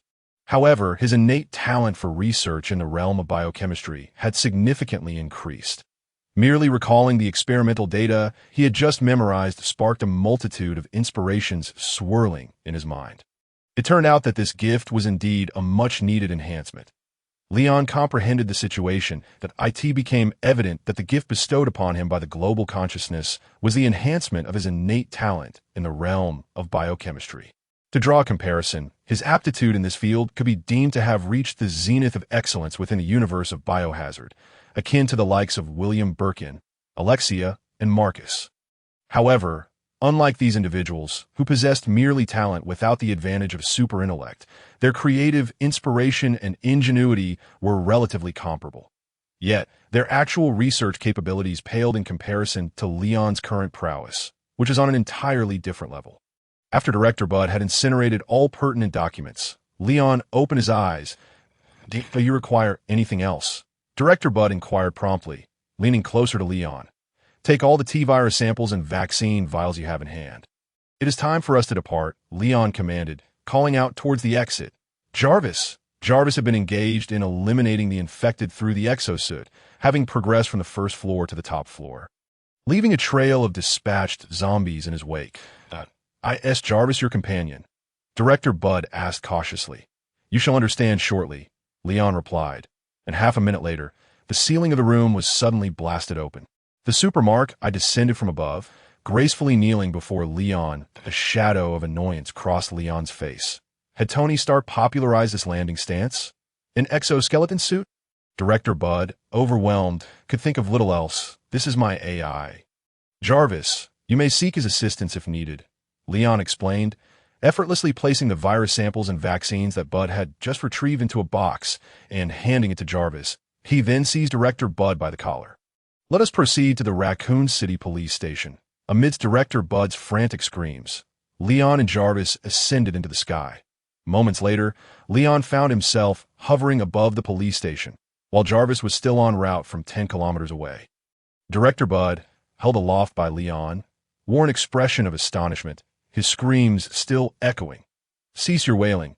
We have arrived, Leon chided, giving Bud's collar a slight shake. with the ground beneath Bud's feet suddenly feeling unsteady. His cries grew even louder, drawing the attention of the zombies besieging the police station. They twisted their heads in confusion, searching for the source of the commotion. Ignoring Director Bud, Leon activated his X-ray vision to survey the police station. The modestly sized precinct was rife with corpses and zombies. The officers of the Raccoon City Police Force, aside from the chief, had been quite diligent. The outbreak of the bioweapon crisis in the city had commenced on September 25th. Merely 3 days prior, it was the rapid response of the police station, establishing shelters, rescuing civilians, and setting explosives on the streets that had eradicated the majority of the zombies, providing a glimmer of hope for the surviving residents. However, the cost of this endeavor had left the police station with only a handful of surviving officers. This was undoubtedly compounded by the officers' lack of understanding regarding the T-virus. The downfall of the precinct began when an infected individual infiltrated the shelter of refugees. The outbreak amidst the crowd, coupled with the relentless assault from zombies outside, resulted in significant casualties within the police station. Currently, under Leon's scrutiny, only 5 individuals remained alive within the Raccoon City Police Station. Among them was the despicable Chief Brian Irons, who had remained holed up in his office. Throughout his tenure, this chief had engaged in illicit collaborations with the Umbrella Corporation, accepting bribes and concealing evidence of their crimes. He had even established an orphanage adjacent to the precinct, specifically to house orphans as experimental subjects for Umbrella. Truly a loathsome individual. Leon, unable to tolerate such filth, unleashed a heat ray from a distance, piercing through several walls and pinning Chief Irons to his leather sofa. Poor Chief Irons was at that moment toying with the corpse of the mayor's daughter, intending to turn her into a specimen. Without warning, 2 crimson beams penetrated the wall, impaling his chest. He gaped in disbelief, his mouth agape as he touched the 2 charred wounds that had formed in his chest, emitting a sound of utter disbelief as he collapsed onto the corpse before him. Meanwhile, Jarvis finally arrived beside Leon. Director Bud had regained his composure, gazing down at the police station's entrance. His mouth agape, "We have arrived at the Raccoon City Police Station?" He looked up at Leon with astonishment. "How did you manage this?" Leon smiled, but remained silent. "Have you calmed down at last? To be honest, your earlier screams were at least 3 decibels higher than my brother's cries for help. That was an accident. I do not usually react this way." Director Bud hastily defended himself. Wiping non-existent sweat from his forehead, he glanced down at the darkened street, where a few scattered zombies wandered aimlessly. A dozen or so individuals, their jaws and arms grotesquely decayed, were incessantly battering the police station door. "What shall we do now, Savior?" Bud tentatively inquired. Leon chuckled. "Just call me Leon. Our next course of action is to enter the police station." He began to descend, releasing a breath of icy air as he approached the ground. Layers of frost rapidly spread across the street, transforming every standing and prone zombie into ice sculptures. The frost enveloped a 300-meter radius around the police station, converting the area into a realm of ice. Remarkably, these icy layers merely coated the surface of objects without affecting their internal structures that a couple of sturdy, yellow streetlights, encased in ice, continued to emit light and warmth, casting strange colors through the frozen barriers. Incredible. It is as if the ice god has wielded his scepter. Director Bud marveled at the frozen streets reflected in his eyes, appearing so dreamlike. However, this metaphor was somewhat misplaced. Leon set Director Bud down, remarking, "After all, I am merely carrying you." Director Bud, sensing Leon's friendly demeanor, chuckled heartily. "It is an honor to serve as your scepter." Leon shook his head and led the way toward the police station, with Bud closely following, occasionally glancing back to observe the frozen zombies or streetlights. He noted that the zombies encased in ice were not dead, but were gradually losing their vitality due to a lack of oxygen. It was likely that in no time, the zombies in this neighborhood would silently perish. What a marvel! He sighed, hastening to catch up with Leon. Jarvis followed closely behind, his footsteps echoing steadily as they maneuvered around the cars blocking the street. Arriving at the police station, a sealed iron gate barred the way against the zombies attempting to invade the precinct. Several zombies were frozen into a solid block of ice at this very entrance. Leon knocked on the icy barrier, causing the frozen mass, along with the trapped zombies, to shatter into countless fragments. Standing before the icy iron gate, Leon peered through the gaps to survey the interior of the police station. He then instructed Jarvis to activate the built-in intercom system of the suit. "Is anyone inside? The zombies on the street have been dealt with. Please open the door and let us in." The sound, marked by a sense of urgency, reverberated throughout the neighborhood, likely rousing even those 4 officers at the precinct who might have been slumbering with earplugs. In truth, they were not asleep, but rather recuperating in the lobby. Leon, through his keen perception, observed the officers springing into action. The announcement broadcasted by the Raccoon City Police Department regarding the sheltering of refugees continued to loop on various car radios, as long as they did not storm in directly. There would be no conflict with the police. Moments later, the front door of the precinct indeed swung open and a tall, slender black officer emerged, his right hand resting on the grip of his holstered weapon while his left held a flashlight. He scanned the surroundings before jogging over to the iron gate. Behind him, 2 more uniformed officers followed, their eyes wide with astonishment at the frost covering the streets. "Wait, I'll open the door for you." The black officer's gaze swept over Leon and his companion, noting their lack of visible injuries and firearms, prompting him to prepare to unlock the door. But he glanced around, exclaiming, "My God, what has happened here? Why is everything suddenly frozen? It's only September." As he spoke, he tugged at the door latch. Yet the latch was similarly frozen, and despite his efforts, it would not budge. "This thing is stuck. I need to find a blowtorch," he muttered. Frowning, he looked around once more, relieved that the zombies remained immobilized by the cold. "You two keep quiet here. I'll be back soon." "No need, officer," Leon called out just before the black officer turned away. Grasping Bard's collar, he leaped over the iron gate to land beside the officer. Sometimes the most rudimentary methods proved to be the simplest. He raised an eyebrow at the officer. The black officer took a step back. "Impressed. Is that a martial art? Quite an astonishing skill. And thank you for saving me the trip to find a blowtorch." He gestured to the other 2 officers. "Come along. Let us head inside. This sudden freeze is unbearable. Perhaps I can find some coats for you in the precinct." "And no need for the coats. I can withstand this temperature. However, I do have a friend who needs to come in as well." Leon snapped his fingers. "Jarvis, come in." The sound of the propulsion system resonated outside the precinct walls as the armored figure burst into the courtyard with flames. "What the hell is that?" The black officer instinctively drew his weapon. "We can explain everything once we're inside," Leon replied. A mysterious smile gracing his face, he stepped into the precinct, glancing back before entering. Several dozen meters away, he caught sight of a fleeting crimson skirt in a window of a nearby building. Minutes later, inside the precinct lobby. "So, you are the savior, and you're the head of the virus center. This is a mech, and the ice outside is a result of its breath, while Umbrella Corporation is the true culprit behind this crisis?" After several minutes of discussion, the black officer concluded. Throughout the conversation, Leon's assertions and Bard's assurances unfolded in tandem. Initially, the 3 officers were skeptical. It was only when Leon demonstrated his freezing breath to encase a table that their demeanor shifted. A preliminary trust began to form between the 2 parties. "All right, we'll tentatively believe you." The officers exchanged glances, and the black officer stepped forward. "Allow me to introduce myself. I'm Marvin Branagh." He pointed at the other 2 officers. "A middle-aged white man and a portly officer. This is Elliot Edward. And this one here is the chubby fellow we all call Old F.A.T. Is it just the 3 of you? There are no others in the precinct?" Bard inquired, still clad in his authoritative white coat. Marvin quickly pointed towards a medical partition. "We have one more, but his condition is troubling. Mr. Bard, I fear you'll need to take a look." Bard remained silent, glancing at Leon. After receiving a nod, he responded, "I'm fine with that. Lead me to him." The 3 officers exchanged glances, recognizing that Leon held the dominant position in this alliance, which further solidified their belief in the 2 men's previous statements.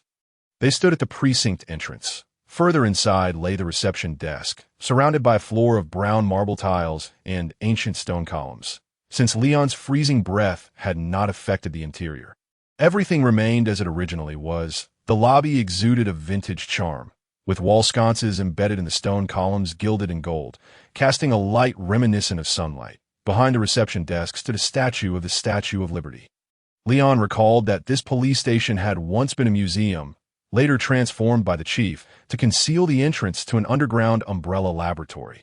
That entrance lay beneath the statue, requiring 3 stone slabs to unlock the mechanism. The group maneuvered around the reception area. Between the Statue of Liberty and the reception desk, a makeshift emergency room had been set up with medical partitions. Inside, a stretcher bore a man with a pallid complexion.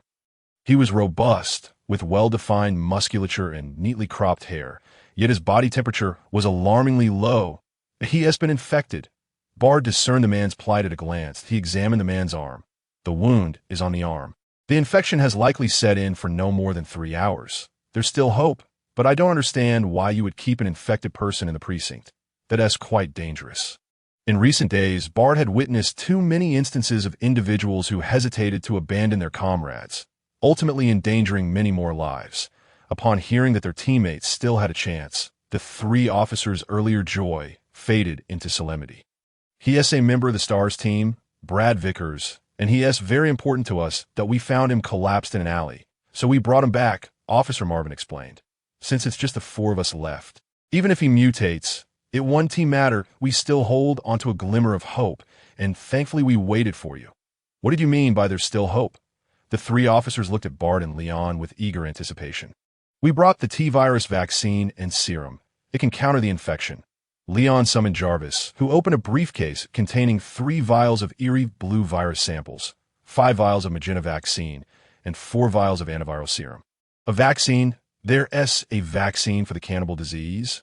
Marvin trembled at the thought. Had they received the vaccine sooner, they wouldn't have lost so many comrades. Umbrella developed the virus, and, of course, they would also research a corresponding vaccine. Bard extracted a serum from the case and injected it into Brad and as the serum coursed through him, Brad's pale complexion began to improve noticeably. The 3 officers felt a wave of relief, bolstering their trust in Leon's earlier claims. Gentlemen, since you are prepared to save this city, you must have a purpose for coming to the precinct, the middle-aged officer Elliot inquired. What can we do to assist? Leon turned towards the Statue of Liberty. You see, an umbrella research facility is located directly beneath the precinct that I intend to go inside to create a more effective vaccine. Therefore, I need to access the entrance to the laboratory situated within the precinct. Elliot was filled with excitement at this revelation. Are you serious? I knew there was a secret passage here. Officer Phillips was right after all. It's a shame she won't ever hear this news.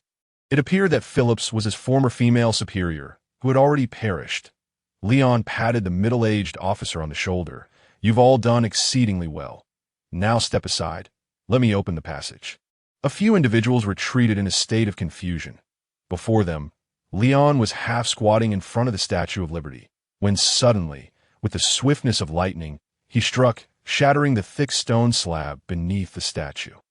Those reinforced stone slabs were rendered as pliable as soft jelly in his presence, devoid of any sense of resistance.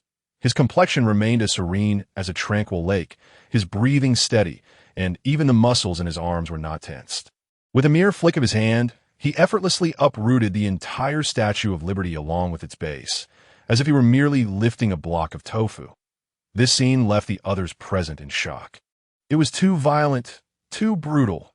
Yet, no one had the energy to dwell on such thoughts, for beneath the toppled statue, a staircase was unexpectedly revealed, leading to an open chamber with exquisite decor. Even from just a glimpse, an air of opulence was palpable. Goodness, this hidden chamber has been right under our noses all these years, and we never noticed, Elliot exclaimed, clutching his head in disbelief. Marvin's expression grew exceedingly grim. It's the chief. He has colluded with that damned umbrella. The portly officer was so enraged he could hardly speak. They turned to Leon. Mr. Leon, what should we do now? Leon contemplated for a moment. First, let us search for nearby survivors. Eliminate the remaining zombies in the precinct, and then we'll enter the underground laboratory together. The zombies outside have been frozen in place. You can handle the search for survivors, right? The African-American Marvin nodded immediately. Rest assured, the 3 of us will set out right away. The trio swiftly organized their gear and formed a line as they departed the precinct. Leon then turned to his armor. Jarvis, go eliminate the zombies in the precinct. Certainly, sir. Jarvis took off, charging into the various offices of the precinct to clear out all the zombies. 20 minutes later, Supermark, I returned to the hall, bearing traces of zombie blood that a scratch marred its chest. Likely inflicted by a creature known as a licker during a surprise attack. Mission accomplished, sir. Jarvis reported that on the other side, Marvin's team returned with 3 survivors, a father and daughter duo, along with an Asian woman. The father-daughter pair was peculiar. The father was rotund, yet exuded an aura of rugged masculinity. He held his daughter tightly, shielding her from view. The Asian woman was clad in a red gown, her long legs encased in black stockings, her feet adorned with high heels. She was strikingly beautiful, but possessed a cold demeanor, her eyes and brows radiating an undeniable charm. Mr. Leon, these are the only survivors we could find, Marvin said, his voice tinged with disappointment. It's all right.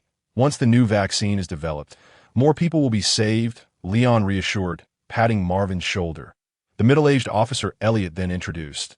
This is Robert Kendo, the owner of the Kendo gun shop behind the precinct, along with his daughter. And this lady here is from an abandoned building. I am an FBI investigator. The Asian woman produced her credentials. Ada Wong, here to investigate the Umbrella Corporation. She scrutinized Leon. I've heard them say you are the savior. Could you provide me with some evidence? I'm afraid I have no obligation to prove anything. Leon chuckled softly. When he froze the surrounding streets of the precinct, Ada had been watching from a nearby building. To inquire about such matters now was undoubtedly an attempt to gather more intelligence on him. Regardless of who you are, whether a savior or a deity, it matters not. Suddenly, the father, Kendo, shouted frantically. They say you have an antiviral serum, right? Just give me the serum, and I will do whatever you ask. Everyone stared at him in astonishment. Director Bud observed and exclaimed, That girl in his arms isn't infected. Leon added, But it's still early. She has just been infected, and there's still hope for her. Without needing his command, Jarvis autonomously operated the armor to retrieve the serum and, before anyone could react, administered an injection to the little girl. The girl, who had been barely conscious, collapsed in her father's embrace after the injection. Emma, how are you? Damn it. How dare you? You hunk of metal. Emma. Your eyes are starting to return to normal. Old Father Duncan held his daughter, panic-stricken. Fortunately, the vaccine took effect swiftly. The girl's pale eyes rapidly regained their original hue. However, her consciousness remained fuzzy, likely requiring some time to fully recover. Excellent, a joyous outcome. I do enjoy such heartwarming scenes in movies. Leon glanced a few more times, confirming the girl was improving before turning towards the underground passage. Now, we have a new task. Officer Marvin, you stay behind with one person to protect the survivors and secure the precinct. The other 2 will accompany us to the laboratory to create the new vaccine. With that, he disappeared into the passage with remarkable decisiveness. Let us go. We must race against time. Director Bud and Jarvis followed closely behind Leon, each taking their respective roles as they entered the underground passage. The remaining few exchanged glances. Marvin issued the command. You stay behind, old pal. Elliot, we're moving out. The survivors can rest here, as you say. Marvin, the portly officer, complied. Is he really the savior? Old man Kendo interjected hesitantly. I haven't had the chance to thank him yet. There's still time for that. You can express your gratitude once he returns with your healthy daughter. Marvin replied, helping him place his daughter on a stretcher bed. But you're all going to storm into Umbrella's laboratory. Are you sure it's safe? Duncan expressed his doubts. Officer Elliot reassured. Mr.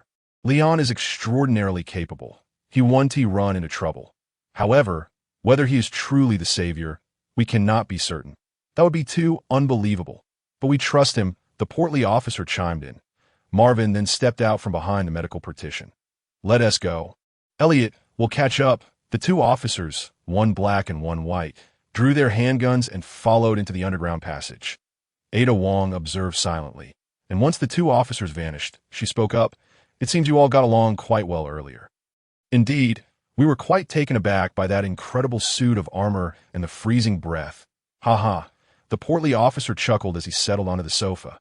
Yet, you don't seem to mind being left behind alone? Ada glanced at the underground passage. The precinct also needs someone to remain on guard. The portly officer furrowed his brow, sensing her underlying discontent. It sounds like you have a different opinion.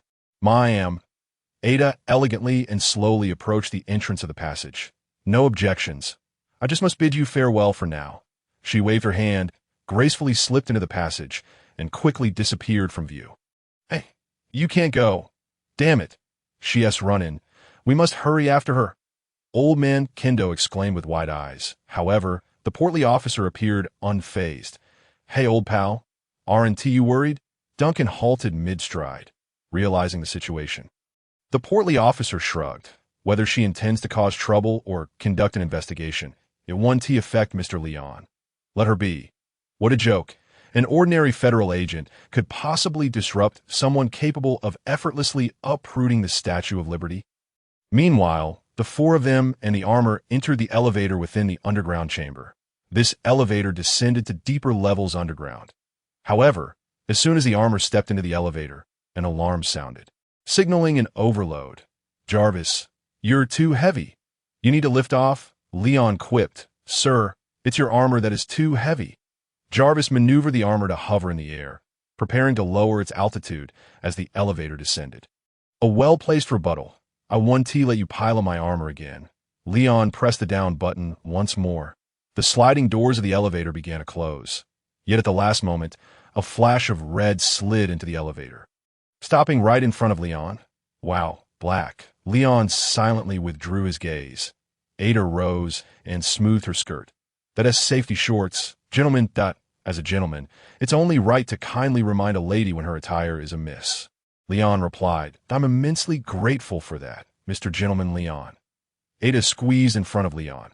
The elevator was spacious enough to accommodate several people, yet Ada found herself uncomfortably close to Leon, her neck enticingly extended.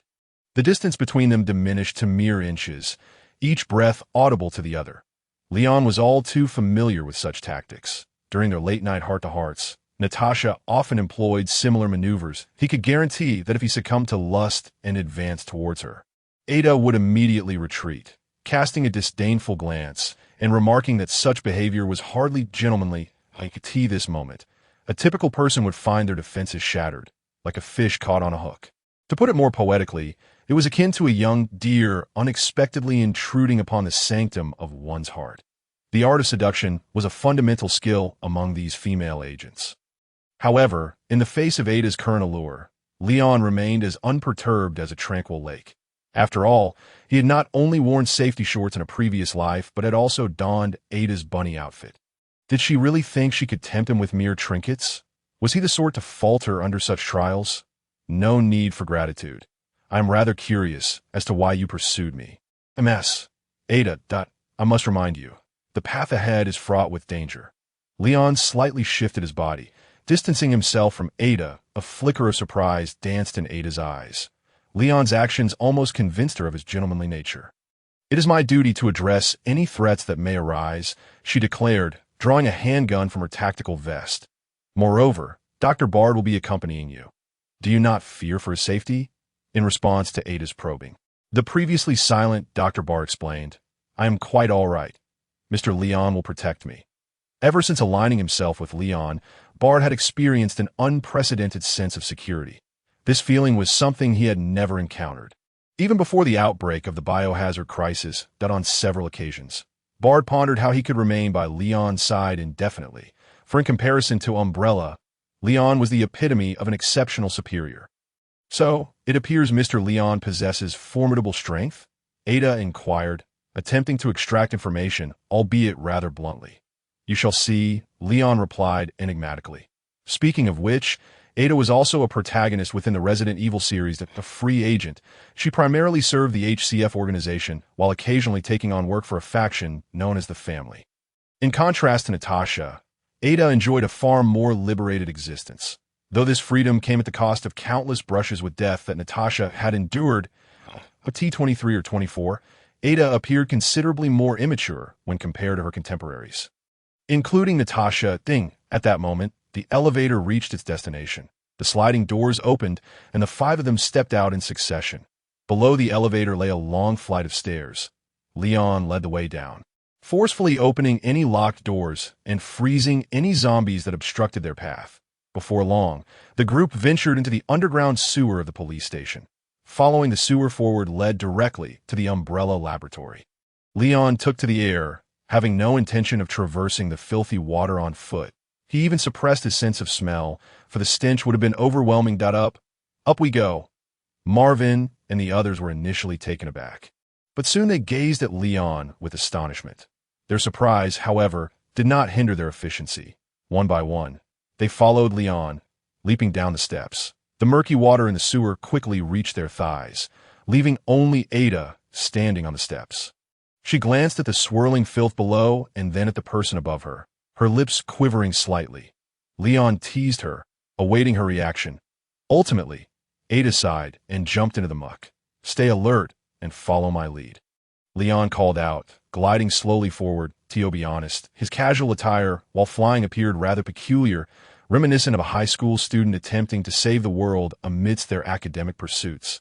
The sewer was now perilously close to the Umbrella Laboratory. Along the way, bizarre mutated creatures emerged from the moss-covered walls to attack the group.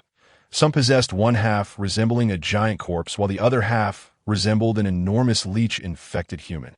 Others were sewer insects measuring 1 meter in length, or massive mutated crocodiles over 10 meters long. Heaven knows how Umbrella transformed an ordinary sewer into a veritable haven of biodiversity. These monstrosities were not only highly dangerous, but also alarmingly numerous. Under normal circumstances, even a small team of elite soldiers would face annihilation in such a situation. Yet Leon soared ahead, dealing with the abominations and demolishing walls with ease, and no creature could withstand his blow. Nor could any wall delay him by even a second. The group advanced without hindrance. Aside from the unpleasant environment, it felt almost like a leisurely trek. Even Ada, who remained ever vigilant, managed only to shoot a seemingly lifeless zombie fish, failing to claim a single monster for herself. Our Mr. Leon truly instills a sense of security. "I concede he is an absolute gentleman," Ada remarked, offering praise while disdainfully wringing out her skirt. The group soon arrived at a platform above a wastewater treatment basin.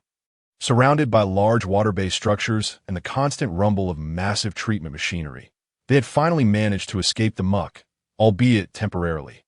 Marvin shone his flashlight around, revealing the stench of decaying corpses in various corners. "Look at these people," he noted, observing those clad in lab coats and combat gear. Umbrella had indeed established a vast research facility here. "This city is under their control," Elliot exclaimed through gritted teeth.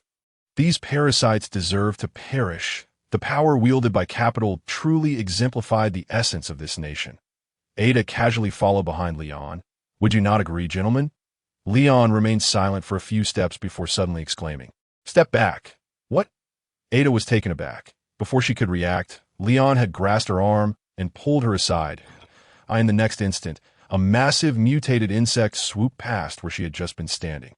The creature, unsuccessful in its ambush, attempted to flee, but was struck by Leon's kick, crashing into the wall and exploding into a mass of insect juices. Ada felt a twinge of fear. "Thank you," she said, leaning against Leon's arm for support as they retreated. She soon noticed that his arm felt like marble.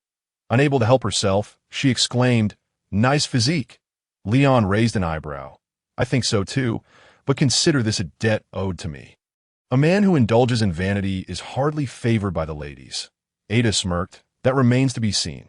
Leon continued onward. Venturing deeper into the wastewater treatment area led them to the monitoring room. Through the glass, they could see a large platform on the other side, where an armored cable car awaited. "We've arrived," Leon announced. "Getting on that cable car will take us to the research facility."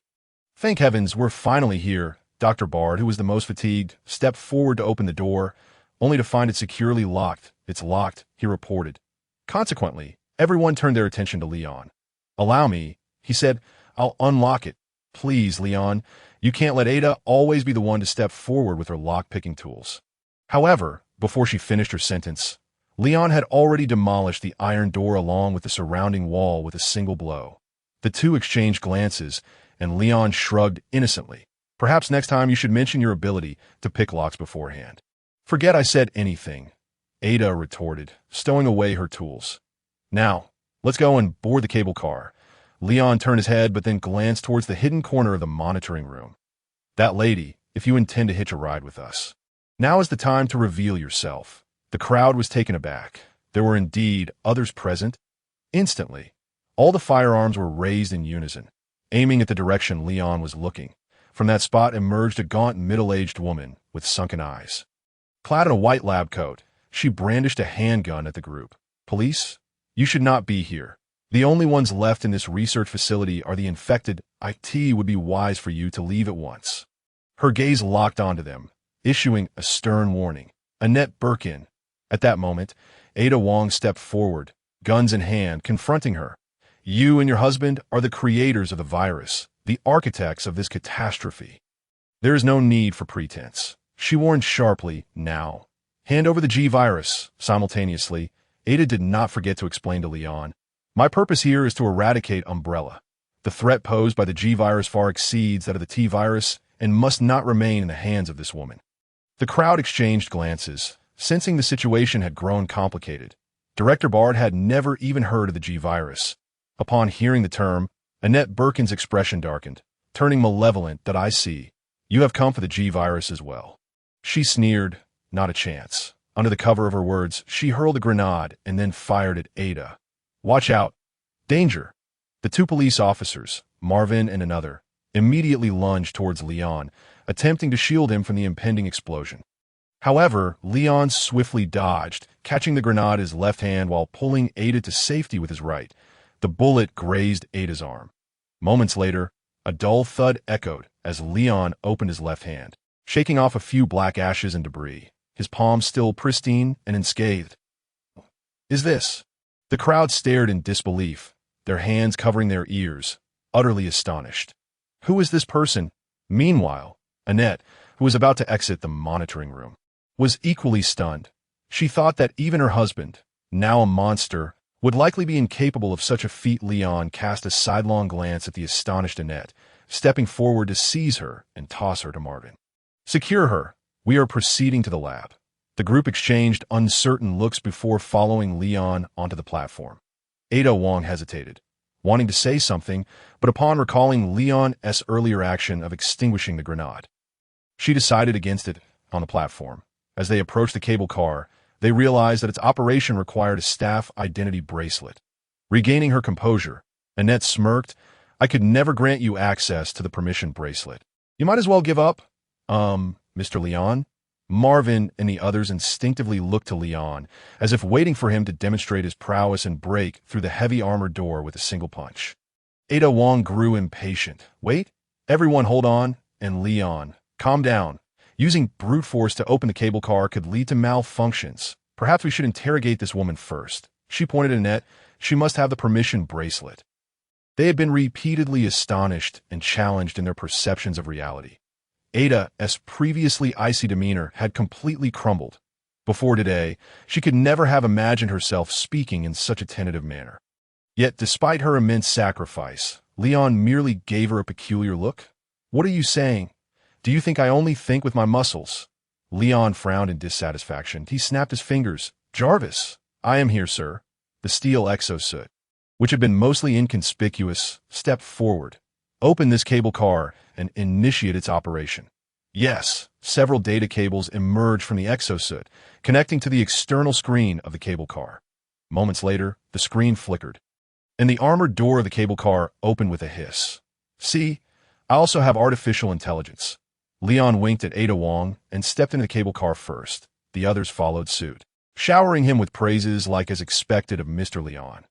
Ada Wong paused for a few seconds, then suddenly tilted her head and laughed, as if she were a fool. It was unclear whether she was referring to Leon or herself. She tapped her forehead, resigned, and followed into the cable car. Under Jarvis's control, the tram began to move slowly, gradually picking up speed. There should be numerous zombies and mutated creatures within the research facility, Leon stated, positioning himself among the group. "So, as usual, I will take the lead, and you all follow. Once we clear the underground base, you can assist in organizing the research materials and equipment for how to improve the vaccine. I already have some preliminary ideas. Barring any unforeseen circumstances, we should have results by tomorrow morning." Bart expressed his admiration, while Marvin and Elliot were filled with excitement. Ada clapped her hands, though her gaze flickered slightly. Oh, you boastful young man, barely 17 or 18. Perhaps you should enroll in college first. Only Annette scoffed. The cable car soon arrived at its destination. As the group disembarked, they gasped and I can't fathom how much money and effort Umbrella has invested here. This place is like another world. Marvin and Officer Elliot exclaimed, their first glimpse of the underground research facility leaving a profound impression on them. The research facility was starkly different from the surrounding sewers, which were filled with rough pipes and overwhelming stench. Here, in Umbrella's research facility, the outer walls were made of high-strength titanium, exuding a metallic quality that permeated the entire entrance, with daylight-like indicator lights illuminating even the deepest corners. Marvin and the others felt as if they had stepped into a futuristic realm that in their eyes, facing this sci-fi-like base. Even Leon seemed to have softened considerably. He no longer resorted to using his fists to breach locked doors, but instead allowed that metal contraption to handle the data decryption. Of course, the reality was that there were no electronic doors in the sewers for Jarvis to hack. The quickest way was for Leon to swing his fists. With another click, Jarvis effortlessly breached the facility, which required researcher-level access to enter. The outer perimeter of the facility featured 3 heavy doors that began to rise slowly. The 5 individuals present were automatically granted high-level access as they approached each door. The intelligence system would open it automatically. Compared to the outside, the research facility was almost devoid of humanoid zombies. Leon sent Jarvis to clear the area while he and the others remained behind momentarily. As they paused, the group began to search the surrounding rooms. They uncovered numerous journals belonging to researchers, each detailing the general timeline of the outbreak of the biohazard, from the initial accidental infection during an experiment to that individual transforming into a zombie and being dealt with by security forces, and then to the ensuing panic, virus leakage, and rodents carrying the virus to the surface that I never imagined it began like this. My God, Director Bard rubbed his eyes. I thought only my team was conducting this research. Marvin reassured him, Dr. Bard, you were merely forced by malicious individuals. What we need to do now is salvage everything. While the two engaged in spirited conversation, Ada approached Annette Birkin. Meanwhile, Leon was checking past records on the computer in the security room. Suddenly, a communication from his phone activated, and Jarvis's voice came through. Sir, the mutated creatures within the facility have been cleared. However, I have detected a creature resembling a tyrant. IT is pursuing a young girl hiding in a corner. Would you like me to proceed with a rescue? A young girl? Could it be Sherry Birkin? Leon retrieved his phone. Sherry Birkin is the daughter of Annette and William. In the game, William was compelled to inject himself with the G-virus, transforming him into a monstrous being, his mind warped by an insatiable desire to propagate the virus. However, this virus can only be transmitted stably between progenitors.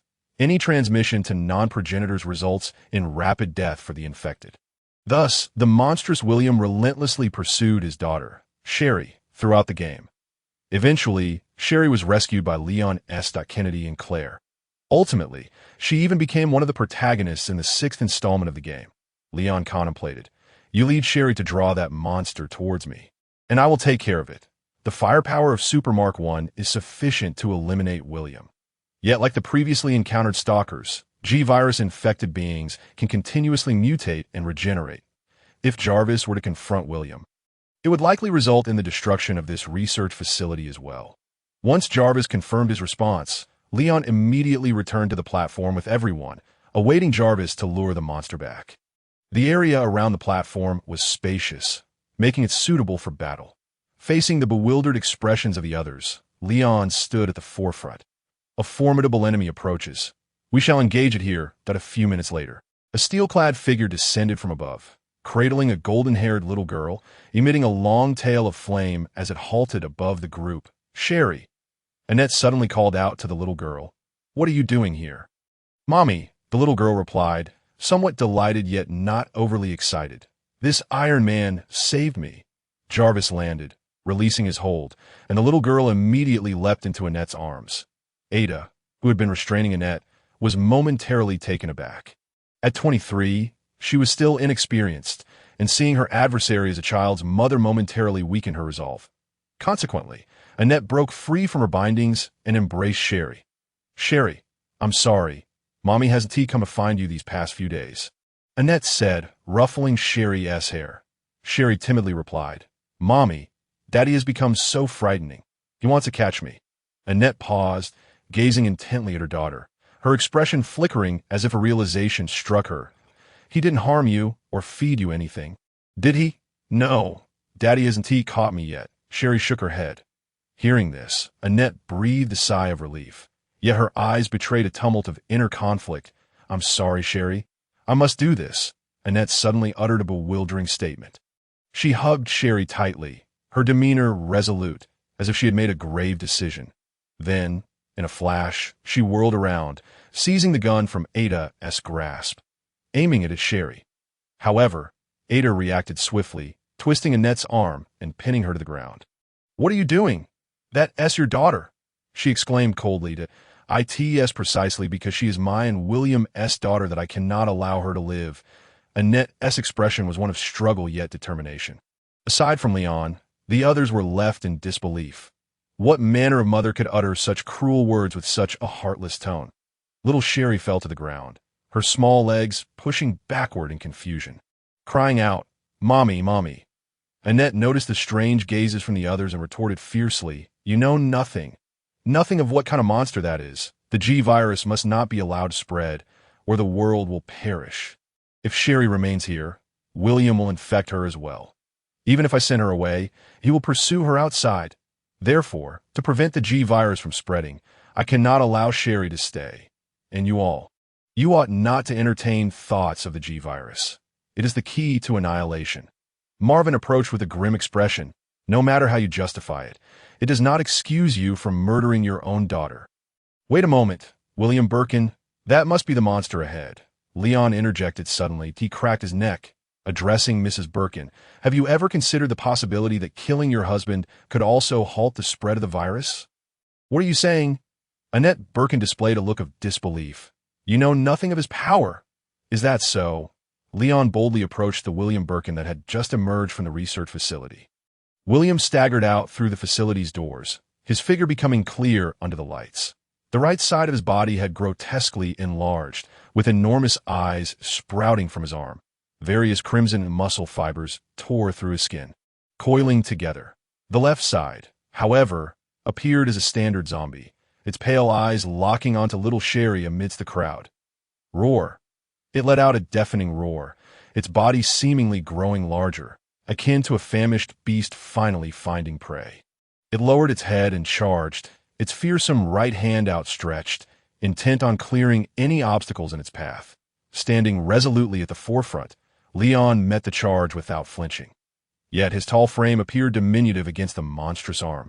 A wave of concern washed over the onlookers. They understood Leon's prowess, but in Annette's words, this monster was even more formidable, as if it were an unstoppable force, in the tension of the moment. Ada and Marvin instinctively raised their handguns, preparing to cover Leon's retreat. The clash between the two was but a fleeting moment. The creature that William had become was incredibly swift. Yet, Leon was swifter still. He advanced, twisting with a speed imperceptible to the naked eye, delivering a powerful punch. Unquestionably, William Birkin's head exploded, akin to a sun-baked watermelon. In the stunned silence of the onlookers, Leon silently retracted his fist and turned away. His form still pristine, he flexed his wrist as the headless corpse crashed to the ground behind him. You mentioned it was formidable? He glanced at Annette. Annette's face twitched, unwilling to accept the reality before her. Trembling, she uttered, You will only accelerate his mutation. He will soon become even more powerful. You should. Before she could finish, Leon turned once more, unleashing a heat ray upon William's remains in mere seconds. There is nothing left but ash, just a handful of carbon residue, which Leon gently blew away, scattering most of it. The creature capable of transforming into a fourth or even fifth stage monster had thus concluded its performance. Now what? Leon turned to ask. Annette was utterly silent. In truth, she had been grappling with the decision of whether to kill her mutated husband, William, but had never been able to muster the resolve. Now, she no longer needed to choose. That detestable young man had ruined everything. Annette stood there in a daze, staring at the carbon ash beneath Leon's feet. She rose like a specter, and Ada, frowning, refrained from restraining her again. Everyone watched as Annette approached the pile of ash, gently cupping it in her hands, bringing it close to her face, silent tears streaming down her cheeks unbeknownst to her. Mommy, timid little Sherry approached, but merely clung to Leon's leg, too frightened to advance. Annette, however, paid no heed to Sherry. She quietly stood up and walked solemnly into the facility. I could see that moment. No one dared to speak. Half a minute later, a gunshot echoed from within the research facility. Mommy! Shirley's eyes were tinged with red, yet she clung even tighter to Leon's thigh. The Birkin couple evidently devoted little attention to their family. Their bond with Shirley was not particularly profound. Having been pursued by the monstrous creature transformed by William and nearly shot by Annie under the guise of righteousness, she had, at this moment, lost all her support in this world. Whether materially or spiritually, she found herself utterly bereft. However, she recalled what the Iron Man had said. This big brother before her was the one who had ordered her rescue. Clinging to Leon felt like grasping a lifeline. Leon pursed his lips and gently patted Shirley's small head, yet he did not offer her any words of comfort. The complexities of familial upheaval rendered any external consolation futile. Ultimately, it was imperative that the young girl find her own way out of this turmoil. Let us proceed inside. It has been cleared out, and we must swiftly develop the new vaccine that he encouraged Shirley to participate in their work. Marvin, Elliot, you and Jarvis go gather resources from the research facility. Every type of resource available. Ada Wong, you may pursue whatever you wish, whether that involves stealing the G-virus or something else entirely. Bud, follow me. Assist me in developing the vaccine. Shirley, if possible, could you lend a hand, perhaps fetching a cup of coffee for everyone? He paused, then added, oh, and one more thing. Jarvis, terminate and dismantle the self-destruct protocol of this facility. We cannot afford to have the base explode in the midst of our research. Everyone responded affirmatively and dispersed. Even Shirley wiped her eyes, glanced at the room where Annie had entered, bit her lip, and hurried off to the kitchen to brew coffee. Ada Wong called out to Leon, are you aware that my identity is fabricated? When did you realize? When I first laid eyes on you. Oh, then why allow me to follow you all this way? I've heard you are a free agent, working for numerous factions. Indeed, would you be interested in working with me in the future? Perhaps to save the world? Are you trying to recruit me? Huh, that sounds intriguing. I shall give it due consideration, Leon. Before departing, Ada attempted to lift Leon's chin with her finger, but when he evaded, she merely winked and flashed him a cool smile. It was a pleasure meeting you, and thank you. She turned, waving as she walked into the inner corridor, just as I expected from Aunt Wong. Even in her 20s, she enjoys being enigmatic. Leon murmured, redirecting his gaze and seizing Bud as they sped towards the laboratory. Meanwhile, at the Raccoon City subway station, Jill Valentine bid farewell to the others before embarking on her journey. Jill, are you certain you wish to seek out Brother Stark? The Raccoon City Police Department is quite a distance from here. Carlos suggested that I believe it would be wiser for you to leave the city with the others. He claimed he would save this city. I trust him. Carlos, I must go. Even if I can assist in a minor way, it is worth it. Jill checked her ammunition. Carlos sighed in exasperation. I truly do not understand where this faith of yours originates. Have you seen his capabilities and still harbor doubts? Jill picked up a rifle and retorted, are you admitting he does indeed appear to be a savior? I must concede, he does seem to fit that role. Very well, once my mission concludes, I shall seek you out. Leon waved his hand. Over the past 5 hours, he had synthesized data from the progenitor virus along with the T-virus and G-virus to develop a novel virus. With the supercomputer's full computational power at his disposal, although his research time was brief, the results surpassed those achieved by William and his associates over decades. He named this new virus the S-type virus prototype. This virus exhibits the most extensive transmissibility and lethality, capable of spreading through the air with remarkable vitality, maintaining its activity for up to 6 hours post-exposure. Once infected, he initially predicted that the likelihood of patients transforming into zombies would exceed 90%. Moreover, the transformation would result in formidable, nearly indestructible super zombies.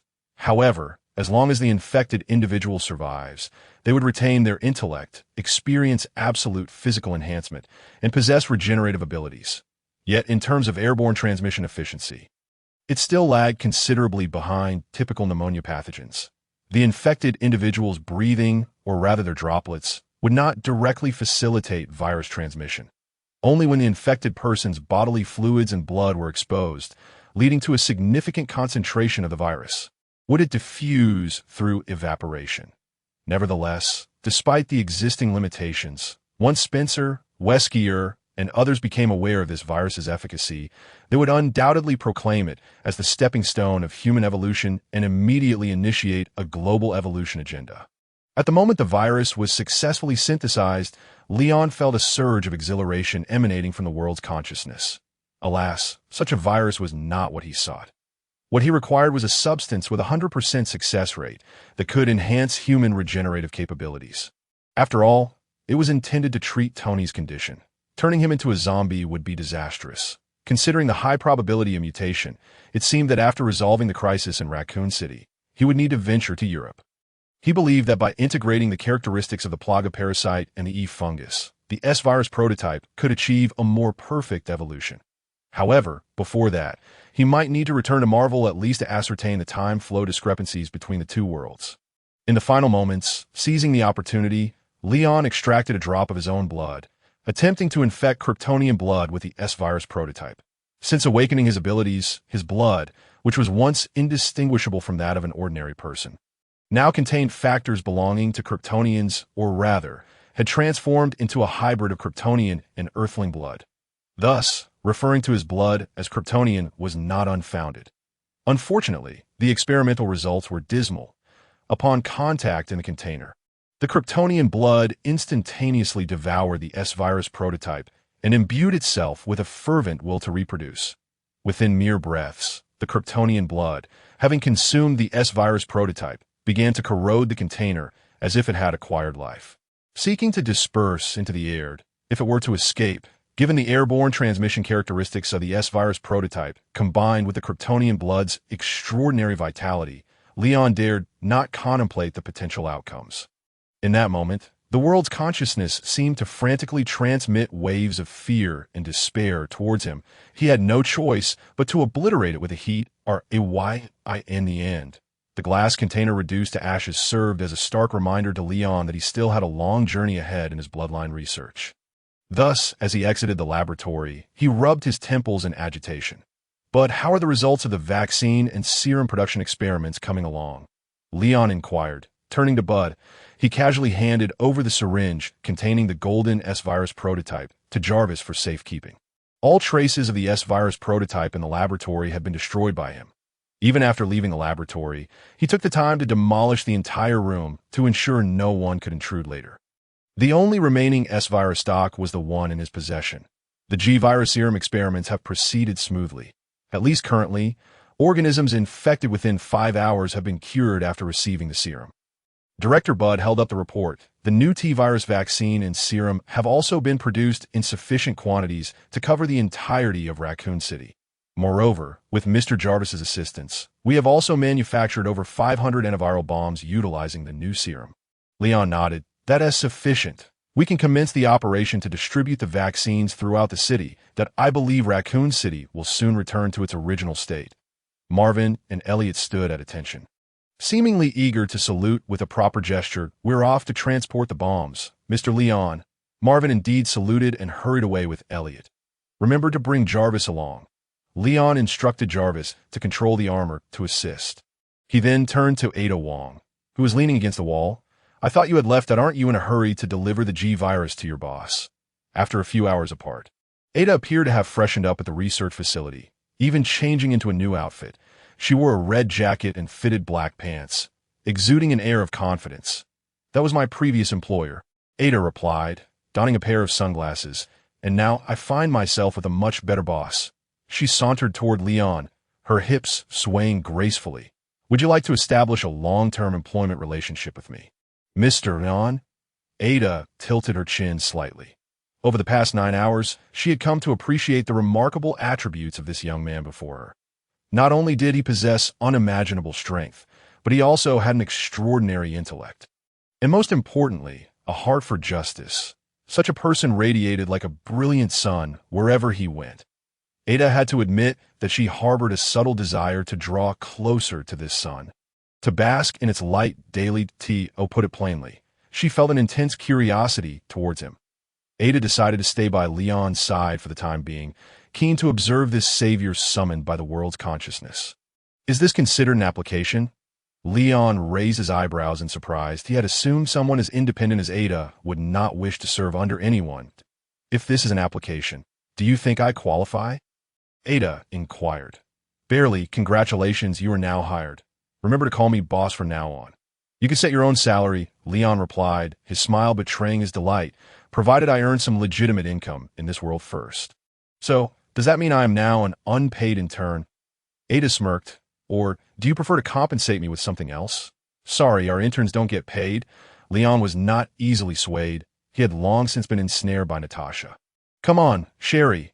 I'll carry you to... It's time for us to leave this place. Leon turned and lifted Sherry into his arms. Ada, who trailed behind, did not appear annoyed. Instead, her expression deepened with intrigue as she leisurely followed. Half an hour later, the group was ready, embarking once more on the cable car for the return journey.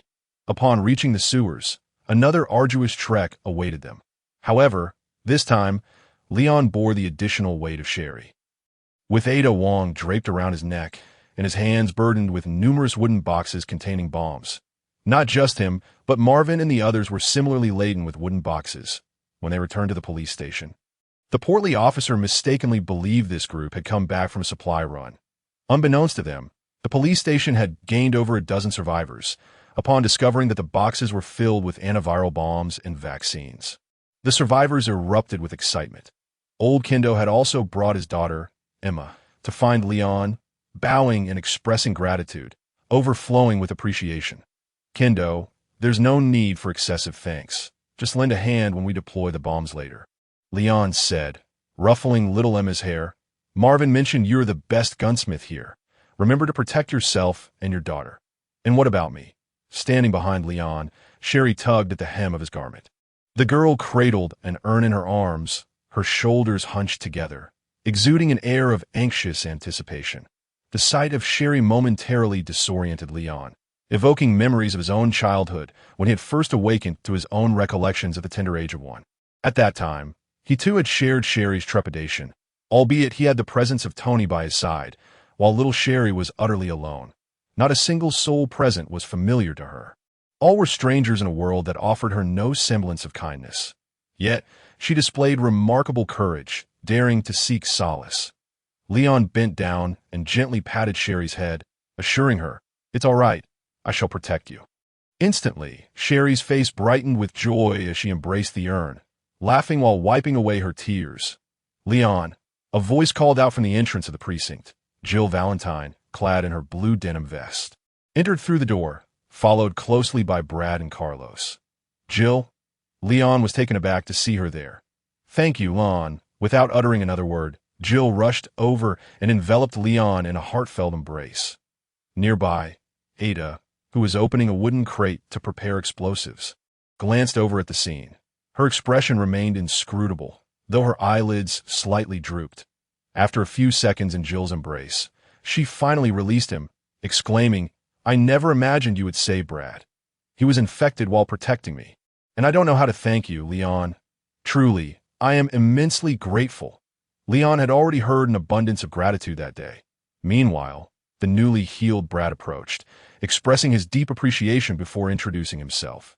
Leon merely waved his hand, dismissing it as a minor matter, emphasizing the urgency of rescuing the beleaguered citizens of Raccoon City.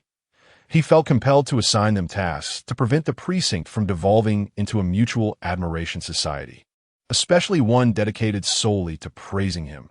"Jill, what brings you here?" He initiated the conversation. "That I'm here to find you. You aim to save Raccoon City, and I desire to contribute." Jill replied, "However, when I first arrived, it was just old Raccoon and Brad here, so I went out to search for other survivors." Upon reuniting with Leon, she appeared eager to share much. Though her lips were sealed, her eyes spoke volumes. Just then, Ada approached. Boss, when do we depart? Boss. Jill paused, momentarily perplexed. Aren't you from another world? Is this person also from your realm? Certainly not. I am Ada Wong, a former federal agent, now serving the boss. Ada casually asserted her false identity, positioning herself beside Leon with an air of familiarity that left Jill momentarily stunned. In fact, I possess many names. Ada Wong is but one of them, she added unexpectedly. Then what was your original name? Leon inquired, intrigued by the topic. In the previous game, Ada had always been shrouded in mystery, her background unknown. The names of the past hold little significance. When I met you, I was called Ada, and henceforth. Let it be so. Ada Wong's words were startling, rendering those around her momentarily silent. All eyes converged on her. Marvin and the others bewildered, Brad contemplative, Sherry inquisitive, and Jill in a state of shock that moment. Leon heard Jarvis's low voice whispering in his ear, Master, Mr. Stark instructed me to caution you to be wary of strangers bearing gifts. Jarvis, aware of Leon's acute hearing, communicated from a distance using a high-frequency voice emitted from his armor. Leon couldn't help but slap his forehead. That Tony, even across worlds, is still meddling. Tony? Ada's composed demeanor faltered, bewildered by the sudden mention of another individual yes, Ada, I am truly moved, genuinely, Leon quickly clarified. However, Ada's expression shifted subtly. Her mood seemingly altered. That Tony must hold significant importance to you? Or could it be that this Miss Ada bears a resemblance to Tony? Jill could no longer contain her laughter, even displaying it openly. At Jill's words, Ada turned to meet her gaze, an unspoken understanding passing between them. Ahem, enough of this. Why are we all standing around? Let us seize the time to act, and not just stand idly by. Marvin, ever the seasoned officer, stepped forward to issue commands. The hall quickly returned to its bustling atmosphere. That a little over 10 minutes later, the group was armed, forming teams of 3 as they departed the precinct to distribute vaccines throughout the various districts of Raccoon City. Leon chose not to accompany them to enhance efficiency. He took it upon himself to encase the entire city in a layer of frost with his freezing breath. Meanwhile, Jarvis and the others focused on combating the zombies and disseminating the vaccine. Their mission was simple: administer vaccines to any survivors encountered and deploy antiviral bombs against the zombies. The antiviral bomb was a scatter-type explosive that, upon detonation, would release numerous fine needles infused with serum. These needles would penetrate the zombies, injecting the serum within. It wouldn't take long for the viruses inside the zombies to be neutralized, leading to their demise. The vaccine's mechanism was even more straightforward. Upon breaking, it would naturally evaporate, dispersing throughout the vicinity, enabling all who came into contact to develop antibodies. Leon began by soaring through the air. He carried Sherry on his back, gliding along the periphery of the city, emitting his freezing breath as he flew. Soon, the entire surface of the city transformed into a frosty realm, with all the zombies encased in ice. This time, Leon lowered the temperature. The zombies, resembling frozen statues, succumbed to death as their cells were pierced by the ice forming within them. As for the remaining zombies indoors, they would be left for the others to deal with at their leisure. With the new vaccine and serum, operations proceeded smoothly. However, the efficiency of the ordinary citizens remained disappointingly low. 2 hours later, those tasked with cleansing the city returned to the precinct. This time, Leon had already returned to the laboratory for a thorough disinfection. When the group reconvened in the precinct hall, exuberance and joy radiated from every face. The Raccoon City rescue operation had successfully concluded, a triumphant achievement. Yet, regrettably, the world consciousness did not bestow any additional gifts at that moment. It seemed the other party was indifferent to the redemption of a mere Raccoon City. Leon, you saved this city. Marvin and Jill, along with everyone else, expressed their gratitude towards Leon. That moment, the precinct was filled with thousands of individuals, many of whom had congregated along the way as survivors. They had come to understand the events that had transpired, and now thousands were chanting Leon's name in unison, the fervor almost overwhelming the precinct's ceiling. Leon, however, found little interest in such spectacle. Like Tony delivering a speech, he refrained from lengthy orations, Merely offering a few words akin to "you are the true heroes" to appease the crowd. Half an hour later, having settled the survivors, Marvin, Jill, and others gathered in the conference room. Leon spoke candidly. "I intend to temporarily depart and return to my world for a while." Noticing the anxious expressions on their faces, he gestured for silence, signaling them to allow him to finish. "Rest assured, I shall return swiftly. My departure is solely to gauge the flow of time between our two worlds, ensuring I do not linger too long in my own. Before I leave, I will instruct Jarvis to remain here to assist you, that he has already compiled evidence of all Umbrella's transgressions, and once you are prepared, it can be disseminated across the web at any time. Furthermore, Umbrella has designated this place as a testing ground, and the U.S. government may not hold a favorable stance. Therefore, it would be prudent to prepare for a potential evacuation. I suspect that any party that discovers the changes here would annihilate this city to erase all traces. Do not dwell too much on my absence, my friends. I shall return ere long." Leon bid farewell with an air of ease. Yet, those who had only spent mere hours in his company felt an overwhelming sense of reluctance. Oftentimes, emotions arise in the most inexplicable ways. There are individuals who may have known each other for years, yet remain as distant as strangers. Conversely, a single event or a mere phrase can forge an unbreakable bond between two souls. "Are you certain you will return?" Ada Wong gazed intently at Leon, her brow furrowed. "My salary has yet to be dispersed." Leon enveloped her in a gentle embrace. "Is this considered payment?" "Not nearly enough," Ada Wong retorted, her hand resting upon Leon's chest, her fingertips gliding down his perfectly sculpted muscles. "Now we're getting somewhere. Not bad at all. Handsome." Leon could only muster silence, snapping his fingers. "Jarvis, assist everyone with their tasks, and coordinate for combat if necessary." Afterward, he affectionately tousled Sherry's hair, reminding her to heed Ada and Jill's instructions.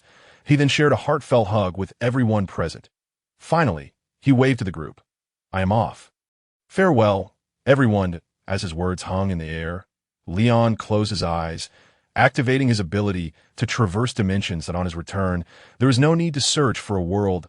In the chaotic expanse, bubbles representing the Marvel Universe began to materialize. Behind that singular bubble, a vast cluster of chaotic bubbles seemed to follow. Yet aside from the world he had departed, all other bubbles were shrouded in a veiled darkness. Leon recognized that this was the Marvel multiverse. He selected his return route, expending the same energy as before. In the next moment, Leon vanished from sight. Once again, he traversed without any spatial fluctuations. The astonishment of those left behind quickly gave way to silence. "Honestly, I'm already starting to miss him," Marvin quipped, breaking the heavy atmosphere. He was remarkably candid. He had never deceived them, and it was indeed their fortune that the world consciousness had found such a savior. "Did you know we had a new recruit slated to join the precinct yesterday? His name is Leon as well, but he goes by Leon S. Kennedy." Elliot chimed in. "Right, at first I thought Mr. Leon was that new guy. Haha. But I wonder what happened to him. He is a whole day late now, that I hope he is safe and as commendable as Mr. Leon, someone everyone would applaud that I in the Marvel Universe." At the Stark Mansion in Los Angeles. Beep, beep, beep. The moment Leon materialized in the basement, all instruments and lights blazed crimson, and the alarm blared with a frantic urgency. Clumsy held a canister of disinfectant spray, rolling towards him at high speed, unleashing a torrent of mist. Meanwhile, Bumbling raised a fire extinguisher, poised for action. "Enough, enough, stop. Do you take me for a burglar with such a grand display?" Leon waved his hands dismissively at Bumbling. The alarm and flashing lights finally ceased. "Young master, you have returned at last. It appears your sojourn in another world was not without its challenges." Jarvis' voice resonated. "At last. How long have I been gone?" "It can't be over a decade." Leon's heart sank.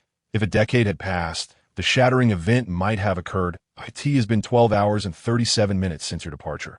The current time is 7:49 a.m. on the following day." "What?" Leon raised an eyebrow. "I've only been gone for 12 hours, and you use the term 'at last'?" "Jarvis, I believe it is imperative for you to reboot your linguistic programming." "Young master, I selected that phrase based on Mr.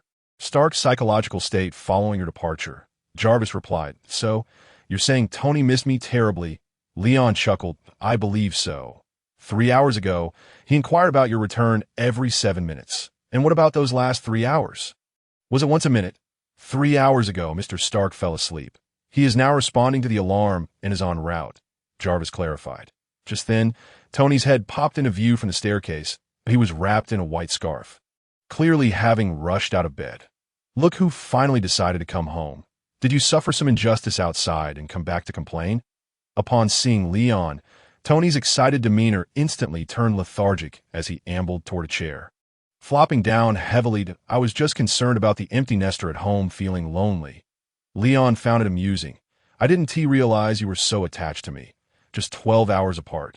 And you're already calling my name in your dreams. I had to rush back, didn't I? Dreaming of you. That essay joke, Tony chuckled, but then the humor faded. Was that what Jarvis said? What do you think? Damn. Mind your language, Tony. Leon seated himself on the table beside Tony. Sir, I did not inform young Master Leon that you mentioned his name 17 times in your sleep over the past 3 hours.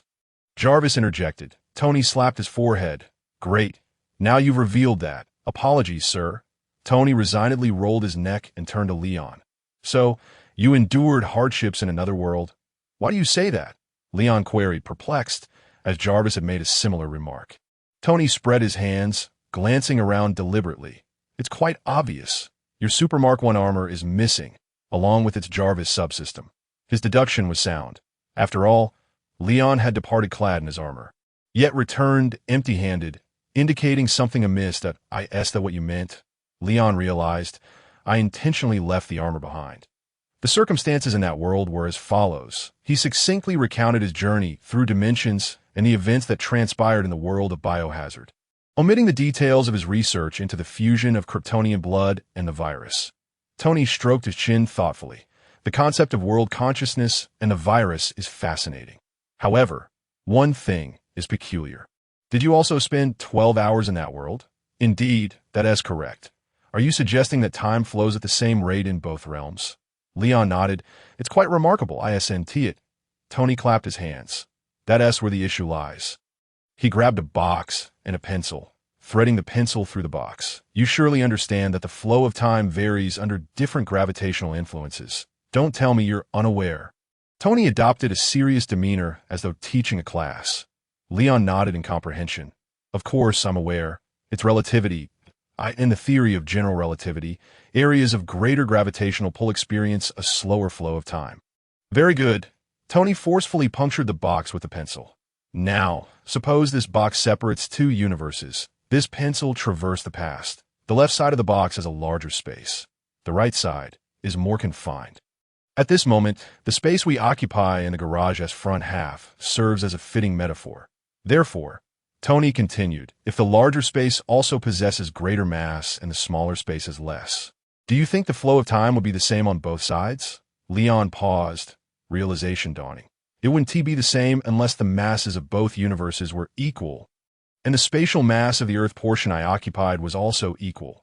Precisely, Tony set the box down, snapping his fingers, but the odds of such a phenomenon occurring are astonishingly slim. Will you still believe it reasonable that time flows identically in both worlds? A flash of insight ignited in Leon's mind. He furrowed his brow, suddenly realizing that he had always assumed the passage of time should be uniform across both worlds, an assumption born from numerous novels he had previously encountered. Consequently, he unconsciously adopted this belief. However, the truth likely lay in the very nature of his thoughts, which may have caused the synchronization of time. Observing Leon's expression of epiphany, Tony continued, I believe that your travels between these two realms may actually involve traversing time nodes. It is not the case that our world ceases to function when you depart. The vast universe does not halt its operations for a mere spark of your energy. The reality is that your return occurs at this present moment in time. Whether you intersect with a moment of your departure or a subsequent point in time is a decision for you to make. Moreover, choosing different time junctures may result in varying degrees of personal expenditure. You will need to experiment with this several times.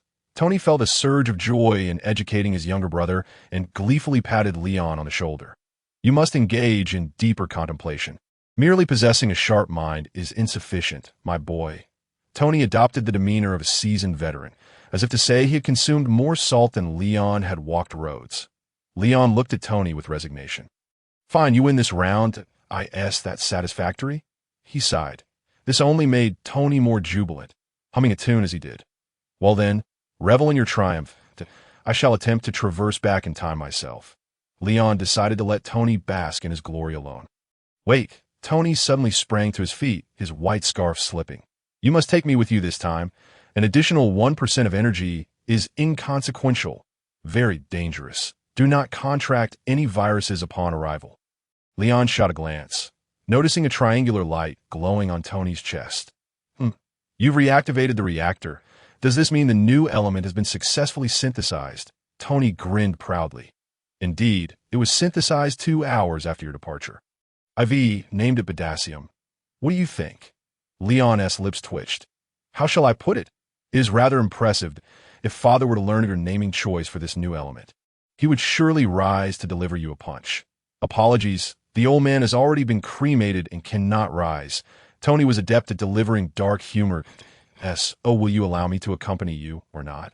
I must ponder. By the way, who is it that claimed I do not engage in critical thinking? Who dares to say such a thing? How insufferable. Tony feigned looking around. Eventually, Leon acquiesced to Tony's request to join him. After all, the world of biohazard posed little threat to the two brothers.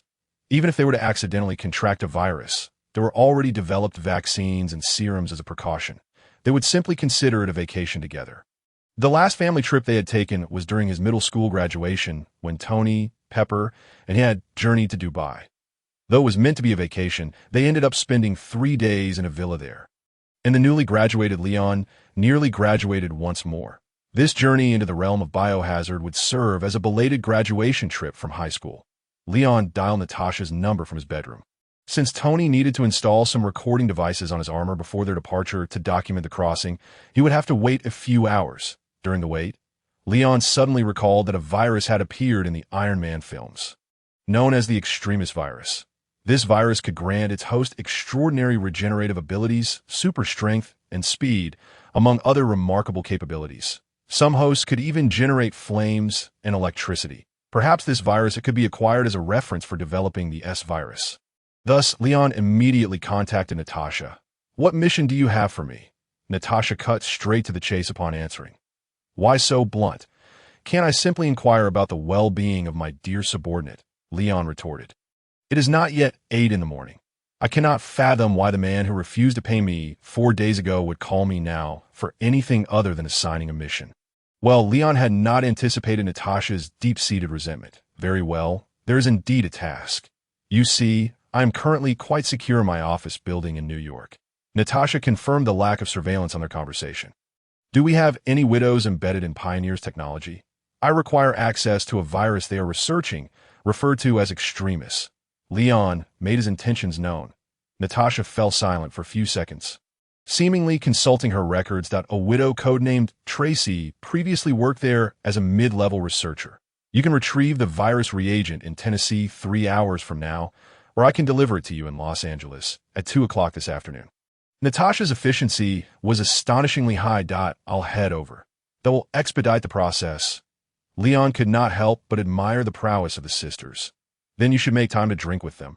They have been thinking of you for quite some time. She concluded before hanging up. Leon paused, tossing his phone onto the table, muttering, subordinates daring to speak back to their superiors. How outrageous! 3 hours later, at the former Red House safe house in Tennessee, Leon was ushered in by Natasha. The exterior resembled a traditional Western-style wooden cabin, modest in height, accommodating a family of 5 at most. However, upon entering the underground chamber, he discovered a modern base with 4 entire levels below ground. The base was sparsely populated. With only a few widows he had shared drinks with on 2 occasions, they greeted him warmly before returning to their tasks. Natasha led Leon to the innermost command room. She retrieved a reagent and a USB drive from a safe. This was recently obtained with the assistance of Tracy and a few other sisters. Will you be using it for research? Natasha inquired. I have perused some research records. It appears to have significant issues, she added. Thank you, Natasha. Leon accepted the reagent, examining it closely. I am aware of its shortcomings. However, I am researching a virus that could grant humans extraordinary regenerative capabilities. and the extremist virus may provide me with some insights. Regeneration? Natasha's eyes flickered with interest. Can it heal bodily defects? It can, but the virus currently has substantial side effects and cannot be used directly. Leon patted Natasha's arm. However, I am confident that I can resolve its deficiencies and swiftly that I shall await your progress. Natasha wrapped her arms around Leon, her hand resting on his firm chest. So, dear boss who shirks responsibilities, may I inquire if payroll will be issued today? Here, Leon glanced around the command room, noting only a desk. In response, Natasha followed his gaze, sitting atop the desk with her legs crossed. Right here, right now. An hour and a half later, Leon assisted Natasha in adjusting her attire as she slumped in her chair, utterly exhausted. My assessment is that if one lacks skill, one should not indulge in excess. Leon pinched Natasha's cheek playfully. Natasha rolled her eyes. Could you not be a bit gentler? This is slander. I've been dutifully catering to your needs. Leon straightened Natasha, who was now disheveled in her chair. Turning to leave, he remarked, now that payroll is complete, I shall take my leave. You continue your mission to liberate the other widows. Remember to prioritize your safety and reach out if necessary. Leon, Natasha suddenly called out again. Did you know that Pioneer technology has been abducting beggars for human experimentation? Leon paused, taken aback. They have begun such practices already. Are you suggesting we take action? If you agree, it can become Stark's enterprise in 2 days. Natasha remarked. Leon raised an eyebrow. That sounds splendid. I certainly concur, but you must prioritize safety. If there are any matters, do not hesitate to contact me. Understood? Natasha chuckled. Glad to hear it. I shall take my leave. Leon adjusted his trousers, departing without a trace that, of course, he did not forget to take the despair virus and the USB drive. At 1 o'clock in the afternoon, in the basement of Stark Mansion. Where have you just been? I couldn't find you at home, and even Jarvis couldn't locate your position, Tony exclaimed, arms akimbo in his armor. Heaven knows how excited he was about traversing worlds. He had modified the armor at the speed of light. Yet his troublesome younger brother vanished at a critical moment. For him, it was akin to searching for a restroom in the midst of a bout of diarrhea. I had Natasha assist me in acquiring a sample of the despair virus. It will aid my research in another world. Leon gestured to the metallic box in his hand. What is the despair virus? Tony inquired with curiosity. IT is a bioweapon developed by an old acquaintance of yours. Dr. Killian Leon briefly introduced the virus's origins. IT sounds like an intriguing concept, although the likelihood of achieving stable injection seems slim. Tony nodded. But who is Killian? Have I met him? He pressed eagerly. Enough about irrelevant people. Let us begin our journey now. Very well, no problem. Leon placed his hand on Tony's armored shoulder, enveloping him in a biofield. He then closed his eyes, his consciousness once again plunging into the inky void of world exploration. This space was no longer empty. It now housed a chaotic bubble.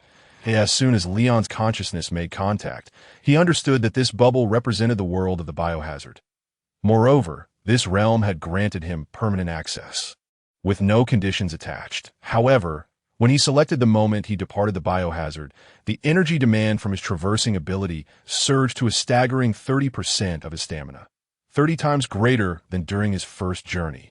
Leon attempted to push the time point of his traversal further back, discovering that each additional day reduced the stamina requirement by 1%. It wasn't until he reached the 30th day after his departure that the demand reverted to the initial 1%. Pushing further to the 31st and 32nd days yielded no change, still requiring 1% of stamina. Tony was indeed correct, Leon pondered. Traveling back to a point in the past required a doubled energy expenditure, whereas venturing into the future demanded no such increase. This meant that although I have only been gone for 6 hours, 30 days have passed in the biohazard world. He then tried to select the time point from when he was still in the biohazard world, specifically the night of September 28th, only to find that time unavailable for selection. In fact, even further back, to moments before he had ever entered the biohazard world, remained inaccessible. In essence, based on my arrival in that world, I cannot traverse into the past, but I can choose any point in the future. Leon mused. He then attempted to use his traversing ability to mark Tony, designating him as another life form to accompany him. Instantly, the energy requirement skyrocketed to 11%. Next, Leon tried to mark the entire Stark mansion for traversal, only to find the energy demand still hovering around 11%. The additional energy required to bring the mansion along was akin to merely taking a breath of fresh air for him. Leon began to grasp the mechanics of his traversal ability and ceased further exploration. He reminded Tony, "Prepare yourself. We are about to commence. I've been ready. Hurry. I can't wait to try the cheeseburgers from another world." Tony shouted excitedly. Ultimately, within his consciousness, Leon confirmed their traversal to the time node 30 days after his departure from the biohazard world. In the next instant, both vanished from their original location, in the biohazard world. On October 29th, amidst a tropical rainforest point, two figures that did not belong here suddenly emerged, startling a flock of birds. Upon opening his eyes, Leon immediately glanced at Tony, who was clad in his armor. Using his enhanced vision, he confirmed that Tony's physique still bore the same frail form, which reassured him. He waited for a few seconds. Suddenly, the steel armor trembled, the visor lit up, and Tony came to. His first sight was the unfamiliar forest and wetlands. Tony instinctively exclaimed, "Leon, awake now. Your physical condition still requires improvement. I've been waiting for quite some time," Leon teased. "Was it that long? I do feel as though I took a nap." Tony replied, tapping his helmet. "Where are we?" "The Amazon rainforest." "Oh, my recorder." Tony slapped his forehead, waking himself up. Jarvis, did the recorder capture the traversal process? Especially the void Leon described. "Blast it. Why do I have no recollection of that? It feels as if I merely slept and arrived here," he lamented. Jarvis interjected, "Sir, the armor circuits shut down for unknown reasons while in the garage, so the instruments did not operate normally." "What do you mean?" Tony's face fell. "Are you saying we recorded nothing?" "The armor circuits had, in fact, shut down at the onset of the traversal," Leon explained. "It was the same last time. I suspect it is a protective mechanism. There is a theory that the volume of information beyond the world is too vast for humans. A mere glance could lead to cerebral demise. Therefore, you slept soundly during the traversal, which might have been a form of protection." Tony shook his head. "Perhaps that's so. Where are we now?" "You should have Jarvis connect to the network and search." Leon closed his eyes, tuning in to the sounds of the world. Instantly, explosions, screams, arguments, cries, and roars of countless negative emotions bombarded him. Leon instinctively suppressed his enhanced hearing. How could this be? He felt bewildered. He had resolved the crisis in Raccoon City before leaving and had ensured everything was in order, leaving Jarvis behind. Why then did the sounds he just heard suggest that the entire world had plunged into chaos? Almost every corner of the earth was shrouded in smoke and despair, with the sounds of artillery and lamentation echoing everywhere. What transpired in this world during the 30 days? As Leon pondered, an invisible wave descended upon him. With a flicker of thought, he used his traversal ability to connect with that wave. A torrent of emotions, ecstasy, resentment, frustration, and relief flooded his consciousness. Leon paused, sorting through the information. Departure, evolution, loss of control. Gift, salvation. The world consciousness repetitively emitted an urgent plea for help. Leon realized that during his absence, the world consciousness had undertaken some action that had pushed the world to the brink of chaos. "Another gift? You wanted to clean up after you. What are you offering this time?" Leon felt he ought to raise the stakes. Ideally, he would like to enhance his research capabilities by 1 or 2-fold. However, as soon as he conveyed this thought to the world consciousness, it immediately responded with a sense of helplessness. In other words, the previous enhancement was already at the highest level. "Are you truly this inept?" Leon could not help but utter a curse. The world consciousness immediately transmitted a timid emotion, akin to a quivering child. "What else can you offer me?" Lion let out a sigh. His words lingered in the air. The ground around him suddenly shimmered with specks of platinum light. This ethereal glow was visible only to him. The lights converged, coalescing into a larger orb, which then floated towards Lion, as if seeking to merge with his very being. Lion recognized this as a gift and did not resist. However, in the next moment, as the orb began to integrate with his body, it was forcefully expelled. Lion was taken aback. Almost immediately, the consciousness of the world conveyed further information to him. Upon analysis, he understood that this orb could transform a human body into one capable of perfectly adapting to all the bioweapons produced in the Resident Evil series. It was, in essence, a form of enhancement without any side effects. Yet, just as the orb was about to fuse, it was instinctively repelled by the ironclad immune system. Clearly, his immune system deemed this trivial object as something that would weaken his physique. This is useless to me, Lion thought, feeling a headache coming on. Wait, he clapped his hands together. Why not merge it with the person beside me? That would essentially be a gift to me. The world consciousness complied. Thus the orb wobbled and merged into Tony's body. At that moment, Tony's helmet retracted, and he stared at Lion like a fool. What are you doing? Are you having some kind of seizure? Tony retorted sharply. What do you mean merging it into me? Who are you talking to? What is this? Someone just stuffed a hot water bottle into me. Tony suddenly began to scratch his head and jump around, his hands frantically probing his body. He even unfastened his armor and emerged to lift his shirt for a closer inspection. You look more insane like this, Lion quipped, that I was communicating with the world consciousness. It has modified your body. This warm sensation is a modification. Has it turned me into a Kryptonian? Tony paused for a moment. No, it allows you to seamlessly integrate various native biological factors from this world into your body. What kind of modification is that? Tony recoiled in disgust, tilting his head back. That IT sounds like it's going to turn me into some kind of science experiment. A gift from the world consciousness is better than none at all. Be grateful. Lion shrugged indifferently, and then he received a wave of emotions shared by the world consciousness. Save. Evolve. More. Well, it seems there are subsequent performance rewards.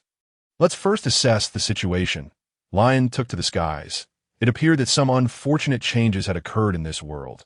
Tony donned his armor once more and took off alongside him, as they floated side by side. A different voice emanated from Jarvis within Tony's Mark IV suit.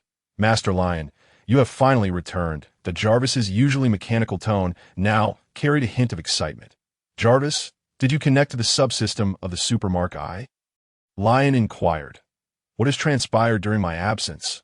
Why is the entire world at war? Master Lion, much has occurred since your departure. It would be difficult to summarize in a brief moment. And no worries. Please be concise and focus on the key points. Lion gestured for Tony to land.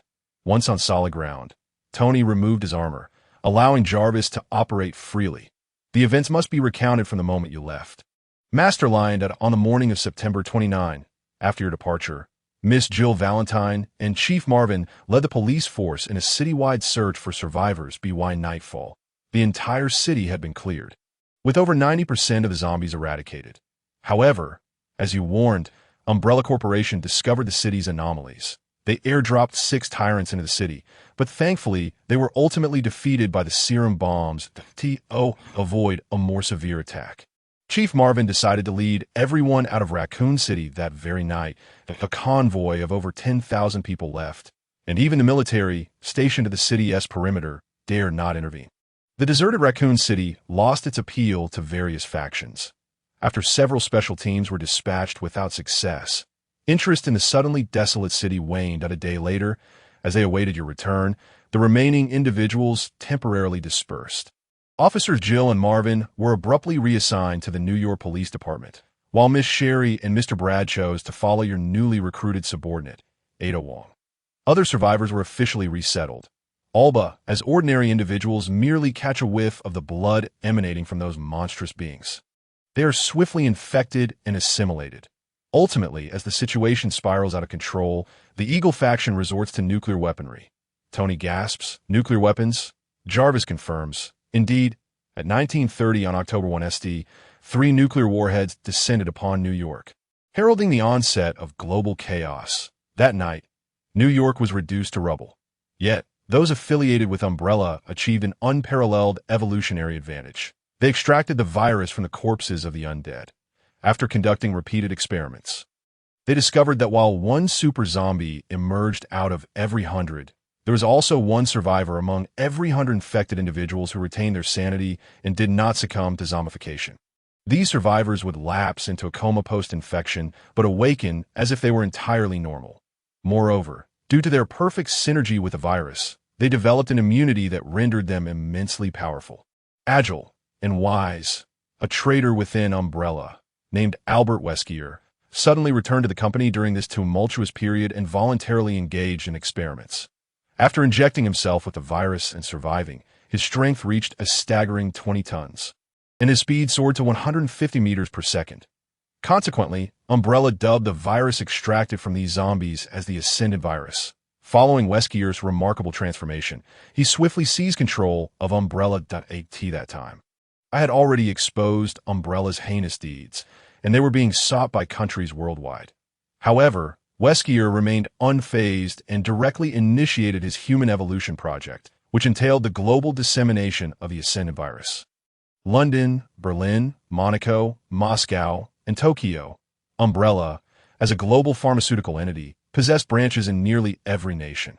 Despite being pursued, these branches retained the capability to deploy the virus.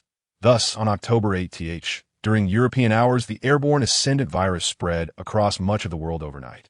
Within hours, the capitals of hundreds of countries fell one after another. 5 days later, the White Bear Nation abandoned its Eastern European borders, relocating all survivors to Siberia, establishing a temporary capital on the permafrost. In Great Britain and Gaul, most cities succumbed, and command centers were relocated to air defense bases. It was not the formidable strength of the zombies that defeated them, but rather the efficiency of the virus's transmission and their own lax management. By October 14th, the only nation still relatively intact was the Rabbit Nation, characterized by strict customs and formidable mobilization capabilities. All their warriors donned protective gear, valiantly defending the southwestern and northern borders, successfully containing the virus at the frontier. On October 15th, an increasing number of superhumans who survived the infection were noted. The existence of this new cohort altered the dynamics of resistance against the zombies in various nations. On October 16th, the entirety of Eagle Land fell into a zombie crisis, with the economy coming to a standstill. On this day, Texas declared its independence. On one hand, the military's bombardment of New York shattered the nation's morale, while on the other, a cadre of superhumans emerged to seize power amidst the chaos of gunfire and rhetoric, establishing a new government. By October 17th, 16 states, including Florida and Louisiana, declared their independence. On the same day, Jill, Marvin, and others, having traversed various states, found themselves trapped in a small town in Missouri. Upon receiving a distress signal, I rushed to their aid and eliminated the zombies surrounding the town. On October 18th. With my assistance, Jill and the others returned to Raccoon City in Colorado. The request of Ada Wong, I traveled to Canada to bring Bud and his companions to Raccoon City. The reunion was complete. On October 19th, Ada Wong disclosed the information she had gathered, revealing that the Ascendant virus was, in fact, a prototype of the S virus developed by young Leon. That day, Jill proactively requested the original virus serum from me and subsequently injected it into herself in the wilderness. She survived and, due to having injected the original serum, became an entity surpassing ordinary superhumans, with strength exceeding 30 tons and speed surpassing 200 meters per second. By October 23 RD, under Jill's leadership, Colorado declared its independence. With the capital situated in Raccoon City. By this date, most southern states of Eagle Land had already declared independence, leaving only 7 northern states still loyal to the old regime. On October 27th, a faction known as the Family seized control of the old Eagle regime, launching a nuclear strike on the fallen cities of Moscow and London, claiming it was to eliminate zombies and save humanity. On October 28th, the White Bear Nation dropped a nuclear bomb on Washington, similarly justifying it as an act of salvation for humanity, and the old Eagle regime failed to intercept it in the early hours of October 29th.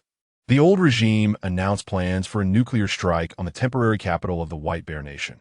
The White Bear Nation retaliated by declaring they would target the capitals of all independent states within Eagle Land with nuclear strikes. Currently, there are only 5 hours remaining until they launched dozens of nuclear warheads simultaneously. With this, Jarvis finally ceased his narration. However, the tremors in Tony's mind could not be quelled. His heart raced with trepidation as he gazed at Leon in utter astonishment. "Is this the virus you developed?" Tony's pupils dilated. "You've been here for merely 12 hours, and you nearly obliterated an entire world." Leon's countenance darkened. "The virus was indeed my creation, but I destroyed it. I unequivocally annihilated all virus containers, obliterated the laboratory, and even confirmed with my X-ray vision that there were no living beings surrounding the lab. Not even a spider. Where on earth did that mouse emerge from? And how fortuitous that it infected Hank with pinpoint accuracy, biting no one else, only to be killed afterward. This is undoubtedly the work of the world consciousness. It has wreaked havoc and expects me to clean up its mess. Leon connected the emotions shared by the world consciousness earlier and began to comprehend. Departure, evolution, loss of control, gift, salvation, gift, salvation. The departure referred to his leaving. Evolution indicated the world consciousness's desire to propel evolution. The world consciousness possessed only superficial emotions without logical reasoning, erroneously believing that once he left, he would not return. Thus, to continue promoting the evolution of all living beings, it hastily drove a mouse to the laboratory ruins to absorb the air there.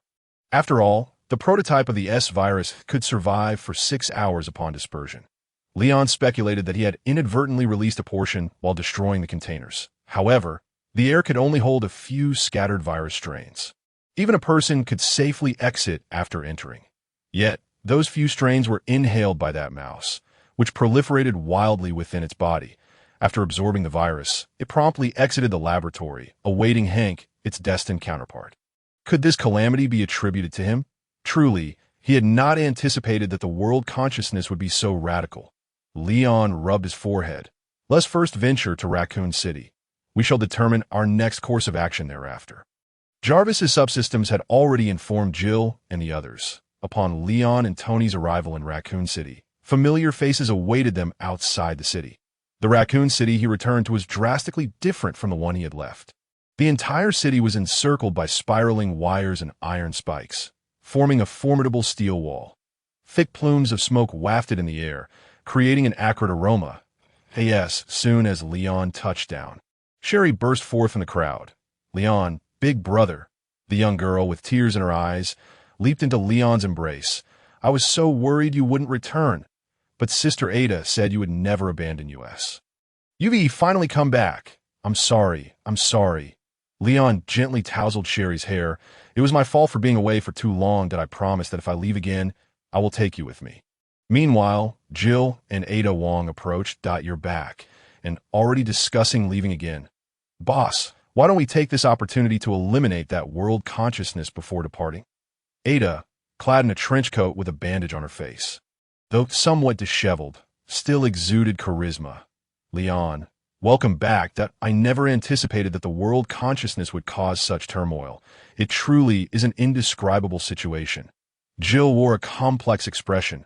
Clad in combat attire, her demeanor exuded an air of decisiveness and intensity.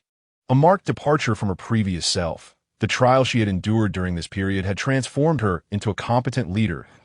You truly believe our world is beyond salvation? Is there truly no hope? Jill pursed her lips, contemplating a plea for assistance, yet found herself at a loss for words. Let us not dwell on such matters, Mr. Leon. It is astonishing to reunite under such dire circumstances, yet your spirit remains undaunted. Which brings me joy, Director Bud greeted with a smile. Jarvis had already revealed the entirety of the truth to them. Those present felt an overwhelming sense of dread regarding the future. However, this did not diminish their gratitude towards the radiant man before them. Leon's gaze swept across familiar faces. Marvin, Bud, and Elliot. None were absent. Clearly, the world's consciousness had covertly aided them in the past month. Otherwise, how could these once mere cannon fodder characters from the original narrative have survived in the face of a more severe global crisis? Merely saving a world is no great hassle, Leon declared, opening his arms to embrace everyone. Not were such forlorn expressions. I assure you, children will still have tranquil desks, and the world will continue to bask in the warm sunlight. The virus I created is not beyond my capability to resolve that, of course. The world must be saved, not just for Lion suddenly realized that Tony's learning speed was hardly slower than that of someone with a super brain like his own. The other party truly lived up to Thanos' description of being cursed by knowledge. After the elevator reached the Research Institute, Tony eagerly pulled Lion into the laboratory, in the study of the S-virus. Tony demonstrated an astonishing ability to grasp concepts quickly. Often before Lion could finish explaining a point, Tony had already conceived ideas 3 steps ahead. For the first time, Lion experienced the rapid comprehension skills reminiscent of a superbrain in another person. The two engaged in a lively discussion while conducting experiments. Whenever one of them had a burst of inspiration, it would invariably ignite the other's creativity. Their ideas intertwined like the left foot stepping on the right, spiraling ever upward. Meanwhile, Director Bard and his assistant stood by, utterly bewildered, unable to comprehend why the world had produced such extraordinary individuals, let alone 2 at once. Half an hour later, a vial of orange reagent was produced, the prototype vaccine for the S virus, capable of forming antibodies to block viral infection and effective through the air, though it would also eliminate the virus's enhancement effects. Tony stroked his chin and remarked, "That should be sufficient for now. You, go take this and test it on some lab mice." On Lion's side, he held a vial of golden reagent, the successful modification of the S1 virus, which reduced the mutation probability to 70 while maintaining its enhancement effects. Though they were still far from their ultimate goal, he retrieved a suitcase he had brought and opened it, extracting the desperation virus and a USB drive. "Tony, see if you can merge the desperation virus with the S1 virus. I'll need to find other reference materials to further improve the virus, and I'll also take care of some nuclear weapons while I'm at it. You need to move quickly. I fear that in a few hours, we might even see a perfected version of the S virus on this table," Tony said, his gaze fixed intently on the golden virus solution. After a thorough examination, he clearly recognized that this virus could indeed be considered a stepping stone in biological evolution. Witnessing such a creation, Tony felt his journey had been worthwhile. Moreover, he believed it would not be long before he produced the truly perfect virus. At that moment, it seemed that perhaps the 2 brothers could indeed Leon crushed Sadler's skull with a single step, incinerating his body with a searing ray. Moments later, a parasitic creature emerged. "I detest being deceived by others." He retracted the parasite and surveyed his surroundings. "Destroy all parasites within 3 days, or it will be you who faces annihilation." Dust rose in the air. Leon vanished without a sound, a stark contrast to his earlier grand entrance. Following a brief silence, the sound of kneeling filled the air. Moments later, Leon suddenly appeared in a Romanian village, with almost blinding speed. Augmented by a biophysical field, his movements resembled teleportation. As before, the village encircled him, yet within its confines lay a multitude of castles. Leon hovered above the center of the castle, scanning the area until he pinpointed the lair of the fungus master. Plunging headlong into it, the solid mountain was pierced effortlessly, as if it were mere tofu. Before Leon stood a massive conglomerate of mold residing in the cavern. That was the fungus master. Its exterior resembled that of an infant, a hue close to pink, pulsating as if it were breathing. Leon could even hear the vibrant rhythm of life within, as billions of hyphae transported nutrients to it.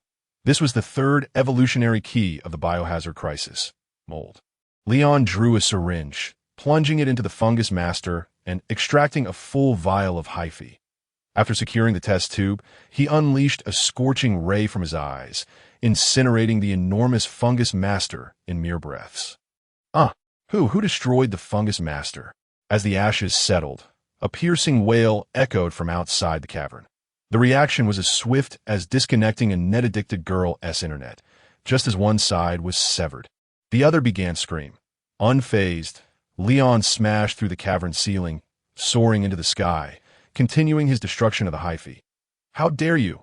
Stop this at once." The woman who had screamed earlier approached at a rapid pace.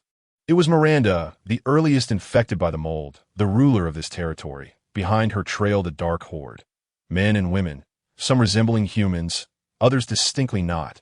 They were all beings infected by the E-mold. Leon's objective was the eradication of the mold.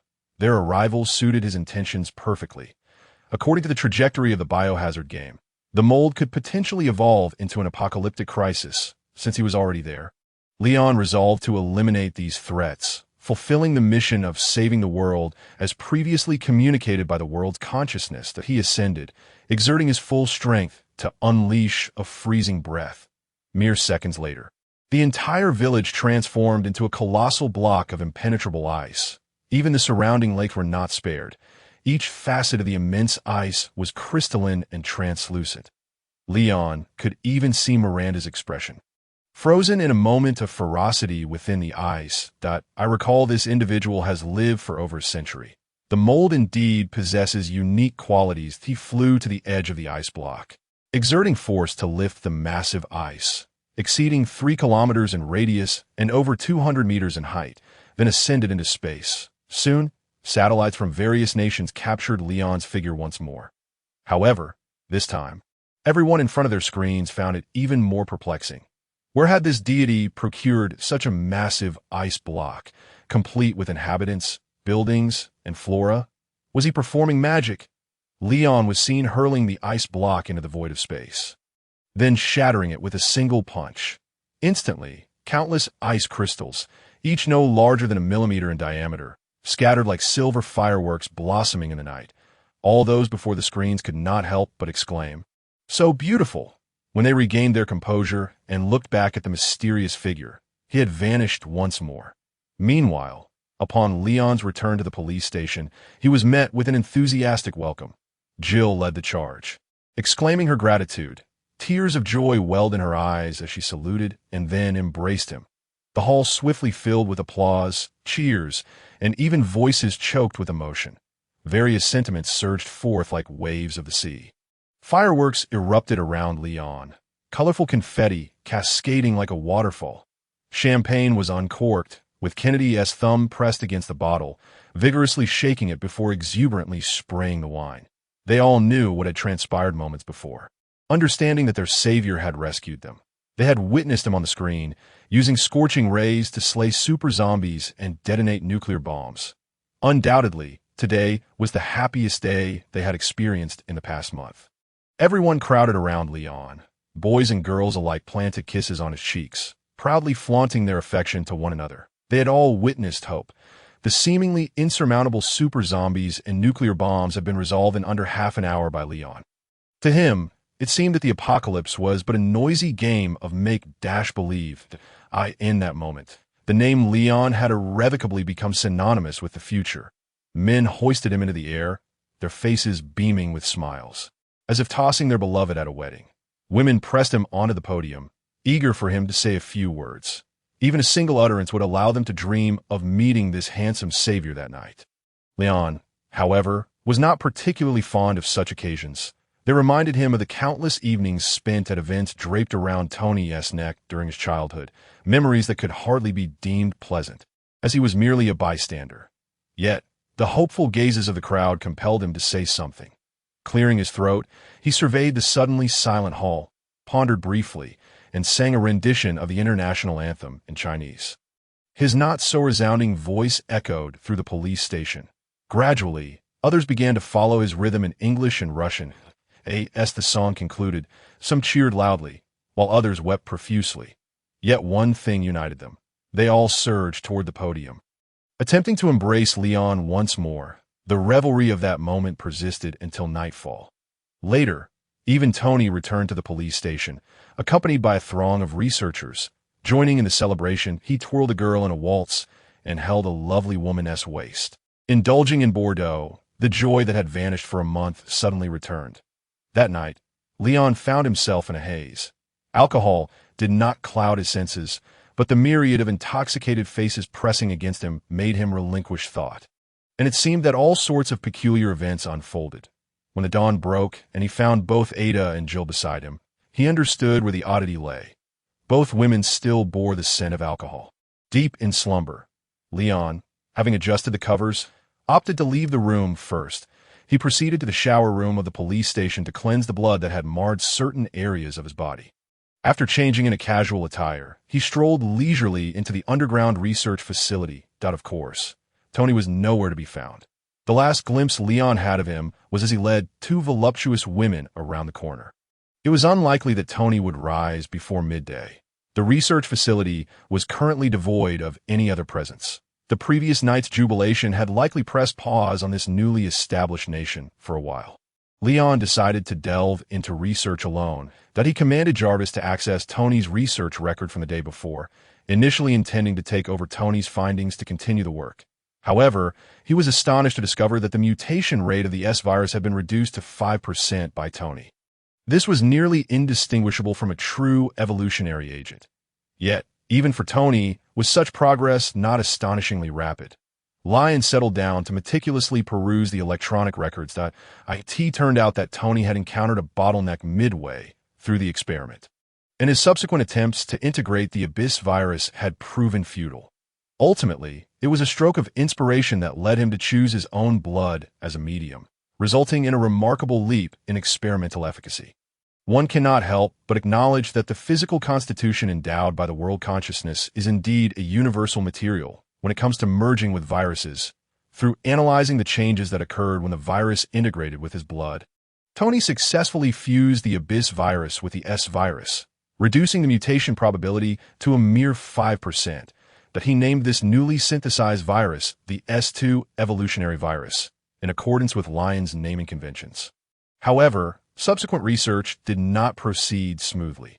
Even though Tony was on the right track, the rate of viral infection and mutation could not be further diminished, at the bottom of the research records. Tony penned a final conclusion. The inherent nature of viruses is to infect and mutate. To achieve complete safety in evolution, we cannot rely on viruses as carriers. We must seek new mediums. As Lion read Tony's remark, he fell into deep contemplation. Could new mediums be fungi or parasites? No, those would not suffice. They are inherently unstable foreign entities that I must search for something else. However, among the substances I have encountered, it seems there is nothing else that can enhance the human body. That Lion's gaze swept across the serum on the table, and suddenly, a flash of inspiration struck him. Wait, the super soldier serum? Yes, that's it.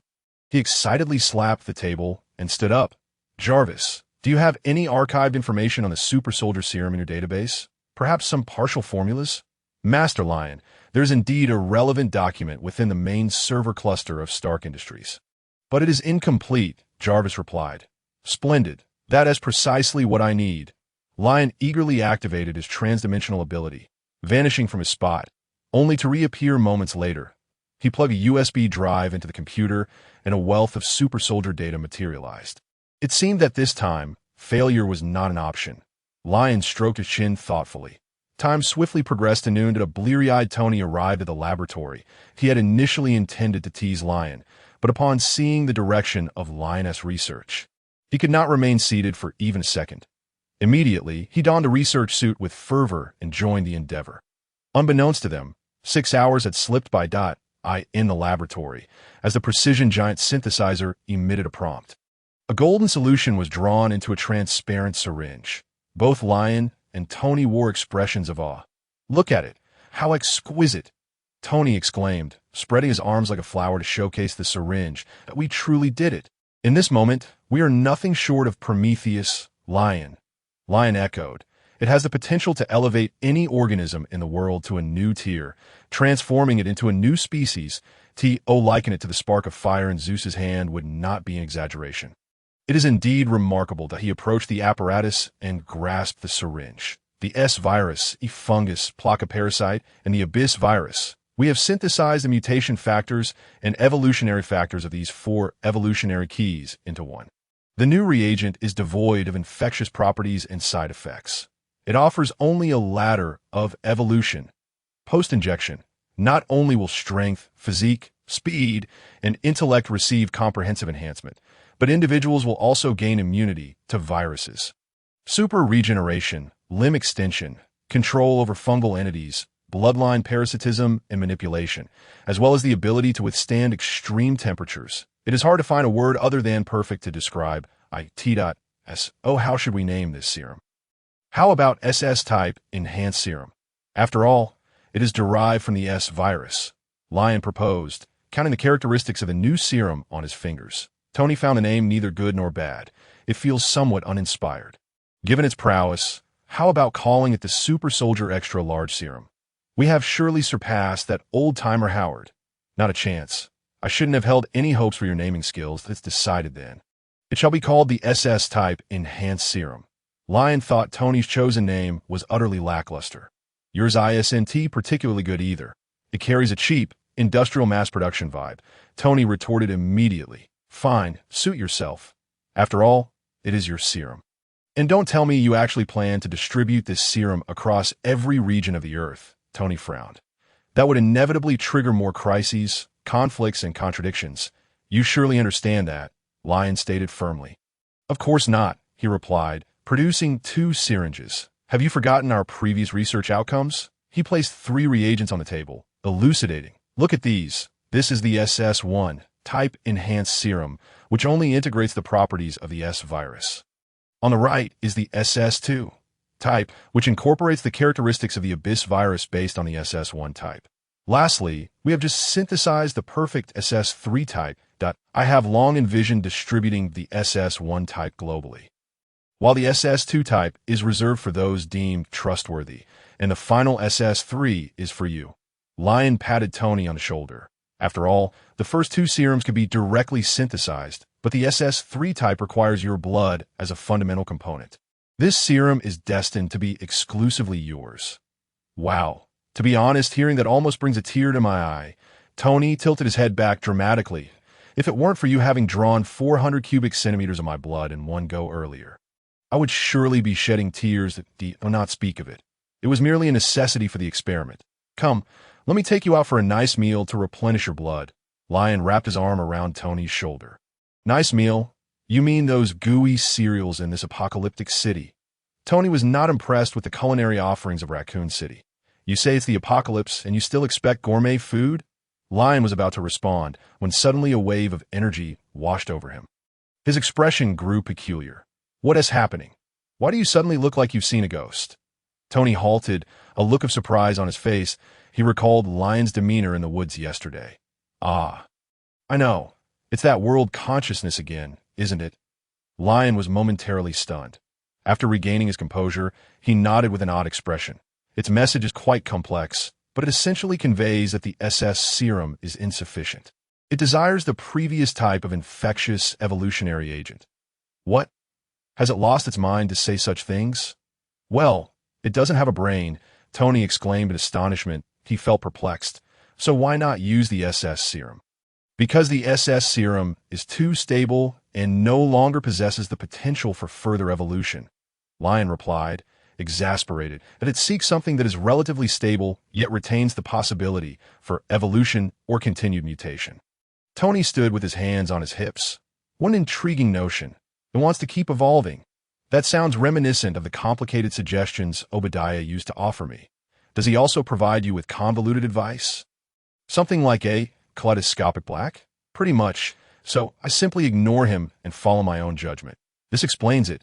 No wonder he wants to eliminate you. Perhaps, but I could never create a rifle that can both heat and cool, as well as navigate, Lion mused.